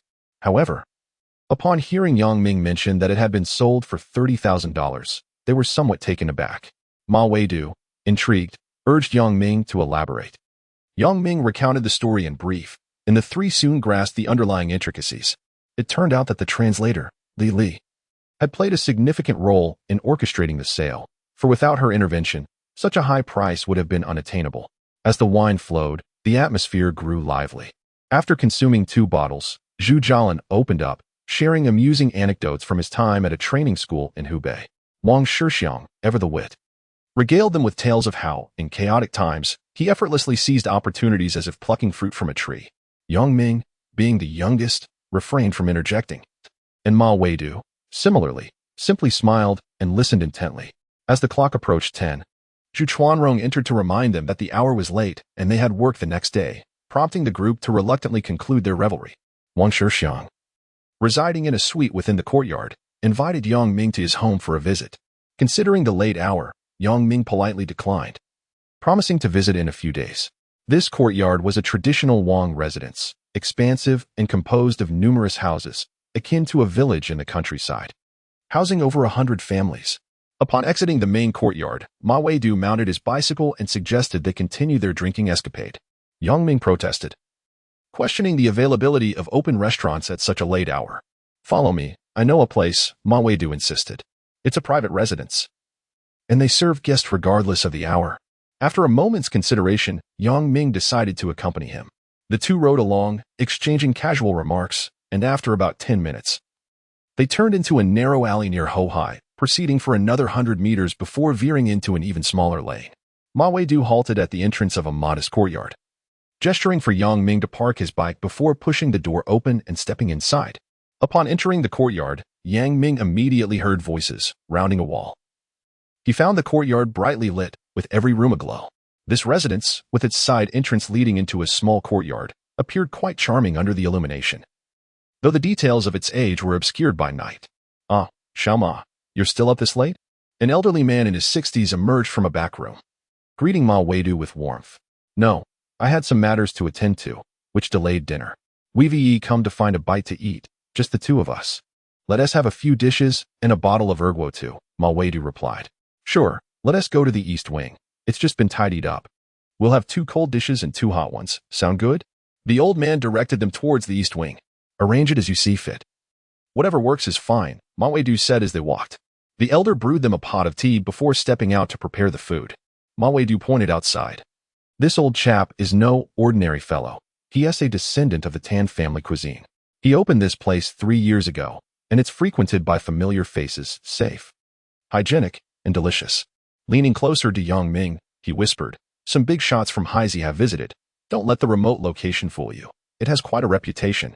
It was evident that Ma Weidu had something on his mind to discuss. Yang Ming, unsure of his intentions, chose to listen, occasionally chiming in to keep the conversation flowing smoothly. Before long, a young man entered, bearing a tray with 4 dishes. As Yang Ming surveyed the spread, he found it to be a selection of ordinary home-cooked fare, a plate of fried fish, peanuts, stir-fried pork slices, and vinegar-dressed cabbage. Ma Weidu handed Yang Ming a pair of chopsticks, remarking that at this hour, there were no exquisite dishes available. To savor their signature dishes, one must provide prior notice. Given the current weather, they were struggling to procure ingredients, especially seafood. In his previous life, Yang Ming possessed a remarkable tolerance for alcohol, yet in this life, he consciously moderated his consumption. Ma Weidu produced 2 large wine glasses and poured an entire bottle of liquor, filling each glass. After taking a sip and sampling a few dishes, Ma Weidu raised his glass toward Yang Ming, saying, Sure too, since both Mr. Zhu and Mr. Wang call you Sure too. I shall affectionately use your nickname as well. Yang Ming reciprocated, lifting his glass in response. Very well, then I shall call you Brother Ma. Cheers to our newfound camaraderie. Let us have another. As they dined and drank, Ma Weidu subtly steered the conversation toward the realm of collectibles, inquiring about the treasures Yang Ming's family possessed, their quantities, and the location of their shop. Yang Ming found this idle chatter somewhat tiresome, especially as Ma Weidu hesitated, concealing his true intentions. Unable to contain himself, Yang Ming raised his glass once more. Brother Ma, let us finish this. It is already past 11. After draining his glass, Ma Weidu set it down with a sigh. Sure too, I wish to ask you for a favor. Speak freely. If I can assist, I shall not hesitate, Yang Ming replied without reservation. Alas, it concerns this troublesome painting. My first endeavor has led me into a pitfall. As Mr. Zhu mentioned, making a misjudgment is quite common, but I have my reasons for concern. Yang Ming regarded him in silence, patiently awaiting the full disclosure. With a wry smile, Ma Weidu continued, to be candid. I intended to sell this painting for a profit to alleviate my financial burdens. However, that scoundrel set a trap for me. If it were merely my own funds at stake, I could manage, but the crux of the matter is that I borrowed part of the money, promising to repay it within 10 days. When I heard you mention the Friendship Hotel, do you think this painting might have a chance there? Realization dawned on Yang Ming. Ma Weidu harbored aspirations of earning foreign currency. After pondering for a moment, he shook his head with a sigh. Brother Ma, while foreigners express interest in our Chinese culture, their preferences regarding traditional paintings differ. They favor porcelain and bronze artifacts, yet they are not particularly fond of Chinese paintings. Upon hearing this, Ma Weidu immediately appeared crestfallen, lowering his gaze in silence. Chapter 44. Pirated Books. Yang Ming glanced at Ma Weidu, who had his head lowered. Brother Ma, aside from this painting, do you possess any other treasures? Perhaps porcelain, bronze, or even a piece of lacquerware? Ma Weidu smiled wryly. I haven't been in this realm for long, and I confess my ignorance. I've acquired quite a few counterfeit items. Later, through an introduction, I met Mr. Wang. We've shared a few meals, and I've shown him some of my pieces, trinkets, really, too trivial to mention. This painting is my first significant acquisition. I sought Mr. Wang's advice. But unfortunately, he was away in Miyun for a few days, and I didn't know Mr. Zhu. Those unscrupulous fellows were very insistent, and once I bought it, my conscience was troubled. As expected, seeing Ma Weidu's plight, Yang Ming pondered for a moment. Brother Ma, how about this? If you urgently need funds, sell me the painting for 2,000 yuan. I'll keep it at home for now and wait for its value to appreciate. If you don't need the money urgently, then we can leave it be. All right, let us make it 1,800. If it weren't for my financial constraints, why would I buy it? Ma Weidu exclaimed with delight, immediately retrieving the painting to hand over to Yang Ming. Wait. Brother Ma, I don't have enough cash on me right now. Let us settle it tomorrow morning at my place, Yang Ming said, shaking his hands. Just take it for now. I'm worried you might change your mind, Ma Weidu chuckled. Yang Ming sighed. Brother, should this painting appreciate in value, please don't come to regret it. Regret is a matter for the future. The pressing issue at hand is to resolve my immediate difficulties. You've saved me in a time of need, and I'm grateful for that. Regret is the last thing on my mind, Ma Weidu jested. After Ma Weidu settled the 12 yuan for their meal, the two exited the small courtyard. Yang Ming muttered, the prices here are quite steep. Ma Weidu glanced back at the courtyard. For such a modest private restaurant, it's truly one of kind in the capital. Look at those rooms. There are still people dining. If only we had the means, we could establish our own restaurant and ensure prosperity. Upon arriving home, Yang Ming discovered that the light in his father's room was still on. Peeking in, he found Yang Jianjun reading under the lamp. Noticing his son's entrance, he casually inquired, why are you back so late? Yang Ming did not conceal the truth and recounted the events with Ma Weidu. Although Yang Jianjun disapproved of his son's purchase of a counterfeit painting, he refrained from further comment, simply advising him to wash up and get some rest. The following morning, as Yang Ming rose from his slumber, Ma Weidu arrived, beaming and carrying a box of pastries. After greeting Yang Jianjun, Yang Ming invited him inside. Upon entering, Ma Weidu's eyes widened, astonished by the artifacts displayed on the shelves lining the walls. He silently mused, I truly underestimated the value of stones. Ma Weidu possesses a commendable quality. He is amiable and humble in speech, his squinting smile often conveying a sense of sincerity. While this demeanor may deceive others, Yang Ming is aware of the depth of his character. If he were a simple-minded individual, he would not have risen to prominence in the world of cultural relics. surprisingly. After several interactions, Yang Jianjun recognized Ma Weidu's worth, once remarking to Yang Ming, "This man is remarkable. He appears approachable, yet there is much more beneath the surface." Some of his words reveal extraordinary thoughts. After Ma Weidu visited the main house, he asked Yang Ming to show him the eastern wing as well. Although the items in Yang Ming's room did not match the quality of those in the main house, they nonetheless left Ma Weidu astonished and secretly amazed. In contemporary times, aside from antique shops, he had never encountered such a plethora of artifacts in a private residence. Having seen Yang Ming's collection, he was resolute in his decision to cultivate a friendship with him. Yang Jianjun went to buy breakfast, and Ma Weidu, without hesitation, sat down to enjoy some pickles, a youtiao, and a bowl of mung bean juice. Hearing Yang Ming express his desire to sell calendars at Tiananmen Square, Ma Weidu was taken aback and inquired about the situation. Yang Ming briefly explained, speaking casually, yet to Ma Weidu, it resonated deeply. He was genuinely surprised that this young man not only amassed a significant collection of antiquities but had also invested in a printing factory. As an editor at a newspaper with a flexible schedule, Ma Weidu initially planned to make a brief appearance at his workplace. However, upon learning about Yang Ming's experiences, he decided to accompany him on an outing. Yang Ming first took him to the Liuli factory. As they approached the 3 brand-new storefronts, Ma Weidu couldn't help but show a hint of envy. Upon entering and seeing the rosewood counters and display shelves, he felt a deep sense of longing, nearly bordering on jealousy. When they arrived at the courtyard of the factory, the sight of a large pile of scattered rosewood pieces tugged at his heartstrings. Unable to restrain himself, he remarked, "Sure too, you really have a big heart.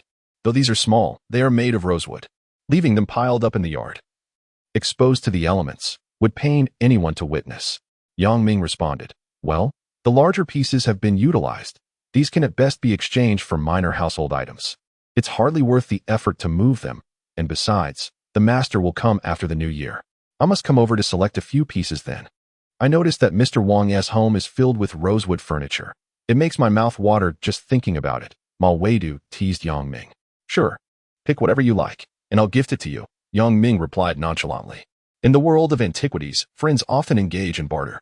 Recently, Wang Shixiang had taken an inner-painted snuff bottle from Yang Ming's collection, and when Yang Ming visited Wang's residence, he would not be expected to pay for anything of equivalent value.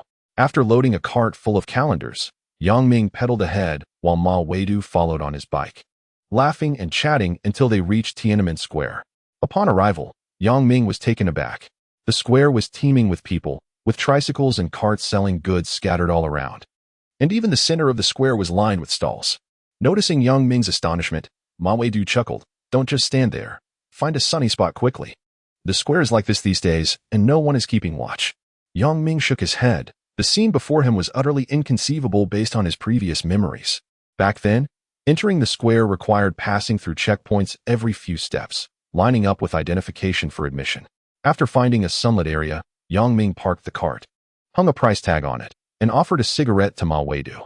As they lit their cigarettes, they observed a throng gathering around a nearby tricycle selling books, indicating a thriving business. "Why do you not print some books for sale? Just look at how flourishing that business is." Although printing calendars is costly and time-sensitive, Ma Weidu inquired of Yang Ming. "Previously, I only invested without ever inquiring further. Had it not been for Uncle Lu's hospitalization and my sister's inability to leave, I would still remain uninvolved." In truth, witnessing the bustling scene at the bookstall, Yang Ming felt a twinge of envy.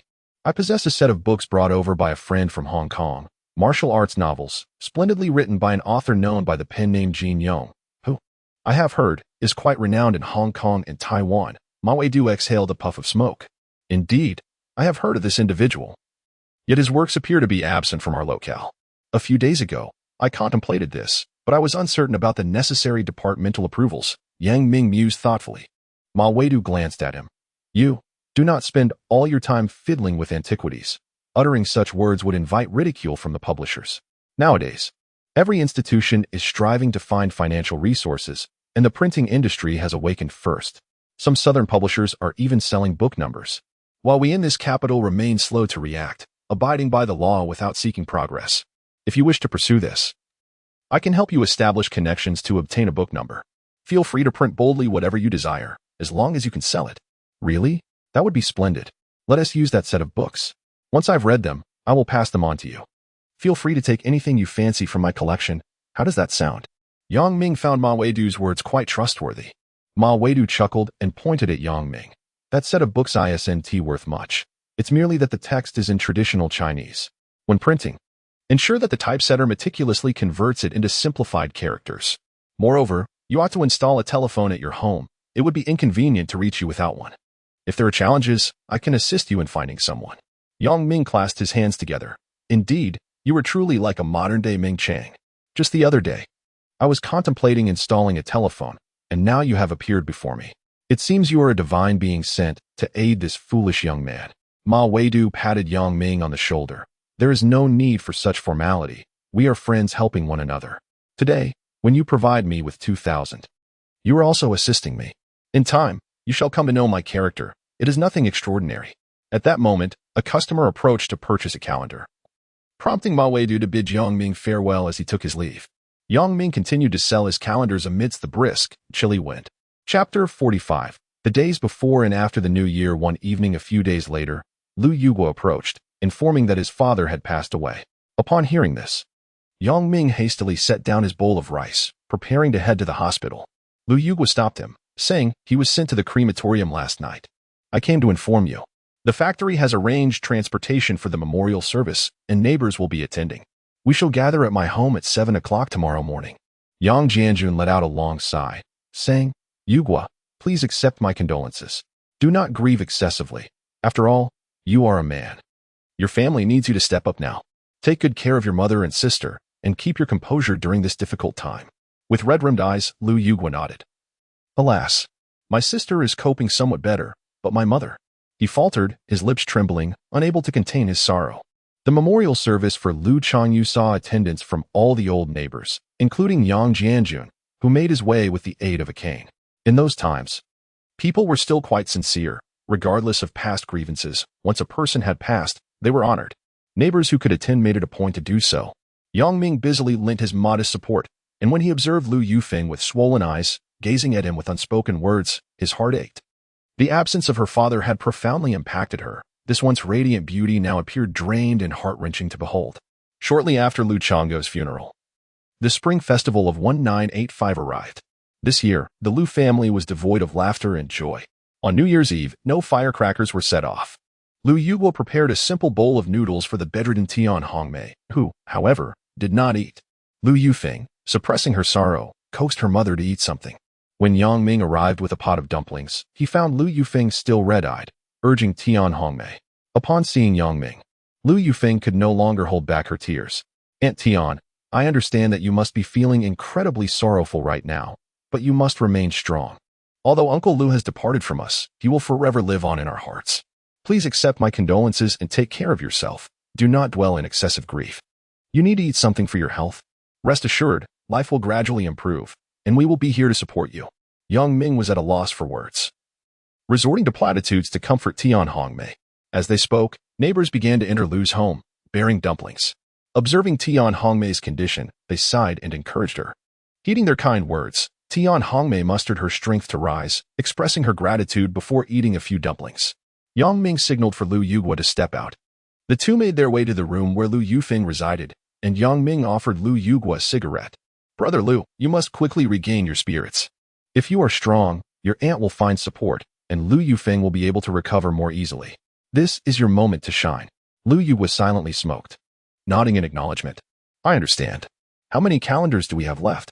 I plan to sell them at the square on the first day of the new year. To settle this matter promptly and arrange for the next steps. Yang Ming patted him on the back. That's the spirit. Once the calendars are sold, I can help with the rest. I also have plans for the next steps.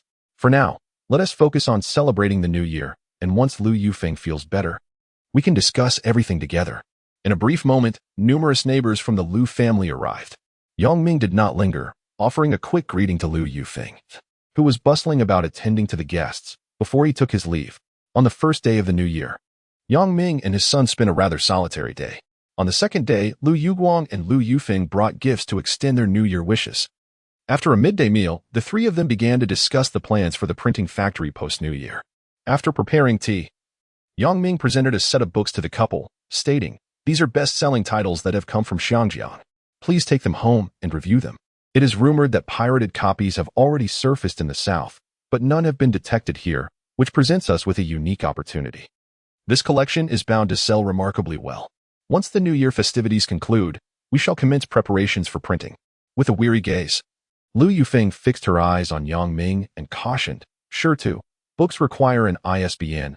Without it, we would be engaging in piracy, which could lead to significant troubles. You must consider this carefully. I will find a way to secure the ISBN. You both need only to focus on typesetting and preparing the paper. As soon as I obtain the ISBN, we shall expedite the printing process." "Is there any issue with the paper?" "The paper?" Lu Yuwang interjected. "A local paper mill from Langfang has reached out to us.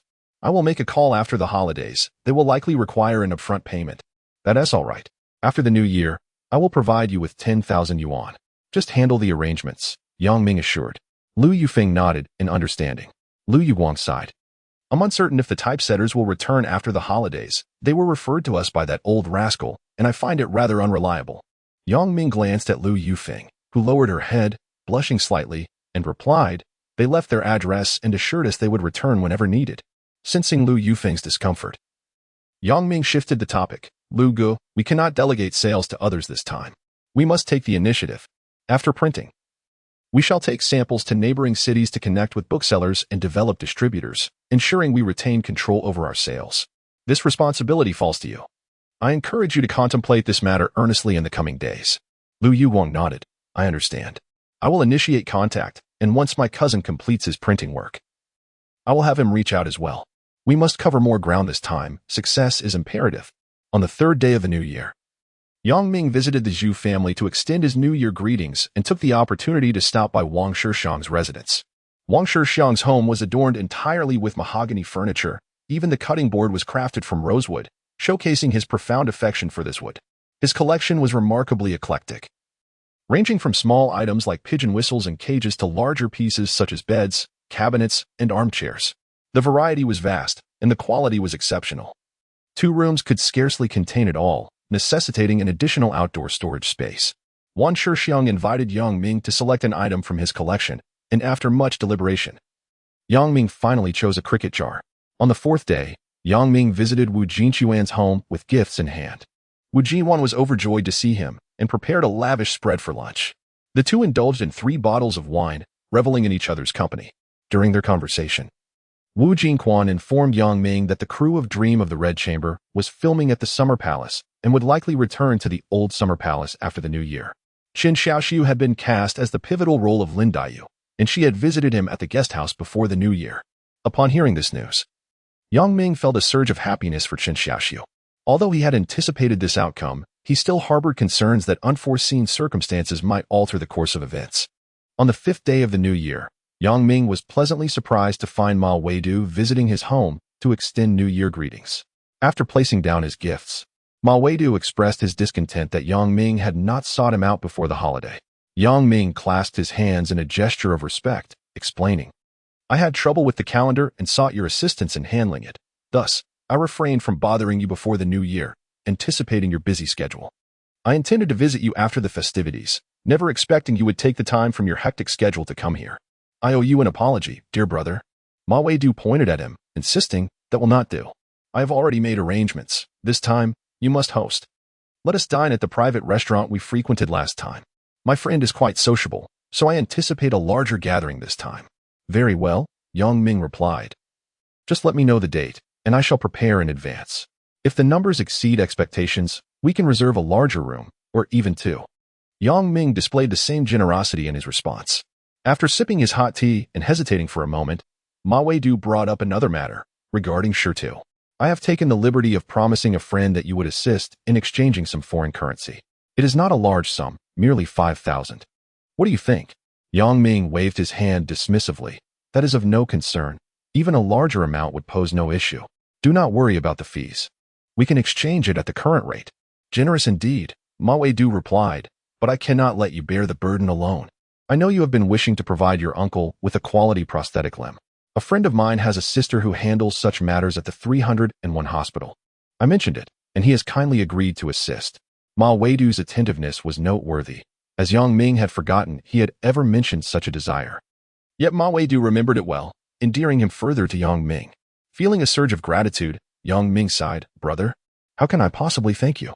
While other matters are trivial, this prosthetic has long been a source of distress for me, as you are aware of my family situation. I have few relatives or friends. I only managed to get in touch with Uncle Zhu by chance. I'm aware that connections at major hospitals can procure imported prosthetics. Brother, I truly appreciate your help. Very well then, let us not part without indulging in libations today. Please, sit and enjoy your tea while I prepare the meal. Yang Ming insisted. He understood that Ma Weidu came from a prestigious background, and in Beijing, there existed a natural rivalry between those from grand courtyards and those from alleyways. The former referred to the latter as, while the latter called the former. For a period, the two factions would inevitably clash whenever they crossed paths. The calendar issues had been resolved by Ma Weidu's contacts at his workplace. Yang Ming had assumed this assistance stemmed from Ma Weidu's goodwill regarding the purchase of a counterfeit painting, but he had not anticipated the breadth of Ma Weidu's generosity. In that moment, Yang Ming truly recognized and appreciated the character of this man. Chapter 46. The atmosphere on the afternoon of the 8th day of the Lunar New Year. Yang Ming made a reservation for a table at a private restaurant by the back lake. Considering Ma Weidu's comment about the anticipated crowd, he opted for a large table that could accommodate over 10 guests. This restaurant specializes in seafood, and perhaps due to the festive season, they had a remarkable array of marine delicacies. Yang Ming promptly ordered 16 signature dishes and 2 soups from the menu, then settled in to await Ma Weidu's arrival. As the 8 cold dishes were being served, Ma Weidu entered with 6 companions. Upon seeing the large table, he immediately turned to Yang Ming and said, "Let's change rooms. This table is too spacious for conversation. We should move to a smaller private room." Yang Ming glanced at the group behind him and stood up, saying, "All right. Today it's your call. I'll have them switch the location right away." Once outside, Yang Ming remarked to Ma Weidu, "Didn't you say there would be many people? I arrived at 10 to secure this large table, fearing I might not get one. And now, only a few have come." Ma Weidu chuckled. "I instructed them that it would be best not to bring unrelated individuals. I didn't want you to feel uncomfortable." Ma Weidu, being 8 or 9 years older than Yang Ming, had friends who were mostly approaching their 30s. After they sat down, Ma Weidu pointed at a slender man. "This is Yu Jing, an editor from the publishing house. He is the one who will handle your book number." Yang Ming respectfully greeted, "Hello, Brother Yi. I entrust the book number to you." Yu Jing waved his hand dismissively. "It's a small matter. Old Ma mentioned you are a man of loyalty. I am happy to assist. I will approach my supervisor for approval at work." Ma Weidu then introduced a stout gentleman. "This is Chen Xinghua. He is in charge of communications. After the new year, you should register, and he will ensure everything is arranged swiftly." He continued to introduce the others, and Yang Ming reciprocated with polite gestures. As it was their first meeting, the atmosphere of the meal was somewhat strained.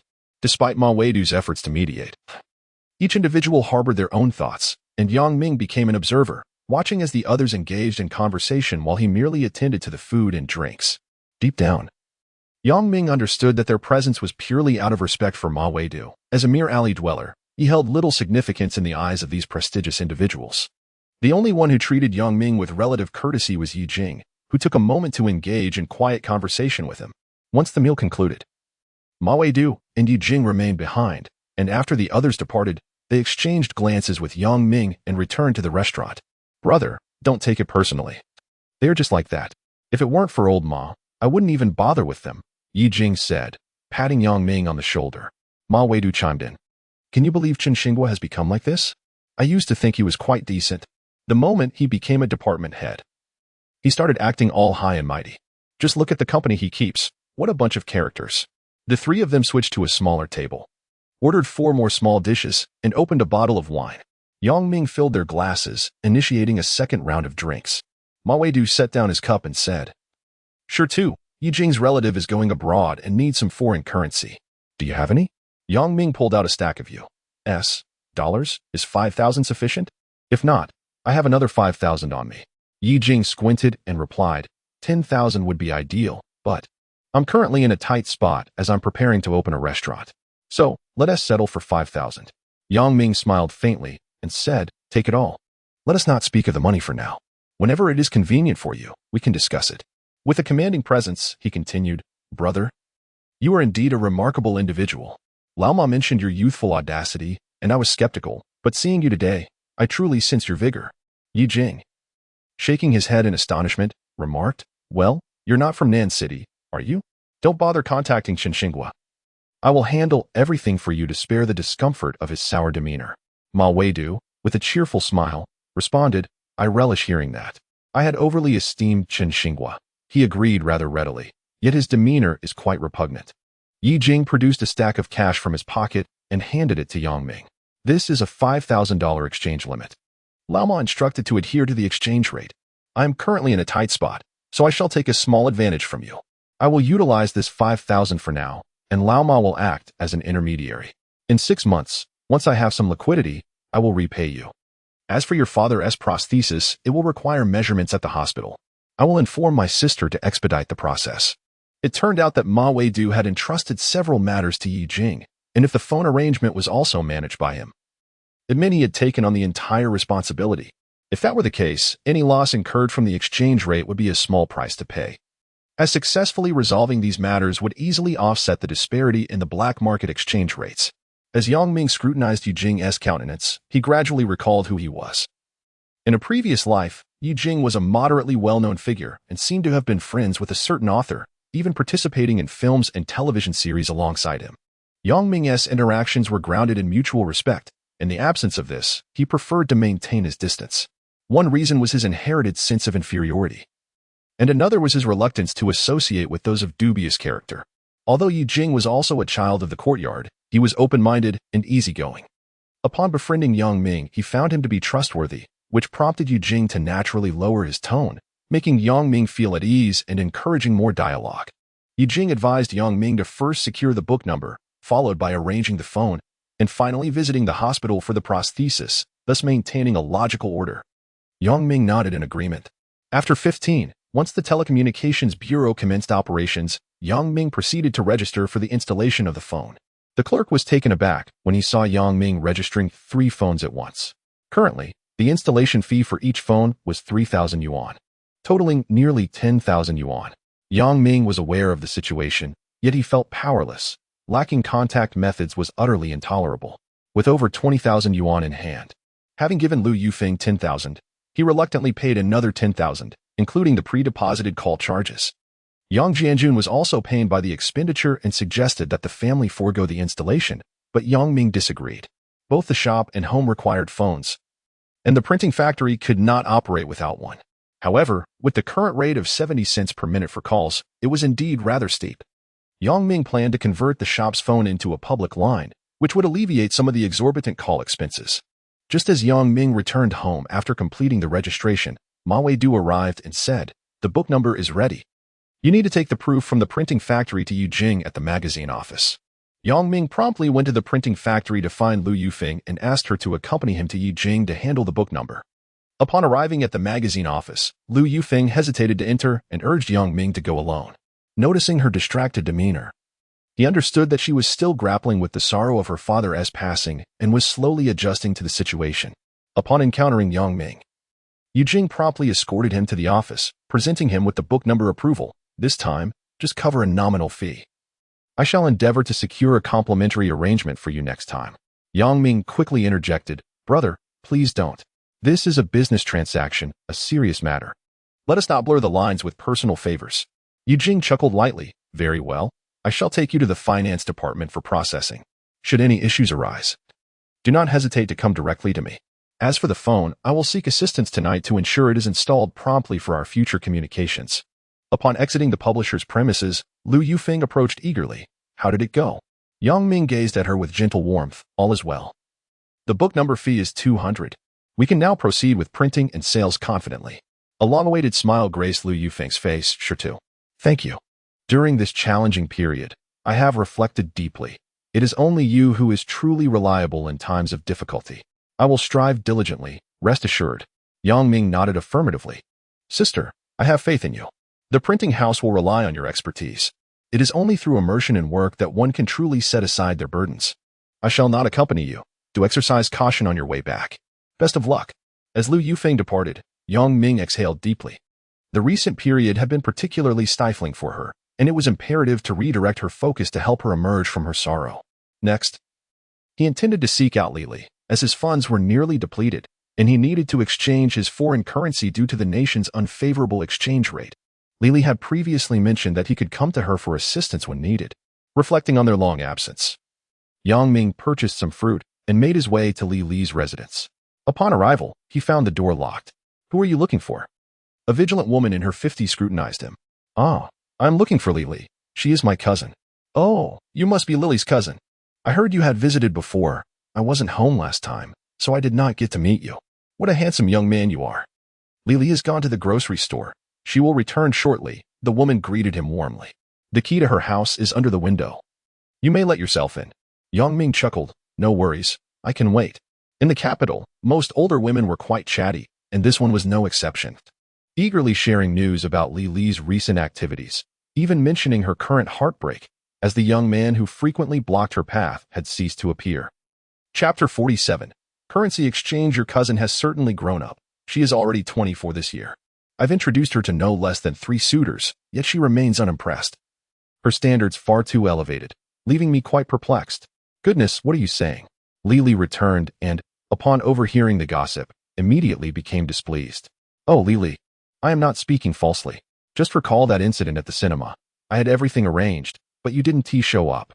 And the gentleman has held a grudge against me for quite some time," the older woman exclaimed. It was evident that the 2 older women shared a close bond. As the conversation continued unabated even in Lily's presence, behind Lily stood another woman. Ming took a closer look and recognized her as the aunt he had encountered previously. He quickly bowed and greeted her. "Come in. Don't heed her chatter." She is referring to her nephew, a divorced man in his 30s, who not only has an unappealing appearance but also comes with a child. Lily is certainly not in need of such company, so why should she bother meeting him? This aunt promptly revealed the truth behind the other woman's words. What followed was a playful exchange of banter between the 2 aunts, filled with laughter.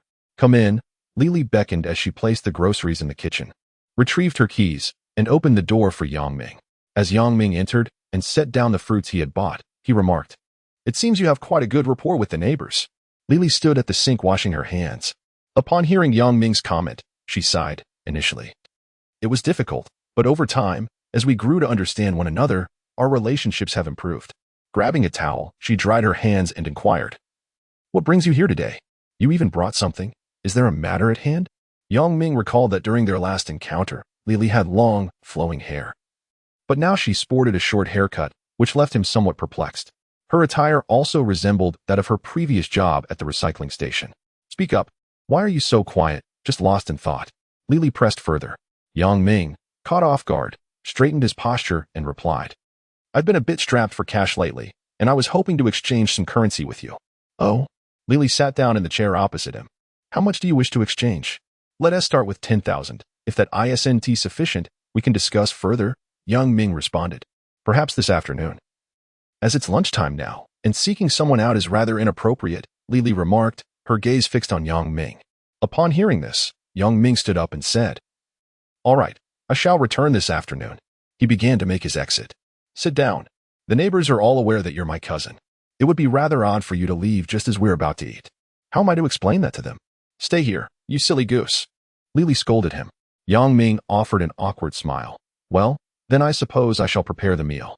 Lily looked at him. "Hold on, it's still early. Tell me what you've been up to lately and why you find yourself in need of money." Ming hesitated for a moment before sitting down and briefly recounting his recent experiences. Lily listened intently as he spoke of the printing factory and the antique shop. Her surprise evident. Once he finished, she turned the conversation back to her own circumstances. Lily sighed. "Before the new year, the company informed me that if I didn't report back, I would be considered to have voluntarily resigned. At that time, I had nothing to occupy my time at home, so I ended up working at a slaughterhouse on the assembly line, cutting the heads off pigs." "Ah, how could this happen? You're no longer working as a translator?" Finding a job is exceptionally challenging, and not only are there few foreigners, but those who come to our country are primarily invited, with the state providing translators. Since our separation, I have not succeeded in securing a position. Consequently, I had no choice but to return to work. After all, one must make a living, Lily said bitterly. "No wonder you cut your hair short." "Now it makes sense," Ming murmured. Lily touched her hair, saying, "I didn't want to cut it, but the assembly line prohibits long hair. After cutting it, I felt uneasy for quite some time." Ming leaned in and asked, "Didn't you say you wanted to go abroad? Is there any progress?" Lily sighed and shook her head. It hasn't materialized. Travel abroad is now heavily regulated, unless one has overseas connections. Along with an invitation letter from the host country, it is nearly impossible. There is only a distant uncle of mine still abroad, but he later immigrated to Brazil with his family. I asked my aunt to reach out, but she couldn't get in touch. So is there no way forward? For now, there is no way. I don't know if I will be able to reach out in the future. In any case, it's not possible at the moment. Isn't your family connected to the Tourism Bureau? As a descendant, can't you be reassigned to work there? To hell with the Tourism Bureau. Those scoundrels who caused my father's downfall are back in power. Although my father has been vindicated, I am treated like a stranger. There was an aunt who once advocated for me, but now her entire family has gone abroad. I visited the Tourism Bureau, yet no one paid me any attention. Lily said indignantly. Ming sighed, unsure of how to respond. It's not just me. Anyone whose parents are gone has received no assistance from the Tourism Bureau. It truly reflects the saying, when one departs, the tea grows cold. Even Lin Jichao has been neglected. Lin Jichao's parents are also gone? Ming asked in surprise. Lily nodded. In truth, he is quite unfortunate. His parents, unable to bear the humiliation, both committed suicide during the tumultuous August of the Red Era. He has a younger brother who is still in the Northeast. And I've heard he has settled down there. Does he have connections with the Tourism Bureau? Isn't he involved in currency trading? Ming wondered to himself. Lily scoffed lightly. He has no real connections, merely petty dealings, just a street hustler. Ming was eager to inquire about Lily's connections. Yet he understood the sensitivity of the topic.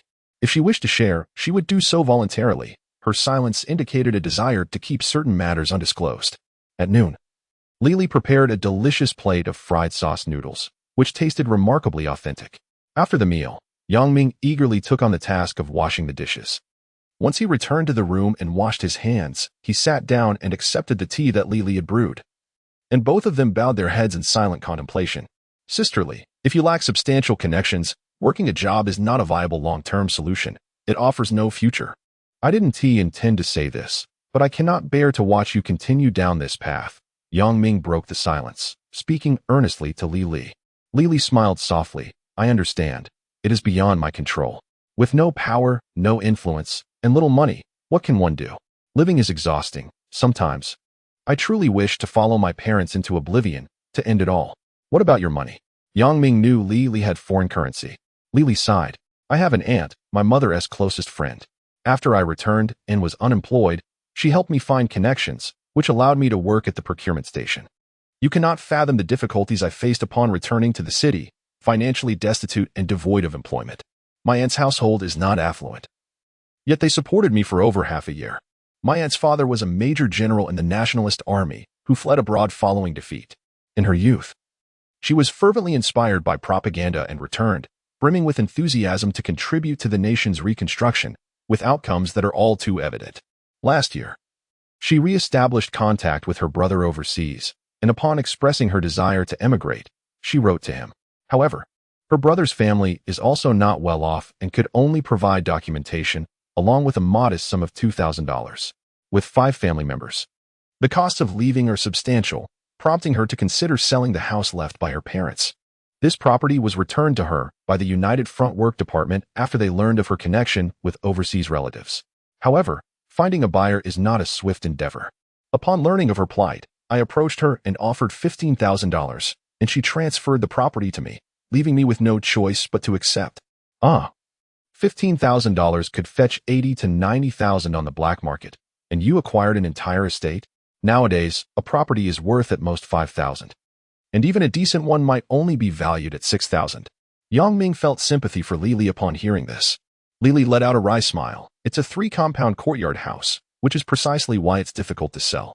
My aunt is a sensible woman, aware of the black market rates, hence her insistence on transferring the property to me. Upon learning that it was a 3-compound courtyard, Ming fell silent, quietly contemplating its true worth.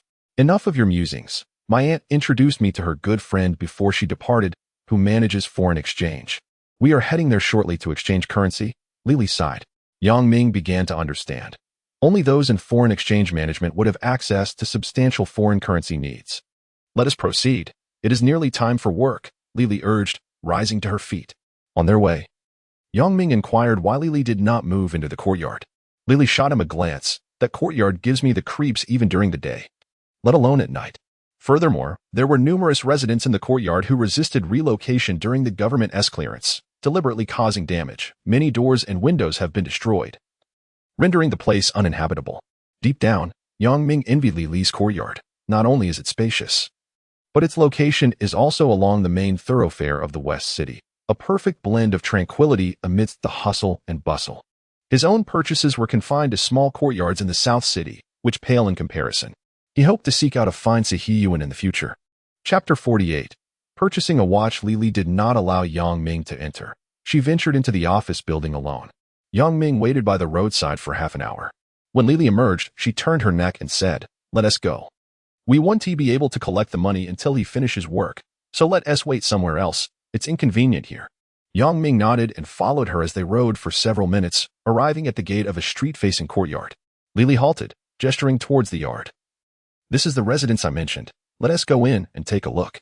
Ming gazed at the somewhat dilapidated golden pillar gate, marveling that this was what a true courtyard should look like. The grandeur of the gate exuded an air of nobility, making him feel that the few small courtyards he had purchased were mere trifles in comparison. Li produced a key, unlocked the door, glanced back at Ming, and stepped inside. As Ming entered through the main gate, he was immediately struck by the stark difference. Before him stood a large azure screen wall, approximately 3 meters wide and nearly 2 meters high, adorned with 4 or 5 cranes circling a blooming plum tree. Each crane exhibited a unique demeanor, appearing vivid and lifelike, while the plum blossoms flourished in the wind. Standing before the screen wall, one could almost feel the breeze it seemed to capture. The sides of the wall were intricately carved with meandering patterns, embedded with Sanskrit, imbued with an aura of mystery. At the top of the screen wall, carvings depicted traditional tile shapes, water drips, and beams, while the base was adorned with cloud patterns, creating an impression of both grandeur and tradition. "To be honest, I am quite fond of this screen wall," Li remarked as she admired the relief sculptures before her. Ming was equally astonished. Despite his frequent forays into the capital to collect waste, he had never before entered such a residence. Beyond the screen wall lay the front courtyard. The layout of the siheyuan was largely similar, comprising a front yard, middle courtyard, and backyard, with an additional western courtyard in this particular residence. As they continued deeper, the main house was flanked by corridors connecting the east and west wing rooms, with an archway adorned with hanging flowers bridging the 2 wings and the main house. After a thorough exploration, Ming was deeply impressed. Aside from the intact screen wall at the entrance, the other 30-plus rooms exhibited varying degrees of damage. Some rooms, as Li had mentioned, had lost their doors and windows. Without proper maintenance, they were utterly uninhabitable. Standing at the entrance of the main house, Li, with a complex expression, inquired about Ming's impressions. "Do you think I am foolish for purchasing something that is neither livable nor sellable?" Ming chuckled softly. "I must congratulate you on acquiring a veritable gold mine. If left unsold, in 20 years it will be worth 100 million. The value will only increase with time. In 30 years, it will fetch no less than 500 million. Don't doubt me. Let us wager on it. If I lose, I'll give you my head." Li scoffed. "What would I do with your head? I also believe it will be worth something in the future. But I can't trust your figure of 100 million, let alone 500 million. Ming was aware that in his past life, the capital had many private clubs like this, yet the condition of this courtyard was too poor. Establishing a club would require significant investment. However, if, after a prolonged pause, he finally spoke, "Sisterly, it would be a shame to let this courtyard go to waste. I believe you could tidy it up a bit and perhaps open a guest house. It could be quite appealing." Li sighed with a bitter smile. "I have no spare change. Life itself has become a struggle. Where would I find the funds to renovate? But aren't you involved in exchanging foreign currencies? Surely you must have some surplus funds?" Ming queried, perplexed. Li glanced at him. "No, I only mentioned it to you. But at that time my aunt only told me about this matter. I initially reminded you in hopes of making a connection through my aunt. But I didn't expect her to introduce me to her friend when she went abroad. Today is the first time I am reaching out to this person. I did not inform them in advance, and they were not prepared with sufficient funds. Aside from the $14,000 you know about, I only earned 1,000 from that foreigner, which I gave to my aunt. Is it true that after we separated, you did not make any money?" Ming pressed on, not willing to give up. Li shot him a disapproving glance. "I was merely acting as a translator, not in the way you might think. If it were as you imagine, why would I even need a job?" Ming felt awkward and quickly lowered his head, offering a flurry of apologies. Lily seemed genuinely upset, keeping her head down and ignoring him. How about this? I could invest a little in you. You tidy up this place. And we can split the profits proportionally. What do you think? Yang Ming made one last attempt. Really? Lily finally responded, intrigued. Yang Ming sighed in relief. But you need to help out a bit. I'm not sure if you have the time with your job. I work during the day and have one day off. Otherwise, how would I be home today? Right now, I cannot receive any pigs, and there are too many people. We rotate shifts, only receiving basic wages. And it's not as profitable as the purchasing station. I regret going, Lily explained. That's good to hear. Once I'm done with these busy days, I will come find you. We can take some of the porcelain and paintings from home and collaborate to sell them to foreigners or Hong Kong merchants at the Friendship Hotel. And we can make some money. Yang Ming shared his plans. Lily nodded. If we have samples, the chances of success are quite high. I have encountered interested foreigners before, but without anything in hand, it lacked persuasive power. I felt embarrassed to ask you, so I ultimately gave up. After discussing this topic, the atmosphere significantly improved. Lily felt buoyant, eager to apply for a leave of absence tomorrow.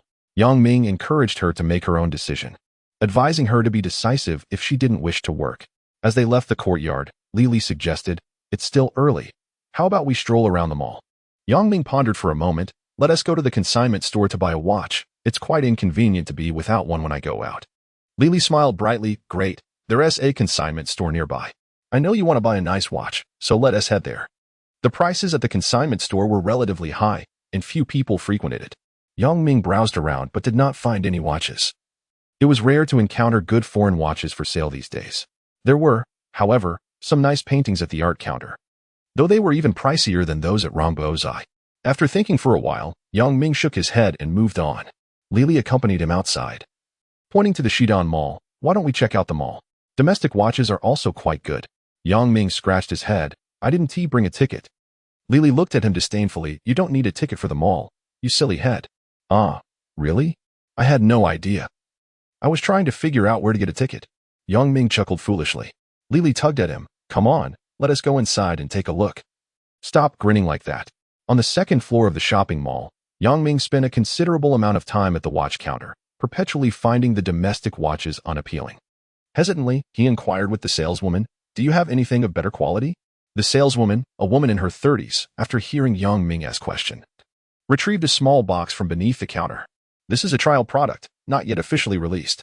The manufacturer has brought samples to gather feedback, but if someone is interested, it can be sold, albeit without an official invoice." Curious, Yang Ming opened the box to reveal a dazzling gold watch, reminiscent of a renowned Swiss timepiece from his previous life, exuding beauty. Upon inspection, he noticed the brand label, Ronnie. "How much is this?" Yang Ming inquired. Having been acquainted with the quality of this brand from his past life, he surmised it was a newly established company currently in the process of gathering preliminary feedback. He promptly decided to purchase it. The saleswoman regarded him thoughtfully. "You should consider carefully. This brand has yet to be launched. It is an experimental piece, and we cannot guarantee its quality. There is no invoice, only a receipt. This gold watch is priced at 300 yuan. Having made the purchase, Yang Ming turned to catch a glimpse of Li Li's curious expression. An idea sparked in his mind, and he turned back to the saleswoman. "Are there any women's versions of this watch?" "Yes, it's also 300 yuan, the saleswoman replied, as she retrieved another box from beneath the counter. Li, unlike the average woman, directly opened the box upon receiving it from Yang Ming, donned the watch on her wrist, and after trying it on, did not remove it. Merely nodding in acknowledgement towards Yang Ming. "Two men's and two women's," Yang Ming stated, as he counted out 1,200 yuan and handed it to the saleswoman. Li, maintaining her composure, silently observed as the saleswoman gathered the items. Upon exiting the mall, Li glanced at the watch. "It's time to go. Let us move." Yang Ming felt a surge of delight and nodded. Indeed, today was worthwhile. This watch is bound to be a hit. It's truly exquisite. Upon arrival at their destination, Yang Ming remained outside while Li took his military satchel inside. She emerged shortly, handing the satchel back to Yang Ming. "The exchange rate has risen. It's now 1 to 7. There is 65,000 in the bag, and as per the rules, they will take 5,000. Yang Ming, upon hearing this, opened the bag, extracted a bundle of cash, and counted out 5,000 yuan for Li. "As per the rules, this is yours. Accept it. If you wish to take a leave of absence, do not decline." Li hesitated for a moment but ultimately nodded in acceptance. This was what set her apart from ordinary women, her open-mindedness, generosity, and perhaps decisiveness. When Li Li intended to leave, Yang Ming insisted on treating her to a meal. Unable to resist his persistence, she reluctantly accompanied him to a private restaurant by the Hohai area for dinner. Chapter 49. In dire straits, 3 days elapsed, and the Telecommunications Bureau sent personnel to install the telephone at home. It seems that Yijing is quite reliable, under normal circumstances. It might take 2 months to set it up. Once the installation was completed at home, a public telephone was also installed at the shop. Yang Ming, in a gesture of gratitude, gifted 2 fine cigarettes to the telecom workers, eliciting broad smiles from both men. With the telephone now operational, Yang Ming picked up the receiver to call the Zhu family. This was the only number he knew. He was unaware of Ma Weidu's contact information. Upon receiving the call, Zhu Jialin asked Yang Ming to provide the number for future convenience. During their conversation, Zhu revealed that the expert group from Rongbozai had withdrawn, meaning that the establishment would no longer bear the responsibility of receiving goods for the museum, thereby allowing them to sell their merchandise freely. This news led Yang Ming to ponder the possibility that the state might relax its control over the cultural relics industry, a promising sign that a renaissance for cultural artifacts was on the horizon. Throughout the day, Yang Ming traversed much of the city, first visiting Yijing to express his gratitude. During their chat, Yijing informed him to hold off on the prosthetic matter for a while, as his sister had gone on a business trip to assist a remote hospital. He promised to arrange for the appointment upon her return, leaving his home telephone number behind. Next, he visited Ma Weidu, where they engaged in jovial conversation for a while, and he left with Ma's number. He then made his way to Li Li's residence, only to find her door locked, as she had gone to work. Borrowing paper and a pen from a neighbor, he wrote down his number and affixed it to her door. His final stop was the Lilikio printing factory, where the telephone installation was still pending. Lu Yufeng was busy overseeing the typesetters, appearing rather haggard, though her spirits seemed to have improved slightly. Yang Ming stayed with them until evening, before returning home with Lu Li and Lu Gua. He had also applied for a business license at the Industrial and Commercial Bureau, receiving a response that it would take at least 3 months to process. His original business name, Taiching, was already registered in Xiangjiang, thus he could no longer use it. Reluctantly, he devised a new name, Gujin Xian, which would be the name on the license. Yang Ming wished to transfer his items to the shop, but Yang Jianjun disagreed, noting that once the items were moved, someone would need to guard them at night. Since the license had not yet been approved, there was no need to rush. In the courtyard of the factory, a pile of wood awaited processing.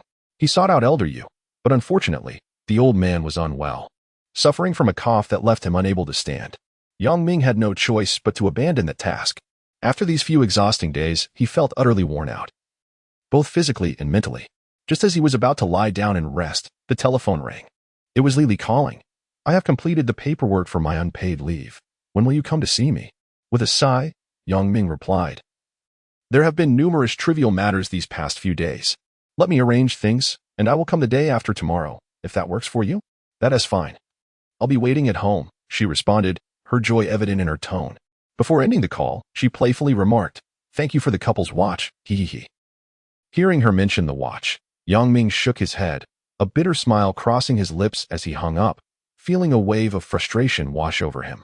When he had gifted the watch to his father, Yang Jianjun had stared at him in silence for a long time before finally sighing. "You young man, don't you know that watches shouldn't be given away casually? Timepieces are symbolic. Giving a watch is akin to giving a clock, which phonetically suggests sending one off to their end. You're fortunate that I am your father." Yang Jianjun hesitated to gift the lady's watch to Lu Yufeng. Considering her father's recent passing, he decided it would be prudent to wait for a more appropriate moment to gauge her opinion. In this era, many superstitions lingered, unlike in later times when receiving a watch could elate someone to great heights of joy. As the shop's opening approached, the father and son meticulously deliberated over their supply channels. Yang Jianjun advocated for promoting rice paper as their flagship product, following the traditional business model of their established brand. However, Yang Ming disagreed, stating, "Father, currently, the 4 treasures of the study are supplied through state-run channels, with rice paper being a tightly controlled item. Not only would mass sales be implausible, but even maintaining regular stock in our shop would be a challenge. Moreover, all antique shops along Lioli Factory Street share the same supply sources, leaving us without a competitive pricing advantage. If we wish to expand our rice paper offerings, we must explore original production sites, but that notion is impractical at present. We shall revisit it later." Yang Jianjun pondered this, recognizing that although the promotion of openness and activity was commendable, the reality of many goods remained unchanged from the past. With a sigh, he remarked, I fear that our current offerings may not sustain the shop for long. We must devise a strategy for stockpiling. Yang Ming furrowed his brow and replied, Once this busy period subsides, I will venture southward, traveling through Luoyang, Kaifeng, and the Suzhou-Hangzhou region. These areas have renowned arts and crafts factories with quality products. I aim to secure agency agreements for their goods for our daily sales. Additionally, I will assess what the local market has to offer.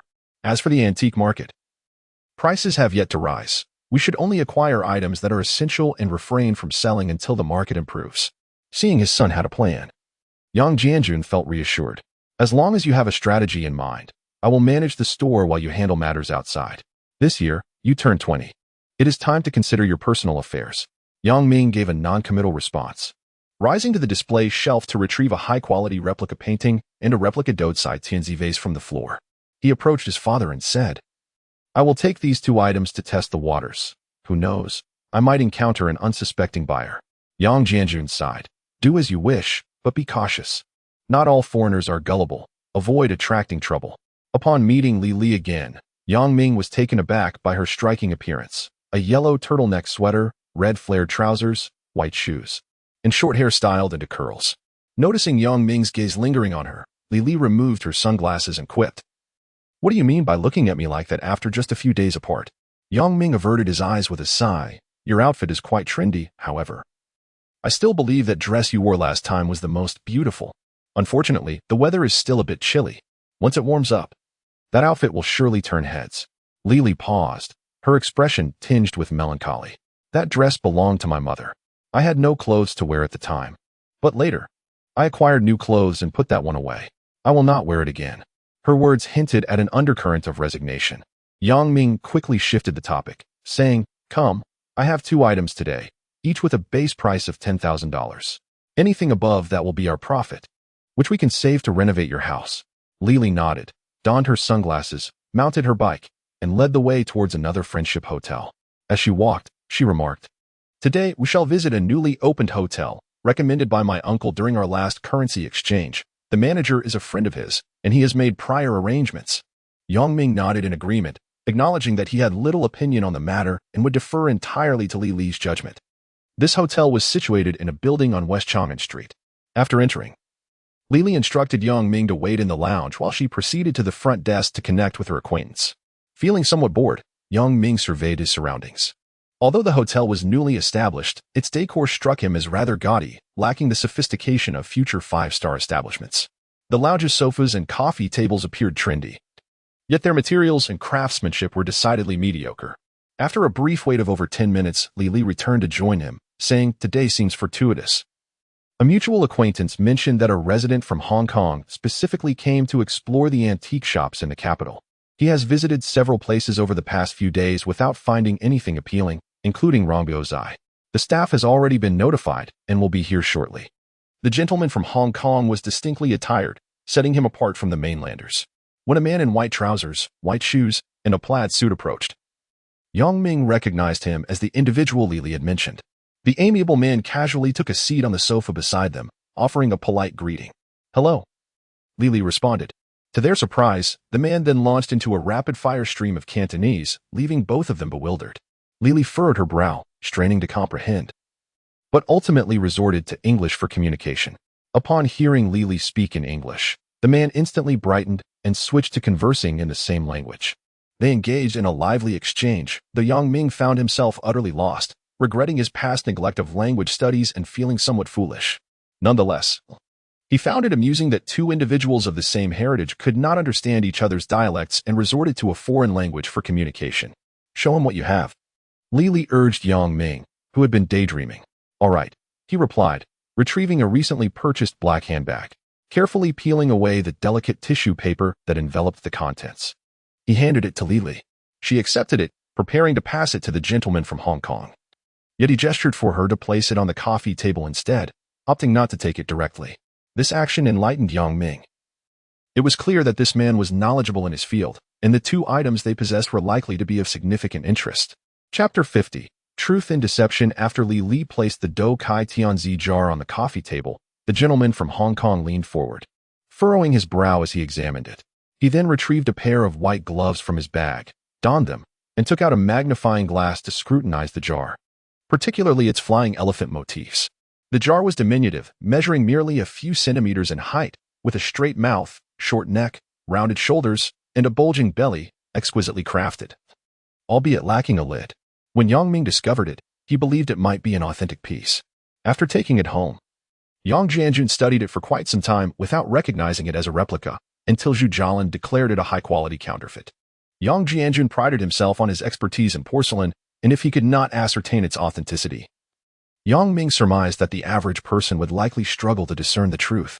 After several minutes, the Hong Kong gentleman set the jar down and mumbled a few phrases in English to Li. She turned to Ming and inquired if he wanted to know its provenance. Unsure of the gentleman's proficiency in Mandarin, Ming decided to be cautious. He straightened in his seat and began to weave an elaborate tale about the antique. He spoke of a family legacy, recounting how his grandfather once owned an antique shop, which was surrendered to the state during the political upheaval, but some exquisite items had been hidden away. When the family was persecuted, his grandfather concealed several treasures, and due to a betrayal from a colleague, many of his relatives perished.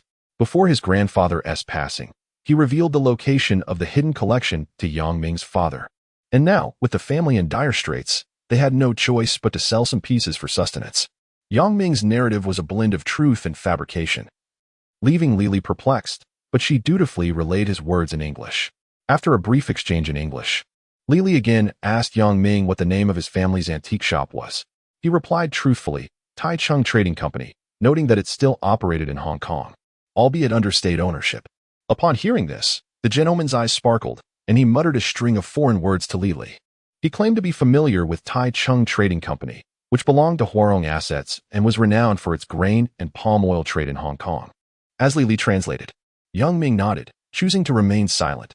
He felt no further words were necessary, for if the gentlemen were uninterested, any additional dialogue would be futile. He inquired if there was anything else.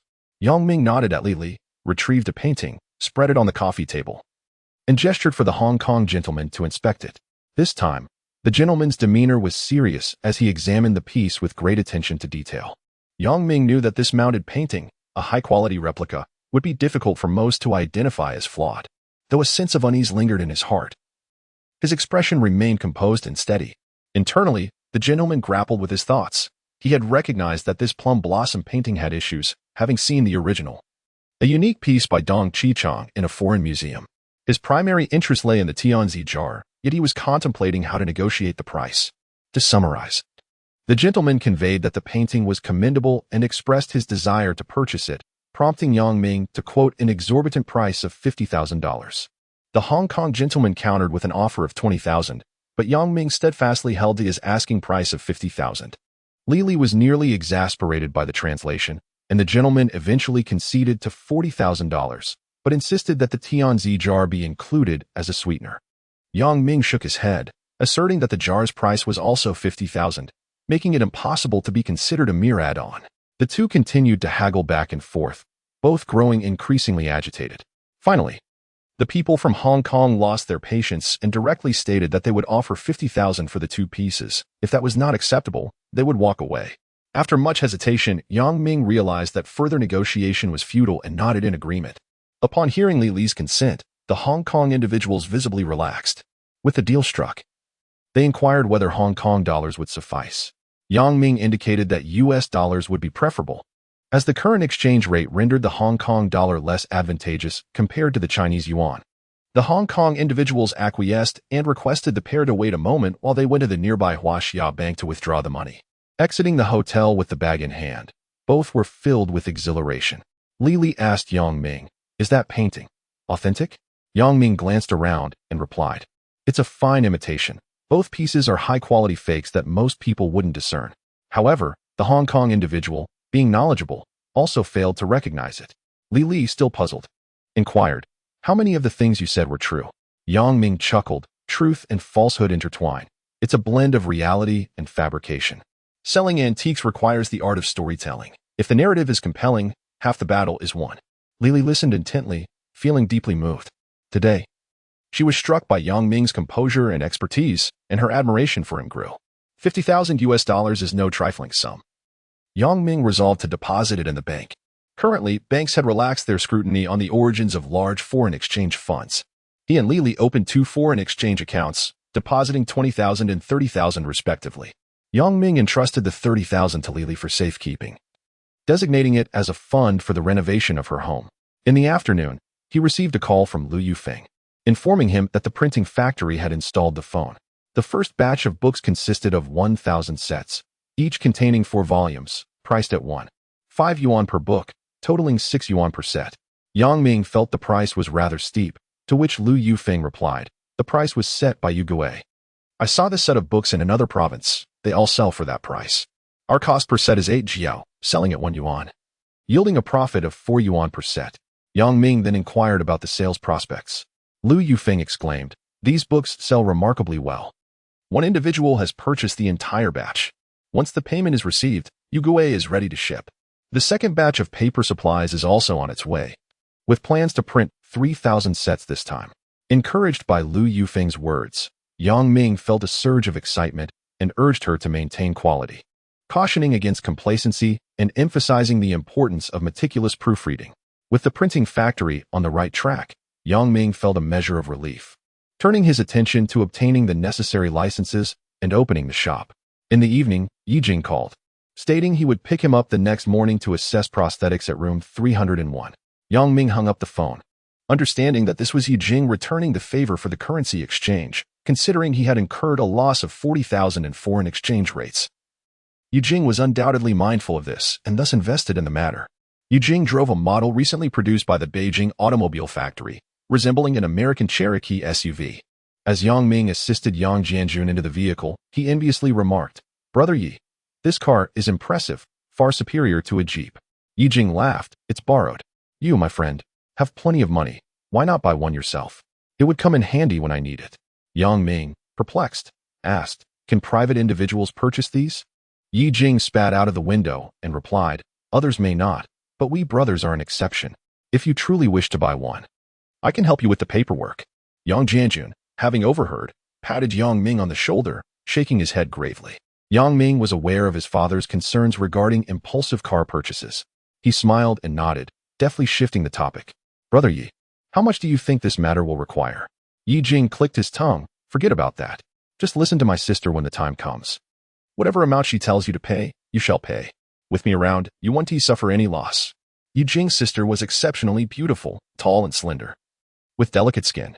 Her high nose and large eyes shone with a natural rosy glow, untouched by makeup. Yang Ming believed that among all the women he had encountered in this lifetime, none surpassed Yijing's sister in beauty. Of course, this was merely in terms of appearance. As for charm, Li Li and Lu Yufeng were still more captivating, as he had heard from Meng Weidu. Yijing's sister came from a family with connections to high-ranking officials. Her name was Yi Huan, and upon meeting Yang Ming and his father, she greeted them warmly. "Uncle, please come with me.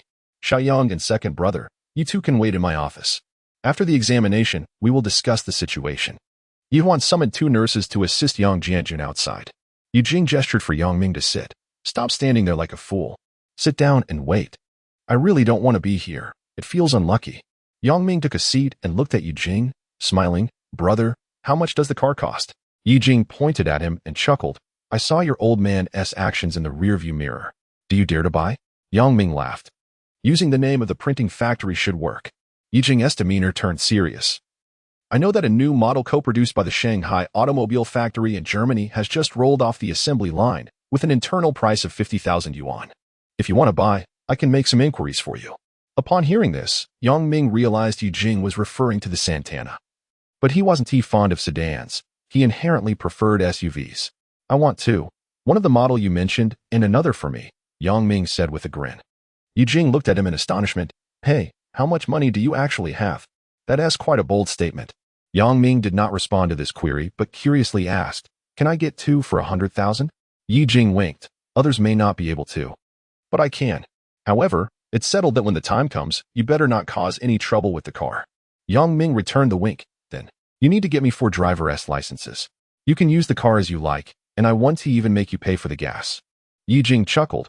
"All right, you little rascal. No problem with the licenses. Just prepare your photos and tell me your name. You'll have them in a week. Yang Ming praised. Brother, you truly are impressive. In this city, there's nobody more formidable than you. I greatly admire you. Chapter 51. A favorable arrangement. As the two engaged in pleasant conversation, Yi Huan entered and inquired of Yang Ming. Xiao Yang, uncle has made the arrangements. The hospital has ready-made prosthetics available, crafted from titanium alloy. If you are not in a rush, we could wait for better materials, carbon fiber, though it requires importation. Yang Ming, perplexed by the distinction between the two, turned to Sister Huan with a puzzled expression. I do not comprehend these options. Please guide me, and I shall follow your lead. Before Yi Huan could respond, Yi Jing interjected. What is there to deliberate? We shall make use of the available prosthetic for now, and once the imported one arrives, we can replace it. I believe having two prosthetics would be most advantageous. Consider the summer heat. What if perspiration accumulates at the contact points? It would necessitate disassembly for cleaning. Having a spare would undoubtedly be convenient. Yi Huan shot a glance at her brother. The ready-made prosthetic requires no payment, as I will utilize another's reimbursement account, whereas the imported one will incur costs. Yang Ming grasped the situation and lowered his head in contemplation, then asked Sister Huan. I find myself inclined by Brother Ye's suggestion. I desire both prosthetics. Please do not hesitate. Simply state the cost. Yi Huan paused. How about this? You provide 1,000 yuan, and I shall silence their protests. The imported one will also be charged to another's account. My brother mentioned that you share a close relationship. Let us proceed in this manner.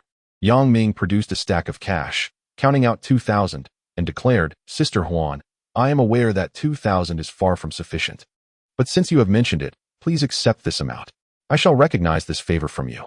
Yi Huan glanced at Yi Jing, who exclaimed, just take it. The Shertu family is not lacking in funds. Do not be overly polite. Hurry up.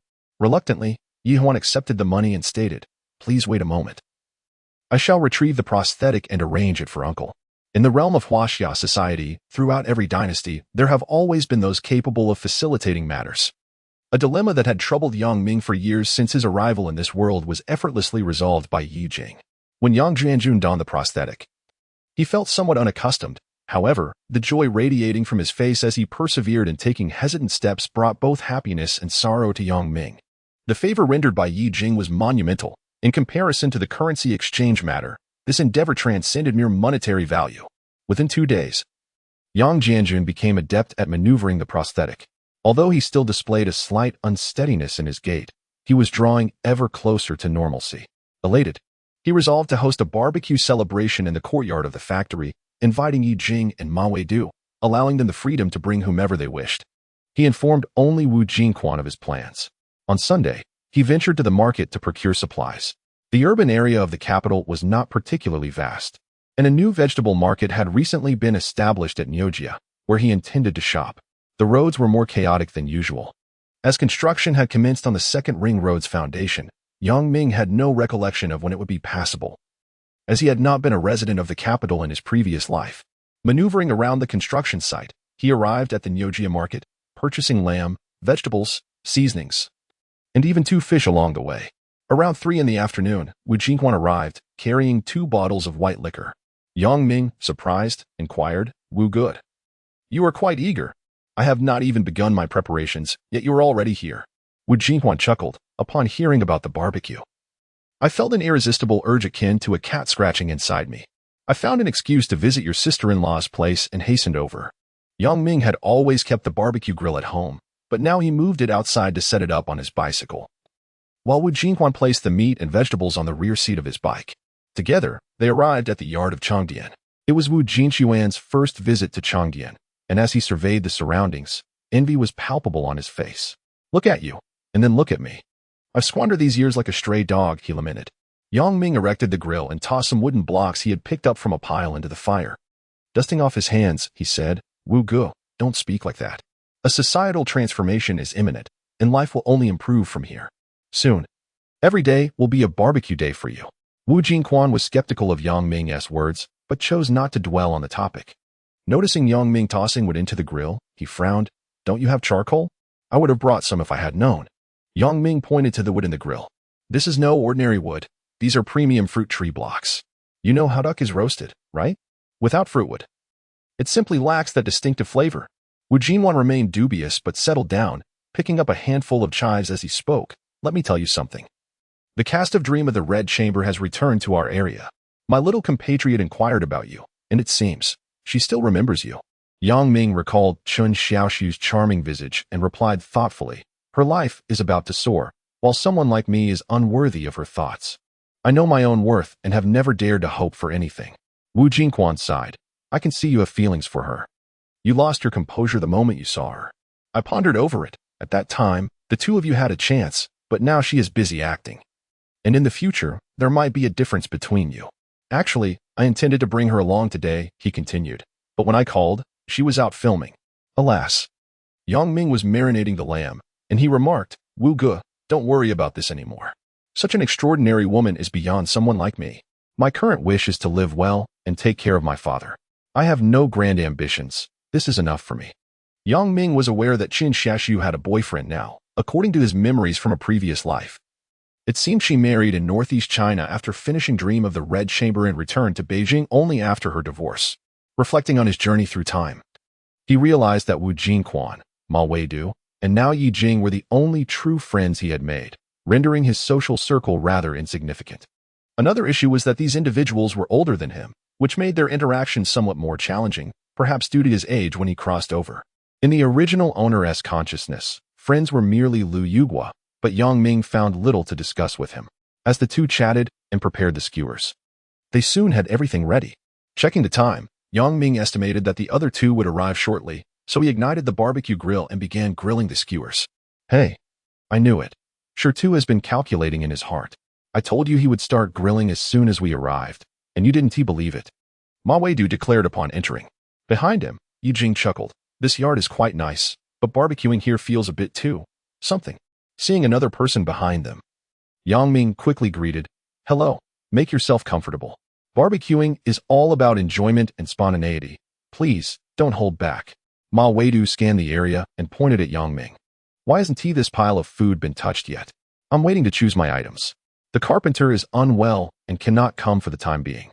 Let us simply leave things as they are. Yang Ming, grilling food, responded to Ma Weidu's inquiries while his gaze swept over the pile of lumber. Suddenly, he was taken aback upon noticing a figure standing beside the wood.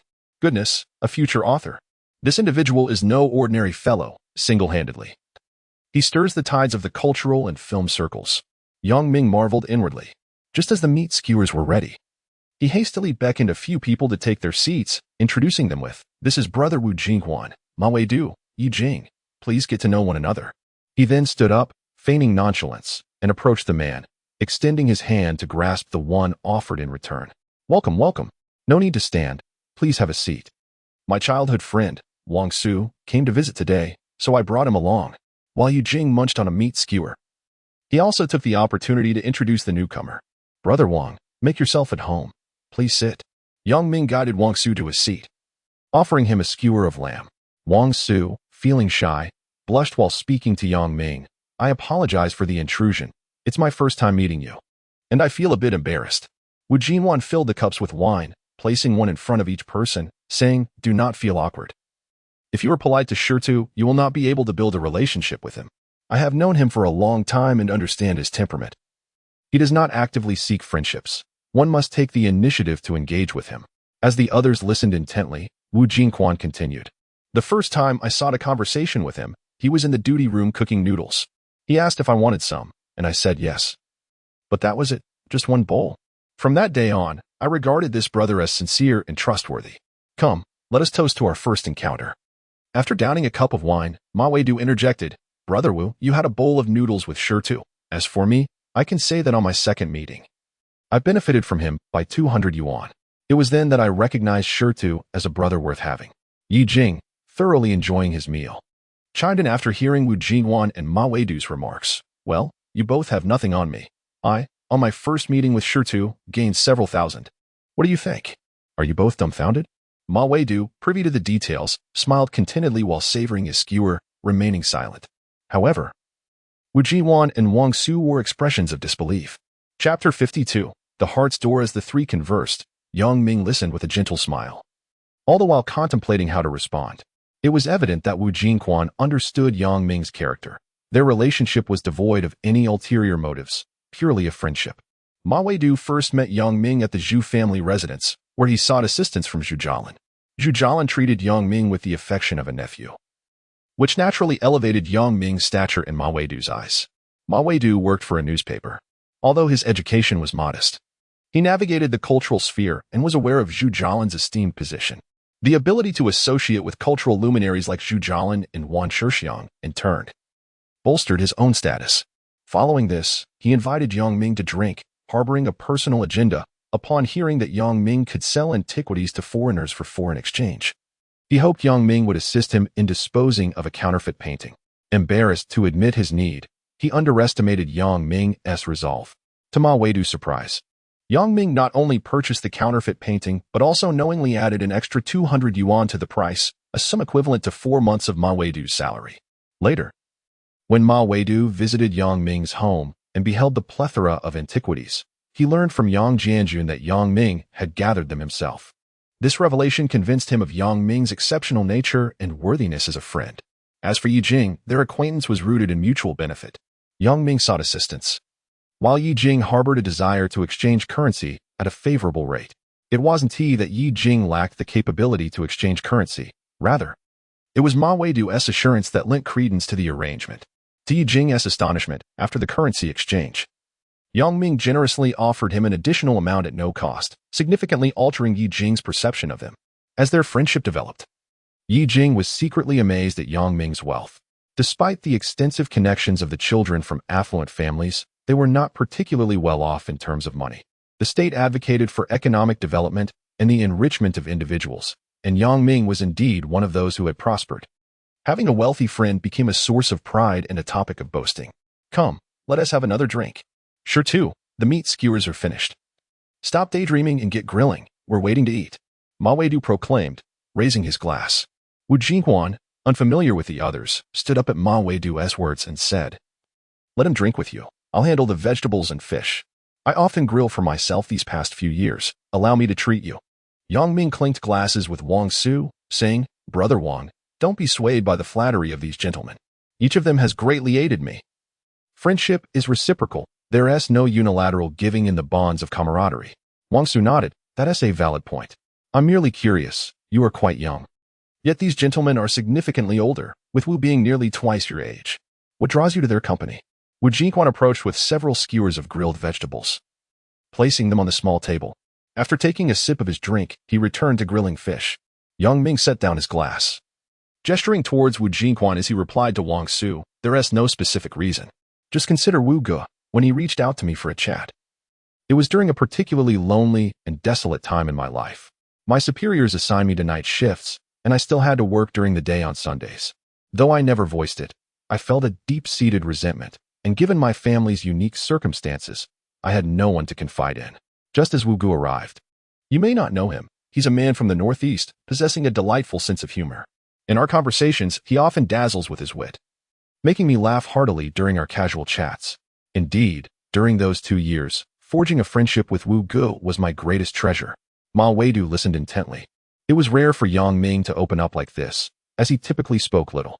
After Wu Jinghuan finished grilling the fish, he sat down and said, let's have some fish first and see how it tastes.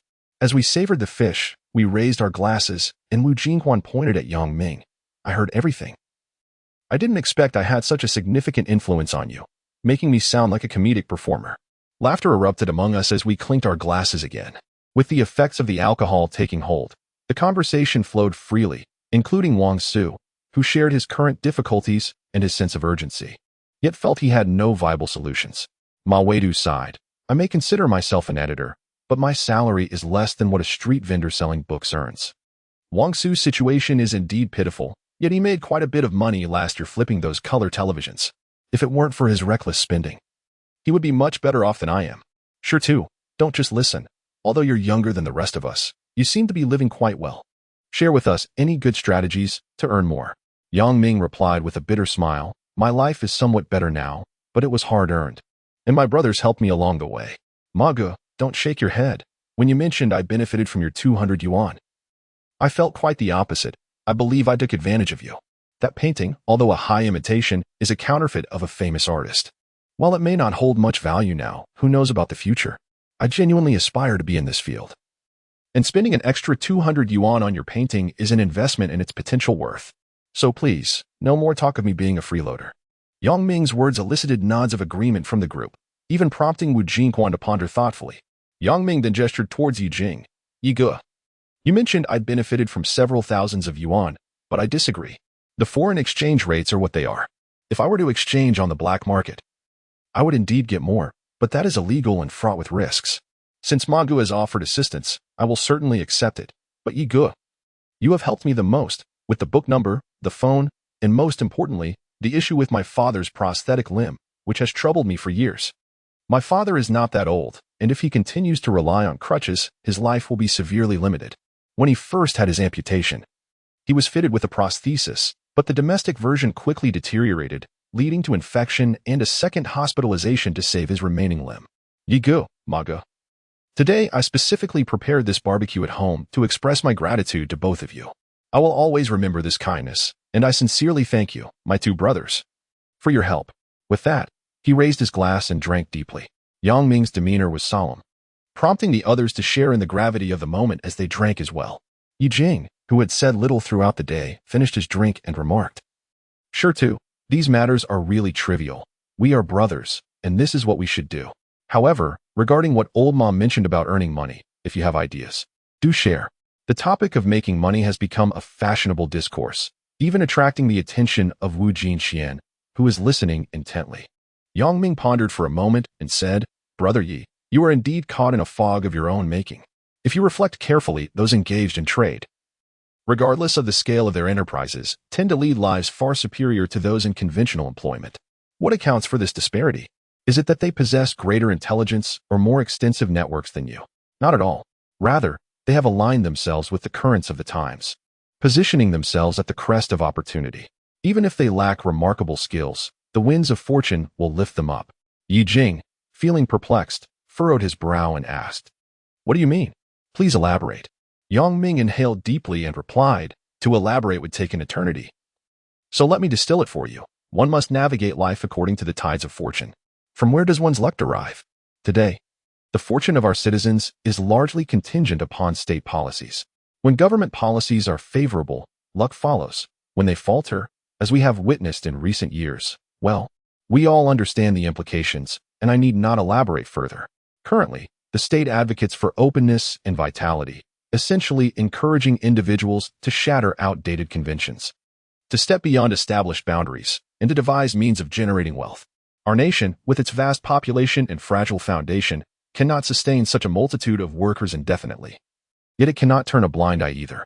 Presently, the only recourse is to streamline the workforce of struggling enterprises through layoffs and mergers. However, this exacerbates the burden on businesses, hastening their decline, ultimately leading to closures. In such circumstances, a sagacious individual would choose to depart from the company and venture forth independently. Previously, the state prohibited such actions, but now it encourages them. This is the arrival of fortune. Therefore, I firmly believe that individual entrepreneurs and collective enterprises hold great promise. For they possess autonomy. They can choose their endeavors freely and engage in whatever endeavors prove lucrative. Would you not agree with this reasoning?" Yi Jing sighed. "Yet, I find myself paralyzed by indecision. What if I fail and incur losses? Returning to conventional employment would be utterly humiliating." Ma Weidu nodded in agreement. "Indeed. This is the crux of the matter. I have contemplated this dilemma as well, and it is indeed challenging to summon the resolve. Observing Wang Su's current predicament only amplifies my hesitations." Wang Su, overhearing this, became displeased. Hey, are you making light of me, old Ma? I left my job of my own volition, choosing not to serve those ingrates. It's not that I haven't made money. It's simply that I've spent it all."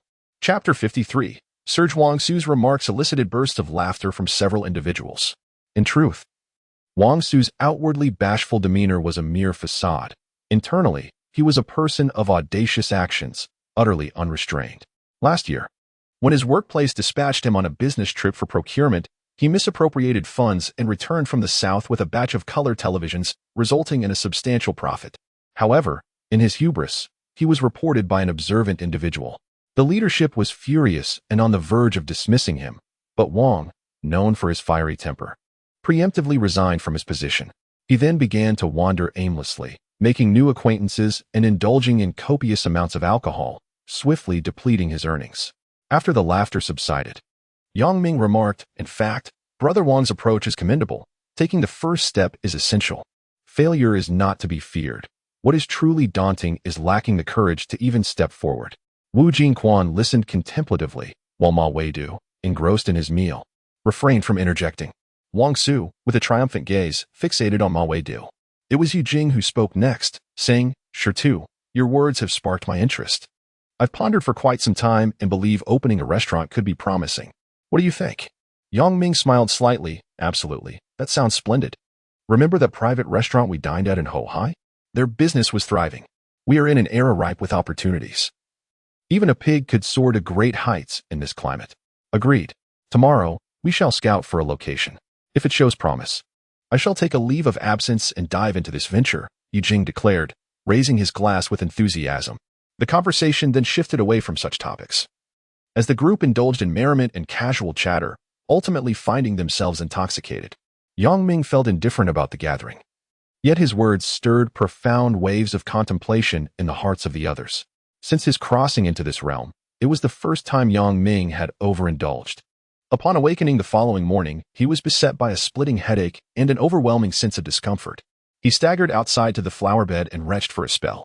Yang Jianjun emerged from the kitchen, observing his son's state with a sigh. "One must drink in moderation.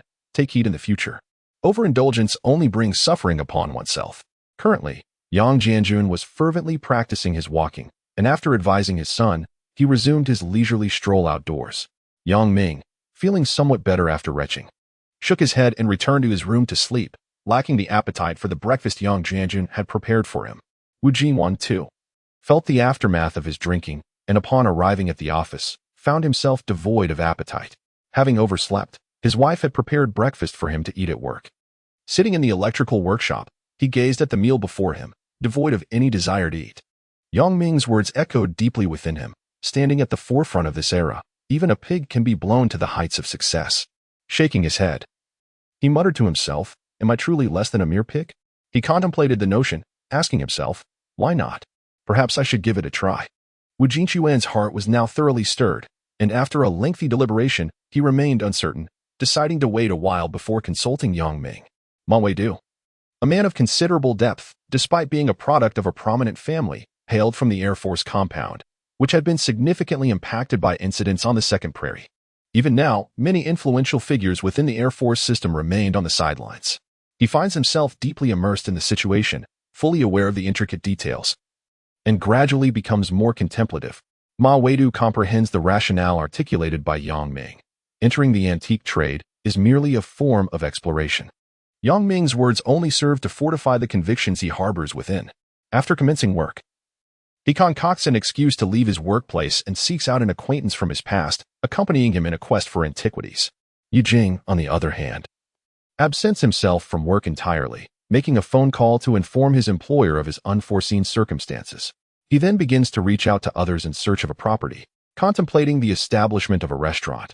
Although he has not yet deliberated on the type of establishment it should be, his primary concern revolves around sourcing funds, for without capital, the prospect of opening a restaurant remains futile. Only Wang Su dismisses Yang Ming's counsel. His inherently carefree disposition leads him to prioritize mere survival and sustenance. Rising early in the morning, he hurriedly prepares himself and rushes to the dance academy to pursue a romantic interest. Yang Ming, however, sleeps until nearly noon. Roused by a phone call. "Who is it?" "It's me. I've been waiting for you forever. Are you coming today?" comes the plaintive voice of Li Li through the receiver. Startled, Yang Ming replies, "Not today. I drank too much last night and am feeling unwell. I wouldn't have the energy even if I did go. Let's rest today, and I'll see you tomorrow morning." Just as he hangs up, still rubbing his eyes in a daze, the phone rings again. Frowning, he answers, "Sure too. Are you home?" "Yes, Lu Gu. What is up?" "Ah. It's not something I can explain over the phone. My sister asked me to speak to you in person. Just wait. I'll be there shortly." After hanging up, Yang Ming is left perplexed. It surely isn't a matter concerning the printing factory. If it were, Liu Yufeng would have contacted him. Since moving, Liu Yugua has seldom visited, and their interactions have dwindled. What could he possibly want? After freshening up, he sets out 2 chairs, brews tea at the stone table in the courtyard, and settles down to bask in the sunlight. Early spring brings the most delightful weather to the capital, devoid of swirling dust and the cacophony of chirping birds, allowing him to languidly soak up the sun and relish the tranquil comfort of life. Approximately half an hour later, Lu Yugua hurriedly enters the courtyard, sits down, and takes a moment to catch his breath before swiftly finishing a cup of tea. Lu Gu, what brings you here in such haste? Yang Ming inquires as he refills his cup. After a brief pause to regain his composure, Lu Yugua articulates, sure too, the factory has summoned me to a meeting. It's a staff redistribution conference. Everyone from the factory is being transferred to the urban construction company to assist with the second ring road construction. Yang Ming remains silent, preferring to let Lu Yugua finish before contemplating his response. I don't wish to go. When I mentioned it to my mother, she insisted that I should, claiming it's a legitimate establishment. I called my sister, and she was equally unsure of what to advise, suggesting I consult you. Lu Yugua has now conveyed his entire predicament in one breath. Yang Ming hesitates, for he recognizes that Lu Yugua's circumstances differ from his own. The urban construction company is a reputable establishment, one that the average person finds challenging to enter. Were it not for the opportunity presented by the second ring road construction, it is unlikely that the urban construction company would accept employees from the dilapidated enterprises in the district. What are your thoughts on the matter? Yang Ming cautiously probes Lu Yugua. I've made my stance clear. I do not wish to go. Our printing factory has begun to operate normally, and the books we print are selling well. We still have 3,000 sets that are not yet bound, and the buyer's truck is waiting at the workshop door. My sister mentioned that for the next printing, we should aim for 5,000 sets, and by spring, we should strive to produce 10,000. Given how busy things are, I find it hard to excuse myself from this. Lu Yugua appeared utterly bewildered. His final words revealed to Yang Ming that deep down, he still harbored a desire to join the urban construction company. Perhaps discussions had already concluded and decisions made. After all, the common folk believe that holding a respectable job is the norm. Claiming to seek one's own counsel was merely a pretext. Reflecting on this, Yang sighed and said, Lu, this is a golden opportunity. My experience of being reassigned to the slaughterhouse cannot compare to your current position. Just look at the situation now. Merely a year has passed, and the slaughterhouse is on the verge of collapse. Sister Yufeng sent you to find me, which is her subtle way of letting me know you have secured a good job, hoping that my departure won't elicit any objections from me. Truly, Yufeng is something else. If you wish to go, I wholeheartedly support you. Lu Yugua sighed deeply, sure too. I feel a sense of guilt towards you. You have invested so much, and things are only just starting to normalize.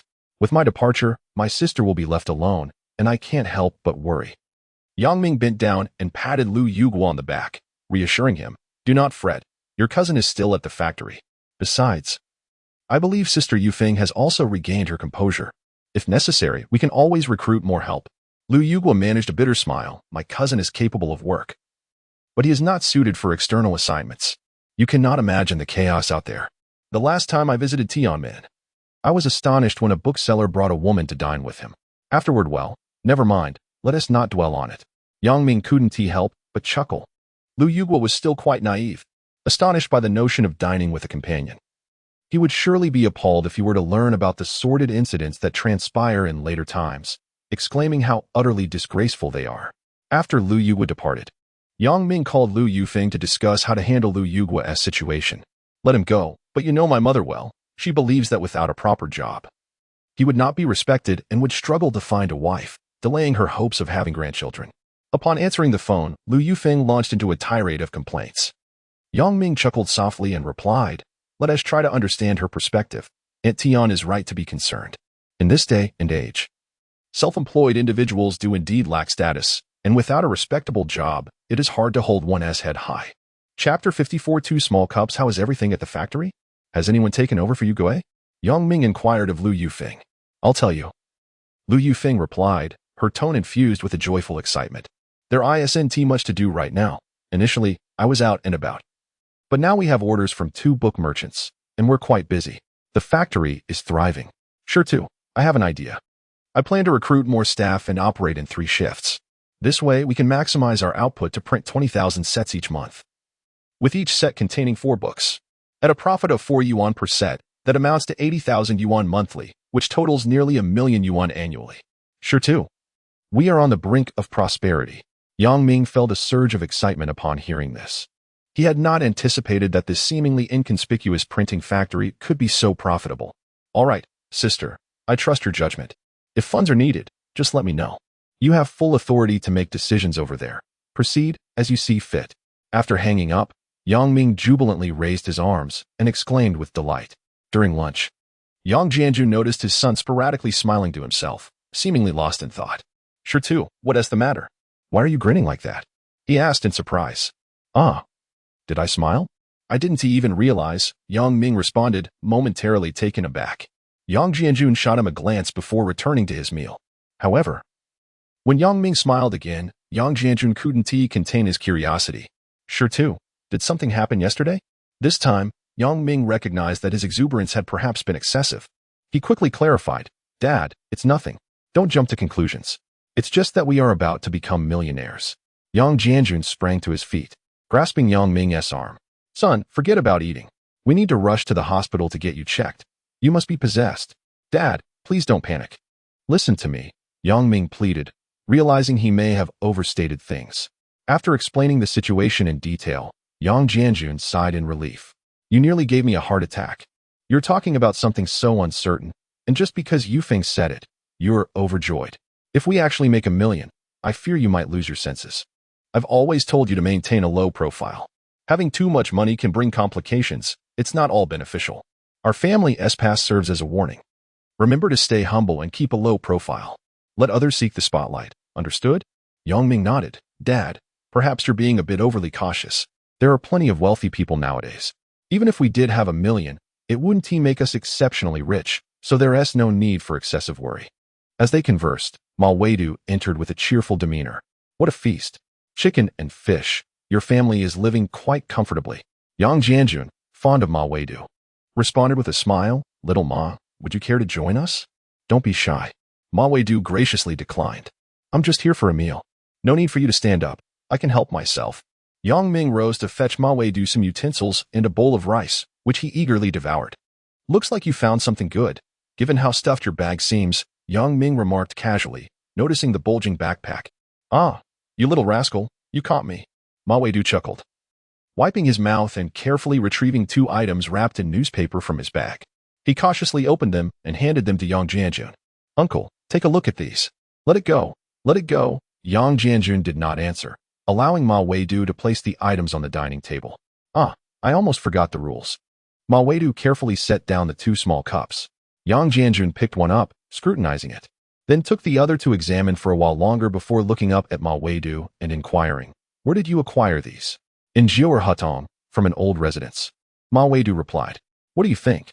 These are exquisite pieces. What is remarkable is that they are a pair, Jianjun remarked. Please provide your insights. I find them intriguing, yet I am perplexed as to why. Jianjun inspected them once more, stating, these 2 items are known as Dotsai Anjuan cups. Produced during the Yongzheng period at the official kiln. Observe the flared rim, the foot is ringed, and the exterior features a Dotsai design of circular chrysanthemums. The body and glaze are refined, and the shape is compact and distinctive, truly a rare find. Upon hearing this, Ma Weidu beamed with delight, asking, what do you believe their value to be? Jianjun pondered, there are no comparable references for this item. But there is a piece from a folk kiln at Juya Pavilion that sold for 300. Yours, being from an official kiln, is worth at least 5 times that. Really? Oh my, that is splendid. Ma Weidu exclaimed, clearly exhilarated. Ming, who had been listening intently, could not contain himself, asking, Brother Ma, how much did you acquire these for? With a beaming smile, Ma Weidu held up 2 fingers, saying 200, 100 each. Wow, what a tremendous find. Just last night I was lamenting about my low wages, and now this transaction nearly equates to a year's salary. Ming rejoiced for him. Ma Weidu grinned foolishly for a moment before hesitating to say, Uncle Yang, I know you wouldn't deceive me. Your shop is about to open. How about I transfer these to you? Jianjun appeared taken aback and frowned. Little Ma, these items are quite rare. I do not recommend you part with them. Hold on to them. In a few years, they might be worth several thousand. Ma Weidu sighed. Uncle, I understand that they may sell for more in the future, but life is often unforgiving. Jianjun sighed as well. Have you made your decision? Yes, I have decided. If you want to take them, I will go elsewhere to inquire, Ma Weidu asserted resolutely. All right, then I shall accept them. Consider it the first transaction for your new shop. Yang Jianjun declared as he rose unsteadily to fetch the money. Brother Ma, hold on. I suggest you keep these items, Yang Ming advised gently. Ma Weidu patted Yang Ming on the back. I wish to enter this trade. This is also my first time making a profit. Please do not dissuade me. Here. Count it. Yang Jianjun emerged from the back room, handing several stacks of cash to Ma Weidu. 8,000? Uncle, this is far too much. I cannot accept this.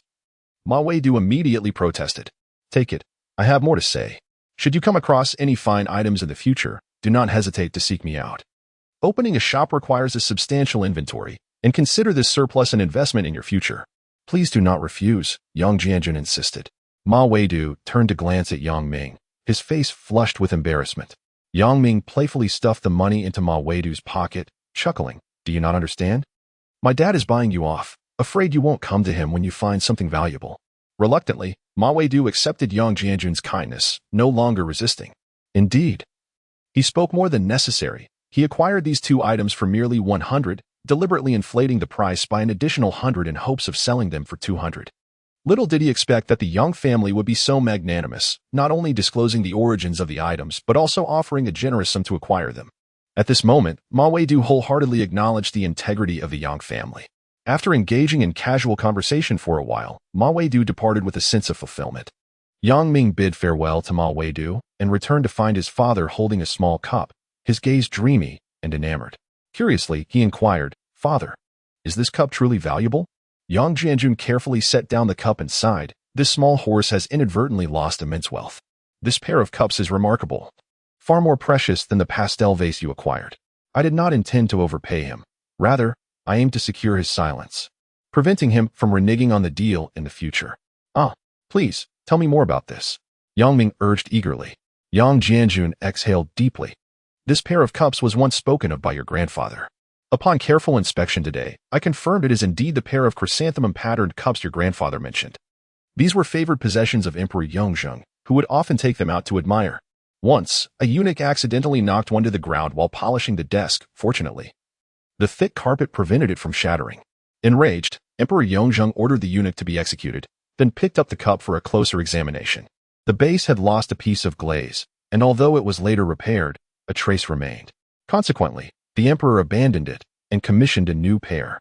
This pair of cups eventually left the palace during the Daoguang period, and your grandfather handled them, which is why he knows the details so well. Look here. The glaze color is slightly heavier than the foot rim. It's imperceptible unless observed closely under sunlight. Yang Ming scrutinized the spot his father indicated, but failed to discern anything, as the difference was far too subtle. He ultimately gave up on examining it and directly asked, How do these cups compare to our family's black glazed jar? The black glazed jar is recognized by your Uncle Zhu's father, but few acknowledge its value. However, your grandfather once stated that black porcelain is a national treasure. These two items are also classified as national treasures, albeit with greater renown. Should they be sold now? They would fetch a higher price than the black porcelain, Yang Jianjun remarked with pride. Yang Ming was taken aback, realizing that the black porcelain held significant esteem in his father's eyes, and these two small cups were indeed more valuable. Chapter 55, Twilight Romance perhaps. We should let Uncle Zhu take a look. Yang Ming inquired cautiously of Yang Jianjun. That might be acceptable. I have indeed heard your grandfather mention it. I remain somewhat skeptical, yet I am confident in my assessment of these cups' quality. Wrap them up and take them to Uncle Zhu. When there is no one around, ask him about them, Yang Jianjun replied. Yang Ming carefully wrapped the cups in cloth and was about to leave when Yang Jianjun added, If anyone inquires about their origin, just say they belong to a friend who is currently in a difficult situation and transferred them to you. Do not mention that I have seen them. Simply state their price is 8,000. Nodding in agreement, Yang Ming rode off on his bicycle. At the Zhu residence, Zhu Jialin was at home preparing appraisal materials. When Yang Ming entered and greeted him cheerfully, he sat down with a smile and poured himself a glass of water, choosing to remain silent as he awaited Zhu Jialin to finish his writing. After a considerable time, Zhu Jialin finally set down his pen, closed the materials, and turned to Yang Ming, asking, What brings you here at this hour?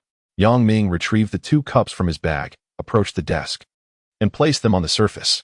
Uncle, I just acquired these. Could you take a look? Zhu Jialin picked up one of the cups and examined it for a moment, his brow furrowing in concentration. He then compared it with the other cup, scrutinizing the bottom for several minutes without uttering a word.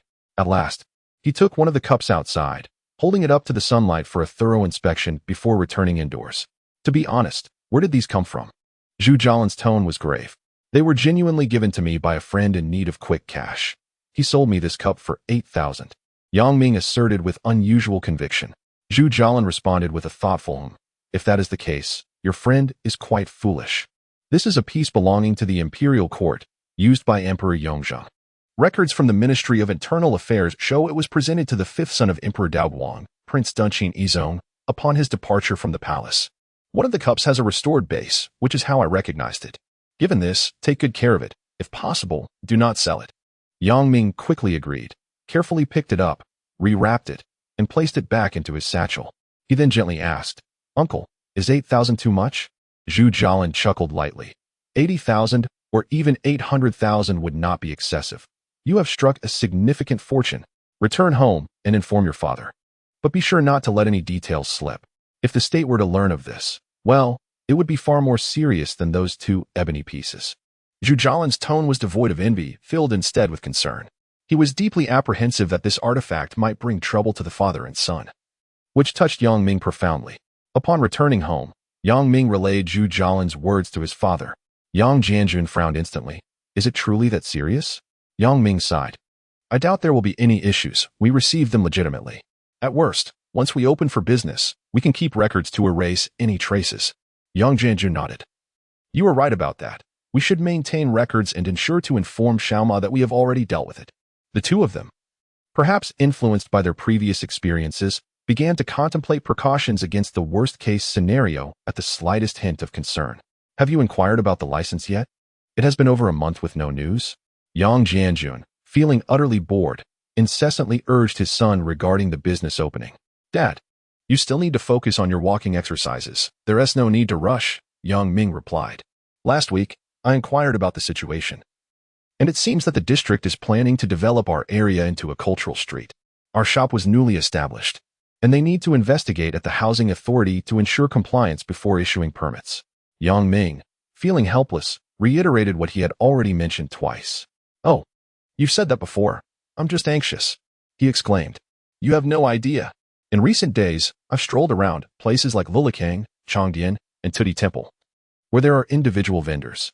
Some just bring a cart, selling all sorts of goods. And those young folks in flared trousers, parading with their boomboxes. Dancing in groups at the square, it's quite a lively scene.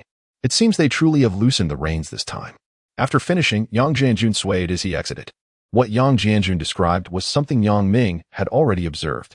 Over the past few years, on Chang'an Street, near various shopping malls, individuals wearing sunglasses, flared pants, and sporting long hair were often labeled as delinquents. Since this year, the local youths have also started to adopt similar trends. Even more so, they emulate others by carrying boomboxes wherever they go. If the boombox isn't a dual cassette with 4 speakers, it's almost embarrassing to bring it out. Yang Ming, having heard of this era from his previous life but not having experienced it, felt indifferent as a time traveler. There was one thing that struck him as humorous. Too many individuals don the same style of clothing. If they were to line up, they would resemble a group performing synchronized exercises, which was quite comical. This phenomenon has been accompanied by increasingly casual relationships between men and women, with some magazines openly advocating for sexual freedom. This trend, advocating for liberated relationships, has intensified, extending from the youth to middle-aged individuals, and gradually even affecting the elderly. Certain newspaper supplements frequently publish articles about romantic relationships among seniors, which have been quite well received. Coining the term twilight love. Twilight love? Yang Ming frowned at this thought, pondering, could my father be feeling restless? He is not yet 50. It's only natural for him to wish to rejuvenate. Since Yang Jianjun received his prosthetic limb, his feelings of inferiority have notably diminished. Being able to discard his cane and walk like a normal person has indeed brightened his spirits, a change Yang Ming has keenly observed. If Yang Jianjun wishes to find a companion, Yang Ming would wholeheartedly support it. As long as his father is happy, he would even take it upon himself to find a suitable match. Slapping his forehead, he thought, what am I contemplating? His father worries about him finding a girlfriend. And he, in turn, worries about his father. Such is the bond of a father and son, mutually concerned for one another. In the following days, he and Lily traversed various foreign hotels in the capital, managing to sell a few pieces of porcelain, though not a single painting. The reason being that foreigners often do not appreciate traditional Chinese landscapes, figures, or flower and bird paintings. They do show interest in porcelain, but the prices are not high. After all, foreigners are not fools. Lily gradually became acquainted with the situations of foreigners at different hotels, establishing good relationships with the front desk staff. By offering small favors, she could easily ascertain the lodging conditions of foreigners and promptly switch to another place if necessary. Over the course of the past month, the two of them had managed to accrue several tens of thousands in foreign currency in their bank accounts. Li was in a state of exhilaration, believing that this line of work was exceedingly lucrative. She gradually lost interest in Yang Ming's suggestion of renovating a house to operate as a guest house. Although Yang Ming shared her elation, his thoughts wandered to another matter, the dwindling supply of export porcelain at home, which, though fragmented and seemingly valueless, was running low. He had no intention of selling the more valuable collectible items, as he planned to hold onto those for a decade, waiting for the right moment to part with them. He said to Lily sisterly, "I will give you a few pieces of porcelain. You should try selling them on your own for a few days. As you are the one who usually engages in communication anyway, you have mastered the phrases I taught you. I will seek out more items elsewhere. Otherwise, we may have to cease operations." Lily furrowed her brow. "Your home is filled with them, yet you still intend to buy more? What are you thinking?" "Sisterly, everything on my shelf is antique, precious, and valuable. How could I possibly sell it to foreigners? If I were to sell, it would only be to our fellow countrymen." Yang Ming replied with dissatisfaction. Lily scoffed. "Selling is selling, regardless of nationality, as long as the price is right. You speak of waiting a decade. Do you genuinely believe that our countrymen will offer higher prices in 10 years? Dream on." Yang Ming retorted. "Hey, sisterly, you may not believe it, but in 10 years, our compatriots will undoubtedly pay more than foreigners. After all, these exquisite antiques represent Chinese culture, and our people understand their true worth. Right now, these foreigners only recognize porcelain. They see it as a mere representation of Chinese culture, which is rather superficial. Fine, they may be superficial, but foreigners possess wealth. And they use foreign currency. At least for now, they remain our primary customers. I agree. Take me there tomorrow. I wish to rest for a day. I'm exhausted." With a wave of her hand, Li mounted her bicycle and departed. Upon returning home, Yang Ming, neglecting to eat, carefully selected a few pieces of porcelain of average quality from his display shelves. After some thought, he also retrieved a few bamboo carvings, folding fans, and root sculptures, writing down notes on how to explain them, and packed them meticulously. There was a reason for sending Lily alone. He intended to explore the ghost market. He had long heard tales of this market, but had never visited. The last time Ma Weidu came, he mentioned finding a piece of jade there, which, upon appraisal by Wang Shixiang, was deemed an ancient piece of significant value. Inspired by this, Yang Ming contemplated seizing the opportunity to investigate the market himself. Chapter 56. The Ghost Market. From the words of Ma Weidu, it was revealed that the ghost market currently exists in Anhui, Haidian, Yuantan, and Panjiao. Though the focus of items sold varies by location, Ma Weidu suggested a visit to Panjiao, known for its second-hand goods, where even if one does not encounter antiques, there are still many intriguing items worth inspecting. He advised departing by 4 in the morning for if one wishes to procure valuable goods. Arriving late would result in missing out. Having visited several times, he had only once come across jade for sale. Otherwise, the offerings were quite mediocre and not worth pursuing. He emphasized the importance of bringing a flashlight, advising that upon spotting rare items, one should refrain from inquiring about their origins and instead quietly ask for the price. If it is reasonable, one should pay and depart swiftly, avoiding any attempts to negotiate relationships. After contemplating this, Yang Ming concluded that the market for cultural relics had yet to mature, likely a mix of old goods from scattered vendors. He withdrew 3,000 yuan, retrieved 2 bags, and informed his father of his plans, preparing to rest early for a prompt rise in the morning. Yang Jianjun cautioned him to be careful, reminding him that venturing out at such an early hour could be unsafe. If he sensed danger, it would be wiser to abandon the endeavor and prioritize his safety. Yang Ming nodded and retreated to his room to sleep. As the clock struck 4, Yang Jianjun knocked on his window. "Sure to. Wake up. It's 4 o'clock. Time to rise." Yang Ming folded himself upright, rubbed his eyes, and murmured in acknowledgement. It seemed his father was indeed worried about him oversleeping, likely having not rested well through the night. Rising promptly to rouse him. The heart of a parent is truly pitiable. After a 40-minute ride, Yang Ming arrived at the second-hand goods market in Panjiao. In the dim darkness, Few people were visible, only a handful fussing over old furniture on carts. The market was modest, merely an open space beside the village, conveniently located near the road. The scene was much as Ma Wei-du had described, indeed lacking in allure. No wonder he had not wished to accompany. After a brief stroll, he found no stalls selling cultural curiosities, though several vendors dealing in old televisions, tape recorders, and radios attracted a fair number of onlookers. It appeared that even in this era, such items still held appeal. "Do you need an electronic watch?" A young man approached him. Young Ming shook his head, and the young man, carrying a shoulder bag, turned to leave. "Excuse me, could you please pause?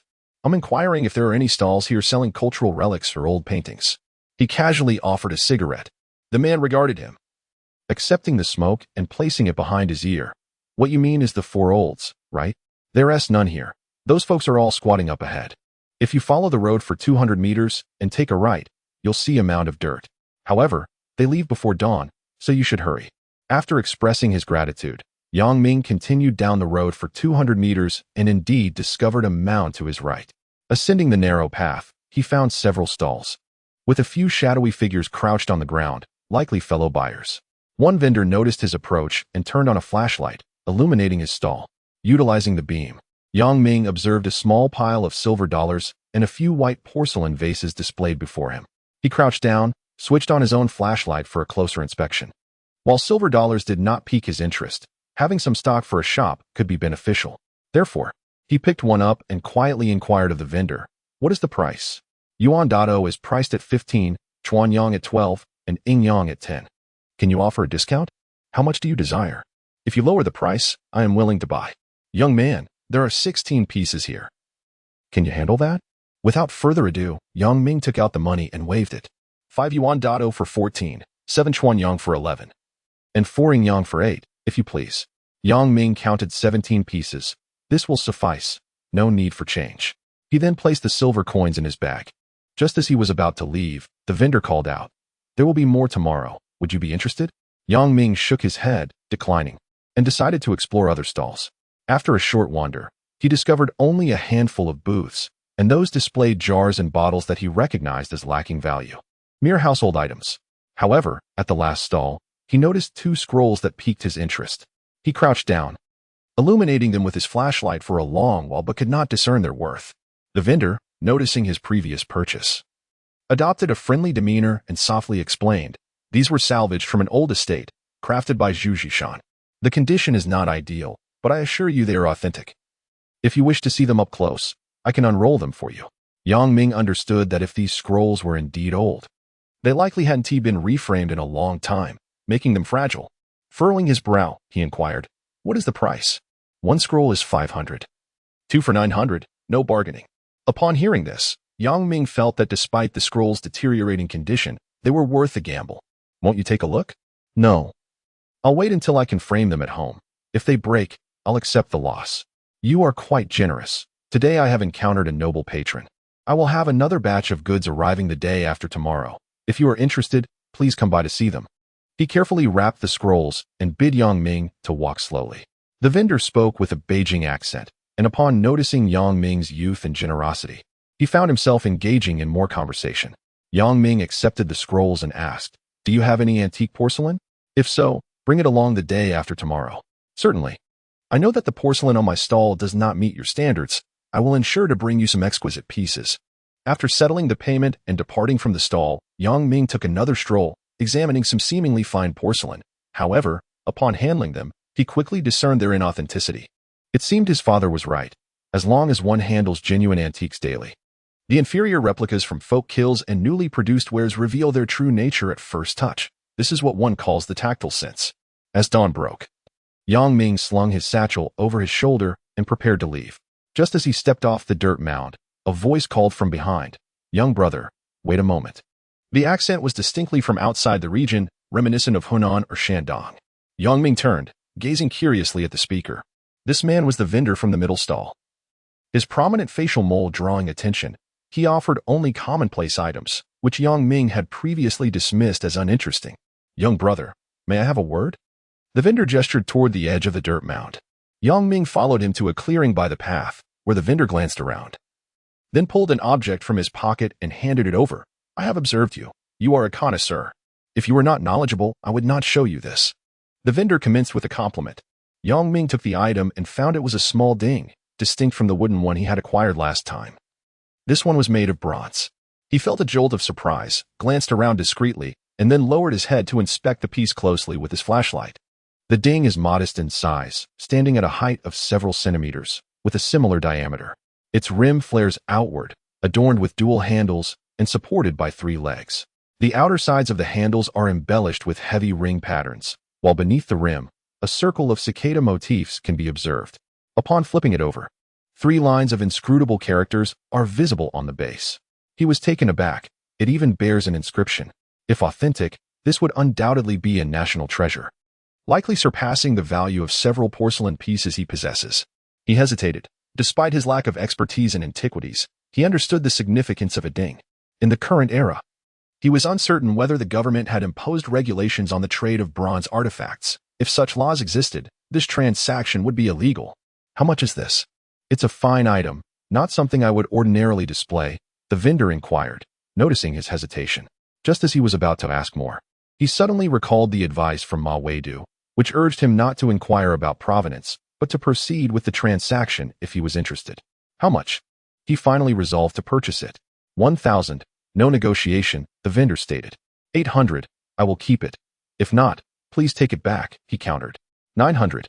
It cannot go any lower. If you don't want it, I will take it back. The vendor feigned a departure. Fine, hand it over, Ming replied, counting out 9 stacks of money from his bag and presenting it to the vendor, who was turning to leave. The vendor's mood brightened as he received the money, moistening his finger with saliva to count it meticulously. Perfect, take care of this. If you had not purchased it today, I would have gone home. The prices in this capital are exorbitant. It's hard to make a living, he lamented in a thick Hunan accent.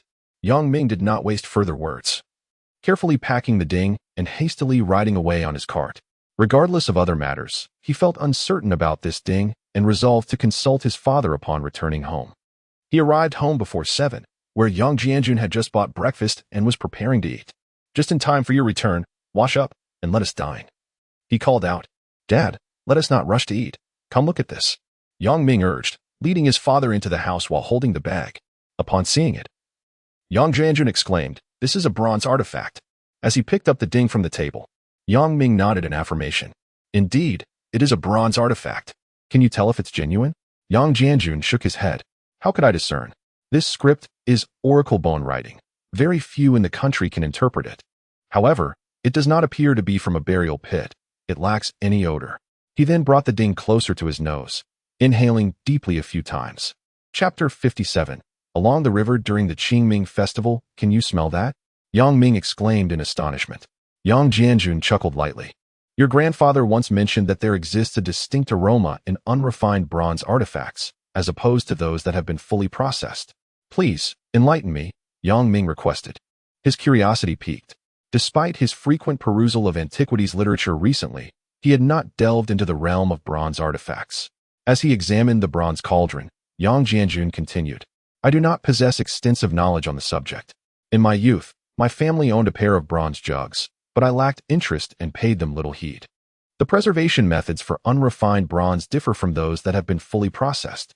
Unrefined bronze exhibits a primitive and varied patina, whereas fully processed pieces are often resplendent and rich in hue. Beyond that, I cannot provide further insight for this particular item. I find myself perplexed and would likely need to consult Uncle Zhu. Upon hearing this, Ming quickly interjected, No, please refrain. If Uncle Zhu authenticates it as genuine, given his disposition, he might compel us to surrender it. If this item is indeed authentic, it is of monumental significance. So it would be prudent to keep this matter from him. Jianjun nodded in agreement, setting down the bronze cauldron and picking up the 2 scrolls on the table.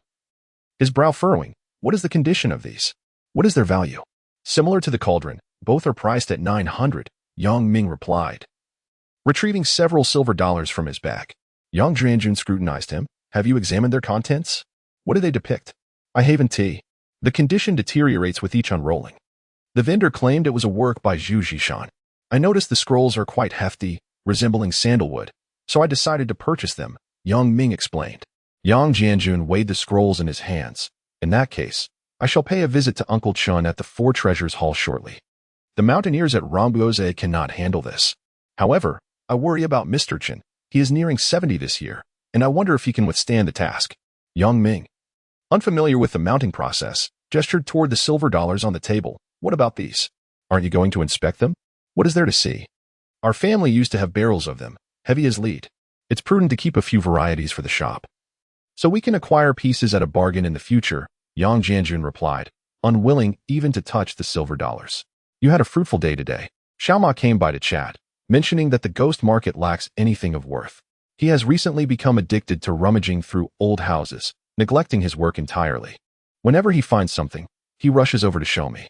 I've also acquired a few items of some value from him, but nothing particularly remarkable, Yang Jianjun remarked, putting away the scrolls and beckoning Yang Ming to join him for a meal.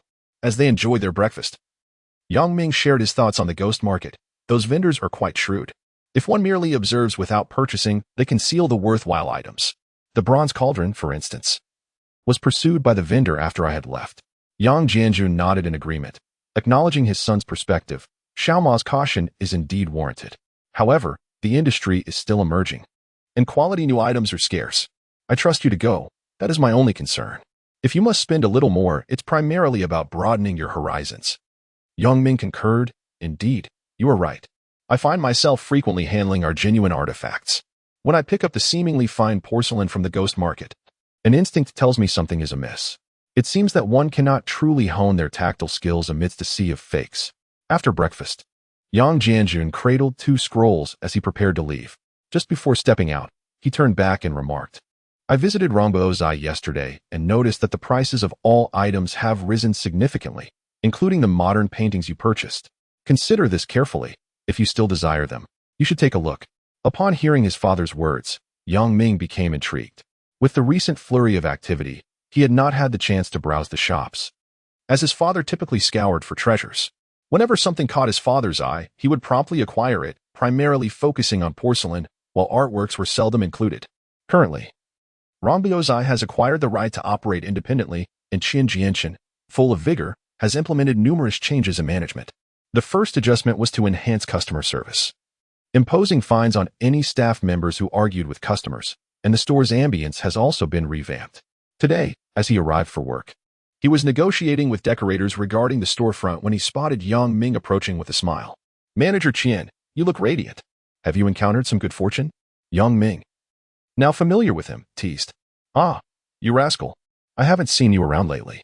I ran into your father yesterday, and he mentioned you were always out and about. Are you not planning to open your shop? What are you so busy with? Qian Jianshan inquired with a grin. Ah, it's just the matter of the shop's license. The business administration office is relentless. They have taken 3 months and refused to issue it even a day earlier, Yang Ming sighed. The Yang family is a significant client of Rongbaozai.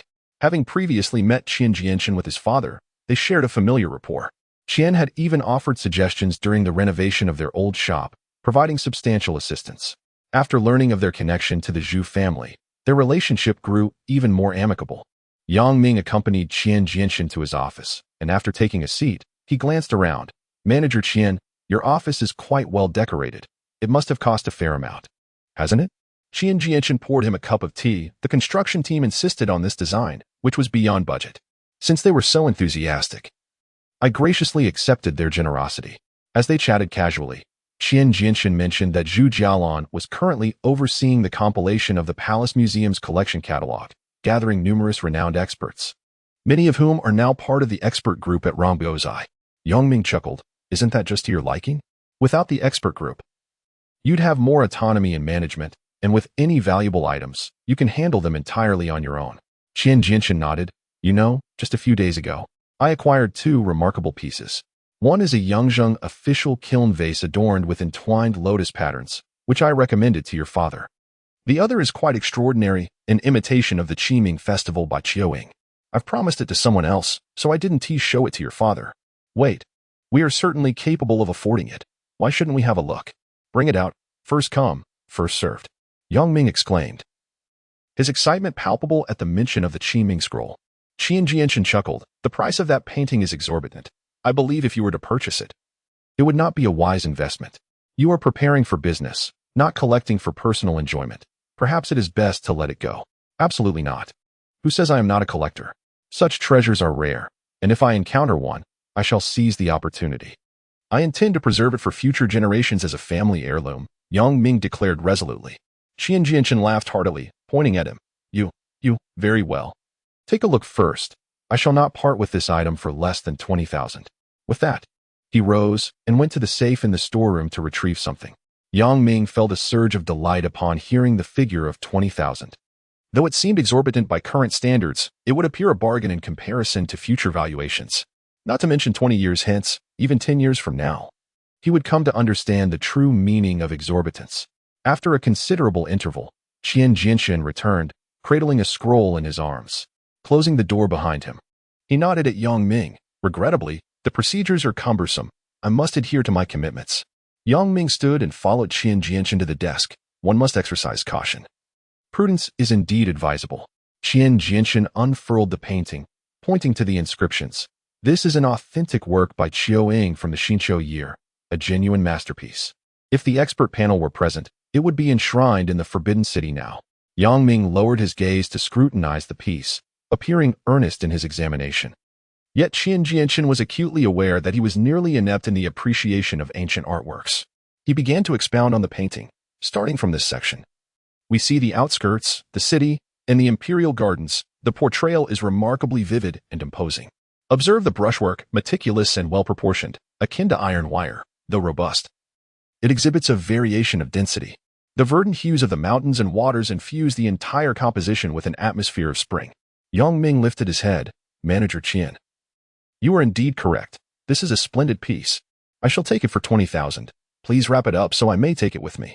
Qian Jianchen's expression faltered momentarily, and Yang Ming, perceiving this, understood that perhaps he had made prior commitments. To solidify his intention to purchase, Yang Ming proposed, Manager Qian. I will take this piece, and I would like to select a few modern paintings as well. If you have any pre-Republican ancient artworks, I would be interested. How about I spend 30,000 today? Qian Jianchen's face brightened. It's a deal. I actually have a few ancient pieces here, along with some calligraphy. Allow me to fetch them for you. The modern paintings arrived yesterday from the Art Institute, including one from their director, Li Karen. You can take them all. Qian Jianchen stepped out once more, and upon returning, he indeed presented 2 bamboo paintings by Zheng Banqiao, alongside a notable piece by Lu Yang. Together, they proceeded to the front counter, retrieving the modern artworks sent by the Institute. The piece by Li Karen was quite large, depicting withered lotus. The other pieces were less well known, yet Yang Ming recognized one, a painting of a pack of dogs by Huang Zhou. He had heard of Huang Zhou in his past life. Renowned for his donkey paintings, how had this work transformed into a depiction of dogs? Could it not belong to the same artist? Chapter 58. The Patriotic Tycoon. When Qian Jianchen observed Yang Ming staring blankly at a painting by Huang Zhou, he explained, Huang Zhou is indeed a renowned artist, particularly noted for his exceptional depictions of donkeys. This piece was created recently. He spent over a month residing at the police dog base to capture it. Yang Ming, suddenly enlightened, inquired, which is more challenging to paint, a donkey or a dog? Qian Jianchen chuckled. I cannot say for certain, but artists often exhibit peculiar quirks. I have heard that Huang Zhou now wishes to paint chickens, and Li Karen even gifted him a flock of chicks to raise at home. The prices of modern paintings have risen slightly, yet none exceed 300. Li Karen's large canvas is priced at the highest, 280 yuan, while Huang Zhou's painting of a dog is merely 45 yuan. Zheng Banqiao's 2 pieces amount to 4,600, and Lu Yang's 3 square paintings total 1,500. After tallying a collection of modern artworks, the total came to 27,500. Still shy of 30,000. However, Yang Ming found nothing else of interest, prompting Qian Jianchen to concede, instructing the attendant to prepare the invoice, and accompanying him to retrieve the funds. Zhu Jialin once remarked that the items in Yang Ming's home are not inferior to those in the Rongbiozai. Qian Jianchen had long wished to see them and seized the opportunity with Yang Ming. Upon arriving at Yang Ming's residence, Qian Jianchen remarked, no wonder. Your home is just 3 steps from mine. This little courtyard is quite charming, far superior to the cramped building where I reside. Yang Ming invited him inside, then proceeded to the inner room to fetch the money. The family's funds were stored in the cabinets and boxes at Yang Jianjun's residence, specifically in the 2 sandalwood boxes that Yang Ming had salvaged while working in the warehouse. Upon opening the box, Yang Ming discovered only 3 bundles. Realizing that his father had acquired quite a few items recently, and the money was running low, He would need to find Lili to exchange for more foreign currency. Emerging with the money, he found Qian Jianshan lost in contemplation before the display cabinet. Manager Qian, Uncle Qian, come have a drink of water. Why are you standing there in a daze? Young Ming called out. You, young man, how can you leave such a precious item lying around? Qian Jianshan replied sternly.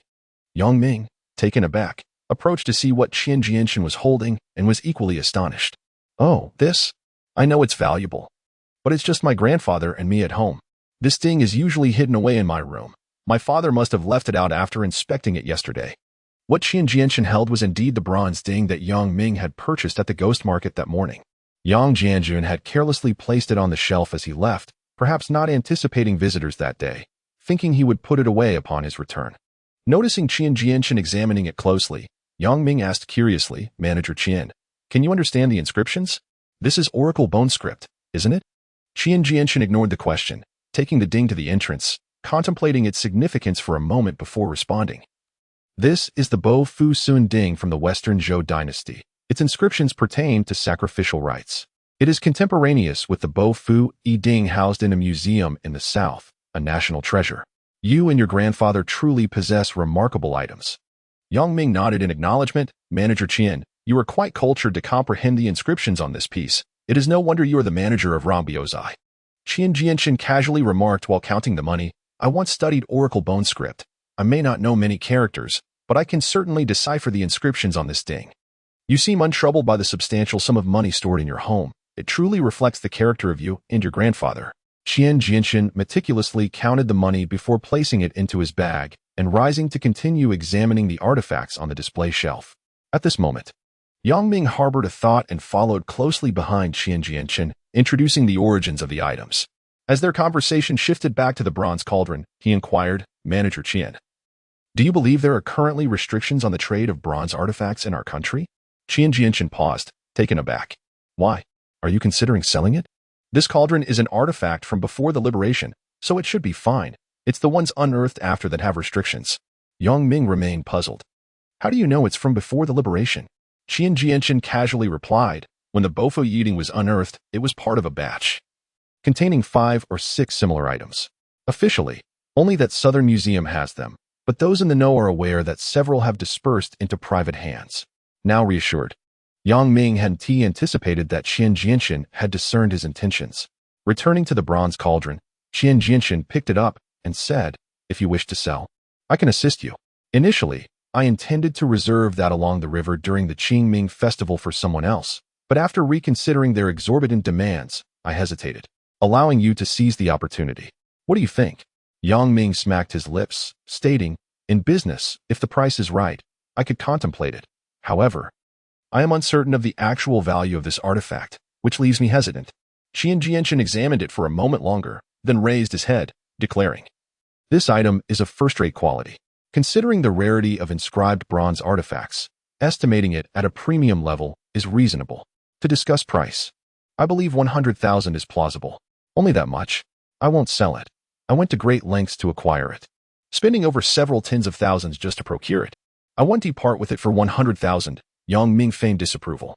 With a sigh, Qian Jianshan said, if you want to sell, then so be it. However, the 100,000 I mentioned is in US dollars. 100,000. US dollars? Manager Qian, Uncle Qian, you can't be serious. If it's 100,000 US dollars, I might consider it. Could you divulge a bit about the buyer? Yang Ming's heart soared with delight. Qian Jianshan glanced at Yang Ming, moved to sit beside the 8 immortals table, took a sip of tea, and pondered for a moment, revealing a little wooden tea hurt, especially since you were the seller. He is a patriotic tycoon from Hong Kong, a significant collector. If he were an ordinary wealthy businessman, that along the river during the Qingming festival would suffice to entice him. But this individual is different. He has connections with the big shots in Haizi and is quite a figure, which is why I hesitated. Upon hearing this, Yang Ming mused. A patriotic tycoon from Hong Kong. There are only a few, particularly those with a penchant for collecting. It could be Mr. Hua. As this thought crossed his mind, he felt a stirring within, gazing at the composed Qian Jianshan, who was as steadfast as a mountain, and said, could it be Mr. Hua? With a startled sound, Qian Jianshan nearly tossed the lid of his teacup aside, looking at Yang Ming in astonishment. You rascal, you truly are something else. I merely suggested it, and you guessed it. This is quite extraordinary. Yang Ming smiled faintly. Manager Qian, if it is indeed Mr. Hua, then your estimate of 100,000 US dollars is rather modest. You still do not comprehend the vastness of his stature. Last year, he generously rewarded Olympic champions. And the entire nation knows of his wealth. He is a billionaire. Here is my proposition. 100,000 US dollars is my bottom line. You should quote him 500,000 US dollars. If he negotiates, the lowest should be 300,000 US dollars. With 10% commission for me above 100,000. What do you say? Yang Ming proposed a staggering price for the current era, causing Qian Jianchen to furrow his brow in contemplation. After a lengthy pause, he sighed, let us first contact his aide. Your quoted price sends shivers down my spine. I wonder how he will perceive it. Come now, gather the items and proceed to my place to take photos to send over. If all goes well, we should receive news within a week. Yang Ming interjected, Manager Qian, you need not worry about the transaction. As for others, I cannot guarantee.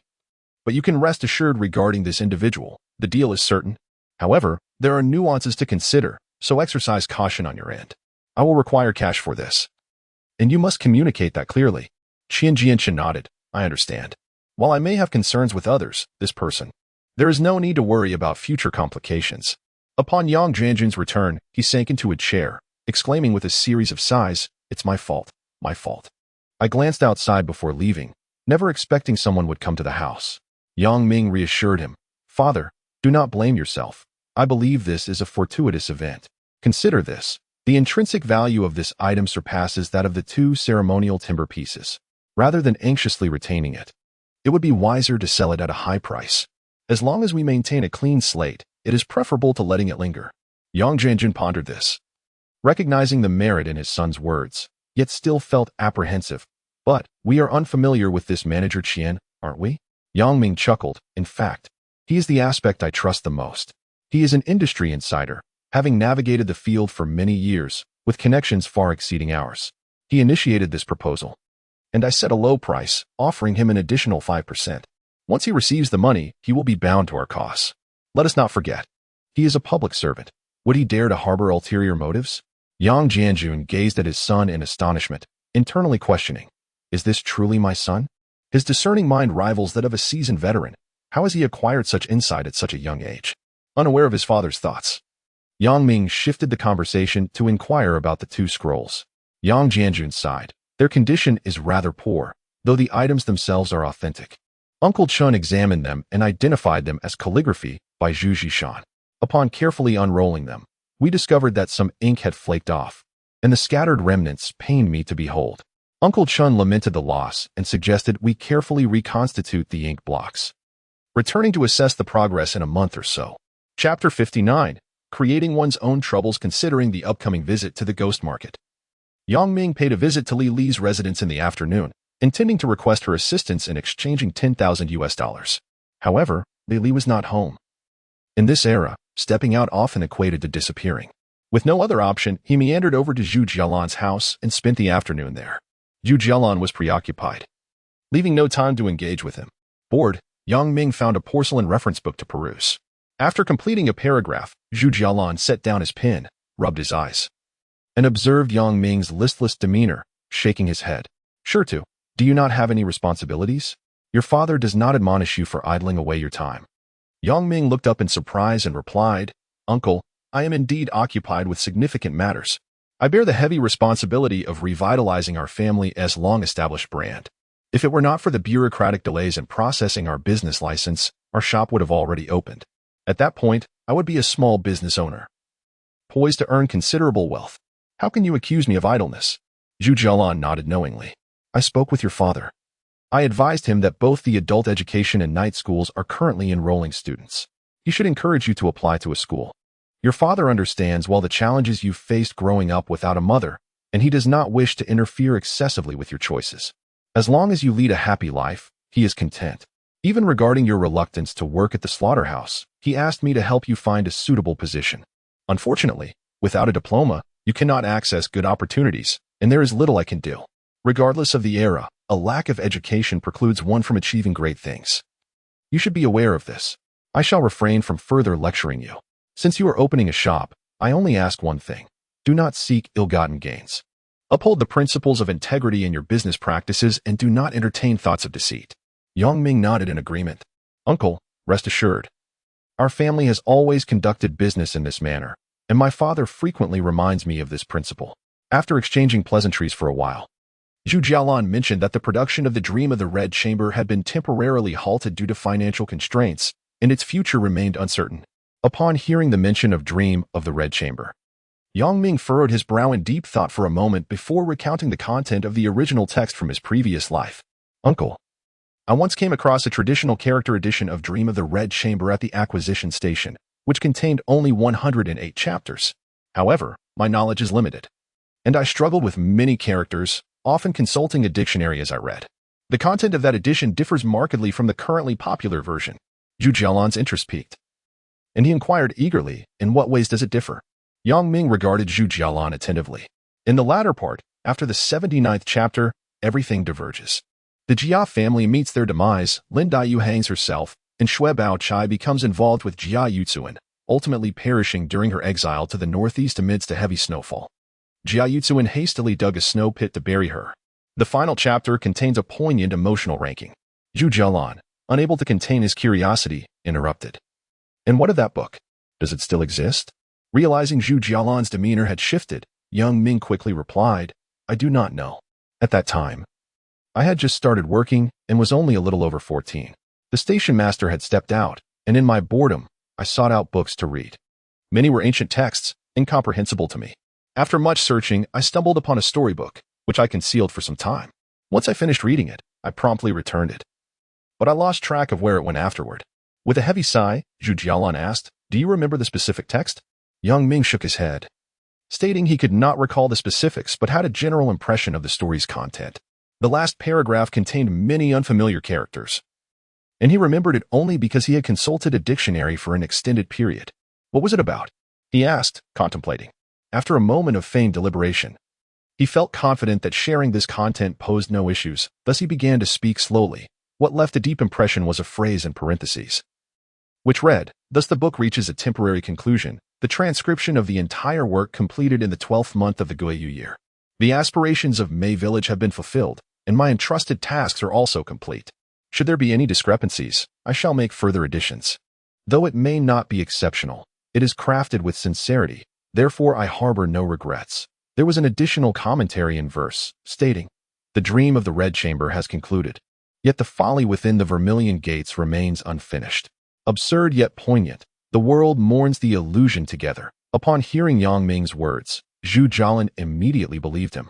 Recognizing that such classical prose was beyond the capabilities of a middle school student to fabricate.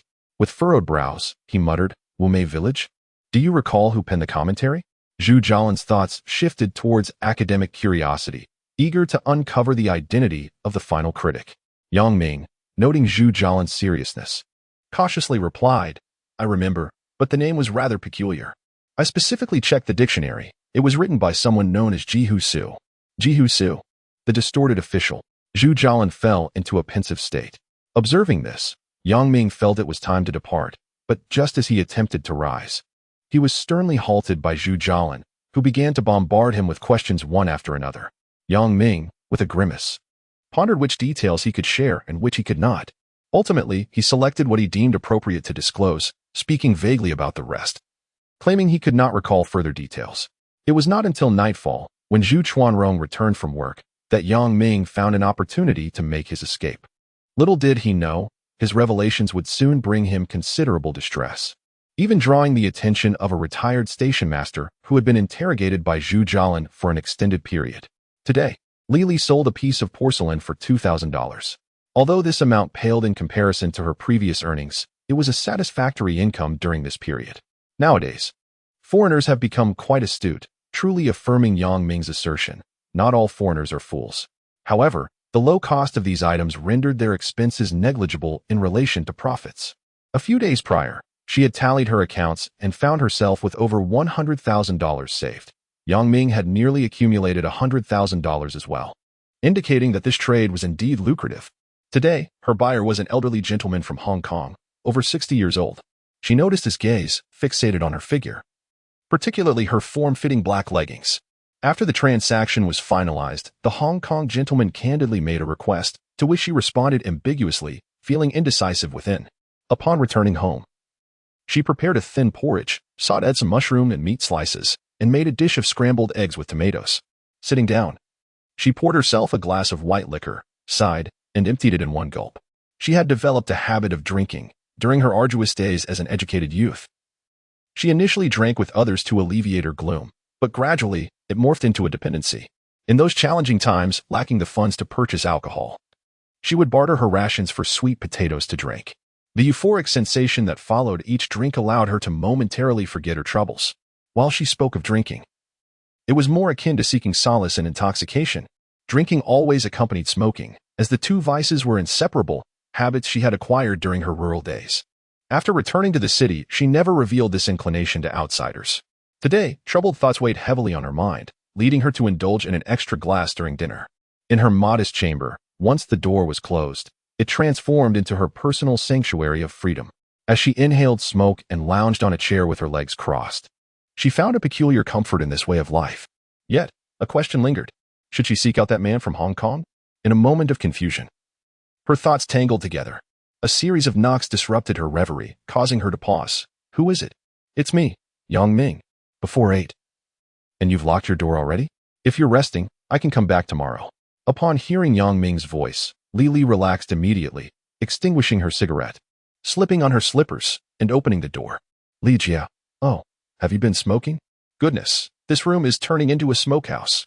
Ming was taken aback by the dense haze that greeted him upon entry, struggling to reconcile the image of Lily with the fact that she smoked. Be quiet. We don't want the neighbors to hear. Come inside, Lily urged, pulling him into the room and swiftly shutting the door. Ming, carrying the fruits he had purchased along the way, placed them on the table. Turning around, he was momentarily stunned by the sight of Lily. At that moment, her eyes were slightly glazed, clad in a loose wool sweater and trendy black leggings, her slippers lazily dangling from her feet. There was an alluring charm to her relaxed demeanor, and the way she dressed radiated a captivating sensuality that left Ming momentarily speechless. What's wrong? Have you forgotten me after just 2 days? Lily teased him. Swallowing hard, Ming settled onto the two-seater sofa. Li Jie, you've truly astonished me today. With no one else here, it's clear you've been smoking, and I take it you've had a drink as well. Lily offered no response to his inquiry, instead opting to recline on the bed opposite him. What brings you here so late? With a sigh, Ming confessed. I came by at 3 this afternoon, but you weren't home. I had no choice but to linger elsewhere until now. I wanted to see you to exchange some currency, as funds are running low. Ah, Lily responded, reclining on the bed with her slippers precariously hanging from her toes. I was out selling goods this afternoon. Business has been slow.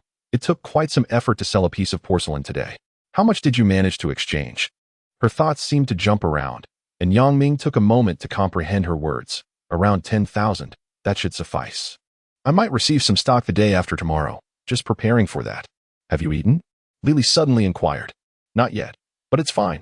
I'll eat when I get home, Ming replied, pulling out money and placing it on the coffee table, preparing to leave. Sit down.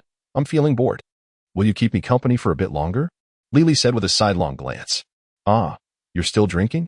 Then I'll go buy some groceries. Ming said, grimacing and scratching his head. Lily rose. There's food and drink at home, but I lack company to converse with. I felt stifled today. Come chat with me. Ming found himself at a crossroads, unsure whether to leave or stay, watching as Lily opened the door to step outside. His gaze lingered on the alluring curves beneath her leggings, sending a shiver of excitement through him. Chapter 60. Temptation despite their prolonged collaboration. Lily has always remained an enigma in Ming's eyes. The ethereal figure of Lily in her flowing white dress, the disheveled appearance of Lily in her work attire, the youthful and vibrant Lily adorned with sunglasses, and the languidly sensual Lily he has just encountered, which one embodies her true essence. Lily bent down to retrieve a bottle of wine from the cupboard, settling down to pour 2 glasses. In that fleeting moment when she leaned, something within Ming stirred, standing erect in salute. The alluring curvature of her form, accentuated by her fitted leggings, was simply irresistible. Even with 2 lifetimes of experience, he found himself unable to resist such enticing allure. Tonight, Lily's transformation into a mature, inviting domestic goddess was a sight Ming had never witnessed nor experienced before. Take a sip before eating. The food isn't great. It's just what I left behind, so pardon me. With that, Lily tilted her head back and downed half her glass in one go. Ming, feeling self-conscious. Adjusted himself and took a sip of his drink, biting into his steamed bun. Li raised her glass, crossing her legs. Her gaze dreamy as she looked into her cup. I really want to talk tonight. I'm glad you're here, otherwise it would just be another round of self-dialogue. Thank you, young Ming. I never expected to run into you in that place, nor to have any interaction with you. When I first started working, seeing your shy smile, I thought you were just an innocent youth. I had no idea. You possess such depth. Resolute, young Ming decided to indulge her desire to converse, choosing simply to listen. Like many, Li found solace in alcohol and conversation, understanding that living alone can be stifling. Having someone to confide in could alleviate her burdens and lighten her heart. You have no idea how difficult it was for me to return to the city. All the educated youth spots were filled with people like me, children of the rightists. That wretched place was impoverished and desolate. Even a bite of sweet potato jerky had to be bartered with rations. Li continued, expressing her grievances. I went to see the commune director and spent the night with him, and then I returned to the city. Lin Jichao had been stalking me. He used me to blackmail the commune director, and he returned to the city as well. Yang Ming stared at Li in shock. Crumbs from the bun fell from his mouth. She glanced at him, a smirk forming at the corner of her lips. Surprised? Let me tell you something even more astonishing. Shortly after I arrived in the countryside, at just over 16, I was violated by that filthy village director in his 50s. At that time, I saw Lin Jichao as a support. I trusted him completely, often cooking and cleaning for him in his abode. Yet it was there that I suffered. Later I learned it was the village director he had hinted at. Yang Ming was profoundly shaken. The strikingly beautiful woman before him had endured such a tragic fate. It was no wonder her demeanor shifted upon mentioning Lin Jichao. Do you think I'm tainted? I can't blame you. I too feel sullied, Li murmured, swinging her bare feet. With a sigh, Yang Ming replied, sisterly, I do not comprehend why you are sharing this with me tonight. But you are mistaken in one regard. I do not see you as tainted. Given the circumstances, merely surviving is commendable. Under the overarching premise of survival, any actions taken are understandable. However, I am surprised by Lin Jichao. Was he with you? Li scoffed disdainfully. He is utterly terrified. The demise of both his parents has thrown him into disarray. Seizing every opportunity to showcase himself, he seeks to curry favor with the village chief for a recommendation. Fantasizing about returning to the city, he is desperate to distance himself from our group of rightist descendants. Later, he even attempted to seduce me, only to receive a sharp jab to his shoulder from my scissors. When I pulled down the towel covering his face, I was taken aback. I had never expected it would be him. He knelt and begged me not to reveal his identity, but I told him to leave, and he fled, clutching his shoulder. Yang Ming poured himself a glass of wine, tilted his head back to drink, wiped his mouth, and sighed, sisterly, I truly did not foresee that you have endured such a tragic fate. I am not well acquainted with Lin Jichao. He has mentioned you to me in passing, but I never imagined he was such a person. Li rose, moved a chair to the coffee table, poured herself another glass, took a sip, then extracted a cigarette, lighting it and exhaling a ring of smoke. She gazed at the smoke ring as it slowly expanded in the air, her expression distant and dreamy. Outside, the sound of rain began to patter. Yang Ming glanced at his watch. It was past 9. He looked up at Li, who was swaying her feet and puffing out smoke rings, and felt an urge to leave. When I first arrived in the countryside, I was lost and helpless. The only other educated youth at the site was Lin Jichao, and I even entertained the thought of marrying him. Li's voice was ethereal. Yang Ming felt a pang in his heart as he listened. I cried uncontrollably, insisting on going to the county to report that bastard. It was Lin Jichao who calmed me down. I truly trusted him back then, believing everything he said. Not long after, 2 male educated youths and 3 female educated youths arrived. I shared a room with a girl from Shanghai who was older and more worldly. It didn't take her long to discern that Lin Jichao was untrustworthy and hypocritical, advising me to be cautious. I was skeptical at the time, but when that scoundrel, the village chief, harassed the girl from Shanghai, it was discovered. The 2 male educated youths who accompanied her gave that scoundrel a thorough beating. We escorted him to the commune, and Lin Jichao, fearing I would expose him, stayed by my side, comforting me and urging me not to mention the violation. However, upon arriving at the commune, that scoundrel was terrified. During the interrogation, he confessed, claiming it was Lin Jichao who had suggested his actions. Yang Ming listened quietly, observing Li's emotions gradually shift to anger. He rose to fill her glass with wine, signaling her to take a sip to steady her emotions. Li drank, and Yang Ming offered her a bite of food with his chopsticks. She glanced at him and opened her mouth to accept it. Can you imagine? Every female educated youth returning to the city at that commune was harassed by the commune chief. Those with connections ignored him, while girls like me, the offspring of landowners and rightists, could only obtain a return ticket after being violated. Young Ming, I truly do not wish to live in this country any longer. My life is filled with despair and humiliation, coupled with disdain and being treated as less than human. I share this with you for a reason. In the afternoon, that gentleman from Hong Kong, who deals in porcelain, suggested that I accompany him in the evening. He promised to take me to Hong Kong, and at that moment, I found myself quite tempted. As night fell, I indulged in another drink, seeking to numb myself and muster the courage to confront my feelings. I never anticipated your arrival. Had you come a little later, I might have succumbed to that invitation. My sole wish is to escape this country, to live freely and normally. Can you understand that? Yang Ming nodded, lifting his glass and downing its contents. Words eluded him. Lily's background destined her to feel no allegiance to her homeland. She was not alone in her sentiments. There existed a vast collective of individuals who shared her thoughts. I have heard tales of a child of a capitalist in Shanghai who, in her desperation to leave, married an African man. This was not the era of later days when such unions became fashionable. Even marrying a Caucasian would have drawn significant criticism in this time. Young Ming, I have no alternative means of escape. The man from Hong Kong has agreed to take me under certain conditions, besides accompanying him domestically. I must reside with him in Hong Kong for a year, after which he promises to find a way for me to reach England. It is only because of these stipulations that I place my trust in him, Li Li lamented bitterly. Yang Ming felt a pang of sympathy, mixed with an unwillingness to let go, and a touch of helplessness. Over the course of their collaboration, he had developed genuine feelings for Li Li. Hearing such news inevitably stirred unease within him. Glancing at the time, Yang Ming spoke with a heavy heart. Sisterly, I cannot judge your choices. This is your freedom and your right to shape your own life. It is getting late, and you must go. Allow me to escort you. The current state of society is chaotic, and with the rain falling at this hour, it is unsafe for you to venture out alone. Lily gazed vacantly at a spot on the ceiling, remaining silent for an extended moment. Yang Ming did not press her, pouring himself another drink. Occasionally picking at the food, quietly observing Li Li as she contemplated her final decision. Outside, the rain intensified, and Yang Ming, restless, frequently checked the time. Do you find me repulsive? Li Li's voice, as pure as a distant orchid, resonated without a hint of discord. How could I? You may not know my family's situation. My 2 uncles were brutally murdered, and my aunt's fate remains unknown. My family has endured tragedies comparable to yours, thus, I empathize with you. Yang Ming replied solemnly. A flicker of surprise crossed Li Li's eyes as she silently regarded Yang Ming. Am I attractive? Chapter 61. Reverse Harvest. Sisterly. What did you say? Yang Ming stammered in a state of confusion. In the center of the room stood a mirror, and as I reached for the liquor, I caught you gazing at me from behind, drooling with desire. Li Li chuckled softly. Sisterly, it's getting late. I should take my leave. Yang Ming rose to depart.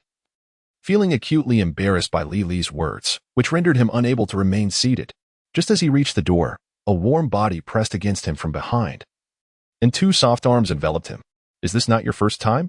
After their encounter, Li Li languidly reclined in Yang Ming's embrace, her voice sultry. Yang Ming remained bewildered. Just as he approached the door, a pair of arms pulled him back to the bed, and as he turned, a fragrant tongue invaded his mouth, immediately leaving him intoxicated with passion. A sharp pain in his waist made the hand that had been twisting him loosen its grip, transitioning to caressing his chest. Yang Ming gazed at the exquisite beauty in his arms, sighing. In a broad sense, it is not. In a narrow sense, it is indeed my first time. Upon finishing his sentence, the image of his former wife surfaced in his mind. Li Li chuckled softly. That statement is amusing. It can be interpreted in various ways.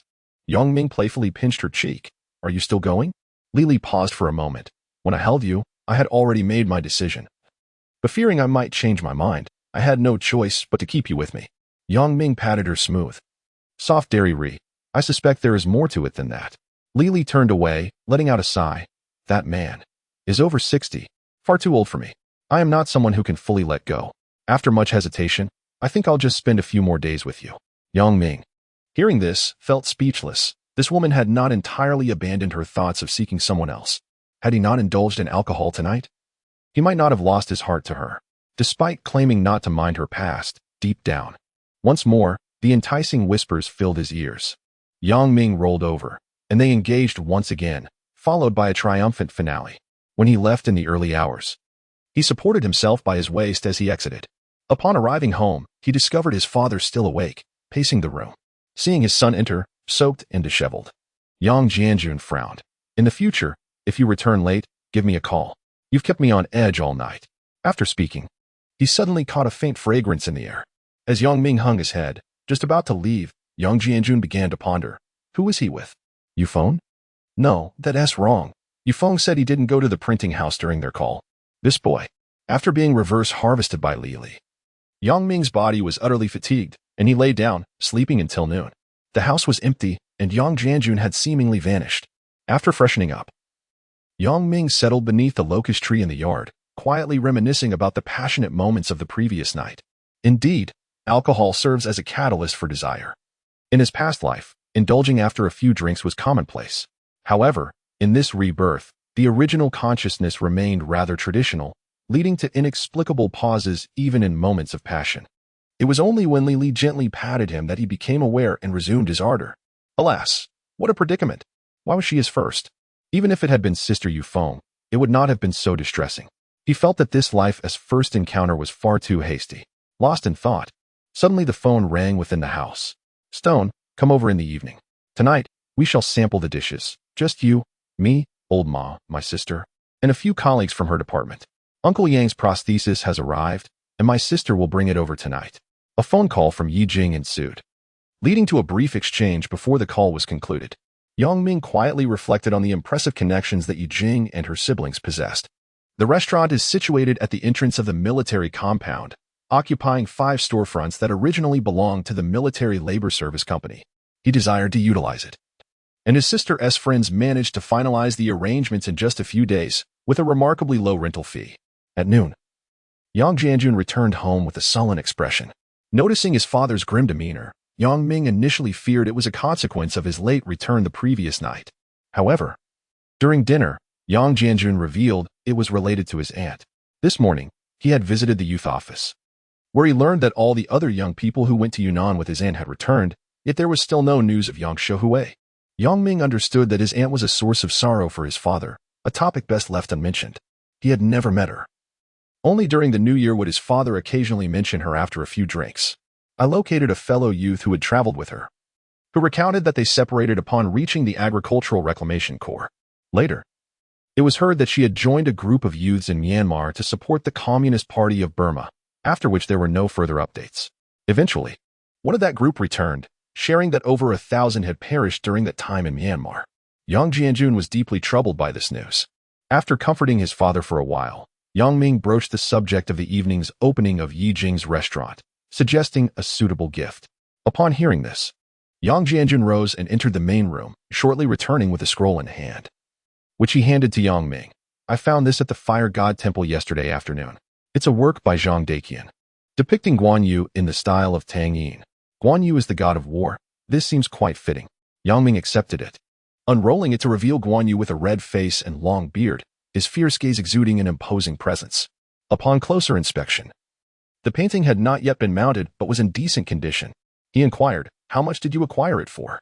150. Last year, it would have been at most 80. The market for antiques has indeed risen this year, Yang Jianjun lamented. This price was undeniably reasonable, particularly since Zhang Daqian's works are rare at Rambiozai, making them hard to come by under ordinary circumstances, unless one were to specifically request that certain items be held back. As he prepared to leave that evening, Yang Ming informed his father that he might not return, advising him not to wait up. Yang Jianjun frowned and cautioned, since you were involved with her, treat her well and do not act recklessly. Yang Ming wished to avoid this line of conversation and responded vaguely before departing on his bicycle. Has that little rascal just acknowledged it? Yang Jianjun thought, beaming with a smile.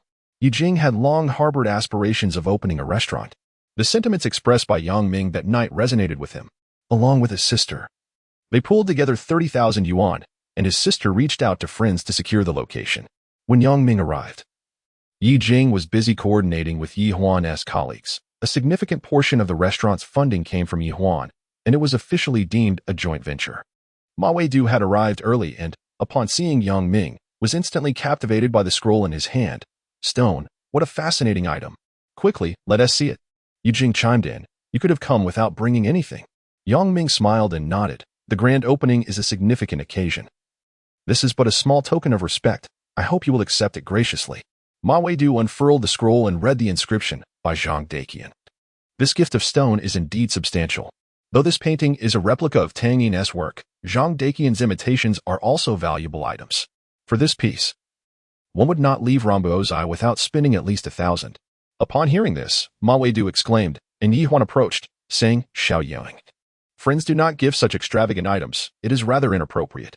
Yang Ming chuckled. Sister Huan, do not heed Brother Ma's words. This is merely an ordinary painting. Something I unearthed from a street stall. Its worth is negligible. Yijing sniffed. Just accept it. His family is not lacking in such things. Old Ma mentioned that his home is filled with treasures, surpassing even Rangbiozai. Yijing's remark elicited astonishment from the onlookers who had gathered to admire the painting. Even those with little knowledge of antiques understood the significance of Rangbiozai, and to hear that this young man's family possessed antiques of greater value was truly remarkable. Yi Huan shook her head, rolled up the scroll, and told Yang Ming, the items are in the back. Remember to take them when you leave. Yang Ming quickly clasped his hands in gratitude. Sister Huan, thank you. I shall cherish this kindness. Is everyone here? Wang Su, donned in a white hat and chef's attire, emerged from the kitchen, calling out. Upon seeing Yang Ming, Wang Su nodded and followed Yi Jing into the kitchen. Ma Weidu pulled Yang Ming into a small private room and sat down, saying, let us stay here. Yi Jing will join us shortly. I am unfamiliar with the others. We need not mingle. Yang Ming understood Ma Weidu's intention, wanting to avoid the awkwardness of their last encounter. So he willingly settled in the small room to escape the chatter of strangers. Once seated, Yang Ming inquired about how Wang Su had become a chef. Ma Weidu chuckled. That rascal Yi Jing scared off the chef I found for him. Consequently, Wang Su stepped in as a last-minute replacement. He cooks quite well. You shall see for yourself shortly. The door to the private room opened, and Yi Huan entered, accompanied by 3 young women. Brother Ma, there is no more room. Let them squeeze in with you. I never anticipated such a turnout today. Ma Weidu rose and moved to sit beside Yang Ming. No worries. This room was originally just for the 2 of us. Yi Jing mentioned he would come by, so just save him a chair. Xiaoyang. These are all from our hospital, and none of them have partners. You must make a good impression and take care of them, Yi Huan hinted playfully to Yang Ming. His face flushed a deep red, and he shyly responded, Sister Huan, rest assured, I shall certainly do my best. Chapter 62. Congratulations. Yi Huan exchanged a few more words before pushing the door open and stepping outside. Yang Ming glanced at Ma Weidu, and then at the 3 girls engaged in quiet conversation, momentarily at a loss for words. Ma Weidu nudged Yang Ming with his foot and gestured toward the trio of girls. Understanding his intent, Yang Ming awkwardly smiled and rose to pour water for the young ladies. I heard from Sister Yi that your family deals in antiques. Are antiques those old items? Inquired a pretty girl, her curiosity piqued as Yang Ming filled her glass. With a wry smile, Yang Ming replied, well, to some extent, yes. The so-called 4 olds fall within the realm of antiques. My family shop hasn't opened yet, but once it does, you can visit Lilikang and take a look. Our shop, Gajingshuan, is quite near Rangbiozai. A chubby girl shot him a glance and curled her lip. Gajingshuan? That name sounds so outdated, not appealing at all. It would be clearer if you simply called it an antique shop. Yang Ming internally dismissed her, offering a polite smile, too weary to engage in pleasantries. Ma Weidu, seated nearby, stifled a laugh, managing to suppress his amusement. The most demure girl among the 3, who was also the prettiest, smiled politely at Yang Ming, thanking him as he refilled her glass. As the waiter entered to serve the dishes, Ma Weidu, being the eldest, encouraged everyone to dig in. The 3 girls paused their chatter, picked up their chopsticks, and began to savor the meal. Yang Ming poured a glass of wine for Ma Weidu, raising the bottle to ask, would you care for a drink? The 2 girls shook their heads, while the chubby girl nodded eagerly, pouring herself a glass. The demure girl frowned. Xiaoqian, Sister Huan specifically mentioned today that you shouldn't drink since you have duty tonight. It's fine, just a little one tea hurt. I'll manage to sleep through my shift. Otherwise, it'll be unbearable, the chubby girl retorted. Upon hearing this, Yang Ming promptly filled her glass to the brim. After a single gulp of wine, her true nature began to emerge. Rolling up her sleeves, she exclaimed, Yang Ming, I'm Zhao Qian, my father is Zhao Certain, the deputy commander of the garrison district. If you need anything in this city, just come to me. I can definitely help. Trust me, you'll see. Now, let us drink another. Zhao Qian's demeanor clearly indicated her familiarity with the social scene, leading Yang Ming to deduce that she was likely from a rough background. It seemed her father had recently been vindicated, allowing her to leave that world behind and take up a position at the hospital. Yang Ming raised his glass to clink with hers. So you're the Zhao Qian from the series? Indeed, the television drama Hui Yuanjia had captivated the nation, and the characters were widely recognized. Zhao Qian beamed at his recognition. Yes, my name comprises those first two characters. Ma Weidu observed the unfolding scene with a smile, partaking in the drinks but contributing little to the conversation, occasionally whispering to the demure girl beside him. As the bottle of wine diminished, Zhao Qian grew even more exuberant, insisting that Ma Weidu clink glasses with her. When she learned of their acquaintance, she promptly rearranged the seating, moving Yang Ming next to Ma Weidu for easier drinking and chatting. Yang Ming complied, settling beside the quiet girl and smiling politely. If you're not drinking, then let us enjoy the food together. The demure girl, Tao Ying, smiled gently, having just arrived from the south to work alongside Sister Huan. Upon hearing this, Yang Ming immediately felt a spark of attraction. Compared to Zhao Qian, her demeanor was of a distinctly higher caliber. Curiously, Tao Ying inquired, "Is it true that your family possesses numerous antiques? Sister Huan mentioned that the painting you brought was created by Zhang Daqian, and is it truly of considerable value? It appears that in these tumultuous times, even the most refined and gentle of girls cannot escape the allure of worldly matters." Yang Ming replied with a smile. Zhang Daqian produced many works. While some are indeed valuable, others are not. The painting I brought is of moderate worth, having been created during his early years as a monk, reflecting a limited artistic proficiency. Tao Ying expressed her astonishment. Zhang Daqian was once a monk? Does that mean he was a Buddhist? I must admit, I am rather ignorant of this. Yang Ming gazed at her and asked, "Which school did you graduate from?" "I studied medicine." "Graduating from the 4th Military Medical University," she replied. Yang Ming, upon hearing this, thought to himself, the divide between fields is as vast as the mountains. Not knowing that Zhang Daqian had once taken monastic vows is not indicative of ignorance. His monastic name, Daqian, is unknown to many in the antiques field. And considering you are in the medical profession, it is quite understandable. Numerous esteemed figures in Chinese painting and calligraphy were monks, including the 4 monks of the late Ming and early Qing dynasties, Hongren, Kunzhen, the 8 Great Mountain Man, and Shi Tao, as well as Guanqiu from the 5 dynasties, and the likes of Yuan and Huichong. Tao Ying was taken aback, surprised to discover that this man possessed such cultural depth, articulating his thoughts with great eloquence. Ma Weidu suddenly interjected. "Mr. Wang Shixiang mentioned that your family has 2 steels inscribed with calligraphy by Master Guanqiu. I wonder why I have yet to see them." Yang Ming noticed Zhao Qian mumbling and swaying at the table, likely intoxicated, while a girl beside her gently patted her back. Ma Weidu continued to smile at Yang Ming, eagerly awaiting his response. Yang Ming frowned slightly. Old Wang speaks too freely. Uncle Zhu specifically instructed him not to mention it, yet here you are already aware. Ma Weidu laughed heartily. That time, Mr. Wang was quite inebriated. Upon mentioning Master Guanqiu, he casually remarked that your family possessed 2 steels featuring his calligraphy. I suspect that upon regaining his senses, he completely forgot he had said that. Yang Ming let out a wry smile. They are stored in the basement of the shop. Uncle Zhu advised that they be well preserved, so I placed them underground, which I believe is a suitable form of preservation. Just as they were conversing, Yi Jing entered, exclaiming, "I hadn't anticipated so many guests, some I haven't even greeted, and the kitchen is overwhelmed. I just managed to find a moment to apologize." Indeed. With the establishment just opening, Yi Jing was in a state of utter chaos. He clinked his glass and hurried off to attend to other guests. Shortly after, Yi Huan entered and, upon seeing Zhao Qian's condition, furrowed her brow. This Zhao Qian has no self-control. She loves to drink despite her limits, and once she starts, she becomes inebriated. Yang Ming moved a round stool from the corner for Yi Huan to sit, asking if she would like a drink. Yi Huan shook her head. "I do not indulge. My brother has already had too much. His speech becomes slurred, and if I were to drink excessively as well, we might as well close the shop." Yi Huan turned to Yang Ming, nudging Tao Ying with her mouth. "So, what do you think?" Yang Ming smiled. "I find her quite delightful." Yi Huan sighed. "My brother has mentioned you several times, urging me to pay attention. He never acted this way before. It seems you have indeed piqued his interest." She believed in her abilities, and later I will mention it to you. Whether it succeeds or not, I cannot guarantee. Yi Huan quietly spoke to Yang Ming. while Taoing was engaged in conversation with Ma Wei-du, oblivious to their exchange.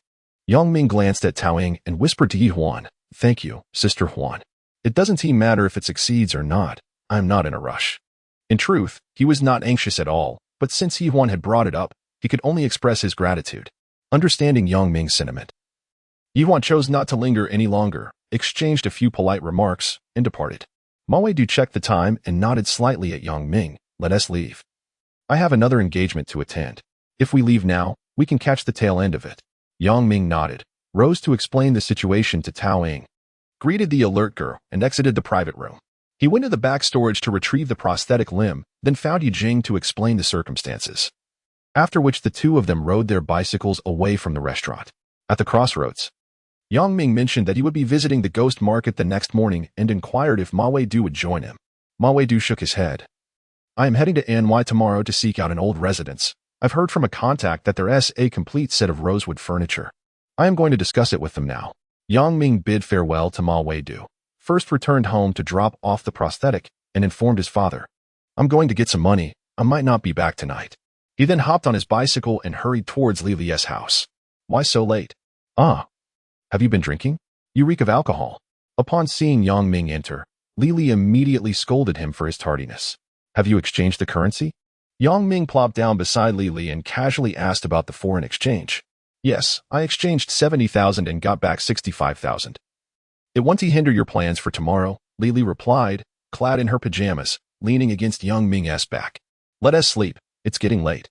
"We need to get up at 4 tomorrow," Yang Ming said, as he felt her smooth skin. Noticing Yang Ming undressing, Li Li coolly said, "I need to use the restroom. You mentioned the room had an unpleasant odor last night, so I must go first. The lights dimmed." And Li Li exclaimed, "What's the rush? I need to relieve myself. Just do it here. I enjoy your scent." The next early morning, Li Li, dressed impeccably, insisted on accompanying Yang Ming. Observing her in a bright red tracksuit, he privately marveled at the power of television advertising in this era. The women's volleyball team had won the championship, and their attire had become a sensation, with identical sportswear found throughout the nation. Yang Ming truly did not find the outfit particularly appealing. Chapter 63. The treasure. The Panjiku antique market, though modest in size today, presents a stark contrast to the bustling grandeur it would later become. Yang Ming led Li Li directly to the designated stall, where the vendor was diligently organizing his wares. "Please hold on for a moment. Let me arrange my merchandise before we discuss that matter," the vendor said with exceptional courtesy. Yang Ming nodded and, with Li Li in tow, surveyed the surroundings once more. The vendors were largely the same familiar faces, though the man from Hunan who had sold him the bronze ding was notably absent, likely having returned home. The assortment of items remained largely unchanged, with little of collectible value to pique Yang Ming's interest. For Li Li, it was her inaugural visit, and she was captivated by the unassuming trinkets. She crouched at each stall, exploring and examining, and by the end of her circuit, she had acquired 5 or 6 small treasures. While Yang Ming scrutinized the goods, the vendors keenly observed the patrons. The items they displayed were commonplace, so mundane that they could be sold openly in Tiananmen Square without attracting attention. Yet, the vendors endured the early mornings and late evenings for a singular purpose: to fish for the big catch. Each vendor harbored some dubious treasures, items too precious to be openly displayed, necessitating a more clandestine approach to discerning their clientele. Having spent a considerable sum 2 days prior, Yang Ming's previous purchases were well known among the vendors. Today, as they spotted him accompanying a woman, several vendors took note, eager to see how he would act. After completing his rounds, the agreed-upon vendor finished his tasks and gestured to Yang Ming, indicating the mound of earth nearby. "The goods are underneath the truck. Let us take a look." He then requested a neighboring vendor to keep an eye on his stall while he escorted Yang Ming down the earthen hill. Navigating around the mound, they arrived at an expansive, low-lying area. Yang Ming surmised that the earth had been piled up from previous excavations, which had since ceased, transforming the mound into a vantage point for vendors to observe and ensure their stall safety. The vendor led them in a wide arc until they halted before a donkey cart. Nodding at the middle-aged man riding it, he remarked, "The buyer has arrived. Let us unveil the goods." To Yang Ming's surprise, the vendor was not the seller. Another individual was responsible for the sale. The middle-aged man dismounted and removed the plastic covering from the cart, revealing 2 cardboard boxes within. "Fragile items. Handle with care," he cautioned, opening one of the boxes for Yang Ming to inspect. Inside were 4 pieces of porcelain, sizable and exquisite. Upon touching one, a blue and white garlic head vase, Ming instantly recognized it as genuine. The texture and the lustrous glaze were unparalleled by forgeries. Setting down the garlic head vase, he then retrieved a green glazed gourd vase, equally authentic, while the other two pieces were also of exceptional quality. Ming was astounded. Each piece was a remarkable addition to his collection, likely originating from the esteemed Qing dynasty's imperial kilns. The second box contained even more astonishing items, a set of splendid plates, accompanied by a serving tray and a lotus leaf dish. Upon handling them, he confirmed they were rare treasures, potentially once belonging to the imperial palace. These were indeed magnificent finds. Suppressing his excitement, Ming lifted his gaze to the vendor and inquired about the price. The vendor smiled and said, "My brother here is the real deal. Discuss with him. The items I mentioned the other day have not yet arrived. Once you two have concluded your business, I shall return." After speaking, the vendor nodded at the middle-aged man and turned to leave.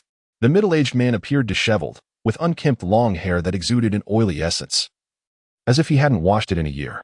Ming felt he hardly resembled the owner of these exquisite porcelain pieces.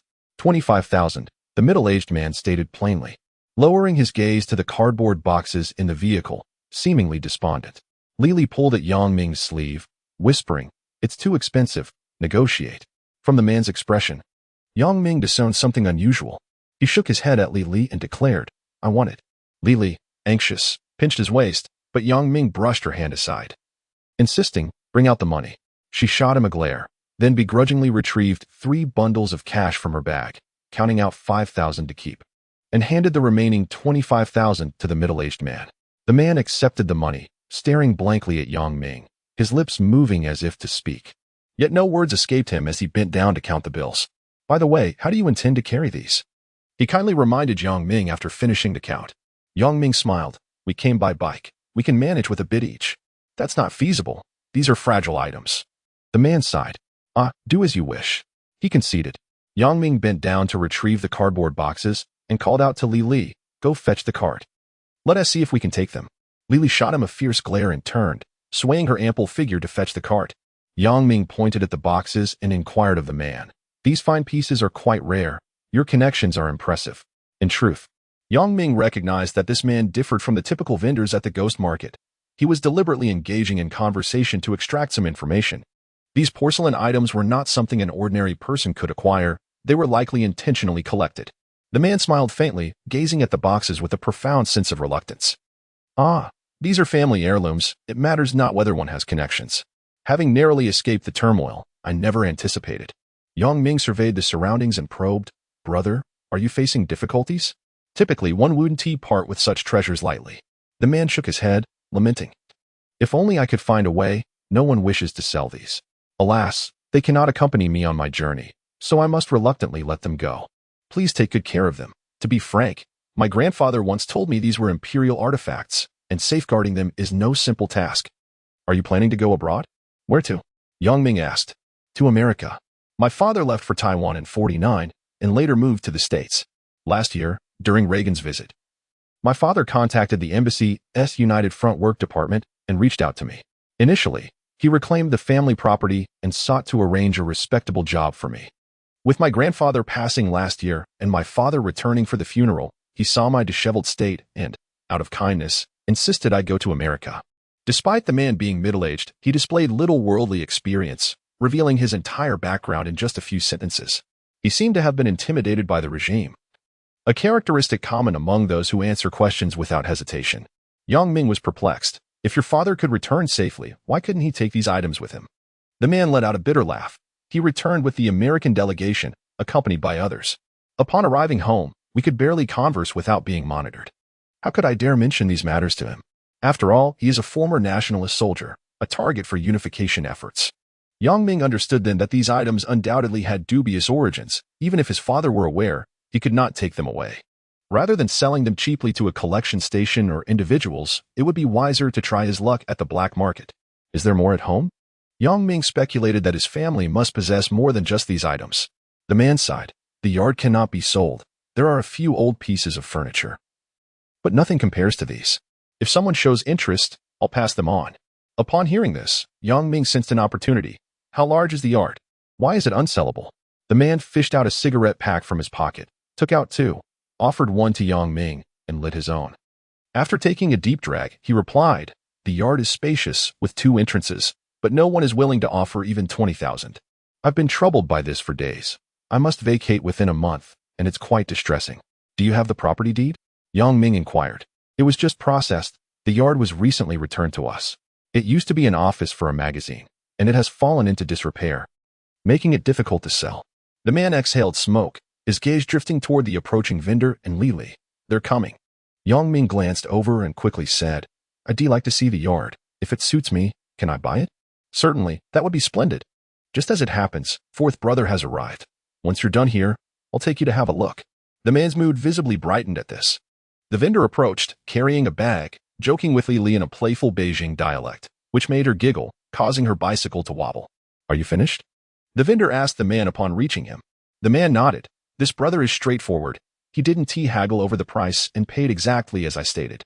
The vendor was taken aback, looking at Yang Ming with newfound respect. "A generous brother indeed. You are truly our benefactor. The items in this bag do not compare to what my friend has brought. Let us see if anything catches your eye." The vendor opened the bag, methodically taking out the contents and placing them into the cart. Chapter 64. The Great Leak. Upon casting his gaze, Yang Ming was astonished to find an array of jars before him: 3 series jars, 4 series jars, go jars, birdseed jars, and cricket jars, with the most magnificent being a blue and white tie-bai jar. "My dear fellow, you certainly possess an impressive collection. It is no small feat to gather such a diverse array of jars," Yang Ming remarked as he rose to his feet. "You have a discerning eye," the vendor replied with pride. "I simply have a passion for raising pigeons, and over the years, I have amassed quite a collection. Aside from the pigeon jars, all of these are here." Yang Ming chuckled softly. "Brother, name your price." "These are all items from the Qing dynasty folk kills. They are indeed antiquities, and it is rare to find such a variety and completeness." The vendor smacked his lips. 17 pieces in total. "If you wish to purchase them all, how does 1,700 sound at 100 per piece?" Yang Ming pondered for a moment. 1,500? I cannot offer more. To be candid, I am also a trader, not a collector." "Agreed. Let us finalize the deal," the vendor replied. Yang Ming nodded at Lili, who, with a pout, retrieved a wad of cash, counted it, and handed it over to the vendor. A middle-aged man, standing nearby, pulled the vendor aside. "Fourth brother, the gentleman has not haggled. The reasoning you provided was not utilized. When asked about the situation, I disclosed everything. Also, regarding the courtyard, this young man is interested in purchasing it. What should we do?" The vendor was taken aback. "You've divulged everything just after I stepped away." Furrowing his brow, the vendor replied, "Well, what's said is said. This is a sincere buyer, and I was hoping to cultivate a connection with him.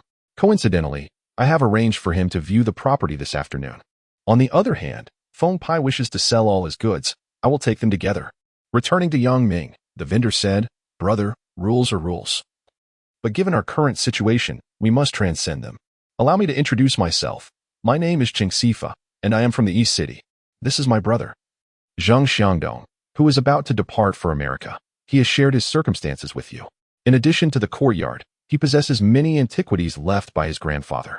If you are interested, shall we meet at Dongxi Santiao at 2:30 this afternoon?" Yang Ming nodded in agreement. "My name is Yang Ming. I reside near Lulikang. Please do contact me regarding any interesting items in the future." Upon hearing Lulikang, Cheng Sifa recognized Yang Ming as a trustworthy individual. Even those unfamiliar with antiques understand the significance of that name. Zhang Xiangdong interjected, "Brother Yang, I believe it might be challenging for you two to transport these items on your bicycles. I am returning home and can give you a ride." Although Yang Ming had entertained a similar thought, he hesitated due to a lack of familiarity. However, upon Zhang Xiangdong's suggestion, he immediately expressed his gratitude. Seeing their decision made, Cheng Sifa returned to coordinate with others regarding the afternoon meeting to sell goods to Yang Ming. Undoubtedly, Yang Ming was the most favored customer among the ghost market vendors, and Cheng Sifa felt compelled to devise a plan to become Yang Ming's exclusive contact in the market. At a roadside stall on Huashinmia Road, Yang Ming ordered 2 bowls of braised meat and sat on a small stool beside Zhang Xiangdong to indulge in the meal. Lili, finding the odor of the braised meat intolerable, excused herself to the fried dough stick stall to resolve her breakfast needs. After finishing his meal, Yang Ming wiped his mouth and said, "Brother Jing, now that everything is sold, do you not feel a sense of loss?" Zhang Xiangdong spat. If the porcelain is sold, then so be it. While the items are large, the aspirations are even larger. However, I intend to take the paintings and calligraphy with me. Paintings and calligraphy? Whose works are they? Customs clearance requires declaration. Items of significant value will be confiscated, and it is impossible for you to take them out, Yang Ming cautioned him. Surely not. I plan to take the train south and transfer at Xiangjing after clearing customs, Zheng Xiangdong replied, exhibiting an air of unwarranted confidence. Yang Ming sighed, stating, Customs will conduct box inspections. Your assumptions are misguided. First, tell me whose works are these? I will consider it. Zheng Xiangdong, his gaze wandering, responded. 2 pieces by Dong Qichang, 3 by Huang Tingjian, 1 by Mi Fu, 1 by Wen Zhengming, and 3 by Shi Tao. I have a few other items that I asked fourth brother to handle. I am uncertain how many he has dealt with. Goodness, that is quite a catch. Yang Ming mused inwardly as they spoke of these names with the casualness of enjoying a simple meal. Brother Jing, do you comprehend the significance of the names you mentioned? Their works are classified as first or second level cultural relics. You cannot take them out. As for declaring them, do not even entertain the thought. Once declared, experts from the Palace Museum will immediately seek you out, Yang Ming remarked with exasperation. Yang Ming's words rendered Zheng Xiangdong momentarily speechless, his expression blank. Surely not. I had it all planned. Sell the porcelain and take the paintings with me. But your words, they seem rather complicated. Yang Ming, having discerned Zheng Xiangdong's character, recognized him as a pitiful individual terrified by oppression. He had no spouse and limited friends. His social circle was too small, leading him to make many assumptions. Brother Jing, you must investigate further. Do not act according to your own thoughts. You will find yourself in tears with nowhere to lament if things go awry. Have you forgotten the experiences of those years? Exercise caution, Yang Ming advised, patting him before preparing to depart. Zheng Xiangdong pondered these matters until they reached the newly constructed courtyard of Yang Ming. He noticed an elderly man working as a carpenter near a pile of wood. Yang Ming was engaged in light banter with the old man. Uncle you. Are you feeling any better? You came of your own accord, the old man remarked. Still the same. I can hardly catch my breath to smoke a pipe. I came to do a bit of work as a form of exercise. You haven't visited for days. I've made a couple of rocking chairs. Come and see how they turned out. Li, visiting for the first time, wondered curiously, internally chastising Yang Ming. This rascal has such a fine courtyard, yet chooses to toil in my cramped space, without consideration for me. If the neighbors find out, how will I face them? No, I must move my bedding here tonight. It would be much more enjoyable to stay here. For the larger porcelain pieces, Yang Ming placed them directly in the darkroom, while he gathered the smaller items to take back later. During the design of Zhu Jialan's residence, not only was there a basement, but also mezzanines and darkrooms. Yang Ming had only constructed a complete basement at the Lioli factory. This location only possessed a mezzanine and a darkroom.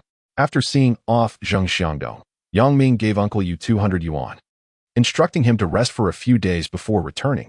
He then took Li to the market for a shopping spree. On their way back, they purchased a gas canister, pots, pans, and other household necessities, hiring a tricycle to transport everything. Li felt touched. Yang Ming was evidently preparing to make their relationship public. However, she worried about the age difference, being 4 years older than Yang Ming, fearing disapproval from Yang Jianjun. Yang Ming reassured her, do not overthink it. My father listens to me. As long as I am willing, he will have no objections, so rest assured. Li embraced him and gently kissed his cheek. Shall I go back to fetch the bedding?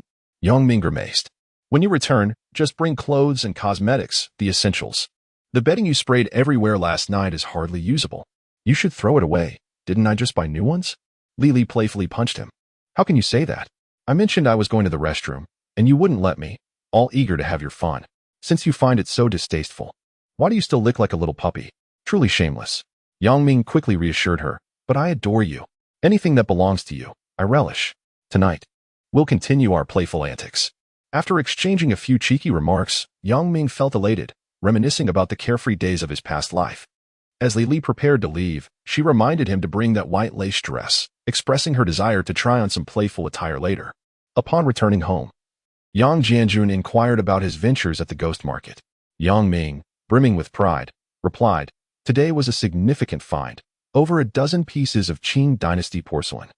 I've stashed them in the factory's darkroom, with most smaller items being from folk kills, safely placed in my room. This evening, my girlfriend is coming over. We plan to dine together. If she doesn't go abroad, she might just be your future daughter-in-law. Yang Jianjun's eyes widened with excitement as he pressed for details. Who is she? What's her background? How does she look? Are you well matched? Yang Ming, with a wry smile, responded, You've met her.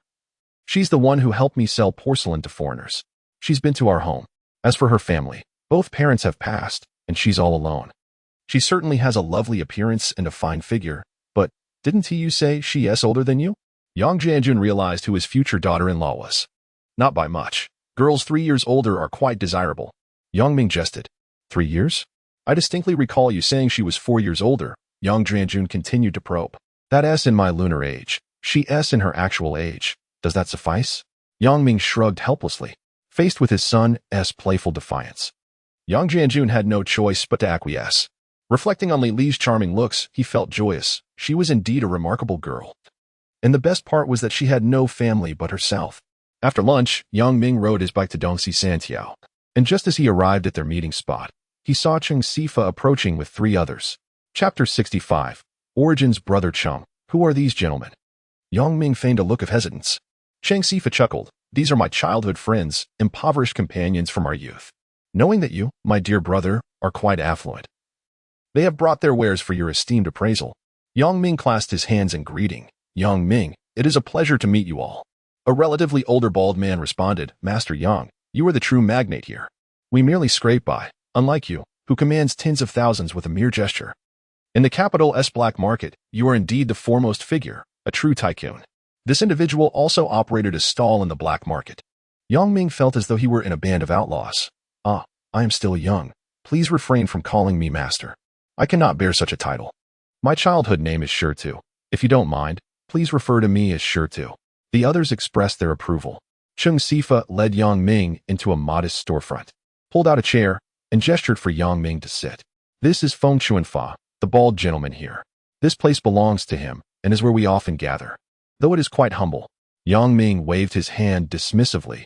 We are not here for a banquet. There is no need for formality. Please, gentlemen, present your treasures so that I might appreciate them. Cheng Sifa indicated the other 2 men. This is Li Xiaoming and Chen Weiguo, both childhood pals of mine. Let them present their items first. He then turned to Feng Chuanfa, who nodded in agreement.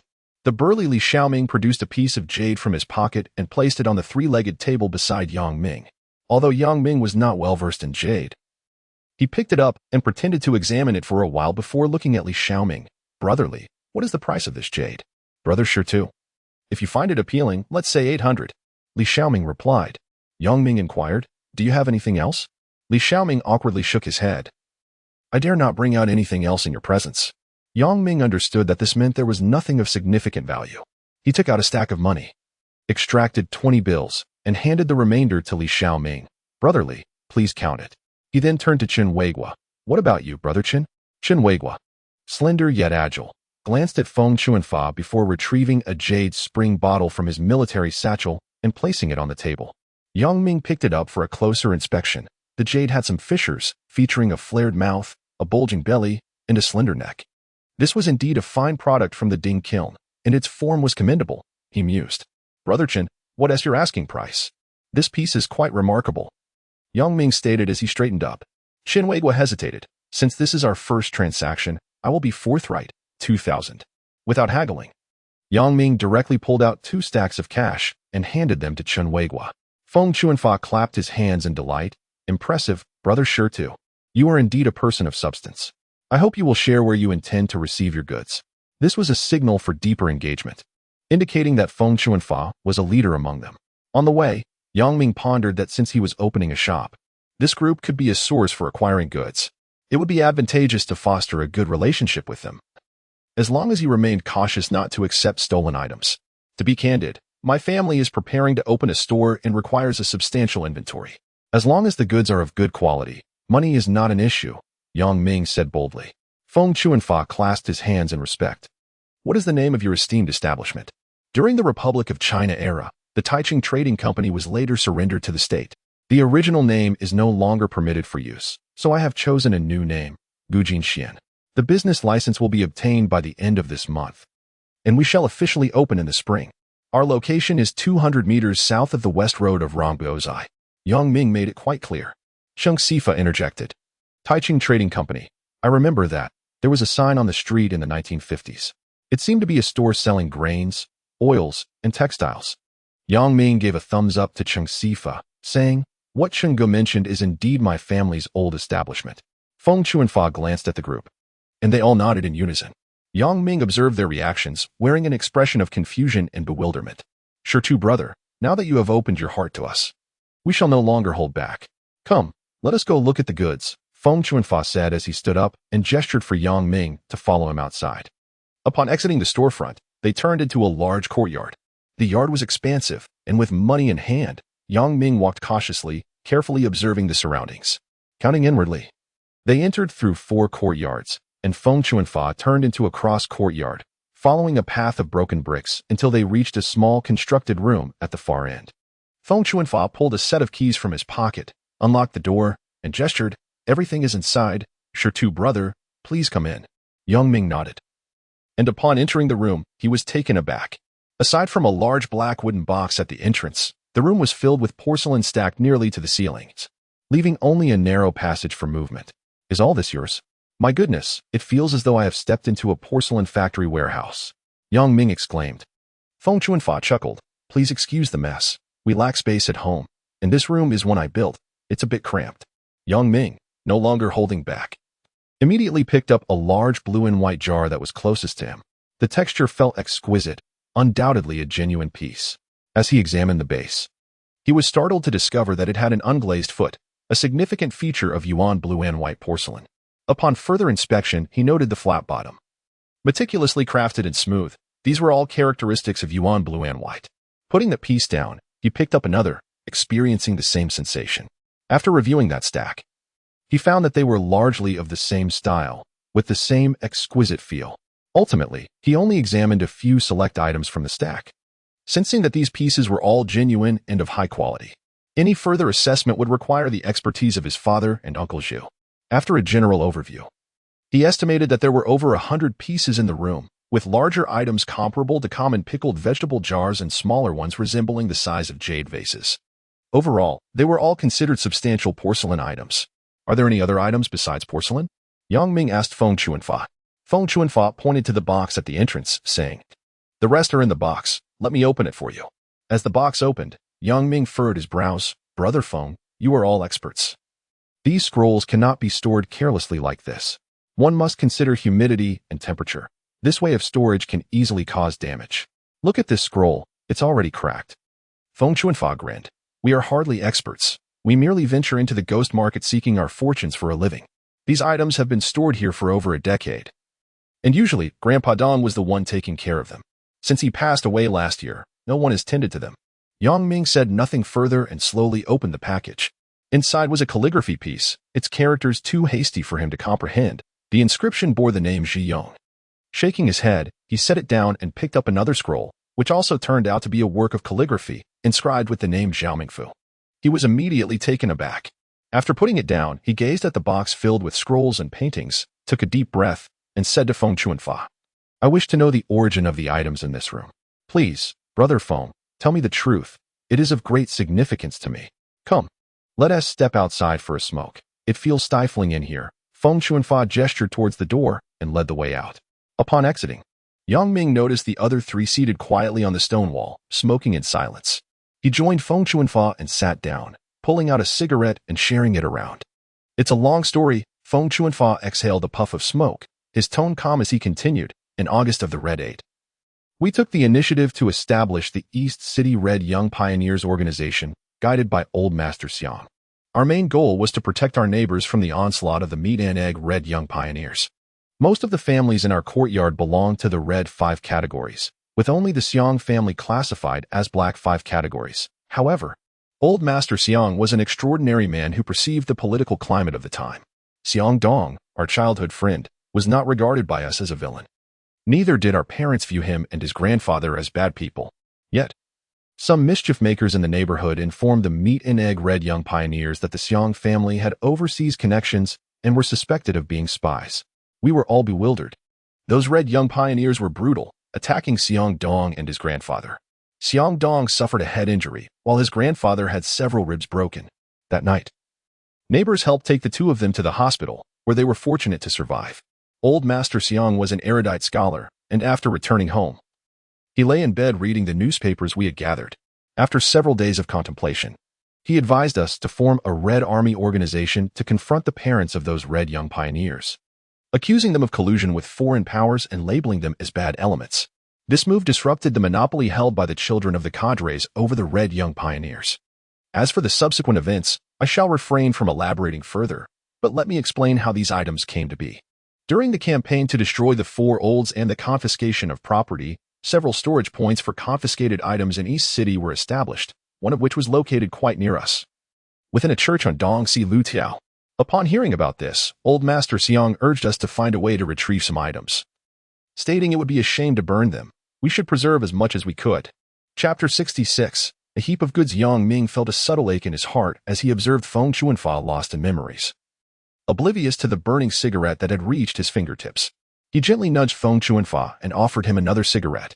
After rekindling the flame, Feng Chuanfa took a deep drag and continued, "One night, we stealthily raided the church, driving away the guards of the meat and eggs. Under the cover of darkness, we transported the goods back with a cart to Grandpa Siang, collecting all these items. There was so much that we couldn't carry it all. We left the rest behind in the church to continue deceiving the guards." Grandpa Siang returned in tears, though Feng Chuanfa's narrative was disjointed. Yang Ming comprehended the essence. Eventually, we all went to the countryside, leaving only Grandpa Siang in the capital to oversee the items. Thankfully, nothing was lost. Before departing, Grandpa Siang distributed the goods among us brothers, one share each, entrusting us to safeguard them. But we were so naive. Upon returning to the city, aside from Yang Ming, who managed to find work at the goods yard, the others were left without any arrangements, with the need to eat. They contemplated selling some items to make ends meet. And then, Qingzi ran into you. That is how it happened. If you're willing, we can sell you a heap of goods. We need some money to get by. It's as simple as that. After Feng Chuanfa finished speaking, Yang Ming remained silent for a long while. He understood the origins of the goods, akin to unclaimed wealth, and there would be no repercussions for accepting them. These individuals would not be foolish enough to spread the word indiscriminately.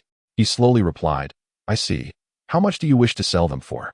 Let me see if I can manage." Feng Chuanfa glanced at his companions before turning back to Yang Ming. "We are 5 in total. Grandpa Siang has taken his share. The remaining items belong to the 4 of us. Selling them individually seems too slow and impractical. We've been hoping to find a wealthy buyer to sell them as a bulk. Thus, the price depends on whether you wish to buy them piece by piece or as a heap." Yang Ming was taken aback. 20 years later, a single item could fetch millions, even tens of millions, or even over 100 million, yet they wished to sell them as a heap. He shook his head. "Let us sell them as a bulk. You all discuss and determine a suitable price. I'll be right back from the restroom." Upon returning from the public restroom, Yang Ming found the group gazing at him with serious expressions. Feng Chuanfa licked his lips. "Brother Shirtu, we've discussed it. There are 158 pieces of porcelain and 66 paintings. We can let them go for 480,000 as a bulk." This price seemed exceedingly low to Yang Ming. He was well aware of the immense value these items would later hold. Yet, these men were blissfully unaware of their worth. The price they proposed, in their eyes, was astronomical, and their serious demeanor suggested they feared scaring Yang Ming away. Noticing Yang Ming's prolonged silence, Chang Sifeng cautiously remarked, "Brother Shirtu, this price is quite favorable. If it weren't for the slow sales, we wouldn't have offered such a low price. 480,000 means only 12,000 each. The division is hardly substantial." Yang Ming nodded. "I won't haggle. You all have done a tremendous service to ensure these items remain, and I must express my gratitude, mainly because..." Upon hearing Yang Ming's reluctance to negotiate, the group felt an immediate sense of relief, but the mention of mainly caused their hearts to tighten once more. Feng Chuanfa took a breath. "Brother Shirtu, what do you mean by mainly?" Yang Ming chuckled softly, expressing his predicament. "Primarily, I lack an abundance of huaxia coins in the foreign exchange conversion. I'm afraid I may run out of time today." Cheng Sifa let out a bitter smile. "Brother Shirtu, your words are quite breathless. Foreign currency is still money. It is even more coveted than huaxia coins. Foreign currency is foreign currency, yet I have yet to encounter it myself." Yang Ming glanced at him. "Brother Cheng, the black market rate for foreign exchange is 1 to 8. If luck permits, one can exchange at the friendship store for 1 to 10. If you all deem this rate acceptable, I shall withdraw $60,000 US. He recounted how Lily exchanged at 1 to 7 yesterday with an extra dollar. Yet in the black market, 1 to 10 was entirely plausible. The group murmured in agreement with Yang Ming. A thrill of excitement coursing through them at the thought of returning with US dollars to boast to their families. Then it is settled. The antique trade emphasizes a firm agreement, and we part ways without further negotiations. You understand this, correct? Rest assured, we comprehend, Feng Chun nodded. Then you shall assist me in transporting it. I will cover 100 yuan for shipping. Let us enjoy a meal together tonight. I shall hand the money to Brother Cheng. Additionally, I need to visit Brother Zheng for a witness. After arranging the subsequent details, Yang Ming noted the address and followed Qing Sifa to Zhang Xiangdong's residence. It was not far from their current location. Exiting the courtyard and turning left for about 50 meters led them to his home. Observing the condition of the residence, Yang Ming suspected it might also be a dilapidated courtyard. Upon entering, his suspicions were confirmed. The place exuded an air of neglect. While the width of the house was adequate, its length fell short, likely constructed based on the actual area. Compared to his own courtyard in the southern city, this abode could indeed be classified as a siheyuan, a rather commendable courtyard. It seemed the saying among Beijing locals: east is affluent, west is noble, south is poor, north is lowly, held a kernel of truth, as evident from the scale of the courtyards lining the streets of the eastern district. Zhang Xiangdong awaited anxiously at home, fearing Yang Ming might not arrive. Upon seeing Qing Sifa and Yang Ming enter, he rushed to greet them. Brother Si, how did it go? Qing Sifa nodded. It's settled. Brother Shirtu is indeed a wealthy man. He did not even haggle. Feng Pai offered 48,000, and he simply nodded in agreement. Such forthrightness. Zhang Xiangdong sighed. You all have finalized your deal, but I still do not know when mine will be completed. Yang Ming promptly interjected, Brother Zhang, we can conclude our business now. I will take this courtyard for 20,000. Here is the payment, and we shall head to the housing authority for the transfer shortly. Ah, you are not going to negotiate? Zhang Xiangdong's astonishment was palpable, as if he were kindly reminding Yang Ming to negotiate promptly. Yang Ming was amused. Teasing Zhang Xiangdong, how about 15,000? This left Zhang Xiangdong flabbergasted, stammering and at a loss for words. Qing Sifa laughed heartily. Brother Shirtu, do not tease him. Xiangdong is a simple man and cannot withstand such banter. If you were to suggest anything above 15,000, he would likely agree instantly. Yang Ming had prepared the household registration book and the money beforehand. When he handed the money to Zhang Xiangdong, he earnestly stated, Brother Zheng, regarding those paintings of yours, if you cannot take them with you, please transfer them to me. Each of us will receive 12,000. I know you have a separate share. I will later give you 95,000 to ensure you also receive your 12,000. How does that sound? Zhang Xiangdong nodded in agreement, stating, Indeed, I possess several pieces of porcelain, all stored with Chenggu. Should it come to that, I shall present them to you then. I will inquire about it tomorrow. If I cannot retrieve them, I shall seek you out. The trio completed the property transfer procedures at the housing management office, and Yang Ming was filled with exuberance. For this courtyard was a genuine siheyuan, now rightfully belonging to him. Chenggu, let us proceed to the bank, once we withdraw the funds. I anticipate that Feng Gu and the others will have arrived. Yang Ming glanced at the time, urging Qing Sifa to hasten their trip to the bank. Yang Ming held a deposit slip for $80,000, while Li Li possessed one for $110,000. The two had now intertwined their lives, and together, their wealth positioned them among the elite of the capital.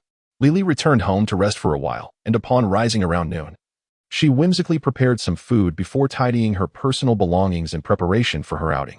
As she reached the door, Yang Ming's words echoed in her mind. After a moment's hesitation, she opened the cabinet and packed the white gauze dress left by her mother into her bag. On her way, she passed a grocery store, where she purchased some cooked food, vegetables, 2 bottles of wine, and a pack of cigarettes, before leisurely pedaling her bicycle towards the factory courtyard. Yang Ming had entrusted her with a large key to the main gate. Arriving at the courtyard, she found the door ajar, assuming that the old carpenter had come again. Yang Ming had mentioned that aside from family, only the carpenter possessed a key to the gate. Upon entering the courtyard, she was greeted by Yang Jianjun, who stood cheerfully at the door. Li Li, you're here. I bought some vegetables. They're in the kitchen. Li Li noticed Yang Jianjun's unpretentious demeanor and parked her bicycle. Smiling as she replied, I picked these up at the grocery store on my way. Had I known you had bought some, I wouldn't have spent any money. Yang Ming admired this quality in Li Li, her openness and grace. Most women would not exhibit such calmness in the presence of their boyfriend's father. Lily placed her items in the kitchen of the West Wing and emerged with a smile, saying, "Uncle, you walk as if you were just like everyone else," which is quite refreshing. Yang Jianjun chuckled heartily. "Indeed, I have felt much better these past few days. Just the other day on my way here, no one looked at me with that disapproving gaze anymore. After so many years of enduring disdain, I can finally turn the page." Lily struggled to carry a rocking chair from inside, positioning it beneath the newly planted pomegranate tree in the courtyard. "Uncle, please take a seat. I will prepare the meal. Today, you shall follow my lead." Yang Jianjun nodded in agreement. "Very well, after so many years. There is finally a woman in the kitchen again." Shida's mother would surely find solace in this from the depths below. Chapter 67. The Master Lily busied herself in the kitchen, frying and sought ing, while Yang Jianjun tuned in the radio, swaying his head to the melodious strains of Peking opera. Just as he was engrossed in the music, a middle-aged man entered from outside, inquiring, "Is this the residence of Shirtu?" Yang Jianjun turned off the radio, perplexed, and replied, "Yes, how may I assist you?" "We are here to deliver some items purchased by Brother Shirtu," the man responded. "What items?" "A few jars and bottles." "Very well, please come in." Leading the way was Feng Chuanfa, followed by 3 carts draped in plastic, overflowing with goods that rolled into the courtyard. "You've worked hard. Did Shirtu cover the transport fee?" asked Yang Jianjun. Feng Chuanfa wiped the sweat from his brow. "He did." "Are you Shirtu's father?" Yang Jianjun nodded. "Yes." "Where is Shirtu gone?" "Uncle Yang, Shirtu went to the bank to withdraw some money. He should return shortly," Feng Chuanfa replied. Lily, tying her apron, emerged from the kitchen and recognized Feng Chuanfa. She said to Yang Jianjun, "Uncle, this gentleman is the vendor from Panjiao. I met him with Shirtu this morning." Turning to Feng Chuanfa, she added, "Thank you for your efforts, kind sir. Please lend a hand to unload the items." Noticing Yang Jianjun had entered the house, she said quietly, "Shirtu's father has a prosthetic leg and finds it difficult to move. I appreciate your help." Feng Chuanfa replied, "Oh, sister, you're too polite. Even without your words, we would ensure the task is done properly." Yang Jianjun emerged with a thermos, suggesting, "Let us take a break and have some water before unloading." Feng Chuanfa, as the de facto leader of their small group, had his strengths. Though he didn't openly respond to Lily's remark, he quickly approached Yang Jianjun, offering his support. "Uncle Yang, let me assist you. Please, sit down and rest. We are all like family with Shirtu, so you need not trouble yourself." Despite Yang Jianjun's insistence on preparing tea for them, Feng Chuanfa and the others kindly declined, choosing instead to sit and rest. Until that moment, Yang Jianjun remained oblivious to the contents of the carts. No one would have imagined that the seemingly mundane carts, typically used for hauling scrap, were currently laden with treasures of immeasurable value. It wasn't until they had all enjoyed some tea, pulled away the plastic coverings, and untied the first cart that Yang Jianjun, upon lifting a porcelain item, furrowed his brows and called out loudly, "Stop." Feng Chuanfa, taken aback, responded, "Uncle Yang, what is it?" With trembling hands, Yang Jianjun asked, "Do you know what you're carrying on this cart?" Feng Chuanfa, surprised, replied, "These are the items we sold to Brother Shirtu. How could we not know? And you brought them here so carelessly on a cart?" Yang Jianjun inquired. "We initially intended to use a tricycle, but it couldn't accommodate everything, so I borrowed this cart from the freight yard," Feng Chuanfa explained. Yang Jianjun silently lamented, realizing that this man had no comprehension of the situation. He thought, if they understood the value of these items, they would not have so recklessly sold them to Shirtu. Determined, Yang Jianjun found several cardboard boxes from inside the house, laid them on the ground, and carefully began to transfer the items one by one. Seeing the serious expression on Yang Jianjun's face and his careful actions, Lily sensed that something was amiss. She promptly set down her spatula and came over to assist him in unloading the items with great care. The last cart was laden with a large, dark box, which Feng Chuanfa and Chun Weiguo jointly lowered, casually informing Yang Jianjun, "Uncle Yang, the box contains paintings. Brother Shirtu places great importance on them, so they must be well protected." Yang Jianjun, profoundly shaken, found himself at a loss for words, merely nodding in acknowledgement to Feng Chuanfa. The sheer volume of exquisite porcelain he had received made him feel as though he were ensnared in a dream. Li Xiaoming, a man of rough exterior yet meticulous nature, noticed Yang Jianjun's expression and sensed dissatisfaction with their haphazard handling of the precious cargo.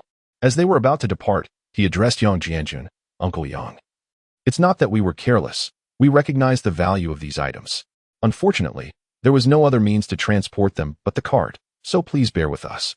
Upon hearing this, Feng Chuanfa and Chen Wei would exchange knowing glances, shaking their heads in wry amusement as they exited. Once the courtyard gate was closed, Yang Jianjun slumped into a chair, sighing heavily. Li, puzzled, inquired, "Uncle, are these items truly of great value?" It was no longer a matter of simple valuation. Shirtu had essentially brought home a cache of explosive treasures. The casual manner in which they were transported raised concerns about these reckless individuals possibly leaking information. With a multitude of top-tier artifacts in his possession, the potential ramifications of their dubious origins filled Yang Jianjun with trepidation. Li, startled by his distress, hurried to fetch him a glass of water, offering reassurance. "Uncle, do not fret. Once Shirtu returns, we will ascertain everything. If necessary, we can donate them. Wealth is but a transient possession, and as long as our home remains safe, that is what truly matters." Her words brought a wave of comfort to Yang Jianjun, deepening his appreciation for her. This woman not only acted with grace but possessed a keen intellect, untainted by greed, a true gem for domestic life. Upon Yang Ming's return, he found his father and Li seated beneath the pomegranate tree, gazing at the scattered porcelain with troubled expressions. "Let us discuss this matter," he urged. "The quality of these items is beyond question. We need only to clarify their provenance." Yang Jianjun wasted no time, directly demanding an explanation from Yang Ming. Li rose, shifting a chair for Yang Ming, and encouraged him, "Sit down and speak at your own pace. Uncle is quite anxious, so please elucidate the situation to ease his mind." She then handed him a cup of tea before bustling into the kitchen. Yang Ming took a sip, dislodging a tea leaf, and looked at his father reassuringly. "Rest assured, the origins have been clarified. If there is even the slightest doubt, regardless of how remarkable these items may be, I will not proceed with the acquisition." He recounted the events meticulously, concluding, "I must admit I did not see everything in detail. I merely glanced at a few pieces. While the porcelain was impressive, I was astounded to discover works by masters such as Zhao Mengfu, Gu Kaiji, Fan Quan, and Dong Yuan. I dared not examine further. It was overwhelmingly daunting. So I directly inquired about their source." Yang Jianjun nodded in understanding. "No wonder they are all significant pieces. It seems that esteemed gentlemen personally selected them. Clearly, he possesses expertise that rivals that of your Uncle Zhu." Yang Ming nodded, acknowledging Grandpa Xiangdong's profound expertise not only in antiques but also in astute political insight. One must consider the audacity it took at that time for anyone to encourage Feng Chuanfa and his peers to organize themselves as the Red Guards, directly confronting the powerful offspring of cadres, recognized as the authentic Red Guard organization by the upper echelons. Any misjudgment could have led Feng Chuanfa and his associates into an irrevocable predicament. Such remarkable acumen to perceive the true motives behind the movement is truly commendable. This maneuver garnered the highest accolades from the top, effectively altering the direction of the movement and countering the rhetoric propagated by the privileged. The father is a hero, and the son is a great man. The father is a reactionary, and the son is a scoundrel, redirecting the focus onto those in power.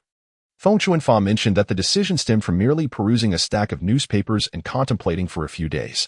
Yang Jianjun sighed, reflecting on such a remarkable individual, who, with a keen understanding of worldly affairs and human sentiments, inspired admiration through his actions, though lamenting that there would be no further opportunity to meet him. Yang Ming nodded in agreement, recognizing Grandpa Xiangdong's meticulous thought process. Once the momentum built, he advised Feng Chuanfa and the others to adopt a more subdued approach, allowing other Red Guard organizations to take the credit, avoiding any conspicuous actions. They did not attend the leadership's reception, essentially igniting a fire and then withdrawing. This strategy allowed them to evade the purges of the Red Guard movement from the preceding years, a truly masterful tactic. "These items will be temporarily stored in this courtyard. You will reside here from now on. Once the shop opens, I will move in to oversee it. As for the calligraphy and paintings, I shall take fewer at a time and gradually seek Uncle Chen for restoration, ensuring that we refrain from selling anything unless absolutely necessary," Yang Jianjun instructed Yang Ming. Yang Ming nodded, standing to gather the scattered porcelain, transporting each piece to the darkroom in the east wing, and dragging a box of calligraphy and paintings inside for safekeeping. Dinner was served in the main house, adorned with a new table and chairs, accompanied by the newcomer. Li, Yang Jianjun exchanged a few pleasantries and advised the two to foster a respectful relationship. After sharing 3 cups of wine, he departed. With that, Yang Ming and Li felt liberated, consuming an entire bottle of liquor, becoming intoxicated and entwined in each other's embrace. Before night fell completely, they eagerly retreated to the bed for their clandestine rendezvous. Once young men and women taste the forbidden fruit, their passion ignites like fire. For several consecutive days, the two seldom ventured outside, indulging in eating and sleeping, resting when fatigued, until young Ming found himself utterly exhausted, unable to stay awake any longer. The absurd days flew by swiftly, and before they knew it, the end of the month had arrived. Young Ming felt it was time to check on the status of their business license, so he ambled over to the Industrial and Commercial Bureau for inquiries. Ah, here he comes again. The bureau staff recognized Yang Ming and greeted him with a playful smile upon his arrival. Yang Ming offered a cigarette, and the staff member remarked, "It has been approved. Your batch of cultural and artistic goods has been processed, with your establishment being the only self-operated shop. The others are all leased establishments." Curious about the other cultural supply shops, Yang Ming learned there were 8 in total, 2 old names and the rest newly established. With a business license in hand, Yang Ming was filled with excitement, unable to contain his joy as he rushed home to share the good news with Yang Jianjun. Chapter 68. The auction. Upon obtaining their license, the Yang family was filled with joy. Yang Jianjun had awaited this day for a long time. Gazing at the items listed on the license, he curiously asked his son, "Why isn't porcelain or calligraphy mentioned?" Yang Ming pointed to the line on the license that read artistic craft products and replied, "Those items fall under that category. After all, there are no current regulations from the government, and labeling it as artistic craft products is somewhat ambiguous. We can simply display and sell them." Yang Jianjun nodded in agreement. "The plaque is ready. You should go fetch it from Siheyuan. We can have someone install it this afternoon. Tomorrow, we'll clean up and move everything over. I'll prepare to join you as well." Yang Ming shook his head. "I'll stay to watch over things. The room over there lacks a restroom, and it would be inconvenient for you at night. I'll move in with Lily instead." "What about the items stored in the courtyard?"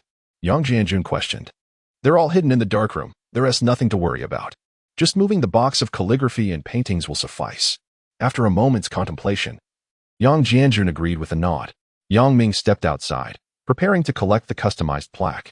Just then, Yang Jianjun called him back. "Manager Qian from Rongbiaozai called and asked you to visit when you have time.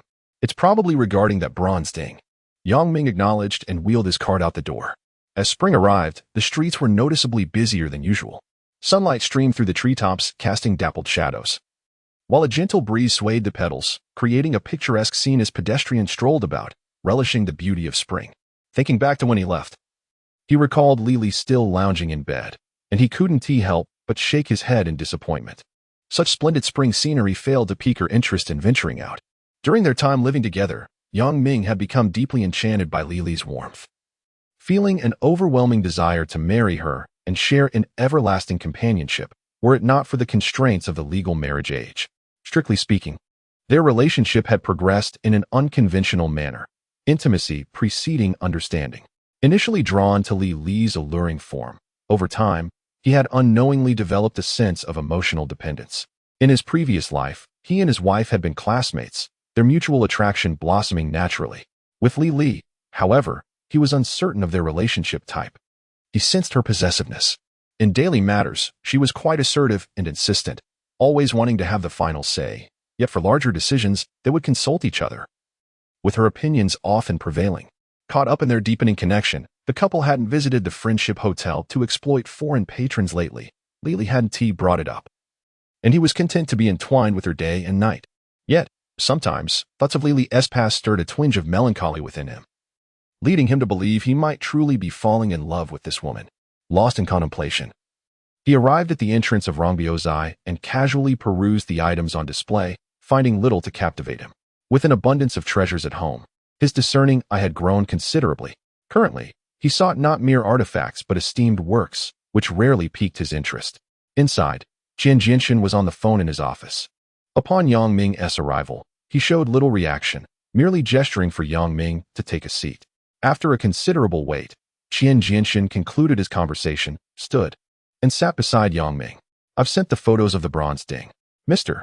Hui's staff returned my call and mentioned they would be visiting the capital next month. They will reach out when they have time." Yang Ming looked at him in confusion. "If it's next month, why did you call?" Qian Jinshin patted his knee, stating that calling him could only mean good news. A few days ago, a friend from the industry had approached him, providing several documents that detailed an invitation for industry insiders to participate in a private, small-scale auction scheduled for 10 days hence.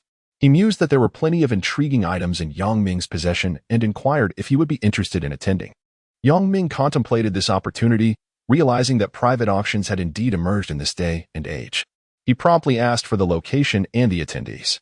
Qian Jianshan gestured toward a stack of papers on the coffee table, advising Yang Ming to take them home for review. The event would be held at the Xiangshan Hotel. Devoid of domestic buyers, with all contacts being collectors from Hong Kong and Macau, he encouraged Yang Ming to confidently present some of his finest pieces, emphasizing the importance of selecting items of high caliber.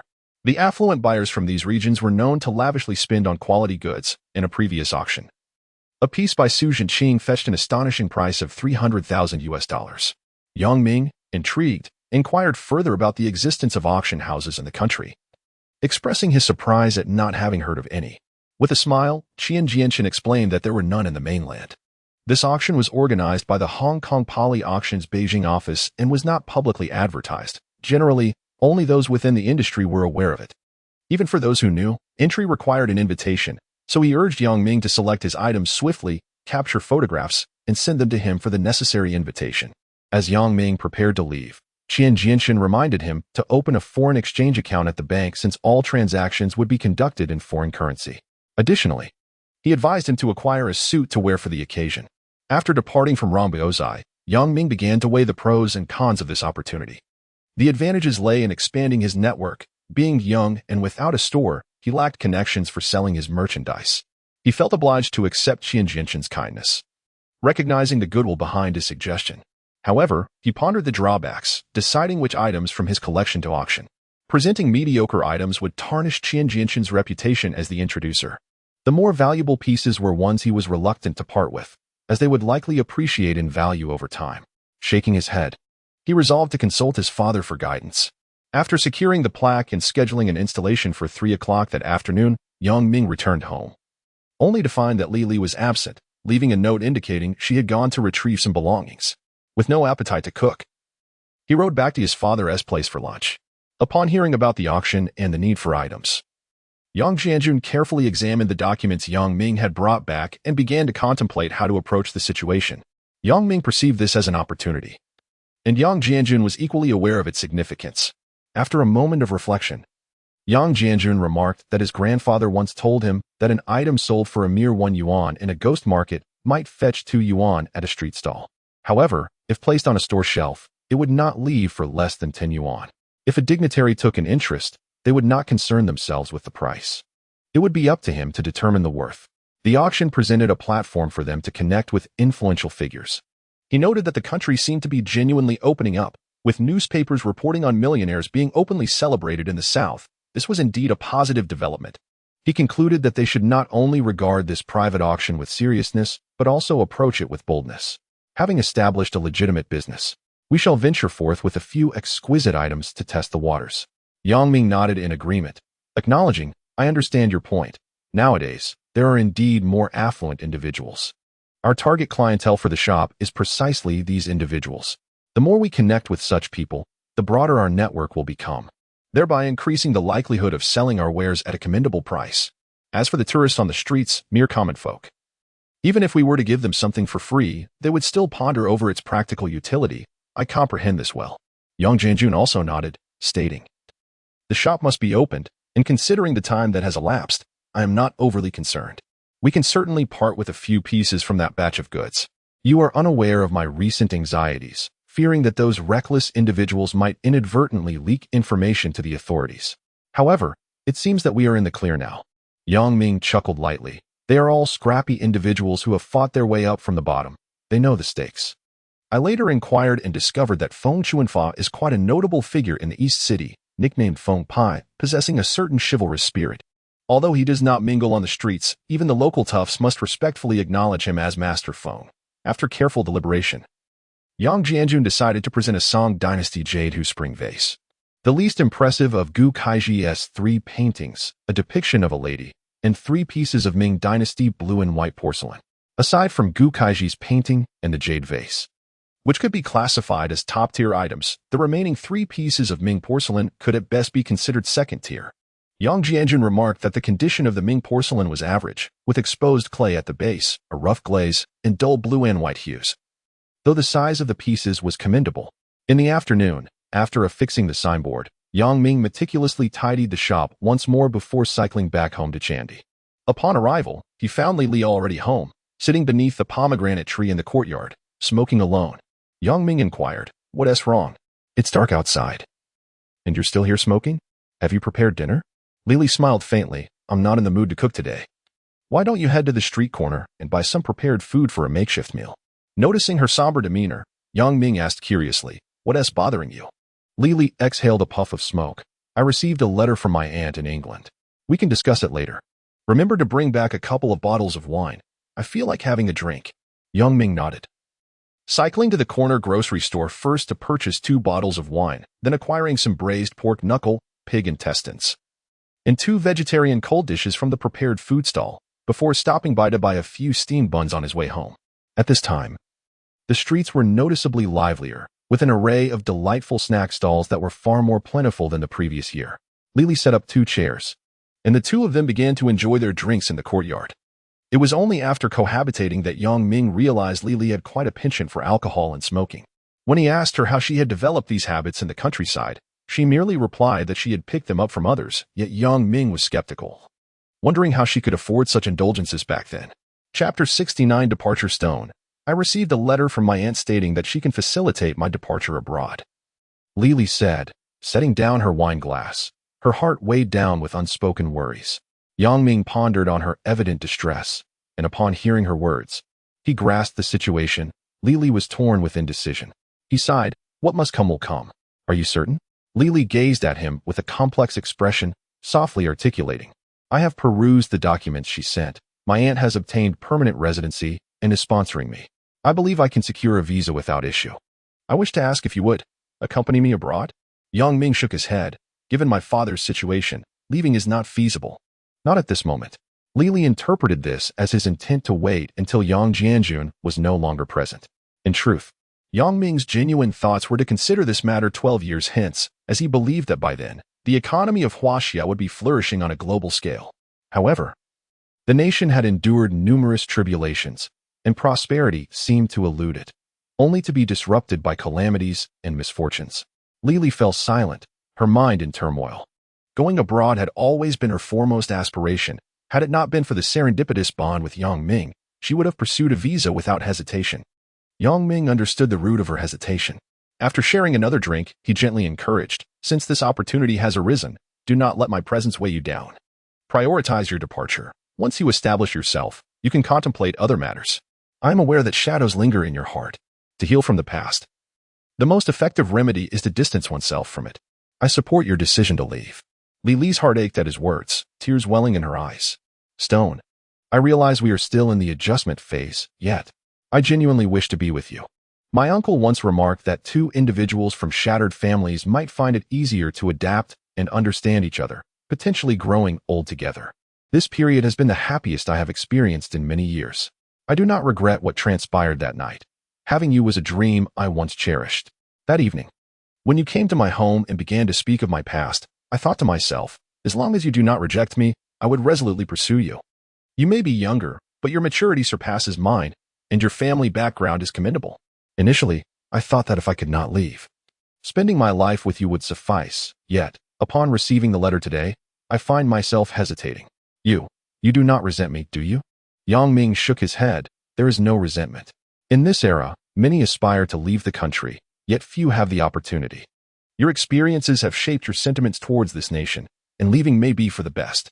As for me, I must admit, I am reluctant to part with you. Perhaps I have truly developed feelings for you.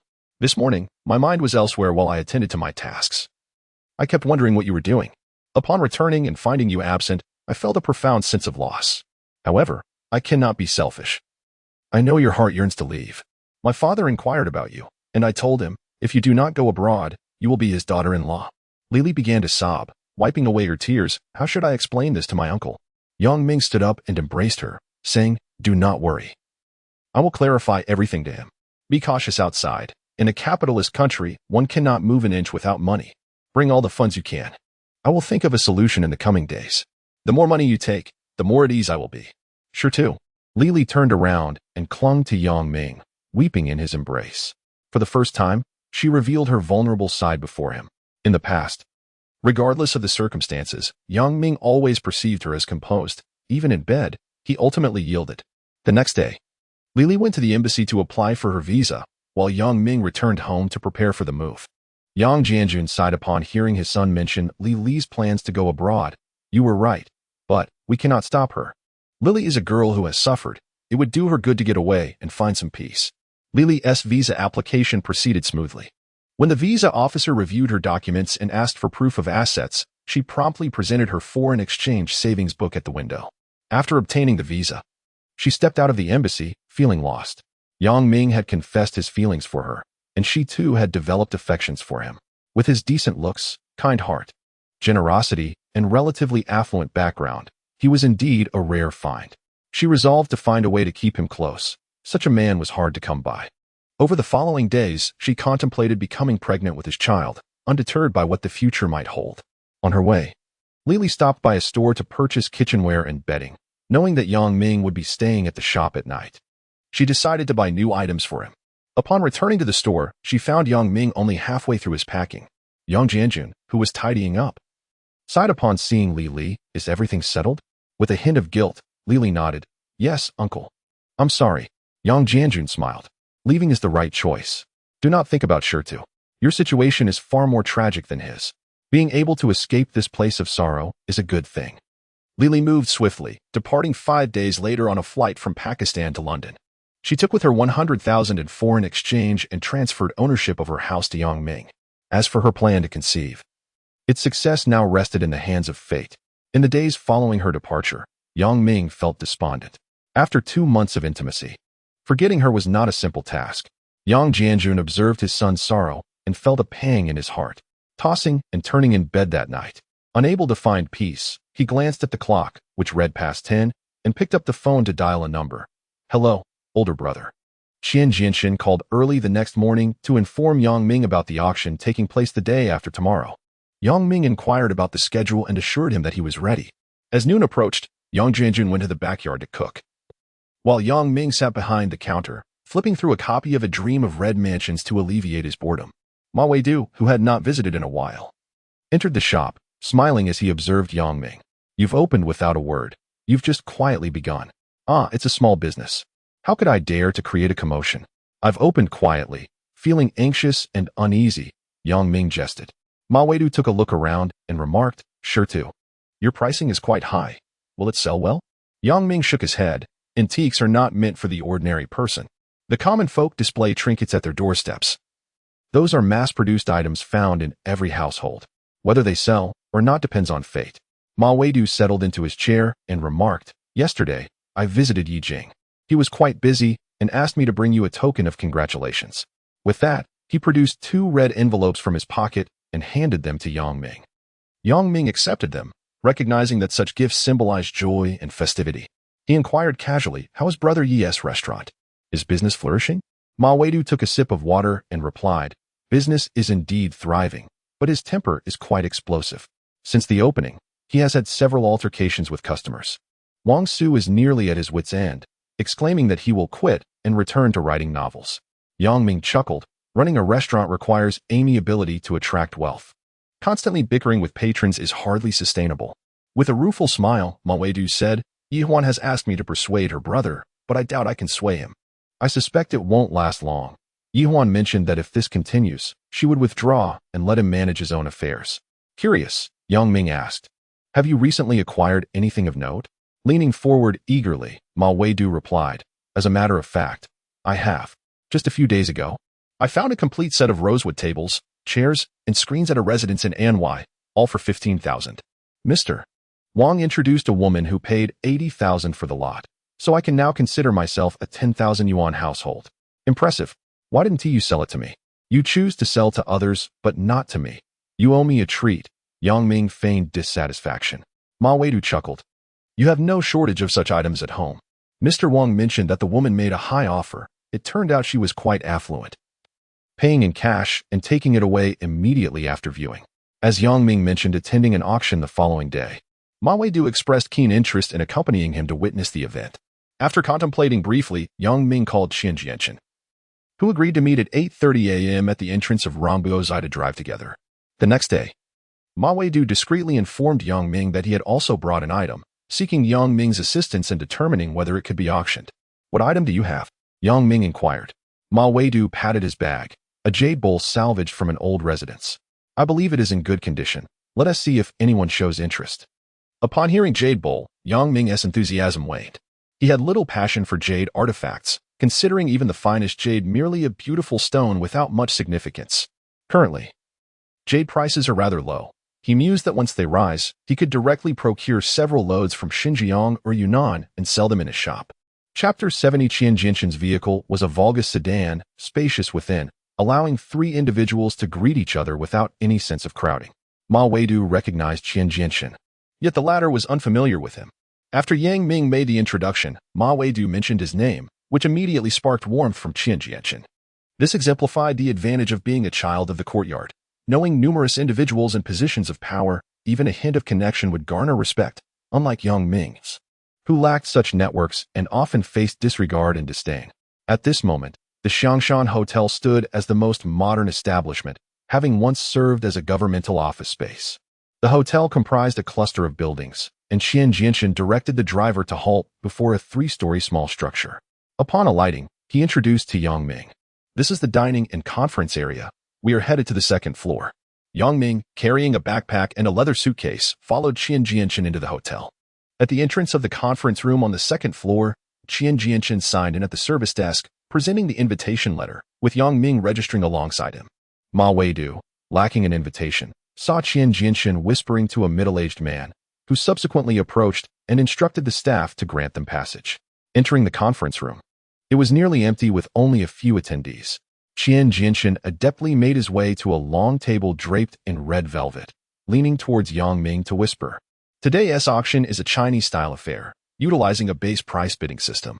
Arrange the items properly, fill in the base prices, and take a stroll. The main participants have yet to arrive. We can return to keep an eye on things before it commences."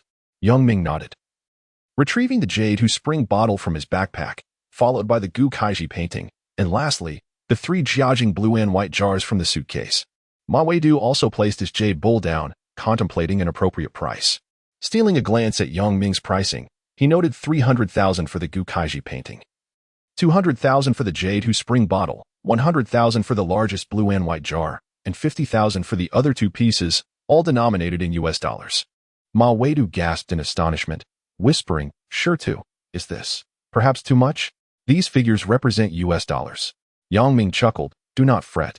The attendees are affluent individuals from Hong Kong and Macau. Their wealth is beyond our imagination. To them, money is merely a string of numbers. As long as they desire something, they are indifferent to slight reductions."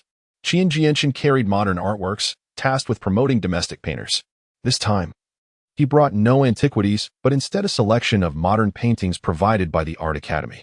Observing Yang Ming's completion of the forms, he pointed to an elderly gentleman in the distance, "That is Gu Yaxiang, Master Gu. The old Xiang building is their ancestral shop, which has recently reopened near the Land Temple. Would you like me to introduce you?" Yang Ming, having heard the name, nodded. "Please, Manager Qian, make the introduction." Qian Jinshan smiled slightly. Master Gu is a well-known figure in the industry. His reopening of the old shop is not particularly good news for your establishment. Yang Ming laughed. Each to their own business. Talent lies within oneself. Not all competitors are foes. Qian Jinshan gave a thumbs up. "Well said. With that mindset, your shop shall remain worry-free." Gu Yaxiang, nearing 70, exhibited the demeanor of an old-school businessman. Qian Jinshan introduced Yang Ming, who extended his hand with enthusiasm. "I know you. I have visited your shop. The location is quite commendable. I searched for a suitable place in Lulikang for quite some time, but to no avail." Yang Ming bowed slightly and shook hands with Gu Yaxiang. "I have heard of your esteemed reputation, old Master Gu. As a junior, I am truly delighted to meet you. I wish you good health and abundant joy." Ma Weidu also approached to greet Gu Yaxiang. "Where are the items? I must take a look. Surely, Brother Ding will have a worthy successor." Gu Yaxiang, recognizing Yang Ming's grandfather, felt a surge of emotion upon seeing such a young individual participating in this private auction. In a brief moment, several tables showcased a plethora of items. Yang Ming pointed to the items he had brought and bid farewell to Gu Yaxiang. After a round of inspection, he noted that the items were predominantly from state-owned enterprises, showcasing a substantial collection of contemporary paintings. There were also a few notable porcelain pieces. Yet none could rival his three Ming Dynasty blue and white porcelain items, far outshining his jade spring vase and the painting by Gu Kaiji. It seemed the state-owned enterprises, having lost governmental support, faced a dire future. Ma Weidu followed closely behind Yang Ming, murmuring, "Sure too. I haven't seen those items at your place before." Yang Ming chuckled. "They are heirlooms from my family, seldom revealed. Had it not been for this auction coinciding with the opening of my shop, my father would not have permitted me to bring them." Ma Weidu appeared skeptical. "You little rascal, boasting again. While I may not know much about art, I am aware of Gu Huda's illustrious name. He is a master painter. His illustrations of the ode to the goddess of the Luo are treasures in museums. Are you truly willing to part with his work?" With a sigh, Yang Ming replied softly, "Brother Ma, the antique trade is not thriving these days. The general populace is still not affluent, and fine items fetch low prices. Only the wealthy elite from Hong Kong and Macau can afford to pay high. Yet, they have art consultants by their side, so they cannot be easily deceived. To succeed in this business, one must present genuine treasures." As noon approached, a group of waitstaff entered with small ballot boxes, placing one beside each item before quietly exiting. Shortly thereafter, several impeccably groomed elderly gentlemen, dressed in sharp suits, entered with smiles, accompanied by a cadre of aides who engaged in polite conversation. Qian Jinshan whispered, "They are members of the Hong Kong Handover Preparation Committee. This is a small group meeting, and Mr. Hu has not arrived. The tall elder in front is Mr. He from Macau, a renowned collector. Your items are priced high, so we shall see how he reacts." Ma Weidu asked Qian Jinshan, "How will they discern these items without certification?" Qian Jinshan smiled. "They come with their own experts, so there is no need for concern. This is not a formal auction. Rather, it is a venue provided by Guardian for free exchange. Guardian is primarily interested in the transaction volume for commission, and it serves as a means to gauge interest." As they conversed, the crowd approached Yang Ming and his companions. A gentleman pointed towards Qian Jinshan in introduction, and the group nodded respectfully at him. Qian Jinshan returned the polite nod with a smile, while Yang Ming and Ma Weidu were inadvertently overlooked. The painting by Gu Kaiji depicting a lady was the subject of intense discussion among the crowd, while the jade spring vase was carefully examined by several elderly gentlemen. To Yang Ming's surprise, the exquisite jade bowl was picked up and examined for an extended period by a mixed-race gambling tycoon before being set down. As for the contemporary paintings brought by Qian Jinshan, no one in the crowd took a moment to scrutinize them. After a brief circuit, someone tossed a note into the small box, prompting Qian Jinshan to whisper, "Both of your items have caught someone's eye, but the prices remain unknown." Once the crowd disperses, the staff from Jayad will come to tally the bids. They charge a 10% fee, so keep that in mind. Indeed, once the crowd had thinned, several impeccably dressed gentlemen approached, opened the box, and began recording the notes. A middle-aged man glanced over and, smiling at Qian Jinshan, remarked, "Manager Qian, congratulations. Your esteemed establishment truly deserves its reputation as the foremost in the capital. All 6 items have attracted considerable bids. The highest bid for the Gu Kaiji painting of a lady is $400,000. The jade spring vase reached $250,000. And the blue and white lotus patterned jar fetched $150,000. Both blue and white jars were bid at $80,000, and the jade bowl at $20,000. Congratulations." Yang Ming calculated that the items he brought had sold for $960,000, and after deducting the commission, he would receive over $840,000. He thought to himself, these people from Hong Kong and Macau truly are affluent. Yet, he also felt that the auction house's 10% fee was rather steep. Qian Jinshan pointed at Yang Ming with a smile, saying, "All of this is thanks to our young manager from Gujin Xian. The jade bowl belongs to this brother, and I am merely accompanying him today." The middle-aged man, surprised, approached Yang Ming and introduced himself. "I am Wu Tianpei, in charge of the Jayad Liaison Office in Beijing. May I ask for your esteemed name?" Yang Ming retrieved a business card from his bag and handed it to Wu Tianpei, stating, "Yang Ming, I have just opened a collectibles shop. It is a pleasure to meet you, Mr. Wu." Wu Tianpei also produced his card, offering one to both Yang Ming and Ma Weidu. "After the auction, there will be a networking banquet. Please be sure to stay. We can discuss matters further then." Once Wu Tianpei departed, Qian Jinshan expressed his envy. "You've struck it rich this time. Over $80,000. You must be among the top earners in Beijing." Ma Weidu chuckled. "Not just among the top, but at least we've entered the first tier." This time, he had indeed made a significant profit.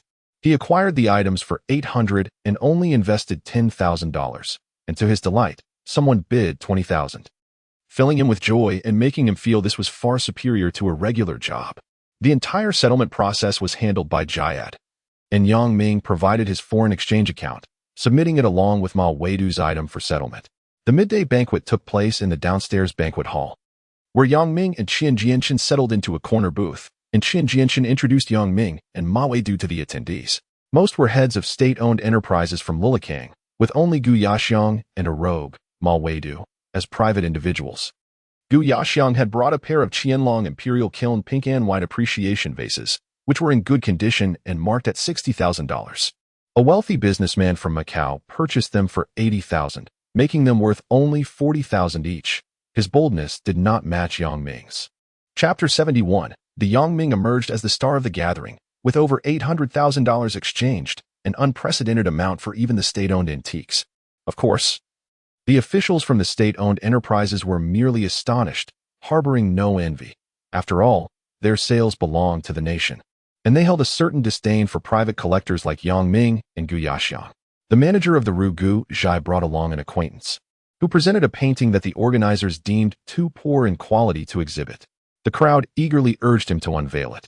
The individual hesitated but eventually revealed the scroll. Upon a cursory glance, Yang Ming noted the painting's poor condition, with some areas marred by white mold, likely a result of inadequate preservation and water damage. He paid little mind to it, as the table was predominantly filled with porcelain and miscellaneous items, with the art category being relatively weak.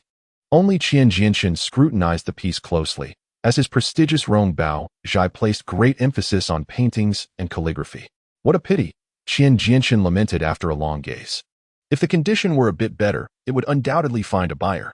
Others merely shook their heads, but Yang Ming's ears perked up at the remark. Stealing a glance at Ma Weidu. In his previous life, this man had been incessantly obsessed with the, lamenting its loss as a national treasure that had slipped through his fingers, his regret almost palpable. Could this be the very piece? Regardless, Yang Ming decided to seize the opportunity. How much for it? He inquired. The manager of Rue Gu Zhai looked at Yang Ming and replied. He has priced it at $20,000. What do you think, little Yang? Are you interested? Yang Ming chuckled. My shop has just opened, and I need to acquire goods. The poor condition does not deter me. I can reframe it back home. I will take it for $20,000. The seller was overjoyed.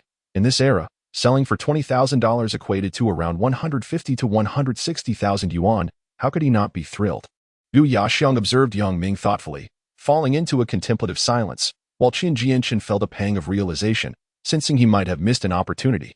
As the dishes were served, everyone raised their glasses for a toast, but only Yang Ming and Ma Weidu remained absorbed in their meals, largely indifferent to the socializing.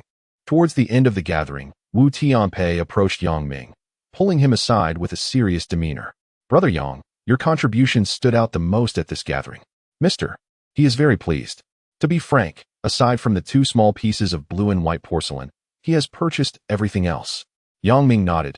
Thank you, Mr. Wu, for this opportunity. My shop has just opened, and I hope to count on your support in the future. Wu Tianpei smiled slightly. Of course. In October, we will hold an autumn auction in Hong Kong. You should prepare some items and reach out to me in advance. Yang Ming agreed, recognizing that the domestic prices for cultural artifacts were currently too low, and participating in the Hong Kong auction presented a viable path forward. The two continued discussing details for a while before Wu Tianpei departed to attend to other guests. On the way back, Ma Weidu was exhilarated, exclaiming that they should go out for drinks again. Qian Jianchen, maintaining his composure, instructed the driver to drop Yang Ming and Ma Weidu at the entrance of Yijing restaurant before returning home himself. At that moment, the restaurant was sparsely populated, as it was past meal hours. Yijing, upon seeing Yang Ming and Ma Weidu, slurred, Brother, you finally made it. That guy, Wang Su. Hurry and start cooking. Wang Suzheng rested his head on the table while dining, when he heard Yijing calling him, grumbling, You just keep it. I've barely taken a bite, and you're already shouting. Is there no respite for me? Ma Weidu patted Wang Su on the back, saying, What are you making a fuss about? Hurry up. I'm treating you to the dance hall tonight. Bring along that dancing girl of yours. Really? Don't you dare deceive me. Xian Qiao, who tricks whom is a little dog. Wang Su widened his eyes in surprise. Yuan emerged from the kitchen, wiping his hands, and smilingly asked Yang Ming, Where did this come from? Look at Brother Ma. He seems to have had a drink. Ma Weidu chuckled foolishly. Today at Xiaoshan Hotel, I made a small fortune with Shi too. Not much, just 20,000 US dollars. Both Yuan and Yang Ming were taken aback. How could Ma Weidu be so free with his words? Yang Ming feared others would discover his wealth, while Ma Weidu seemed to worry that others might not know about his riches. Facing Yuan's puzzled gaze, Yang Ming forced a smile at the auction. Brother Ma sold an item and earned 20,000 US dollars. Yi Jing chimed in. Today, old Ma is treating us. Wang Su, pick the expensive ones. Let us have the best drinks. Ma Weidu, grinning widely, replied, no doubt about it. Today is a joyous occasion, so let us indulge. Yuan opened a small private room, inviting the two inside, brewed tea, and sat beside Yang Ming, asking, what item is worth 20,000 US dollars? Yang Ming smiled. Brother Ma found a jade bowl, sold to a wealthy individual from Macau for 20,000. Was there no cost? Yuan inquired in astonishment. Ma Weidu chuckled. I bought it for 800. Compared to the selling price, the cost is negligible. Yuan, unable to conceal her envy, exclaimed. Is it really that profitable to deal in antiques? Having indulged a bit too much, Ma Weidu banged the table and shouted, what I have is nothing. Xiaohuan. Let me tell you, Shi made over 800,000 US dollars today. Compared to him, I cannot even feel envy. Yuan covered her mouth, utterly astonished. In 1985, when the concept of a 10,000 yuan household was just gaining popularity, possessing 10,000 Chinese yuan made one the envy of others, let alone 80,000 US dollars. Yuan, struck with disbelief, was rendered speechless. 80,000 US dollars, when exchanged on the black market for Chinese yuan, amounted to nearly 8 million. This was truly staggering. Still in shock, Yi Jing entered, slurring his words. Matai from the 60s. We're drinking it today, and old Ma is footing the bill. With a shaky hand, he placed 2 bottles on the table. Before long, dishes were served, and noticing his sister was still seated, Yi Jing asked, are you drinking? Shall I pour you a glass? Yi Huan remained expressionless and silent, prompting Yi Jing to shake his head and pour her a glass. Yang Ming queried, Sister Huan, how's business? Yi Huan sighed, have you not seen? The furniture in the shop is nearly due for replacement. Fights break out every few days. And no matter how good the business is, customers are too afraid to return. Just then, Wang Su entered and plopped down today. I'm basking in old Ma's glory. I'll have a good drink as well. Saying this, he took the bottle and poured himself a glass. Let us toast to old Ma's fortune today, Yi Jing declared, raising his glass and downing it. Yang Ming observed Yi Huan's silence and lifted his glass. Sister Huan, how about a sip? Yi Huan glanced at Yang Ming, then raised her glass and took a sip. The 3 individuals were known for their penchant for revelry. Once the wine flowed, they engaged in playful banter, exchanging jest and laughter. Yi Huan and Yang Ming conversed in hushed tones. Sure too, I brought up Taoying. But she didn't respond. She probably has her reservations. No worries, don't lose heart. I'll find you a wealthy partner, one worth millions. You need not fret about finding a wife. What kind of millionaire are you talking about? Wang Su couldn't help but interject upon overhearing Yi Huan's words. As Yi Huan elaborated, both Yi Jing and Wang Su turned to Ma Weidu, who could only respond with a wry smile and a nod. At that moment, Yi Jing's inebriation faded, leaving him astonished as he regarded Yang Ming, who remained silent. The figure of 10 million was one he had never dared to contemplate. Yet here sat his younger companion, whose wealth had indeed reached such staggering heights. Wang Su, despite his somewhat reckless demeanor, was equally taken aback by the magnitude of that number. Ultimately, it was Yi Jing who regained his composure first. Rising to refill everyone's glasses, let us all drink to celebrate Brother Shi becoming the richest man in the capital. This is something I'll take pride in recounting. They all drank, exchanging words of congratulations. Yang Ming waved his hand dismissively. It's not that grand, even if we calculate it at a ratio of 1 to 10. It's merely around 800,000. We're all friends here, so let me share my candid thoughts. When you mentioned the richest man in the capital, that is a title I cannot bear. Compared to those who profit from steel trading, my wealth is trivial. Wang Su nodded in agreement. Indeed, that Zhou Data. I've heard he has bought villas in Hong Kong and has several wives to support.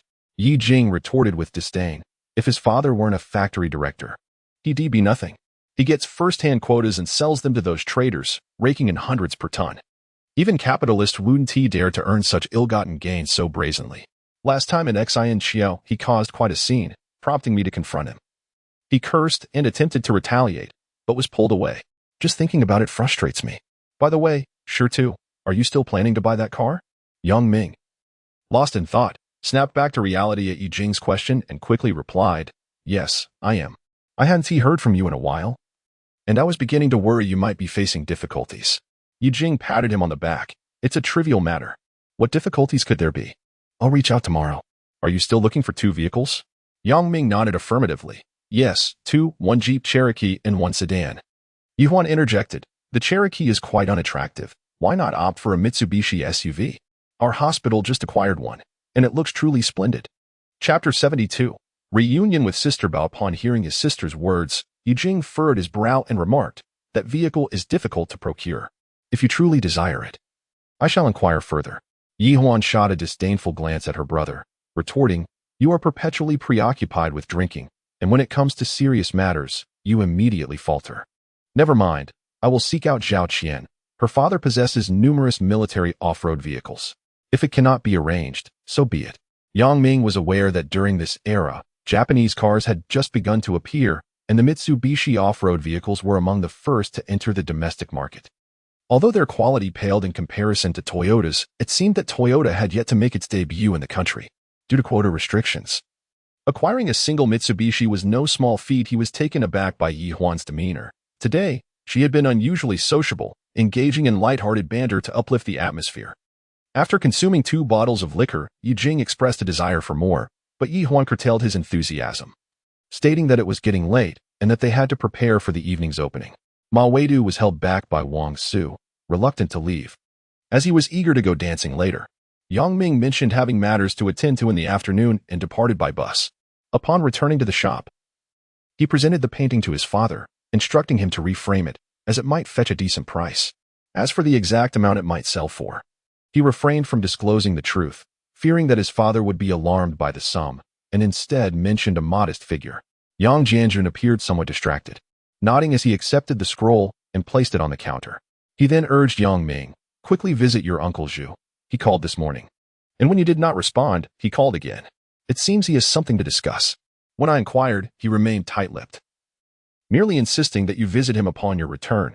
Yang Ming shook his head, feeling resigned, and rode his bicycle to the home of Zhu Jialan in Banchong Hutong. He was acutely aware that Zhu Jialan sought him regarding the previous conversation about Dream of the Red Chamber, as he had received several calls from Zhu Jialan pressing him for the content of the genuine manuscript. As anticipated, upon arriving at Zhu Jialan's residence and barely settling in, Zhu Jialan presented him with a stack of manuscript paper for his perusal. The title of the document, An Exploration of the Names Ji Yin Zhai and Ji Huso, caught Yang Ming's attention.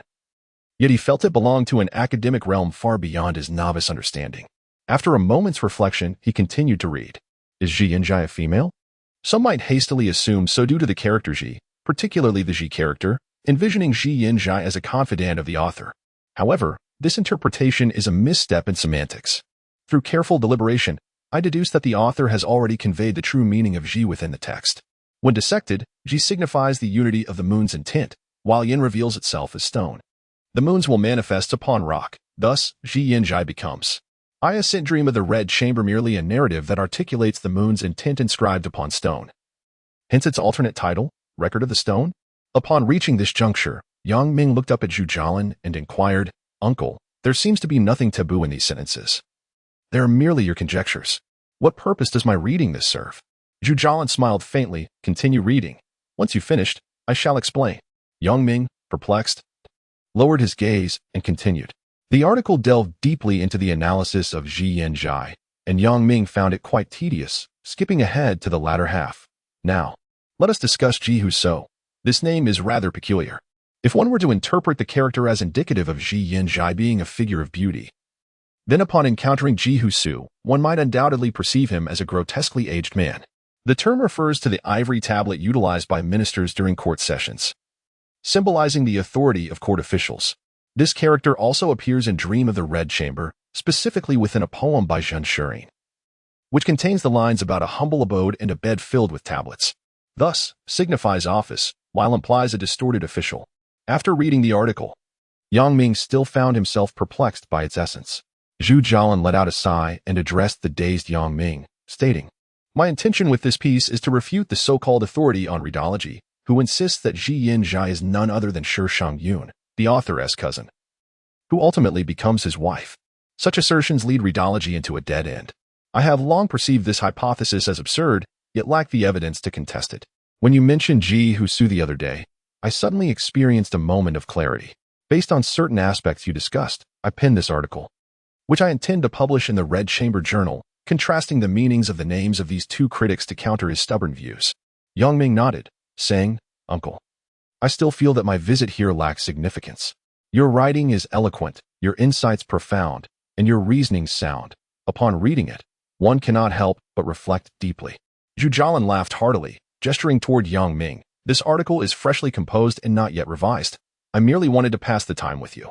The true reason for your visit is that I have summoned Zhongli, who will arrive shortly. I have inquired about her feelings, and she does not harbor any dislike toward you and is willing to explore a friendship." "Ah, uncle."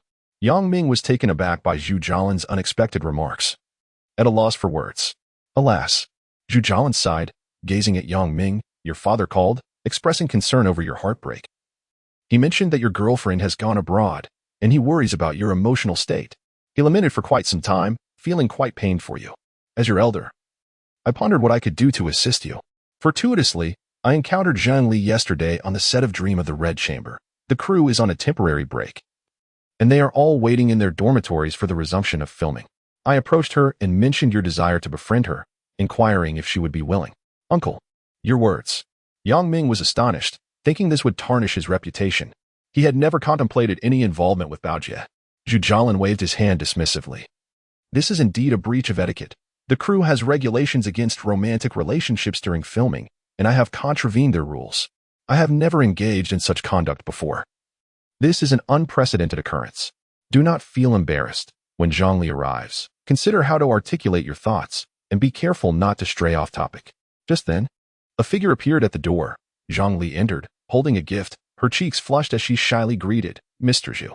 Zhu Jialin, with a smile, responded, "Welcome. Take a seat. What did you bring?" He then instructed, "Sure to, prepare tea for Zhongli."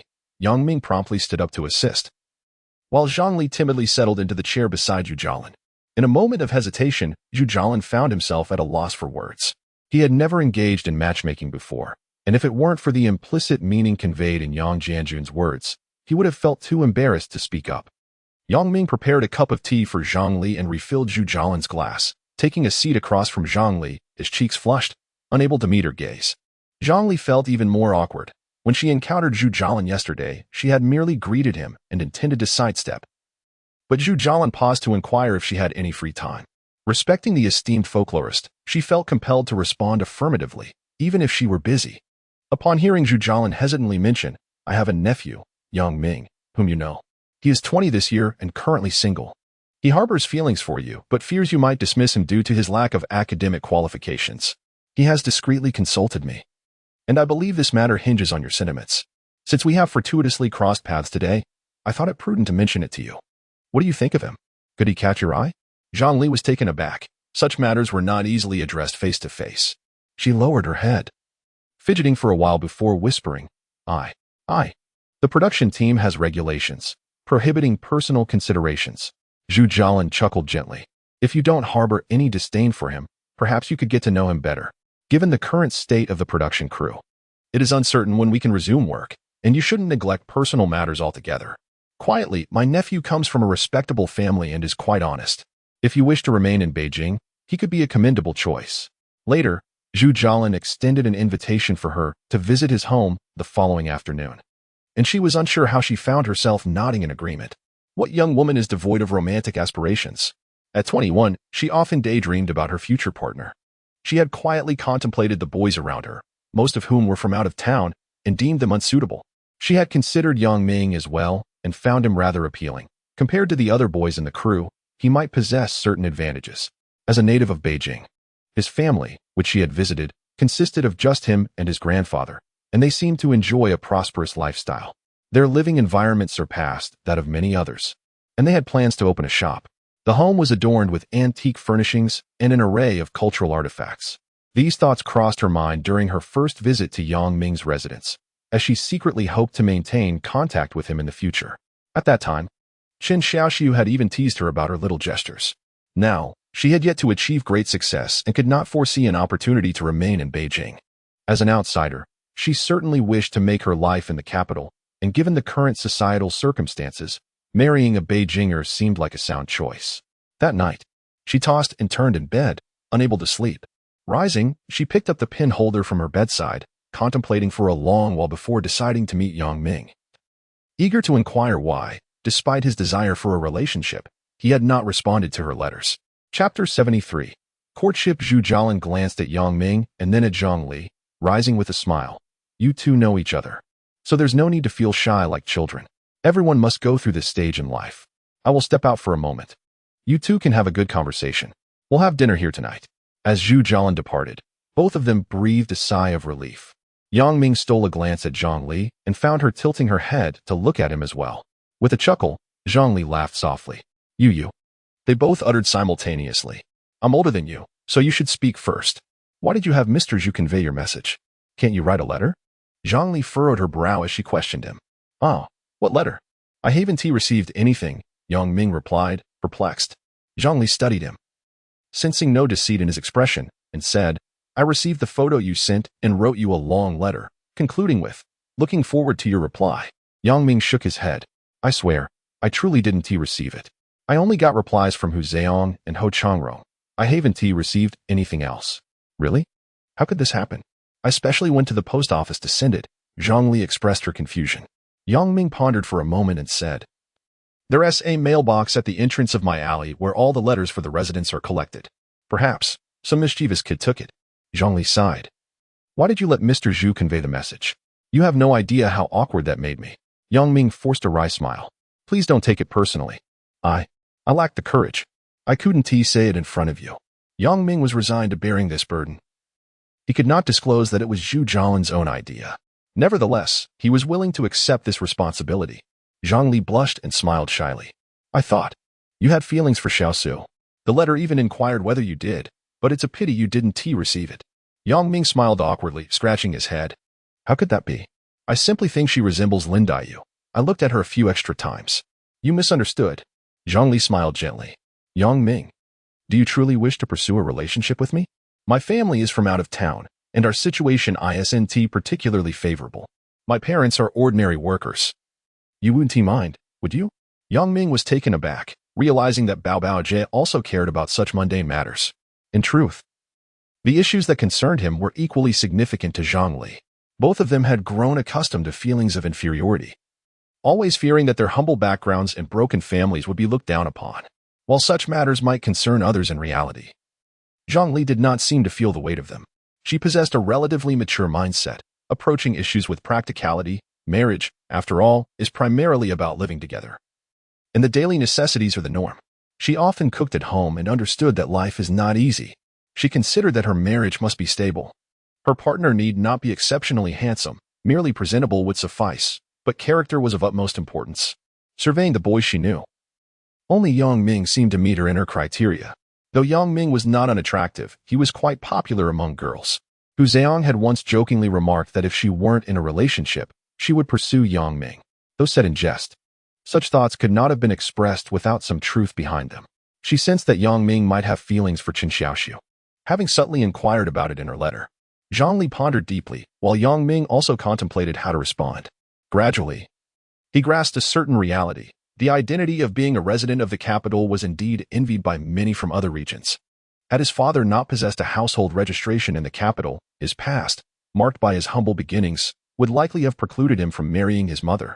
Gazing at Zhongli, Ming earnestly remarked, I am indifferent to what you have said. In truth, I worry that you may concern yourself with my family circumstances, being from a single-parent household, my father's disability, my lack of a formal job, and my low educational background. Zhongli chuckled softly, sensing she had begun to unravel the intricacies of Ming's thoughts. It appeared that the issues she was anxious about were of no consequence to him. With this realization, she addressed the quiet Ming. I understand now. Let us correspond for the time being and see how we fare in our acquaintance. Should you find me unsuitable, please do not hesitate to inform me. Ming lifted his gaze to meet hers, bashfully responding, All right, I will. Heed your wishes. Zhongli smiled gently. Really? Then let us step out and procure some provisions. I shall prepare a few dishes for dinner, and we can occupy Mr. Zhu's study, as I suspect he is not quite at ease outside. Upon hearing this, Yang Ming felt a sense of admiration for Zhang Li's meticulousness. Her thoughtful consideration of others' feelings demonstrated a maturity he aspired to possess.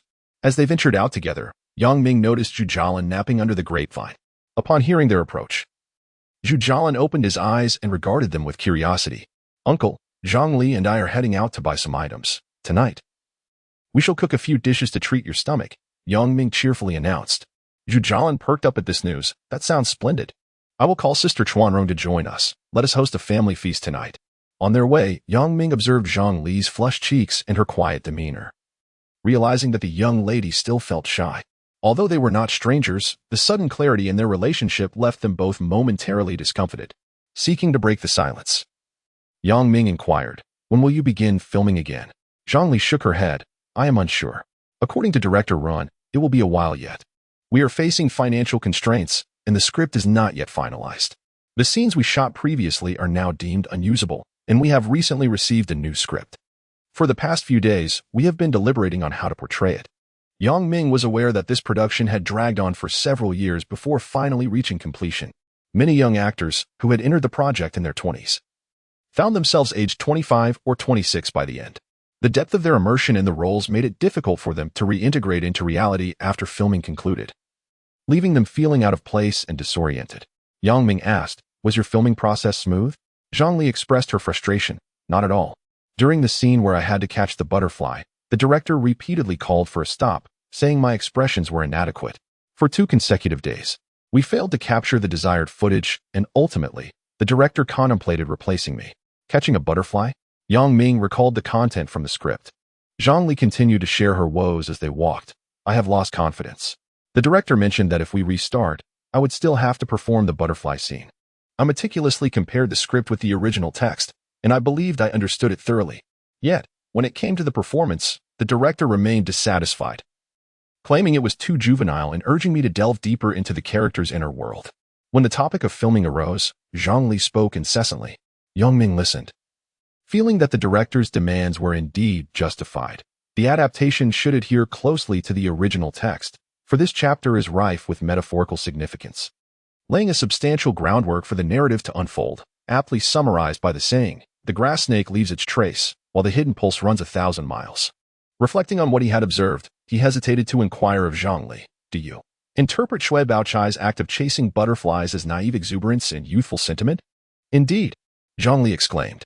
Mr. Zhou elaborated on this segment in great detail. I even pinned my reflections, which he approved. However, the director was still dissatisfied, she lamented. Visibly perturbed, Yang Ming felt compelled to contemplate how best to articulate his thoughts to her. The act of Shui Baochai chasing butterflies cannot be simply distilled into the phrases youthful sentiment or naive exuberance. While such an interpretation might hold merit when isolated, it fails to align with the author's original intent when considered within the broader context of the entire work. As they neared the grocery market, Yang Ming suppressed his thoughts, resolving to find a more opportune moment to discuss it with her. Upon entering the market, Zhang Li, resembling a shrewd housewife, engaged in spirited bargaining with the vendors, her earnest demeanor eliciting a broad smile from Yang Ming. Together, they procured chicken, duck, fish, meat, and seasonal vegetables, returning to the Zhu family residence. Zhang Li needed to return to her dormitory before 8 o'clock, and noticing the time, she hastened to the kitchen to prepare. Yang Ming busily attended to the task of butchering the chicken and fish by the sink, equally absorbed in the activity. Observing their interaction, Zhu Jialin nodded in silent satisfaction. Frequently invited to lecture the cast of Dream of the Red Chamber, Zhu Jialin had, due to Yang Ming's single status, closely observed the eligible young women within the troupe, of whom Zhang Li was his favorite. A scholar of the novel once described Shui Baochai as possessing grace, propriety, virtue, and dignified charm. Zhu Jialin felt these accolades were entirely applicable to Zhang Li. He had also gathered, through indirect inquiries about Chen Xiaoxiu, that her behavior could be erratic, haughty, and somewhat petty. Thus, when he heard Yang Jianjun mention Yang Ming's recent heartbreak and subsequent despondency, he grew concerned about his ability to recover. It was then that the thought of Zhang Li crossed his mind, and upon learning that she was still single, he was inspired to take further action. Chapter 74. Determination. That evening, Zhang Li prepared a sumptuous meal of 6 dishes and a soup. Once everything was arranged, the three of them settled down for a casual conversation. Zhu Jialin animatedly shared some insights about the preparations, casting, and behind-the-scenes details of the dream of the Red Chamber. Yang Ming and Zhang Li listened intently, occasionally stealing glances at each other, a subtle hint of ambiguous emotions gradually blossoming in their hearts. When Zhu Chuanrong returned home from work, Zhu Jialin ceased his chatter and invited Zhang Li and Yang Ming to take their seats at the table. Zhang Li, having frequently visited Zhu Jialin's home during her training sessions for guidance, was not unfamiliar with Zhu Chuanrong. This dinner was arranged by Zhu Jialin with a formal touch, reminiscent of an engagement banquet filled with a sense of ceremony. First, Zhu Jialin stood up, raised his glass, and solemnly declared, "Today, I am truly delighted that Shirtu and Zhang Li have recognized each other. This marks the beginning of your journey together. I hope you both cherish one another and embrace every beautiful moment of the future hand in hand." Zhu Chuanrong, taken aback by her father's words, glanced at the bashful expressions of Yang Ming and Zhang Li and understood why Zhang Li was present at home that evening. Realizing this, she added a few words of blessing, wishing that the two of them could understand each other and navigate their path together with harmony and success. The meal did not last long. Noticing the time was already past 7, Zhang Li stood up to take her leave as she needed to return before 8. Zhu Jialin instructed Yang Ming to escort Zhang Li home. Once inside, Zhu Chuanrong remarked to Zhu Jialin, "I am not optimistic about them. Once the dream of the Red Chamber airs, Zhang Li will undoubtedly become a household name, and I fear Shirtu may not be able to keep up with her." Zhu Jialin sighed. "You, like Uncle Yuhui, are concerned for your child, and your heartfelt words deeply resonate with me. This decision was mine alone. I have faith in Zhang Li. If she becomes famous and turns her back on Shirtu, then all my years of observing people will have been in vain." Yang Ming offered to ride his bicycle to accompany Zhang Li, but she insisted on taking the bus instead. At the bus stop, they engaged in light conversation, and each time their gazes inadvertently met, a flicker of shyness sparkled in Zhang Li's eyes. Although Yang Ming was in his 40s, he was not unfamiliar with such looks, understanding that they reflected the innocent joy of a budding affection. Though he dared not fantasize about a romantic relationship with the illustrious Baoyu, he decided to embrace this unexpected happiness. Carefully organizing his thoughts, he gazed at Zhang Li's enchanting visage and said, "I am no expert in acting, but I have read Dream of the Red Chamber many times. Allow me to share my interpretation of Xue Baochai's encounter with the butterflies." Zhang Li, eager to hear more, exclaimed, "Oh, that's perfect. I've been troubled by this. Please tell me."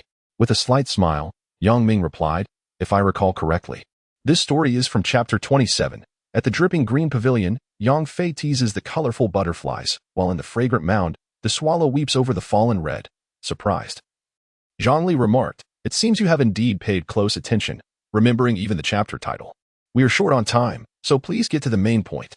Yang Ming nodded. The original text begins, "Suddenly, I saw a pair of jade-colored butterflies, as large as hand fans, fluttering gracefully in the wind," which was quite fascinating. Did you notice the significance of the term jade-colored? Having witnessed numerous butterflies in hues of yellow, black, white, and brown, one cannot help but be enchanted by the ethereal beauty of the jade-colored butterfly, particularly a pair of them. Within the Grandview Garden, there exists a pair known as Shuangyu, whose identity is well known. The butterflies, too, belong to Shuangyu. Yet, whom do they pursue? The narrative continues. Baokai, moving stealthily, follows them to the pavilion of dripping emerald, perspiring and breathing delicately. What compels her to chase after the butterflies of Shuangyu? I believe Baotsai's pursuit of the butterfly is not born from youthful innocence, but is rather a deliberate act. Could it be that you have indeed read the complete Dream of the Red Chamber? Zhang Li inquired, her brow furrowed. The details of the story you mentioned have been discussed between Xiaoxiu and me. Xiaoxiu is convinced that you have read the original text, while I remain skeptical. If one were unaware of the conclusion, they would hardly notice such intricate descriptions. Yang Ming was taken aback. Realizing the woman's keen perception, she was truly exceptional.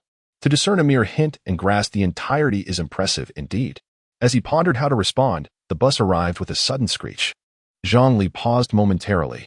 "Write to me. Elucidate this matter. I require your interpretation." With that, she turned and boarded the bus, leaving. Watching the bus vanish into the distance, Yang Ming felt a lingering dizziness.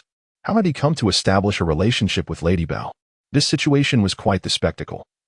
Lady Bao was destined to become a star, and how would they interact in the future? Upon returning to the shop, Yang Jianjun had yet to close the door, leisurely observing the bustling street. After fitting a prosthetic limb, he walked as if he were an ordinary person. Those unaware of his past would never suspect he had lost a leg. Yang Ming settled down, letting out a sigh. Did you inform Uncle Zhu about Li Li? Yang Jianjun nodded. I mentioned it briefly during our conversation. What do you think of that young lady? Yang Ming was taken aback. How did you know? Yang Jianjun chuckled. Your Uncle Zhu just called, saying this time it seems promising. He believes that girl has a favorable impression of you. Yang Ming forced a smile. You too. She will soon become a star. I wonder where you derive such confidence. Yang Jianjun waved his hand dismissively. Your Uncle Zhu insists she is not that kind of person. You can rest assured to pursue her. Do you truly place your faith in Uncle Zhu's words? Yang Ming leaned in to ask. Yang Jianjun nodded. If your uncle had listened to Uncle Zhu, he wouldn't. Your Uncle Zhu is not only skilled in music and painting, but also possesses extraordinary divinatory abilities. He seldom offers readings, yet when he does, they are invariably accurate. As these words left Yang Jianjun's lips, he sighed deeply. Some matters are indeed quite mysterious. In retrospect, a master is a master. Just as you mentioned that elderly gentleman, who, after perusing a few newspapers and contemplating for days, can discern the trajectory of events. I believe your Uncle Zhu is of a similar ilk. The whereabouts of your aunt have always been a concern for me. I once mentioned this to your Uncle Zhu. He inquired about your aunt's birth date and, after some calculations, assured me not to worry, for she is destined for longevity. Yang Ming was engrossed in the conversation when a voice called out to him, Brother Shirtu. Haven't you finished yet? He looked up to see Cheng Sifa and Zheng Xiangdong, whom he had not seen for several days. Ah, Cheng Ge Zheng Ge.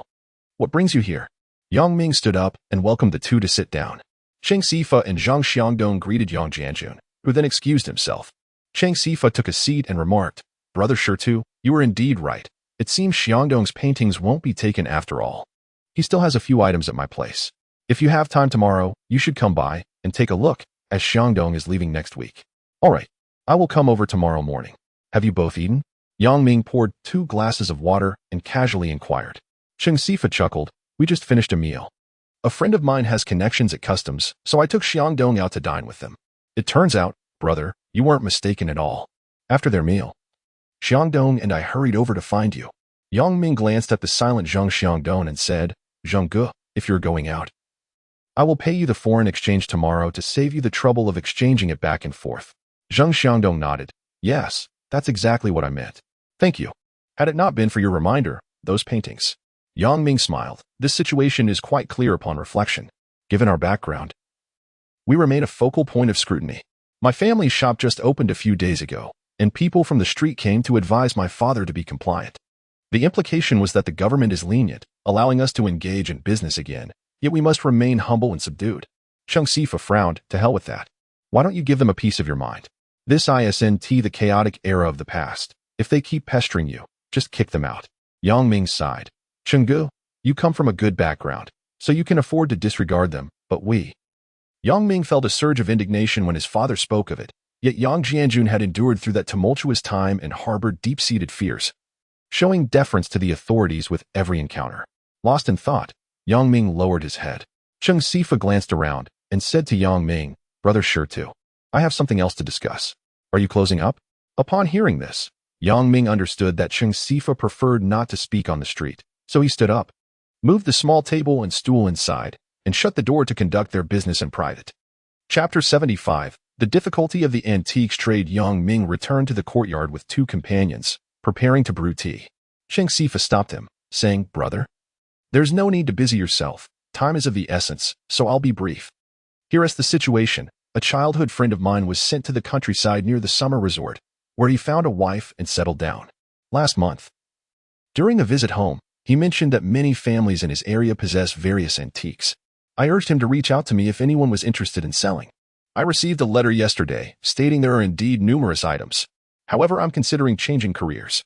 I was wondering if you might be interested in making the trip. Cheng, you're changing careers? Yang Ming exclaimed in surprise. Cheng Sifa nodded. The ghost market is primarily for finding affluent individuals like you to handle an entire room full of goods. Once the money is in hand, my friends and I prefer not to rise early and toil. The ghost market lacks prospects and doesn't yield much profit. So, what are you all doing now? Even with money, one cannot boast indiscriminately, after all. Yang Ming expressed concern about their sudden wealth attracting envy. Oh, you know how it is. Wei saved it all. Feng Pai returned to the warehouse, while Wei Guo and Xiao Ming took some money to the south to procure electronic watches for resale. As for me, I enjoy raising pigeons, so I've set up a small courtyard for that. After listening to Cheng Sifa, Yang Ming pondered whether to inform him about the upcoming large market at Panjiayuan, which would undoubtedly lead to flourishing business in a couple of years. Before he could finalize his thoughts, Cheng Sifa inquired again, "Sure to. If you're not interested, I'll write back." Yang Ming smiled. "Cheng, do you know exactly what these items are?" Cheng Sifa shook his head. "How could I? My childhood friend mentioned that nearly every household there possesses some antiques. In the village where he resides, one family reportedly sold an enamel piece for 1,000 yuan last year." Contemplating Cheng Sifa's words, Yang Ming considered the historical significance of the area, once a summer palace for the Qing dynasty, housing a plethora of invaluable treasures since the Kangxi era. Realizing this, he nodded at Cheng Sifa. "All right, Cheng, please leave me your friend's address. I'll make time to visit in the near future." Seeing Yang Ming's agreement, Cheng Sifa sighed in relief. "Brother Sure too. Knowing you will consider this eases my mind. To be honest, the antiques trade has proven challenging over the past year. Aside from your transaction, I've barely broken even." After agreeing to meet the following morning at 9, Cheng Sifa and Zhang Xiangdong took their leave. Yang Ming glanced at the clock. It was still before 10. Remembering the words of Bao Jie, urging him to write a letter, he shook his head with a wry smile. After a moment's deliberation, he unfolded a sheet of paper and began to write extensively, expressing that he had indeed seen a different version of the script, but could not disclose too much at present. This was due to her current filming commitments, where revealing discrepancies could distract her and hinder her progress. He concluded the letter with sentiments of admiration and reflections on his current state. After reviewing it carefully, he deemed that this first attempt at correspondence struck an appropriate tone, avoiding excessive flattery while subtly conveying his feelings. He meticulously folded the letter, intending to visit Zhang Li the following Sunday to deliver it. The next morning, he withdrew some money from the bank and rode his bicycle towards the East City to find Cheng Sifa and Zhang Xiangdong. The courtyard where Zhang Xiangdong currently resided had been transferred to Yang Ming, yet he continued to live there after the handover, leaving behind some precious rosewood furniture that had belonged to his grandfather, all of which he generously bequeathed to Yang Ming. Cheng Sifa arrived prior to Yang Ming, took a seat, glanced around, and sighed. "Xiangdong, your departure weighs heavily on my heart. Remember to write and let us know you're safe. If things don't go as planned, return. Now that we have some money, we can thrive anywhere." Zhang Xiangdong nodded silently. "Brother C, you needn't worry. I will. Once I establish myself, I will find a way to send you an invitation, so we can all travel abroad and not live in vain." Cheng Sifa shook his head. "Save your breath. The moon there may be round, but don't waste your money. I reckon, had it not been for Brother Sure too, we might have found ourselves in dire straits. Our plans were sound, to deal with those items in the ghost market, but in this past year, I've come to realize that the antiquities trade is not one that those of our humble beginnings can easily navigate. It has been over a year, and I've only managed to sell a few trinkets. The major items remain untouched. Brother Sure too is truly our benefactor." Zhang Xiangdong scratched his head. "My grandfather once remarked that there are two types of people who thrive in the antiquities business: those from wealthy families, accustomed to luxury, who, after falling from grace, find themselves without skills or means, and thus resort to running an antique shop, at least knowing the value of things, and those who, from a young age, work as apprentices in antique shops, absorbing knowledge through experience and managing to sustain their own businesses by chance. Sure too clearly belongs to the first category. Having once enjoyed affluence and inheritance, this field is indeed unsuitable for us." Cheng Sifa nodded. "Your grandfather had keen insight. Before he passed, he repeatedly advised us to hold on to our possessions for 20 years, yet our impatience led us to dispose of them all at once, betraying his wishes. The thought of it leaves me unsettled." Zhang Xiangdong sighed. "Life must go on. There's no alternative. If we don't act, Xiaoming and Wei will likely end up as troublemakers, but thankfully, Feng Pai can keep them in check." Noticing Cheng Sifa's silence, Zhang Xiangdong inquired, "Do you believe what Xiaodao wrote in the letter is true?" "It should be. You know his cautious nature. He never speaks without certainty," Cheng Sifa replied softly. Zhang Xiangdong chuckled. "At least Xiaodao is married, albeit to someone from the countryside. He has established a family." Cheng Sifa laughed heartily. "What is wrong with being from the countryside? You haven't seen Xiaodao's wife. She's truly stunning. Not only is her face symmetrical, but her figure is also alluring, with a voluptuous form and a long braid cascading down her back. It's no wonder he chose to stay there. That woman has undoubtedly captured his heart." Zhang Xiangdong smiled. "Do you think Xiaodao's slender frame can handle it?" Cheng Sifa chuckled, playfully nudging him. "You, my friend, are once again indulging in lewd thoughts. Despite the challenges he faces, he is now a father of two, and regardless of the circumstances, one can tell from his tone that he is currently in good spirits. Just as this conversation unfolds, Yang Ming enters with a card. Chingu, Zhenggu, everyone is here. Upon entering and taking a seat, Cheng Sifa beams and remarks, Brother sure too. These porcelain pieces were left with me by Xiang Dong. He is a genuine person, and he asked me to bring them over, including a few paintings he has. Yang Ming bends down to pick up a Mei vase from the floor, instantly recognizing its antiquity. Upon closer inspection, he notes its dark brown hue, thin body, thick glaze, purple rim, and iron foot, with the surface adorned with intricate patterns. This is indeed a remarkable piece from the Gu kiln. He gently sets it down and picks up a mouth bottle with a Su Mali Qing glaze, its body shimmering with a sapphire-like deep blue hue. The surface displaying dispersed tin spots, a significant artifact from the Kangxi era. The final piece is a blue and white plate adorned with figures, also a product of the Qing dynasty's third generation. After examining the items, Yang Ming sighs. These are all exquisite treasures. Thankfully, you have safeguarded them, or I would never have had the privilege to see them. Zhang Xiangdong retrieves several paintings from the cabinet and hands them to Yang Ming. Brother sure too. Please ensure their preservation. These are heirlooms passed down from our ancestors. Yang Ming carefully unfolds them, revealing two floral and bird paintings by Dong Qichang, a landscape and figure painting, two calligraphies by Huang Tingjian, a landscape painting, a calligraphy piece by Mi Fu, a long scroll of calligraphy by Wen Zhengming, and three landscape and figure paintings by Shi Tao. He carefully repacks the artworks and hands Zhang Xiangdong a bundle of U.S. dollars. This, along with the 25,000 Huaxia coins, amounts to 120,000. He then produces an additional 5,000 Huaxia coins. This 5,000 is for the redwood furniture in your home. Take it. After all, you will need to procure gifts abroad, and it would be inconvenient to obtain foreign currency. No, there's no need. I mentioned that everything in this room is free. Zhang Xiangdong blushes and attempts to decline. Yang Ming insists, placing the money into his pocket. A deal is a deal. I am in business. And you are not a philanthropist. It is only right. Cheng Sifa encourages Zhang Xiangdong. Brother sure too operates with integrity. Accept it. You will find it useful for future purchases. Do not refuse. He then turns to Yang Ming and adds, Brother, the matter is settled. Let us have lunch together. Feng Pai will also join us. It is not far, just at the newly opened hot pot place at the end of the alley.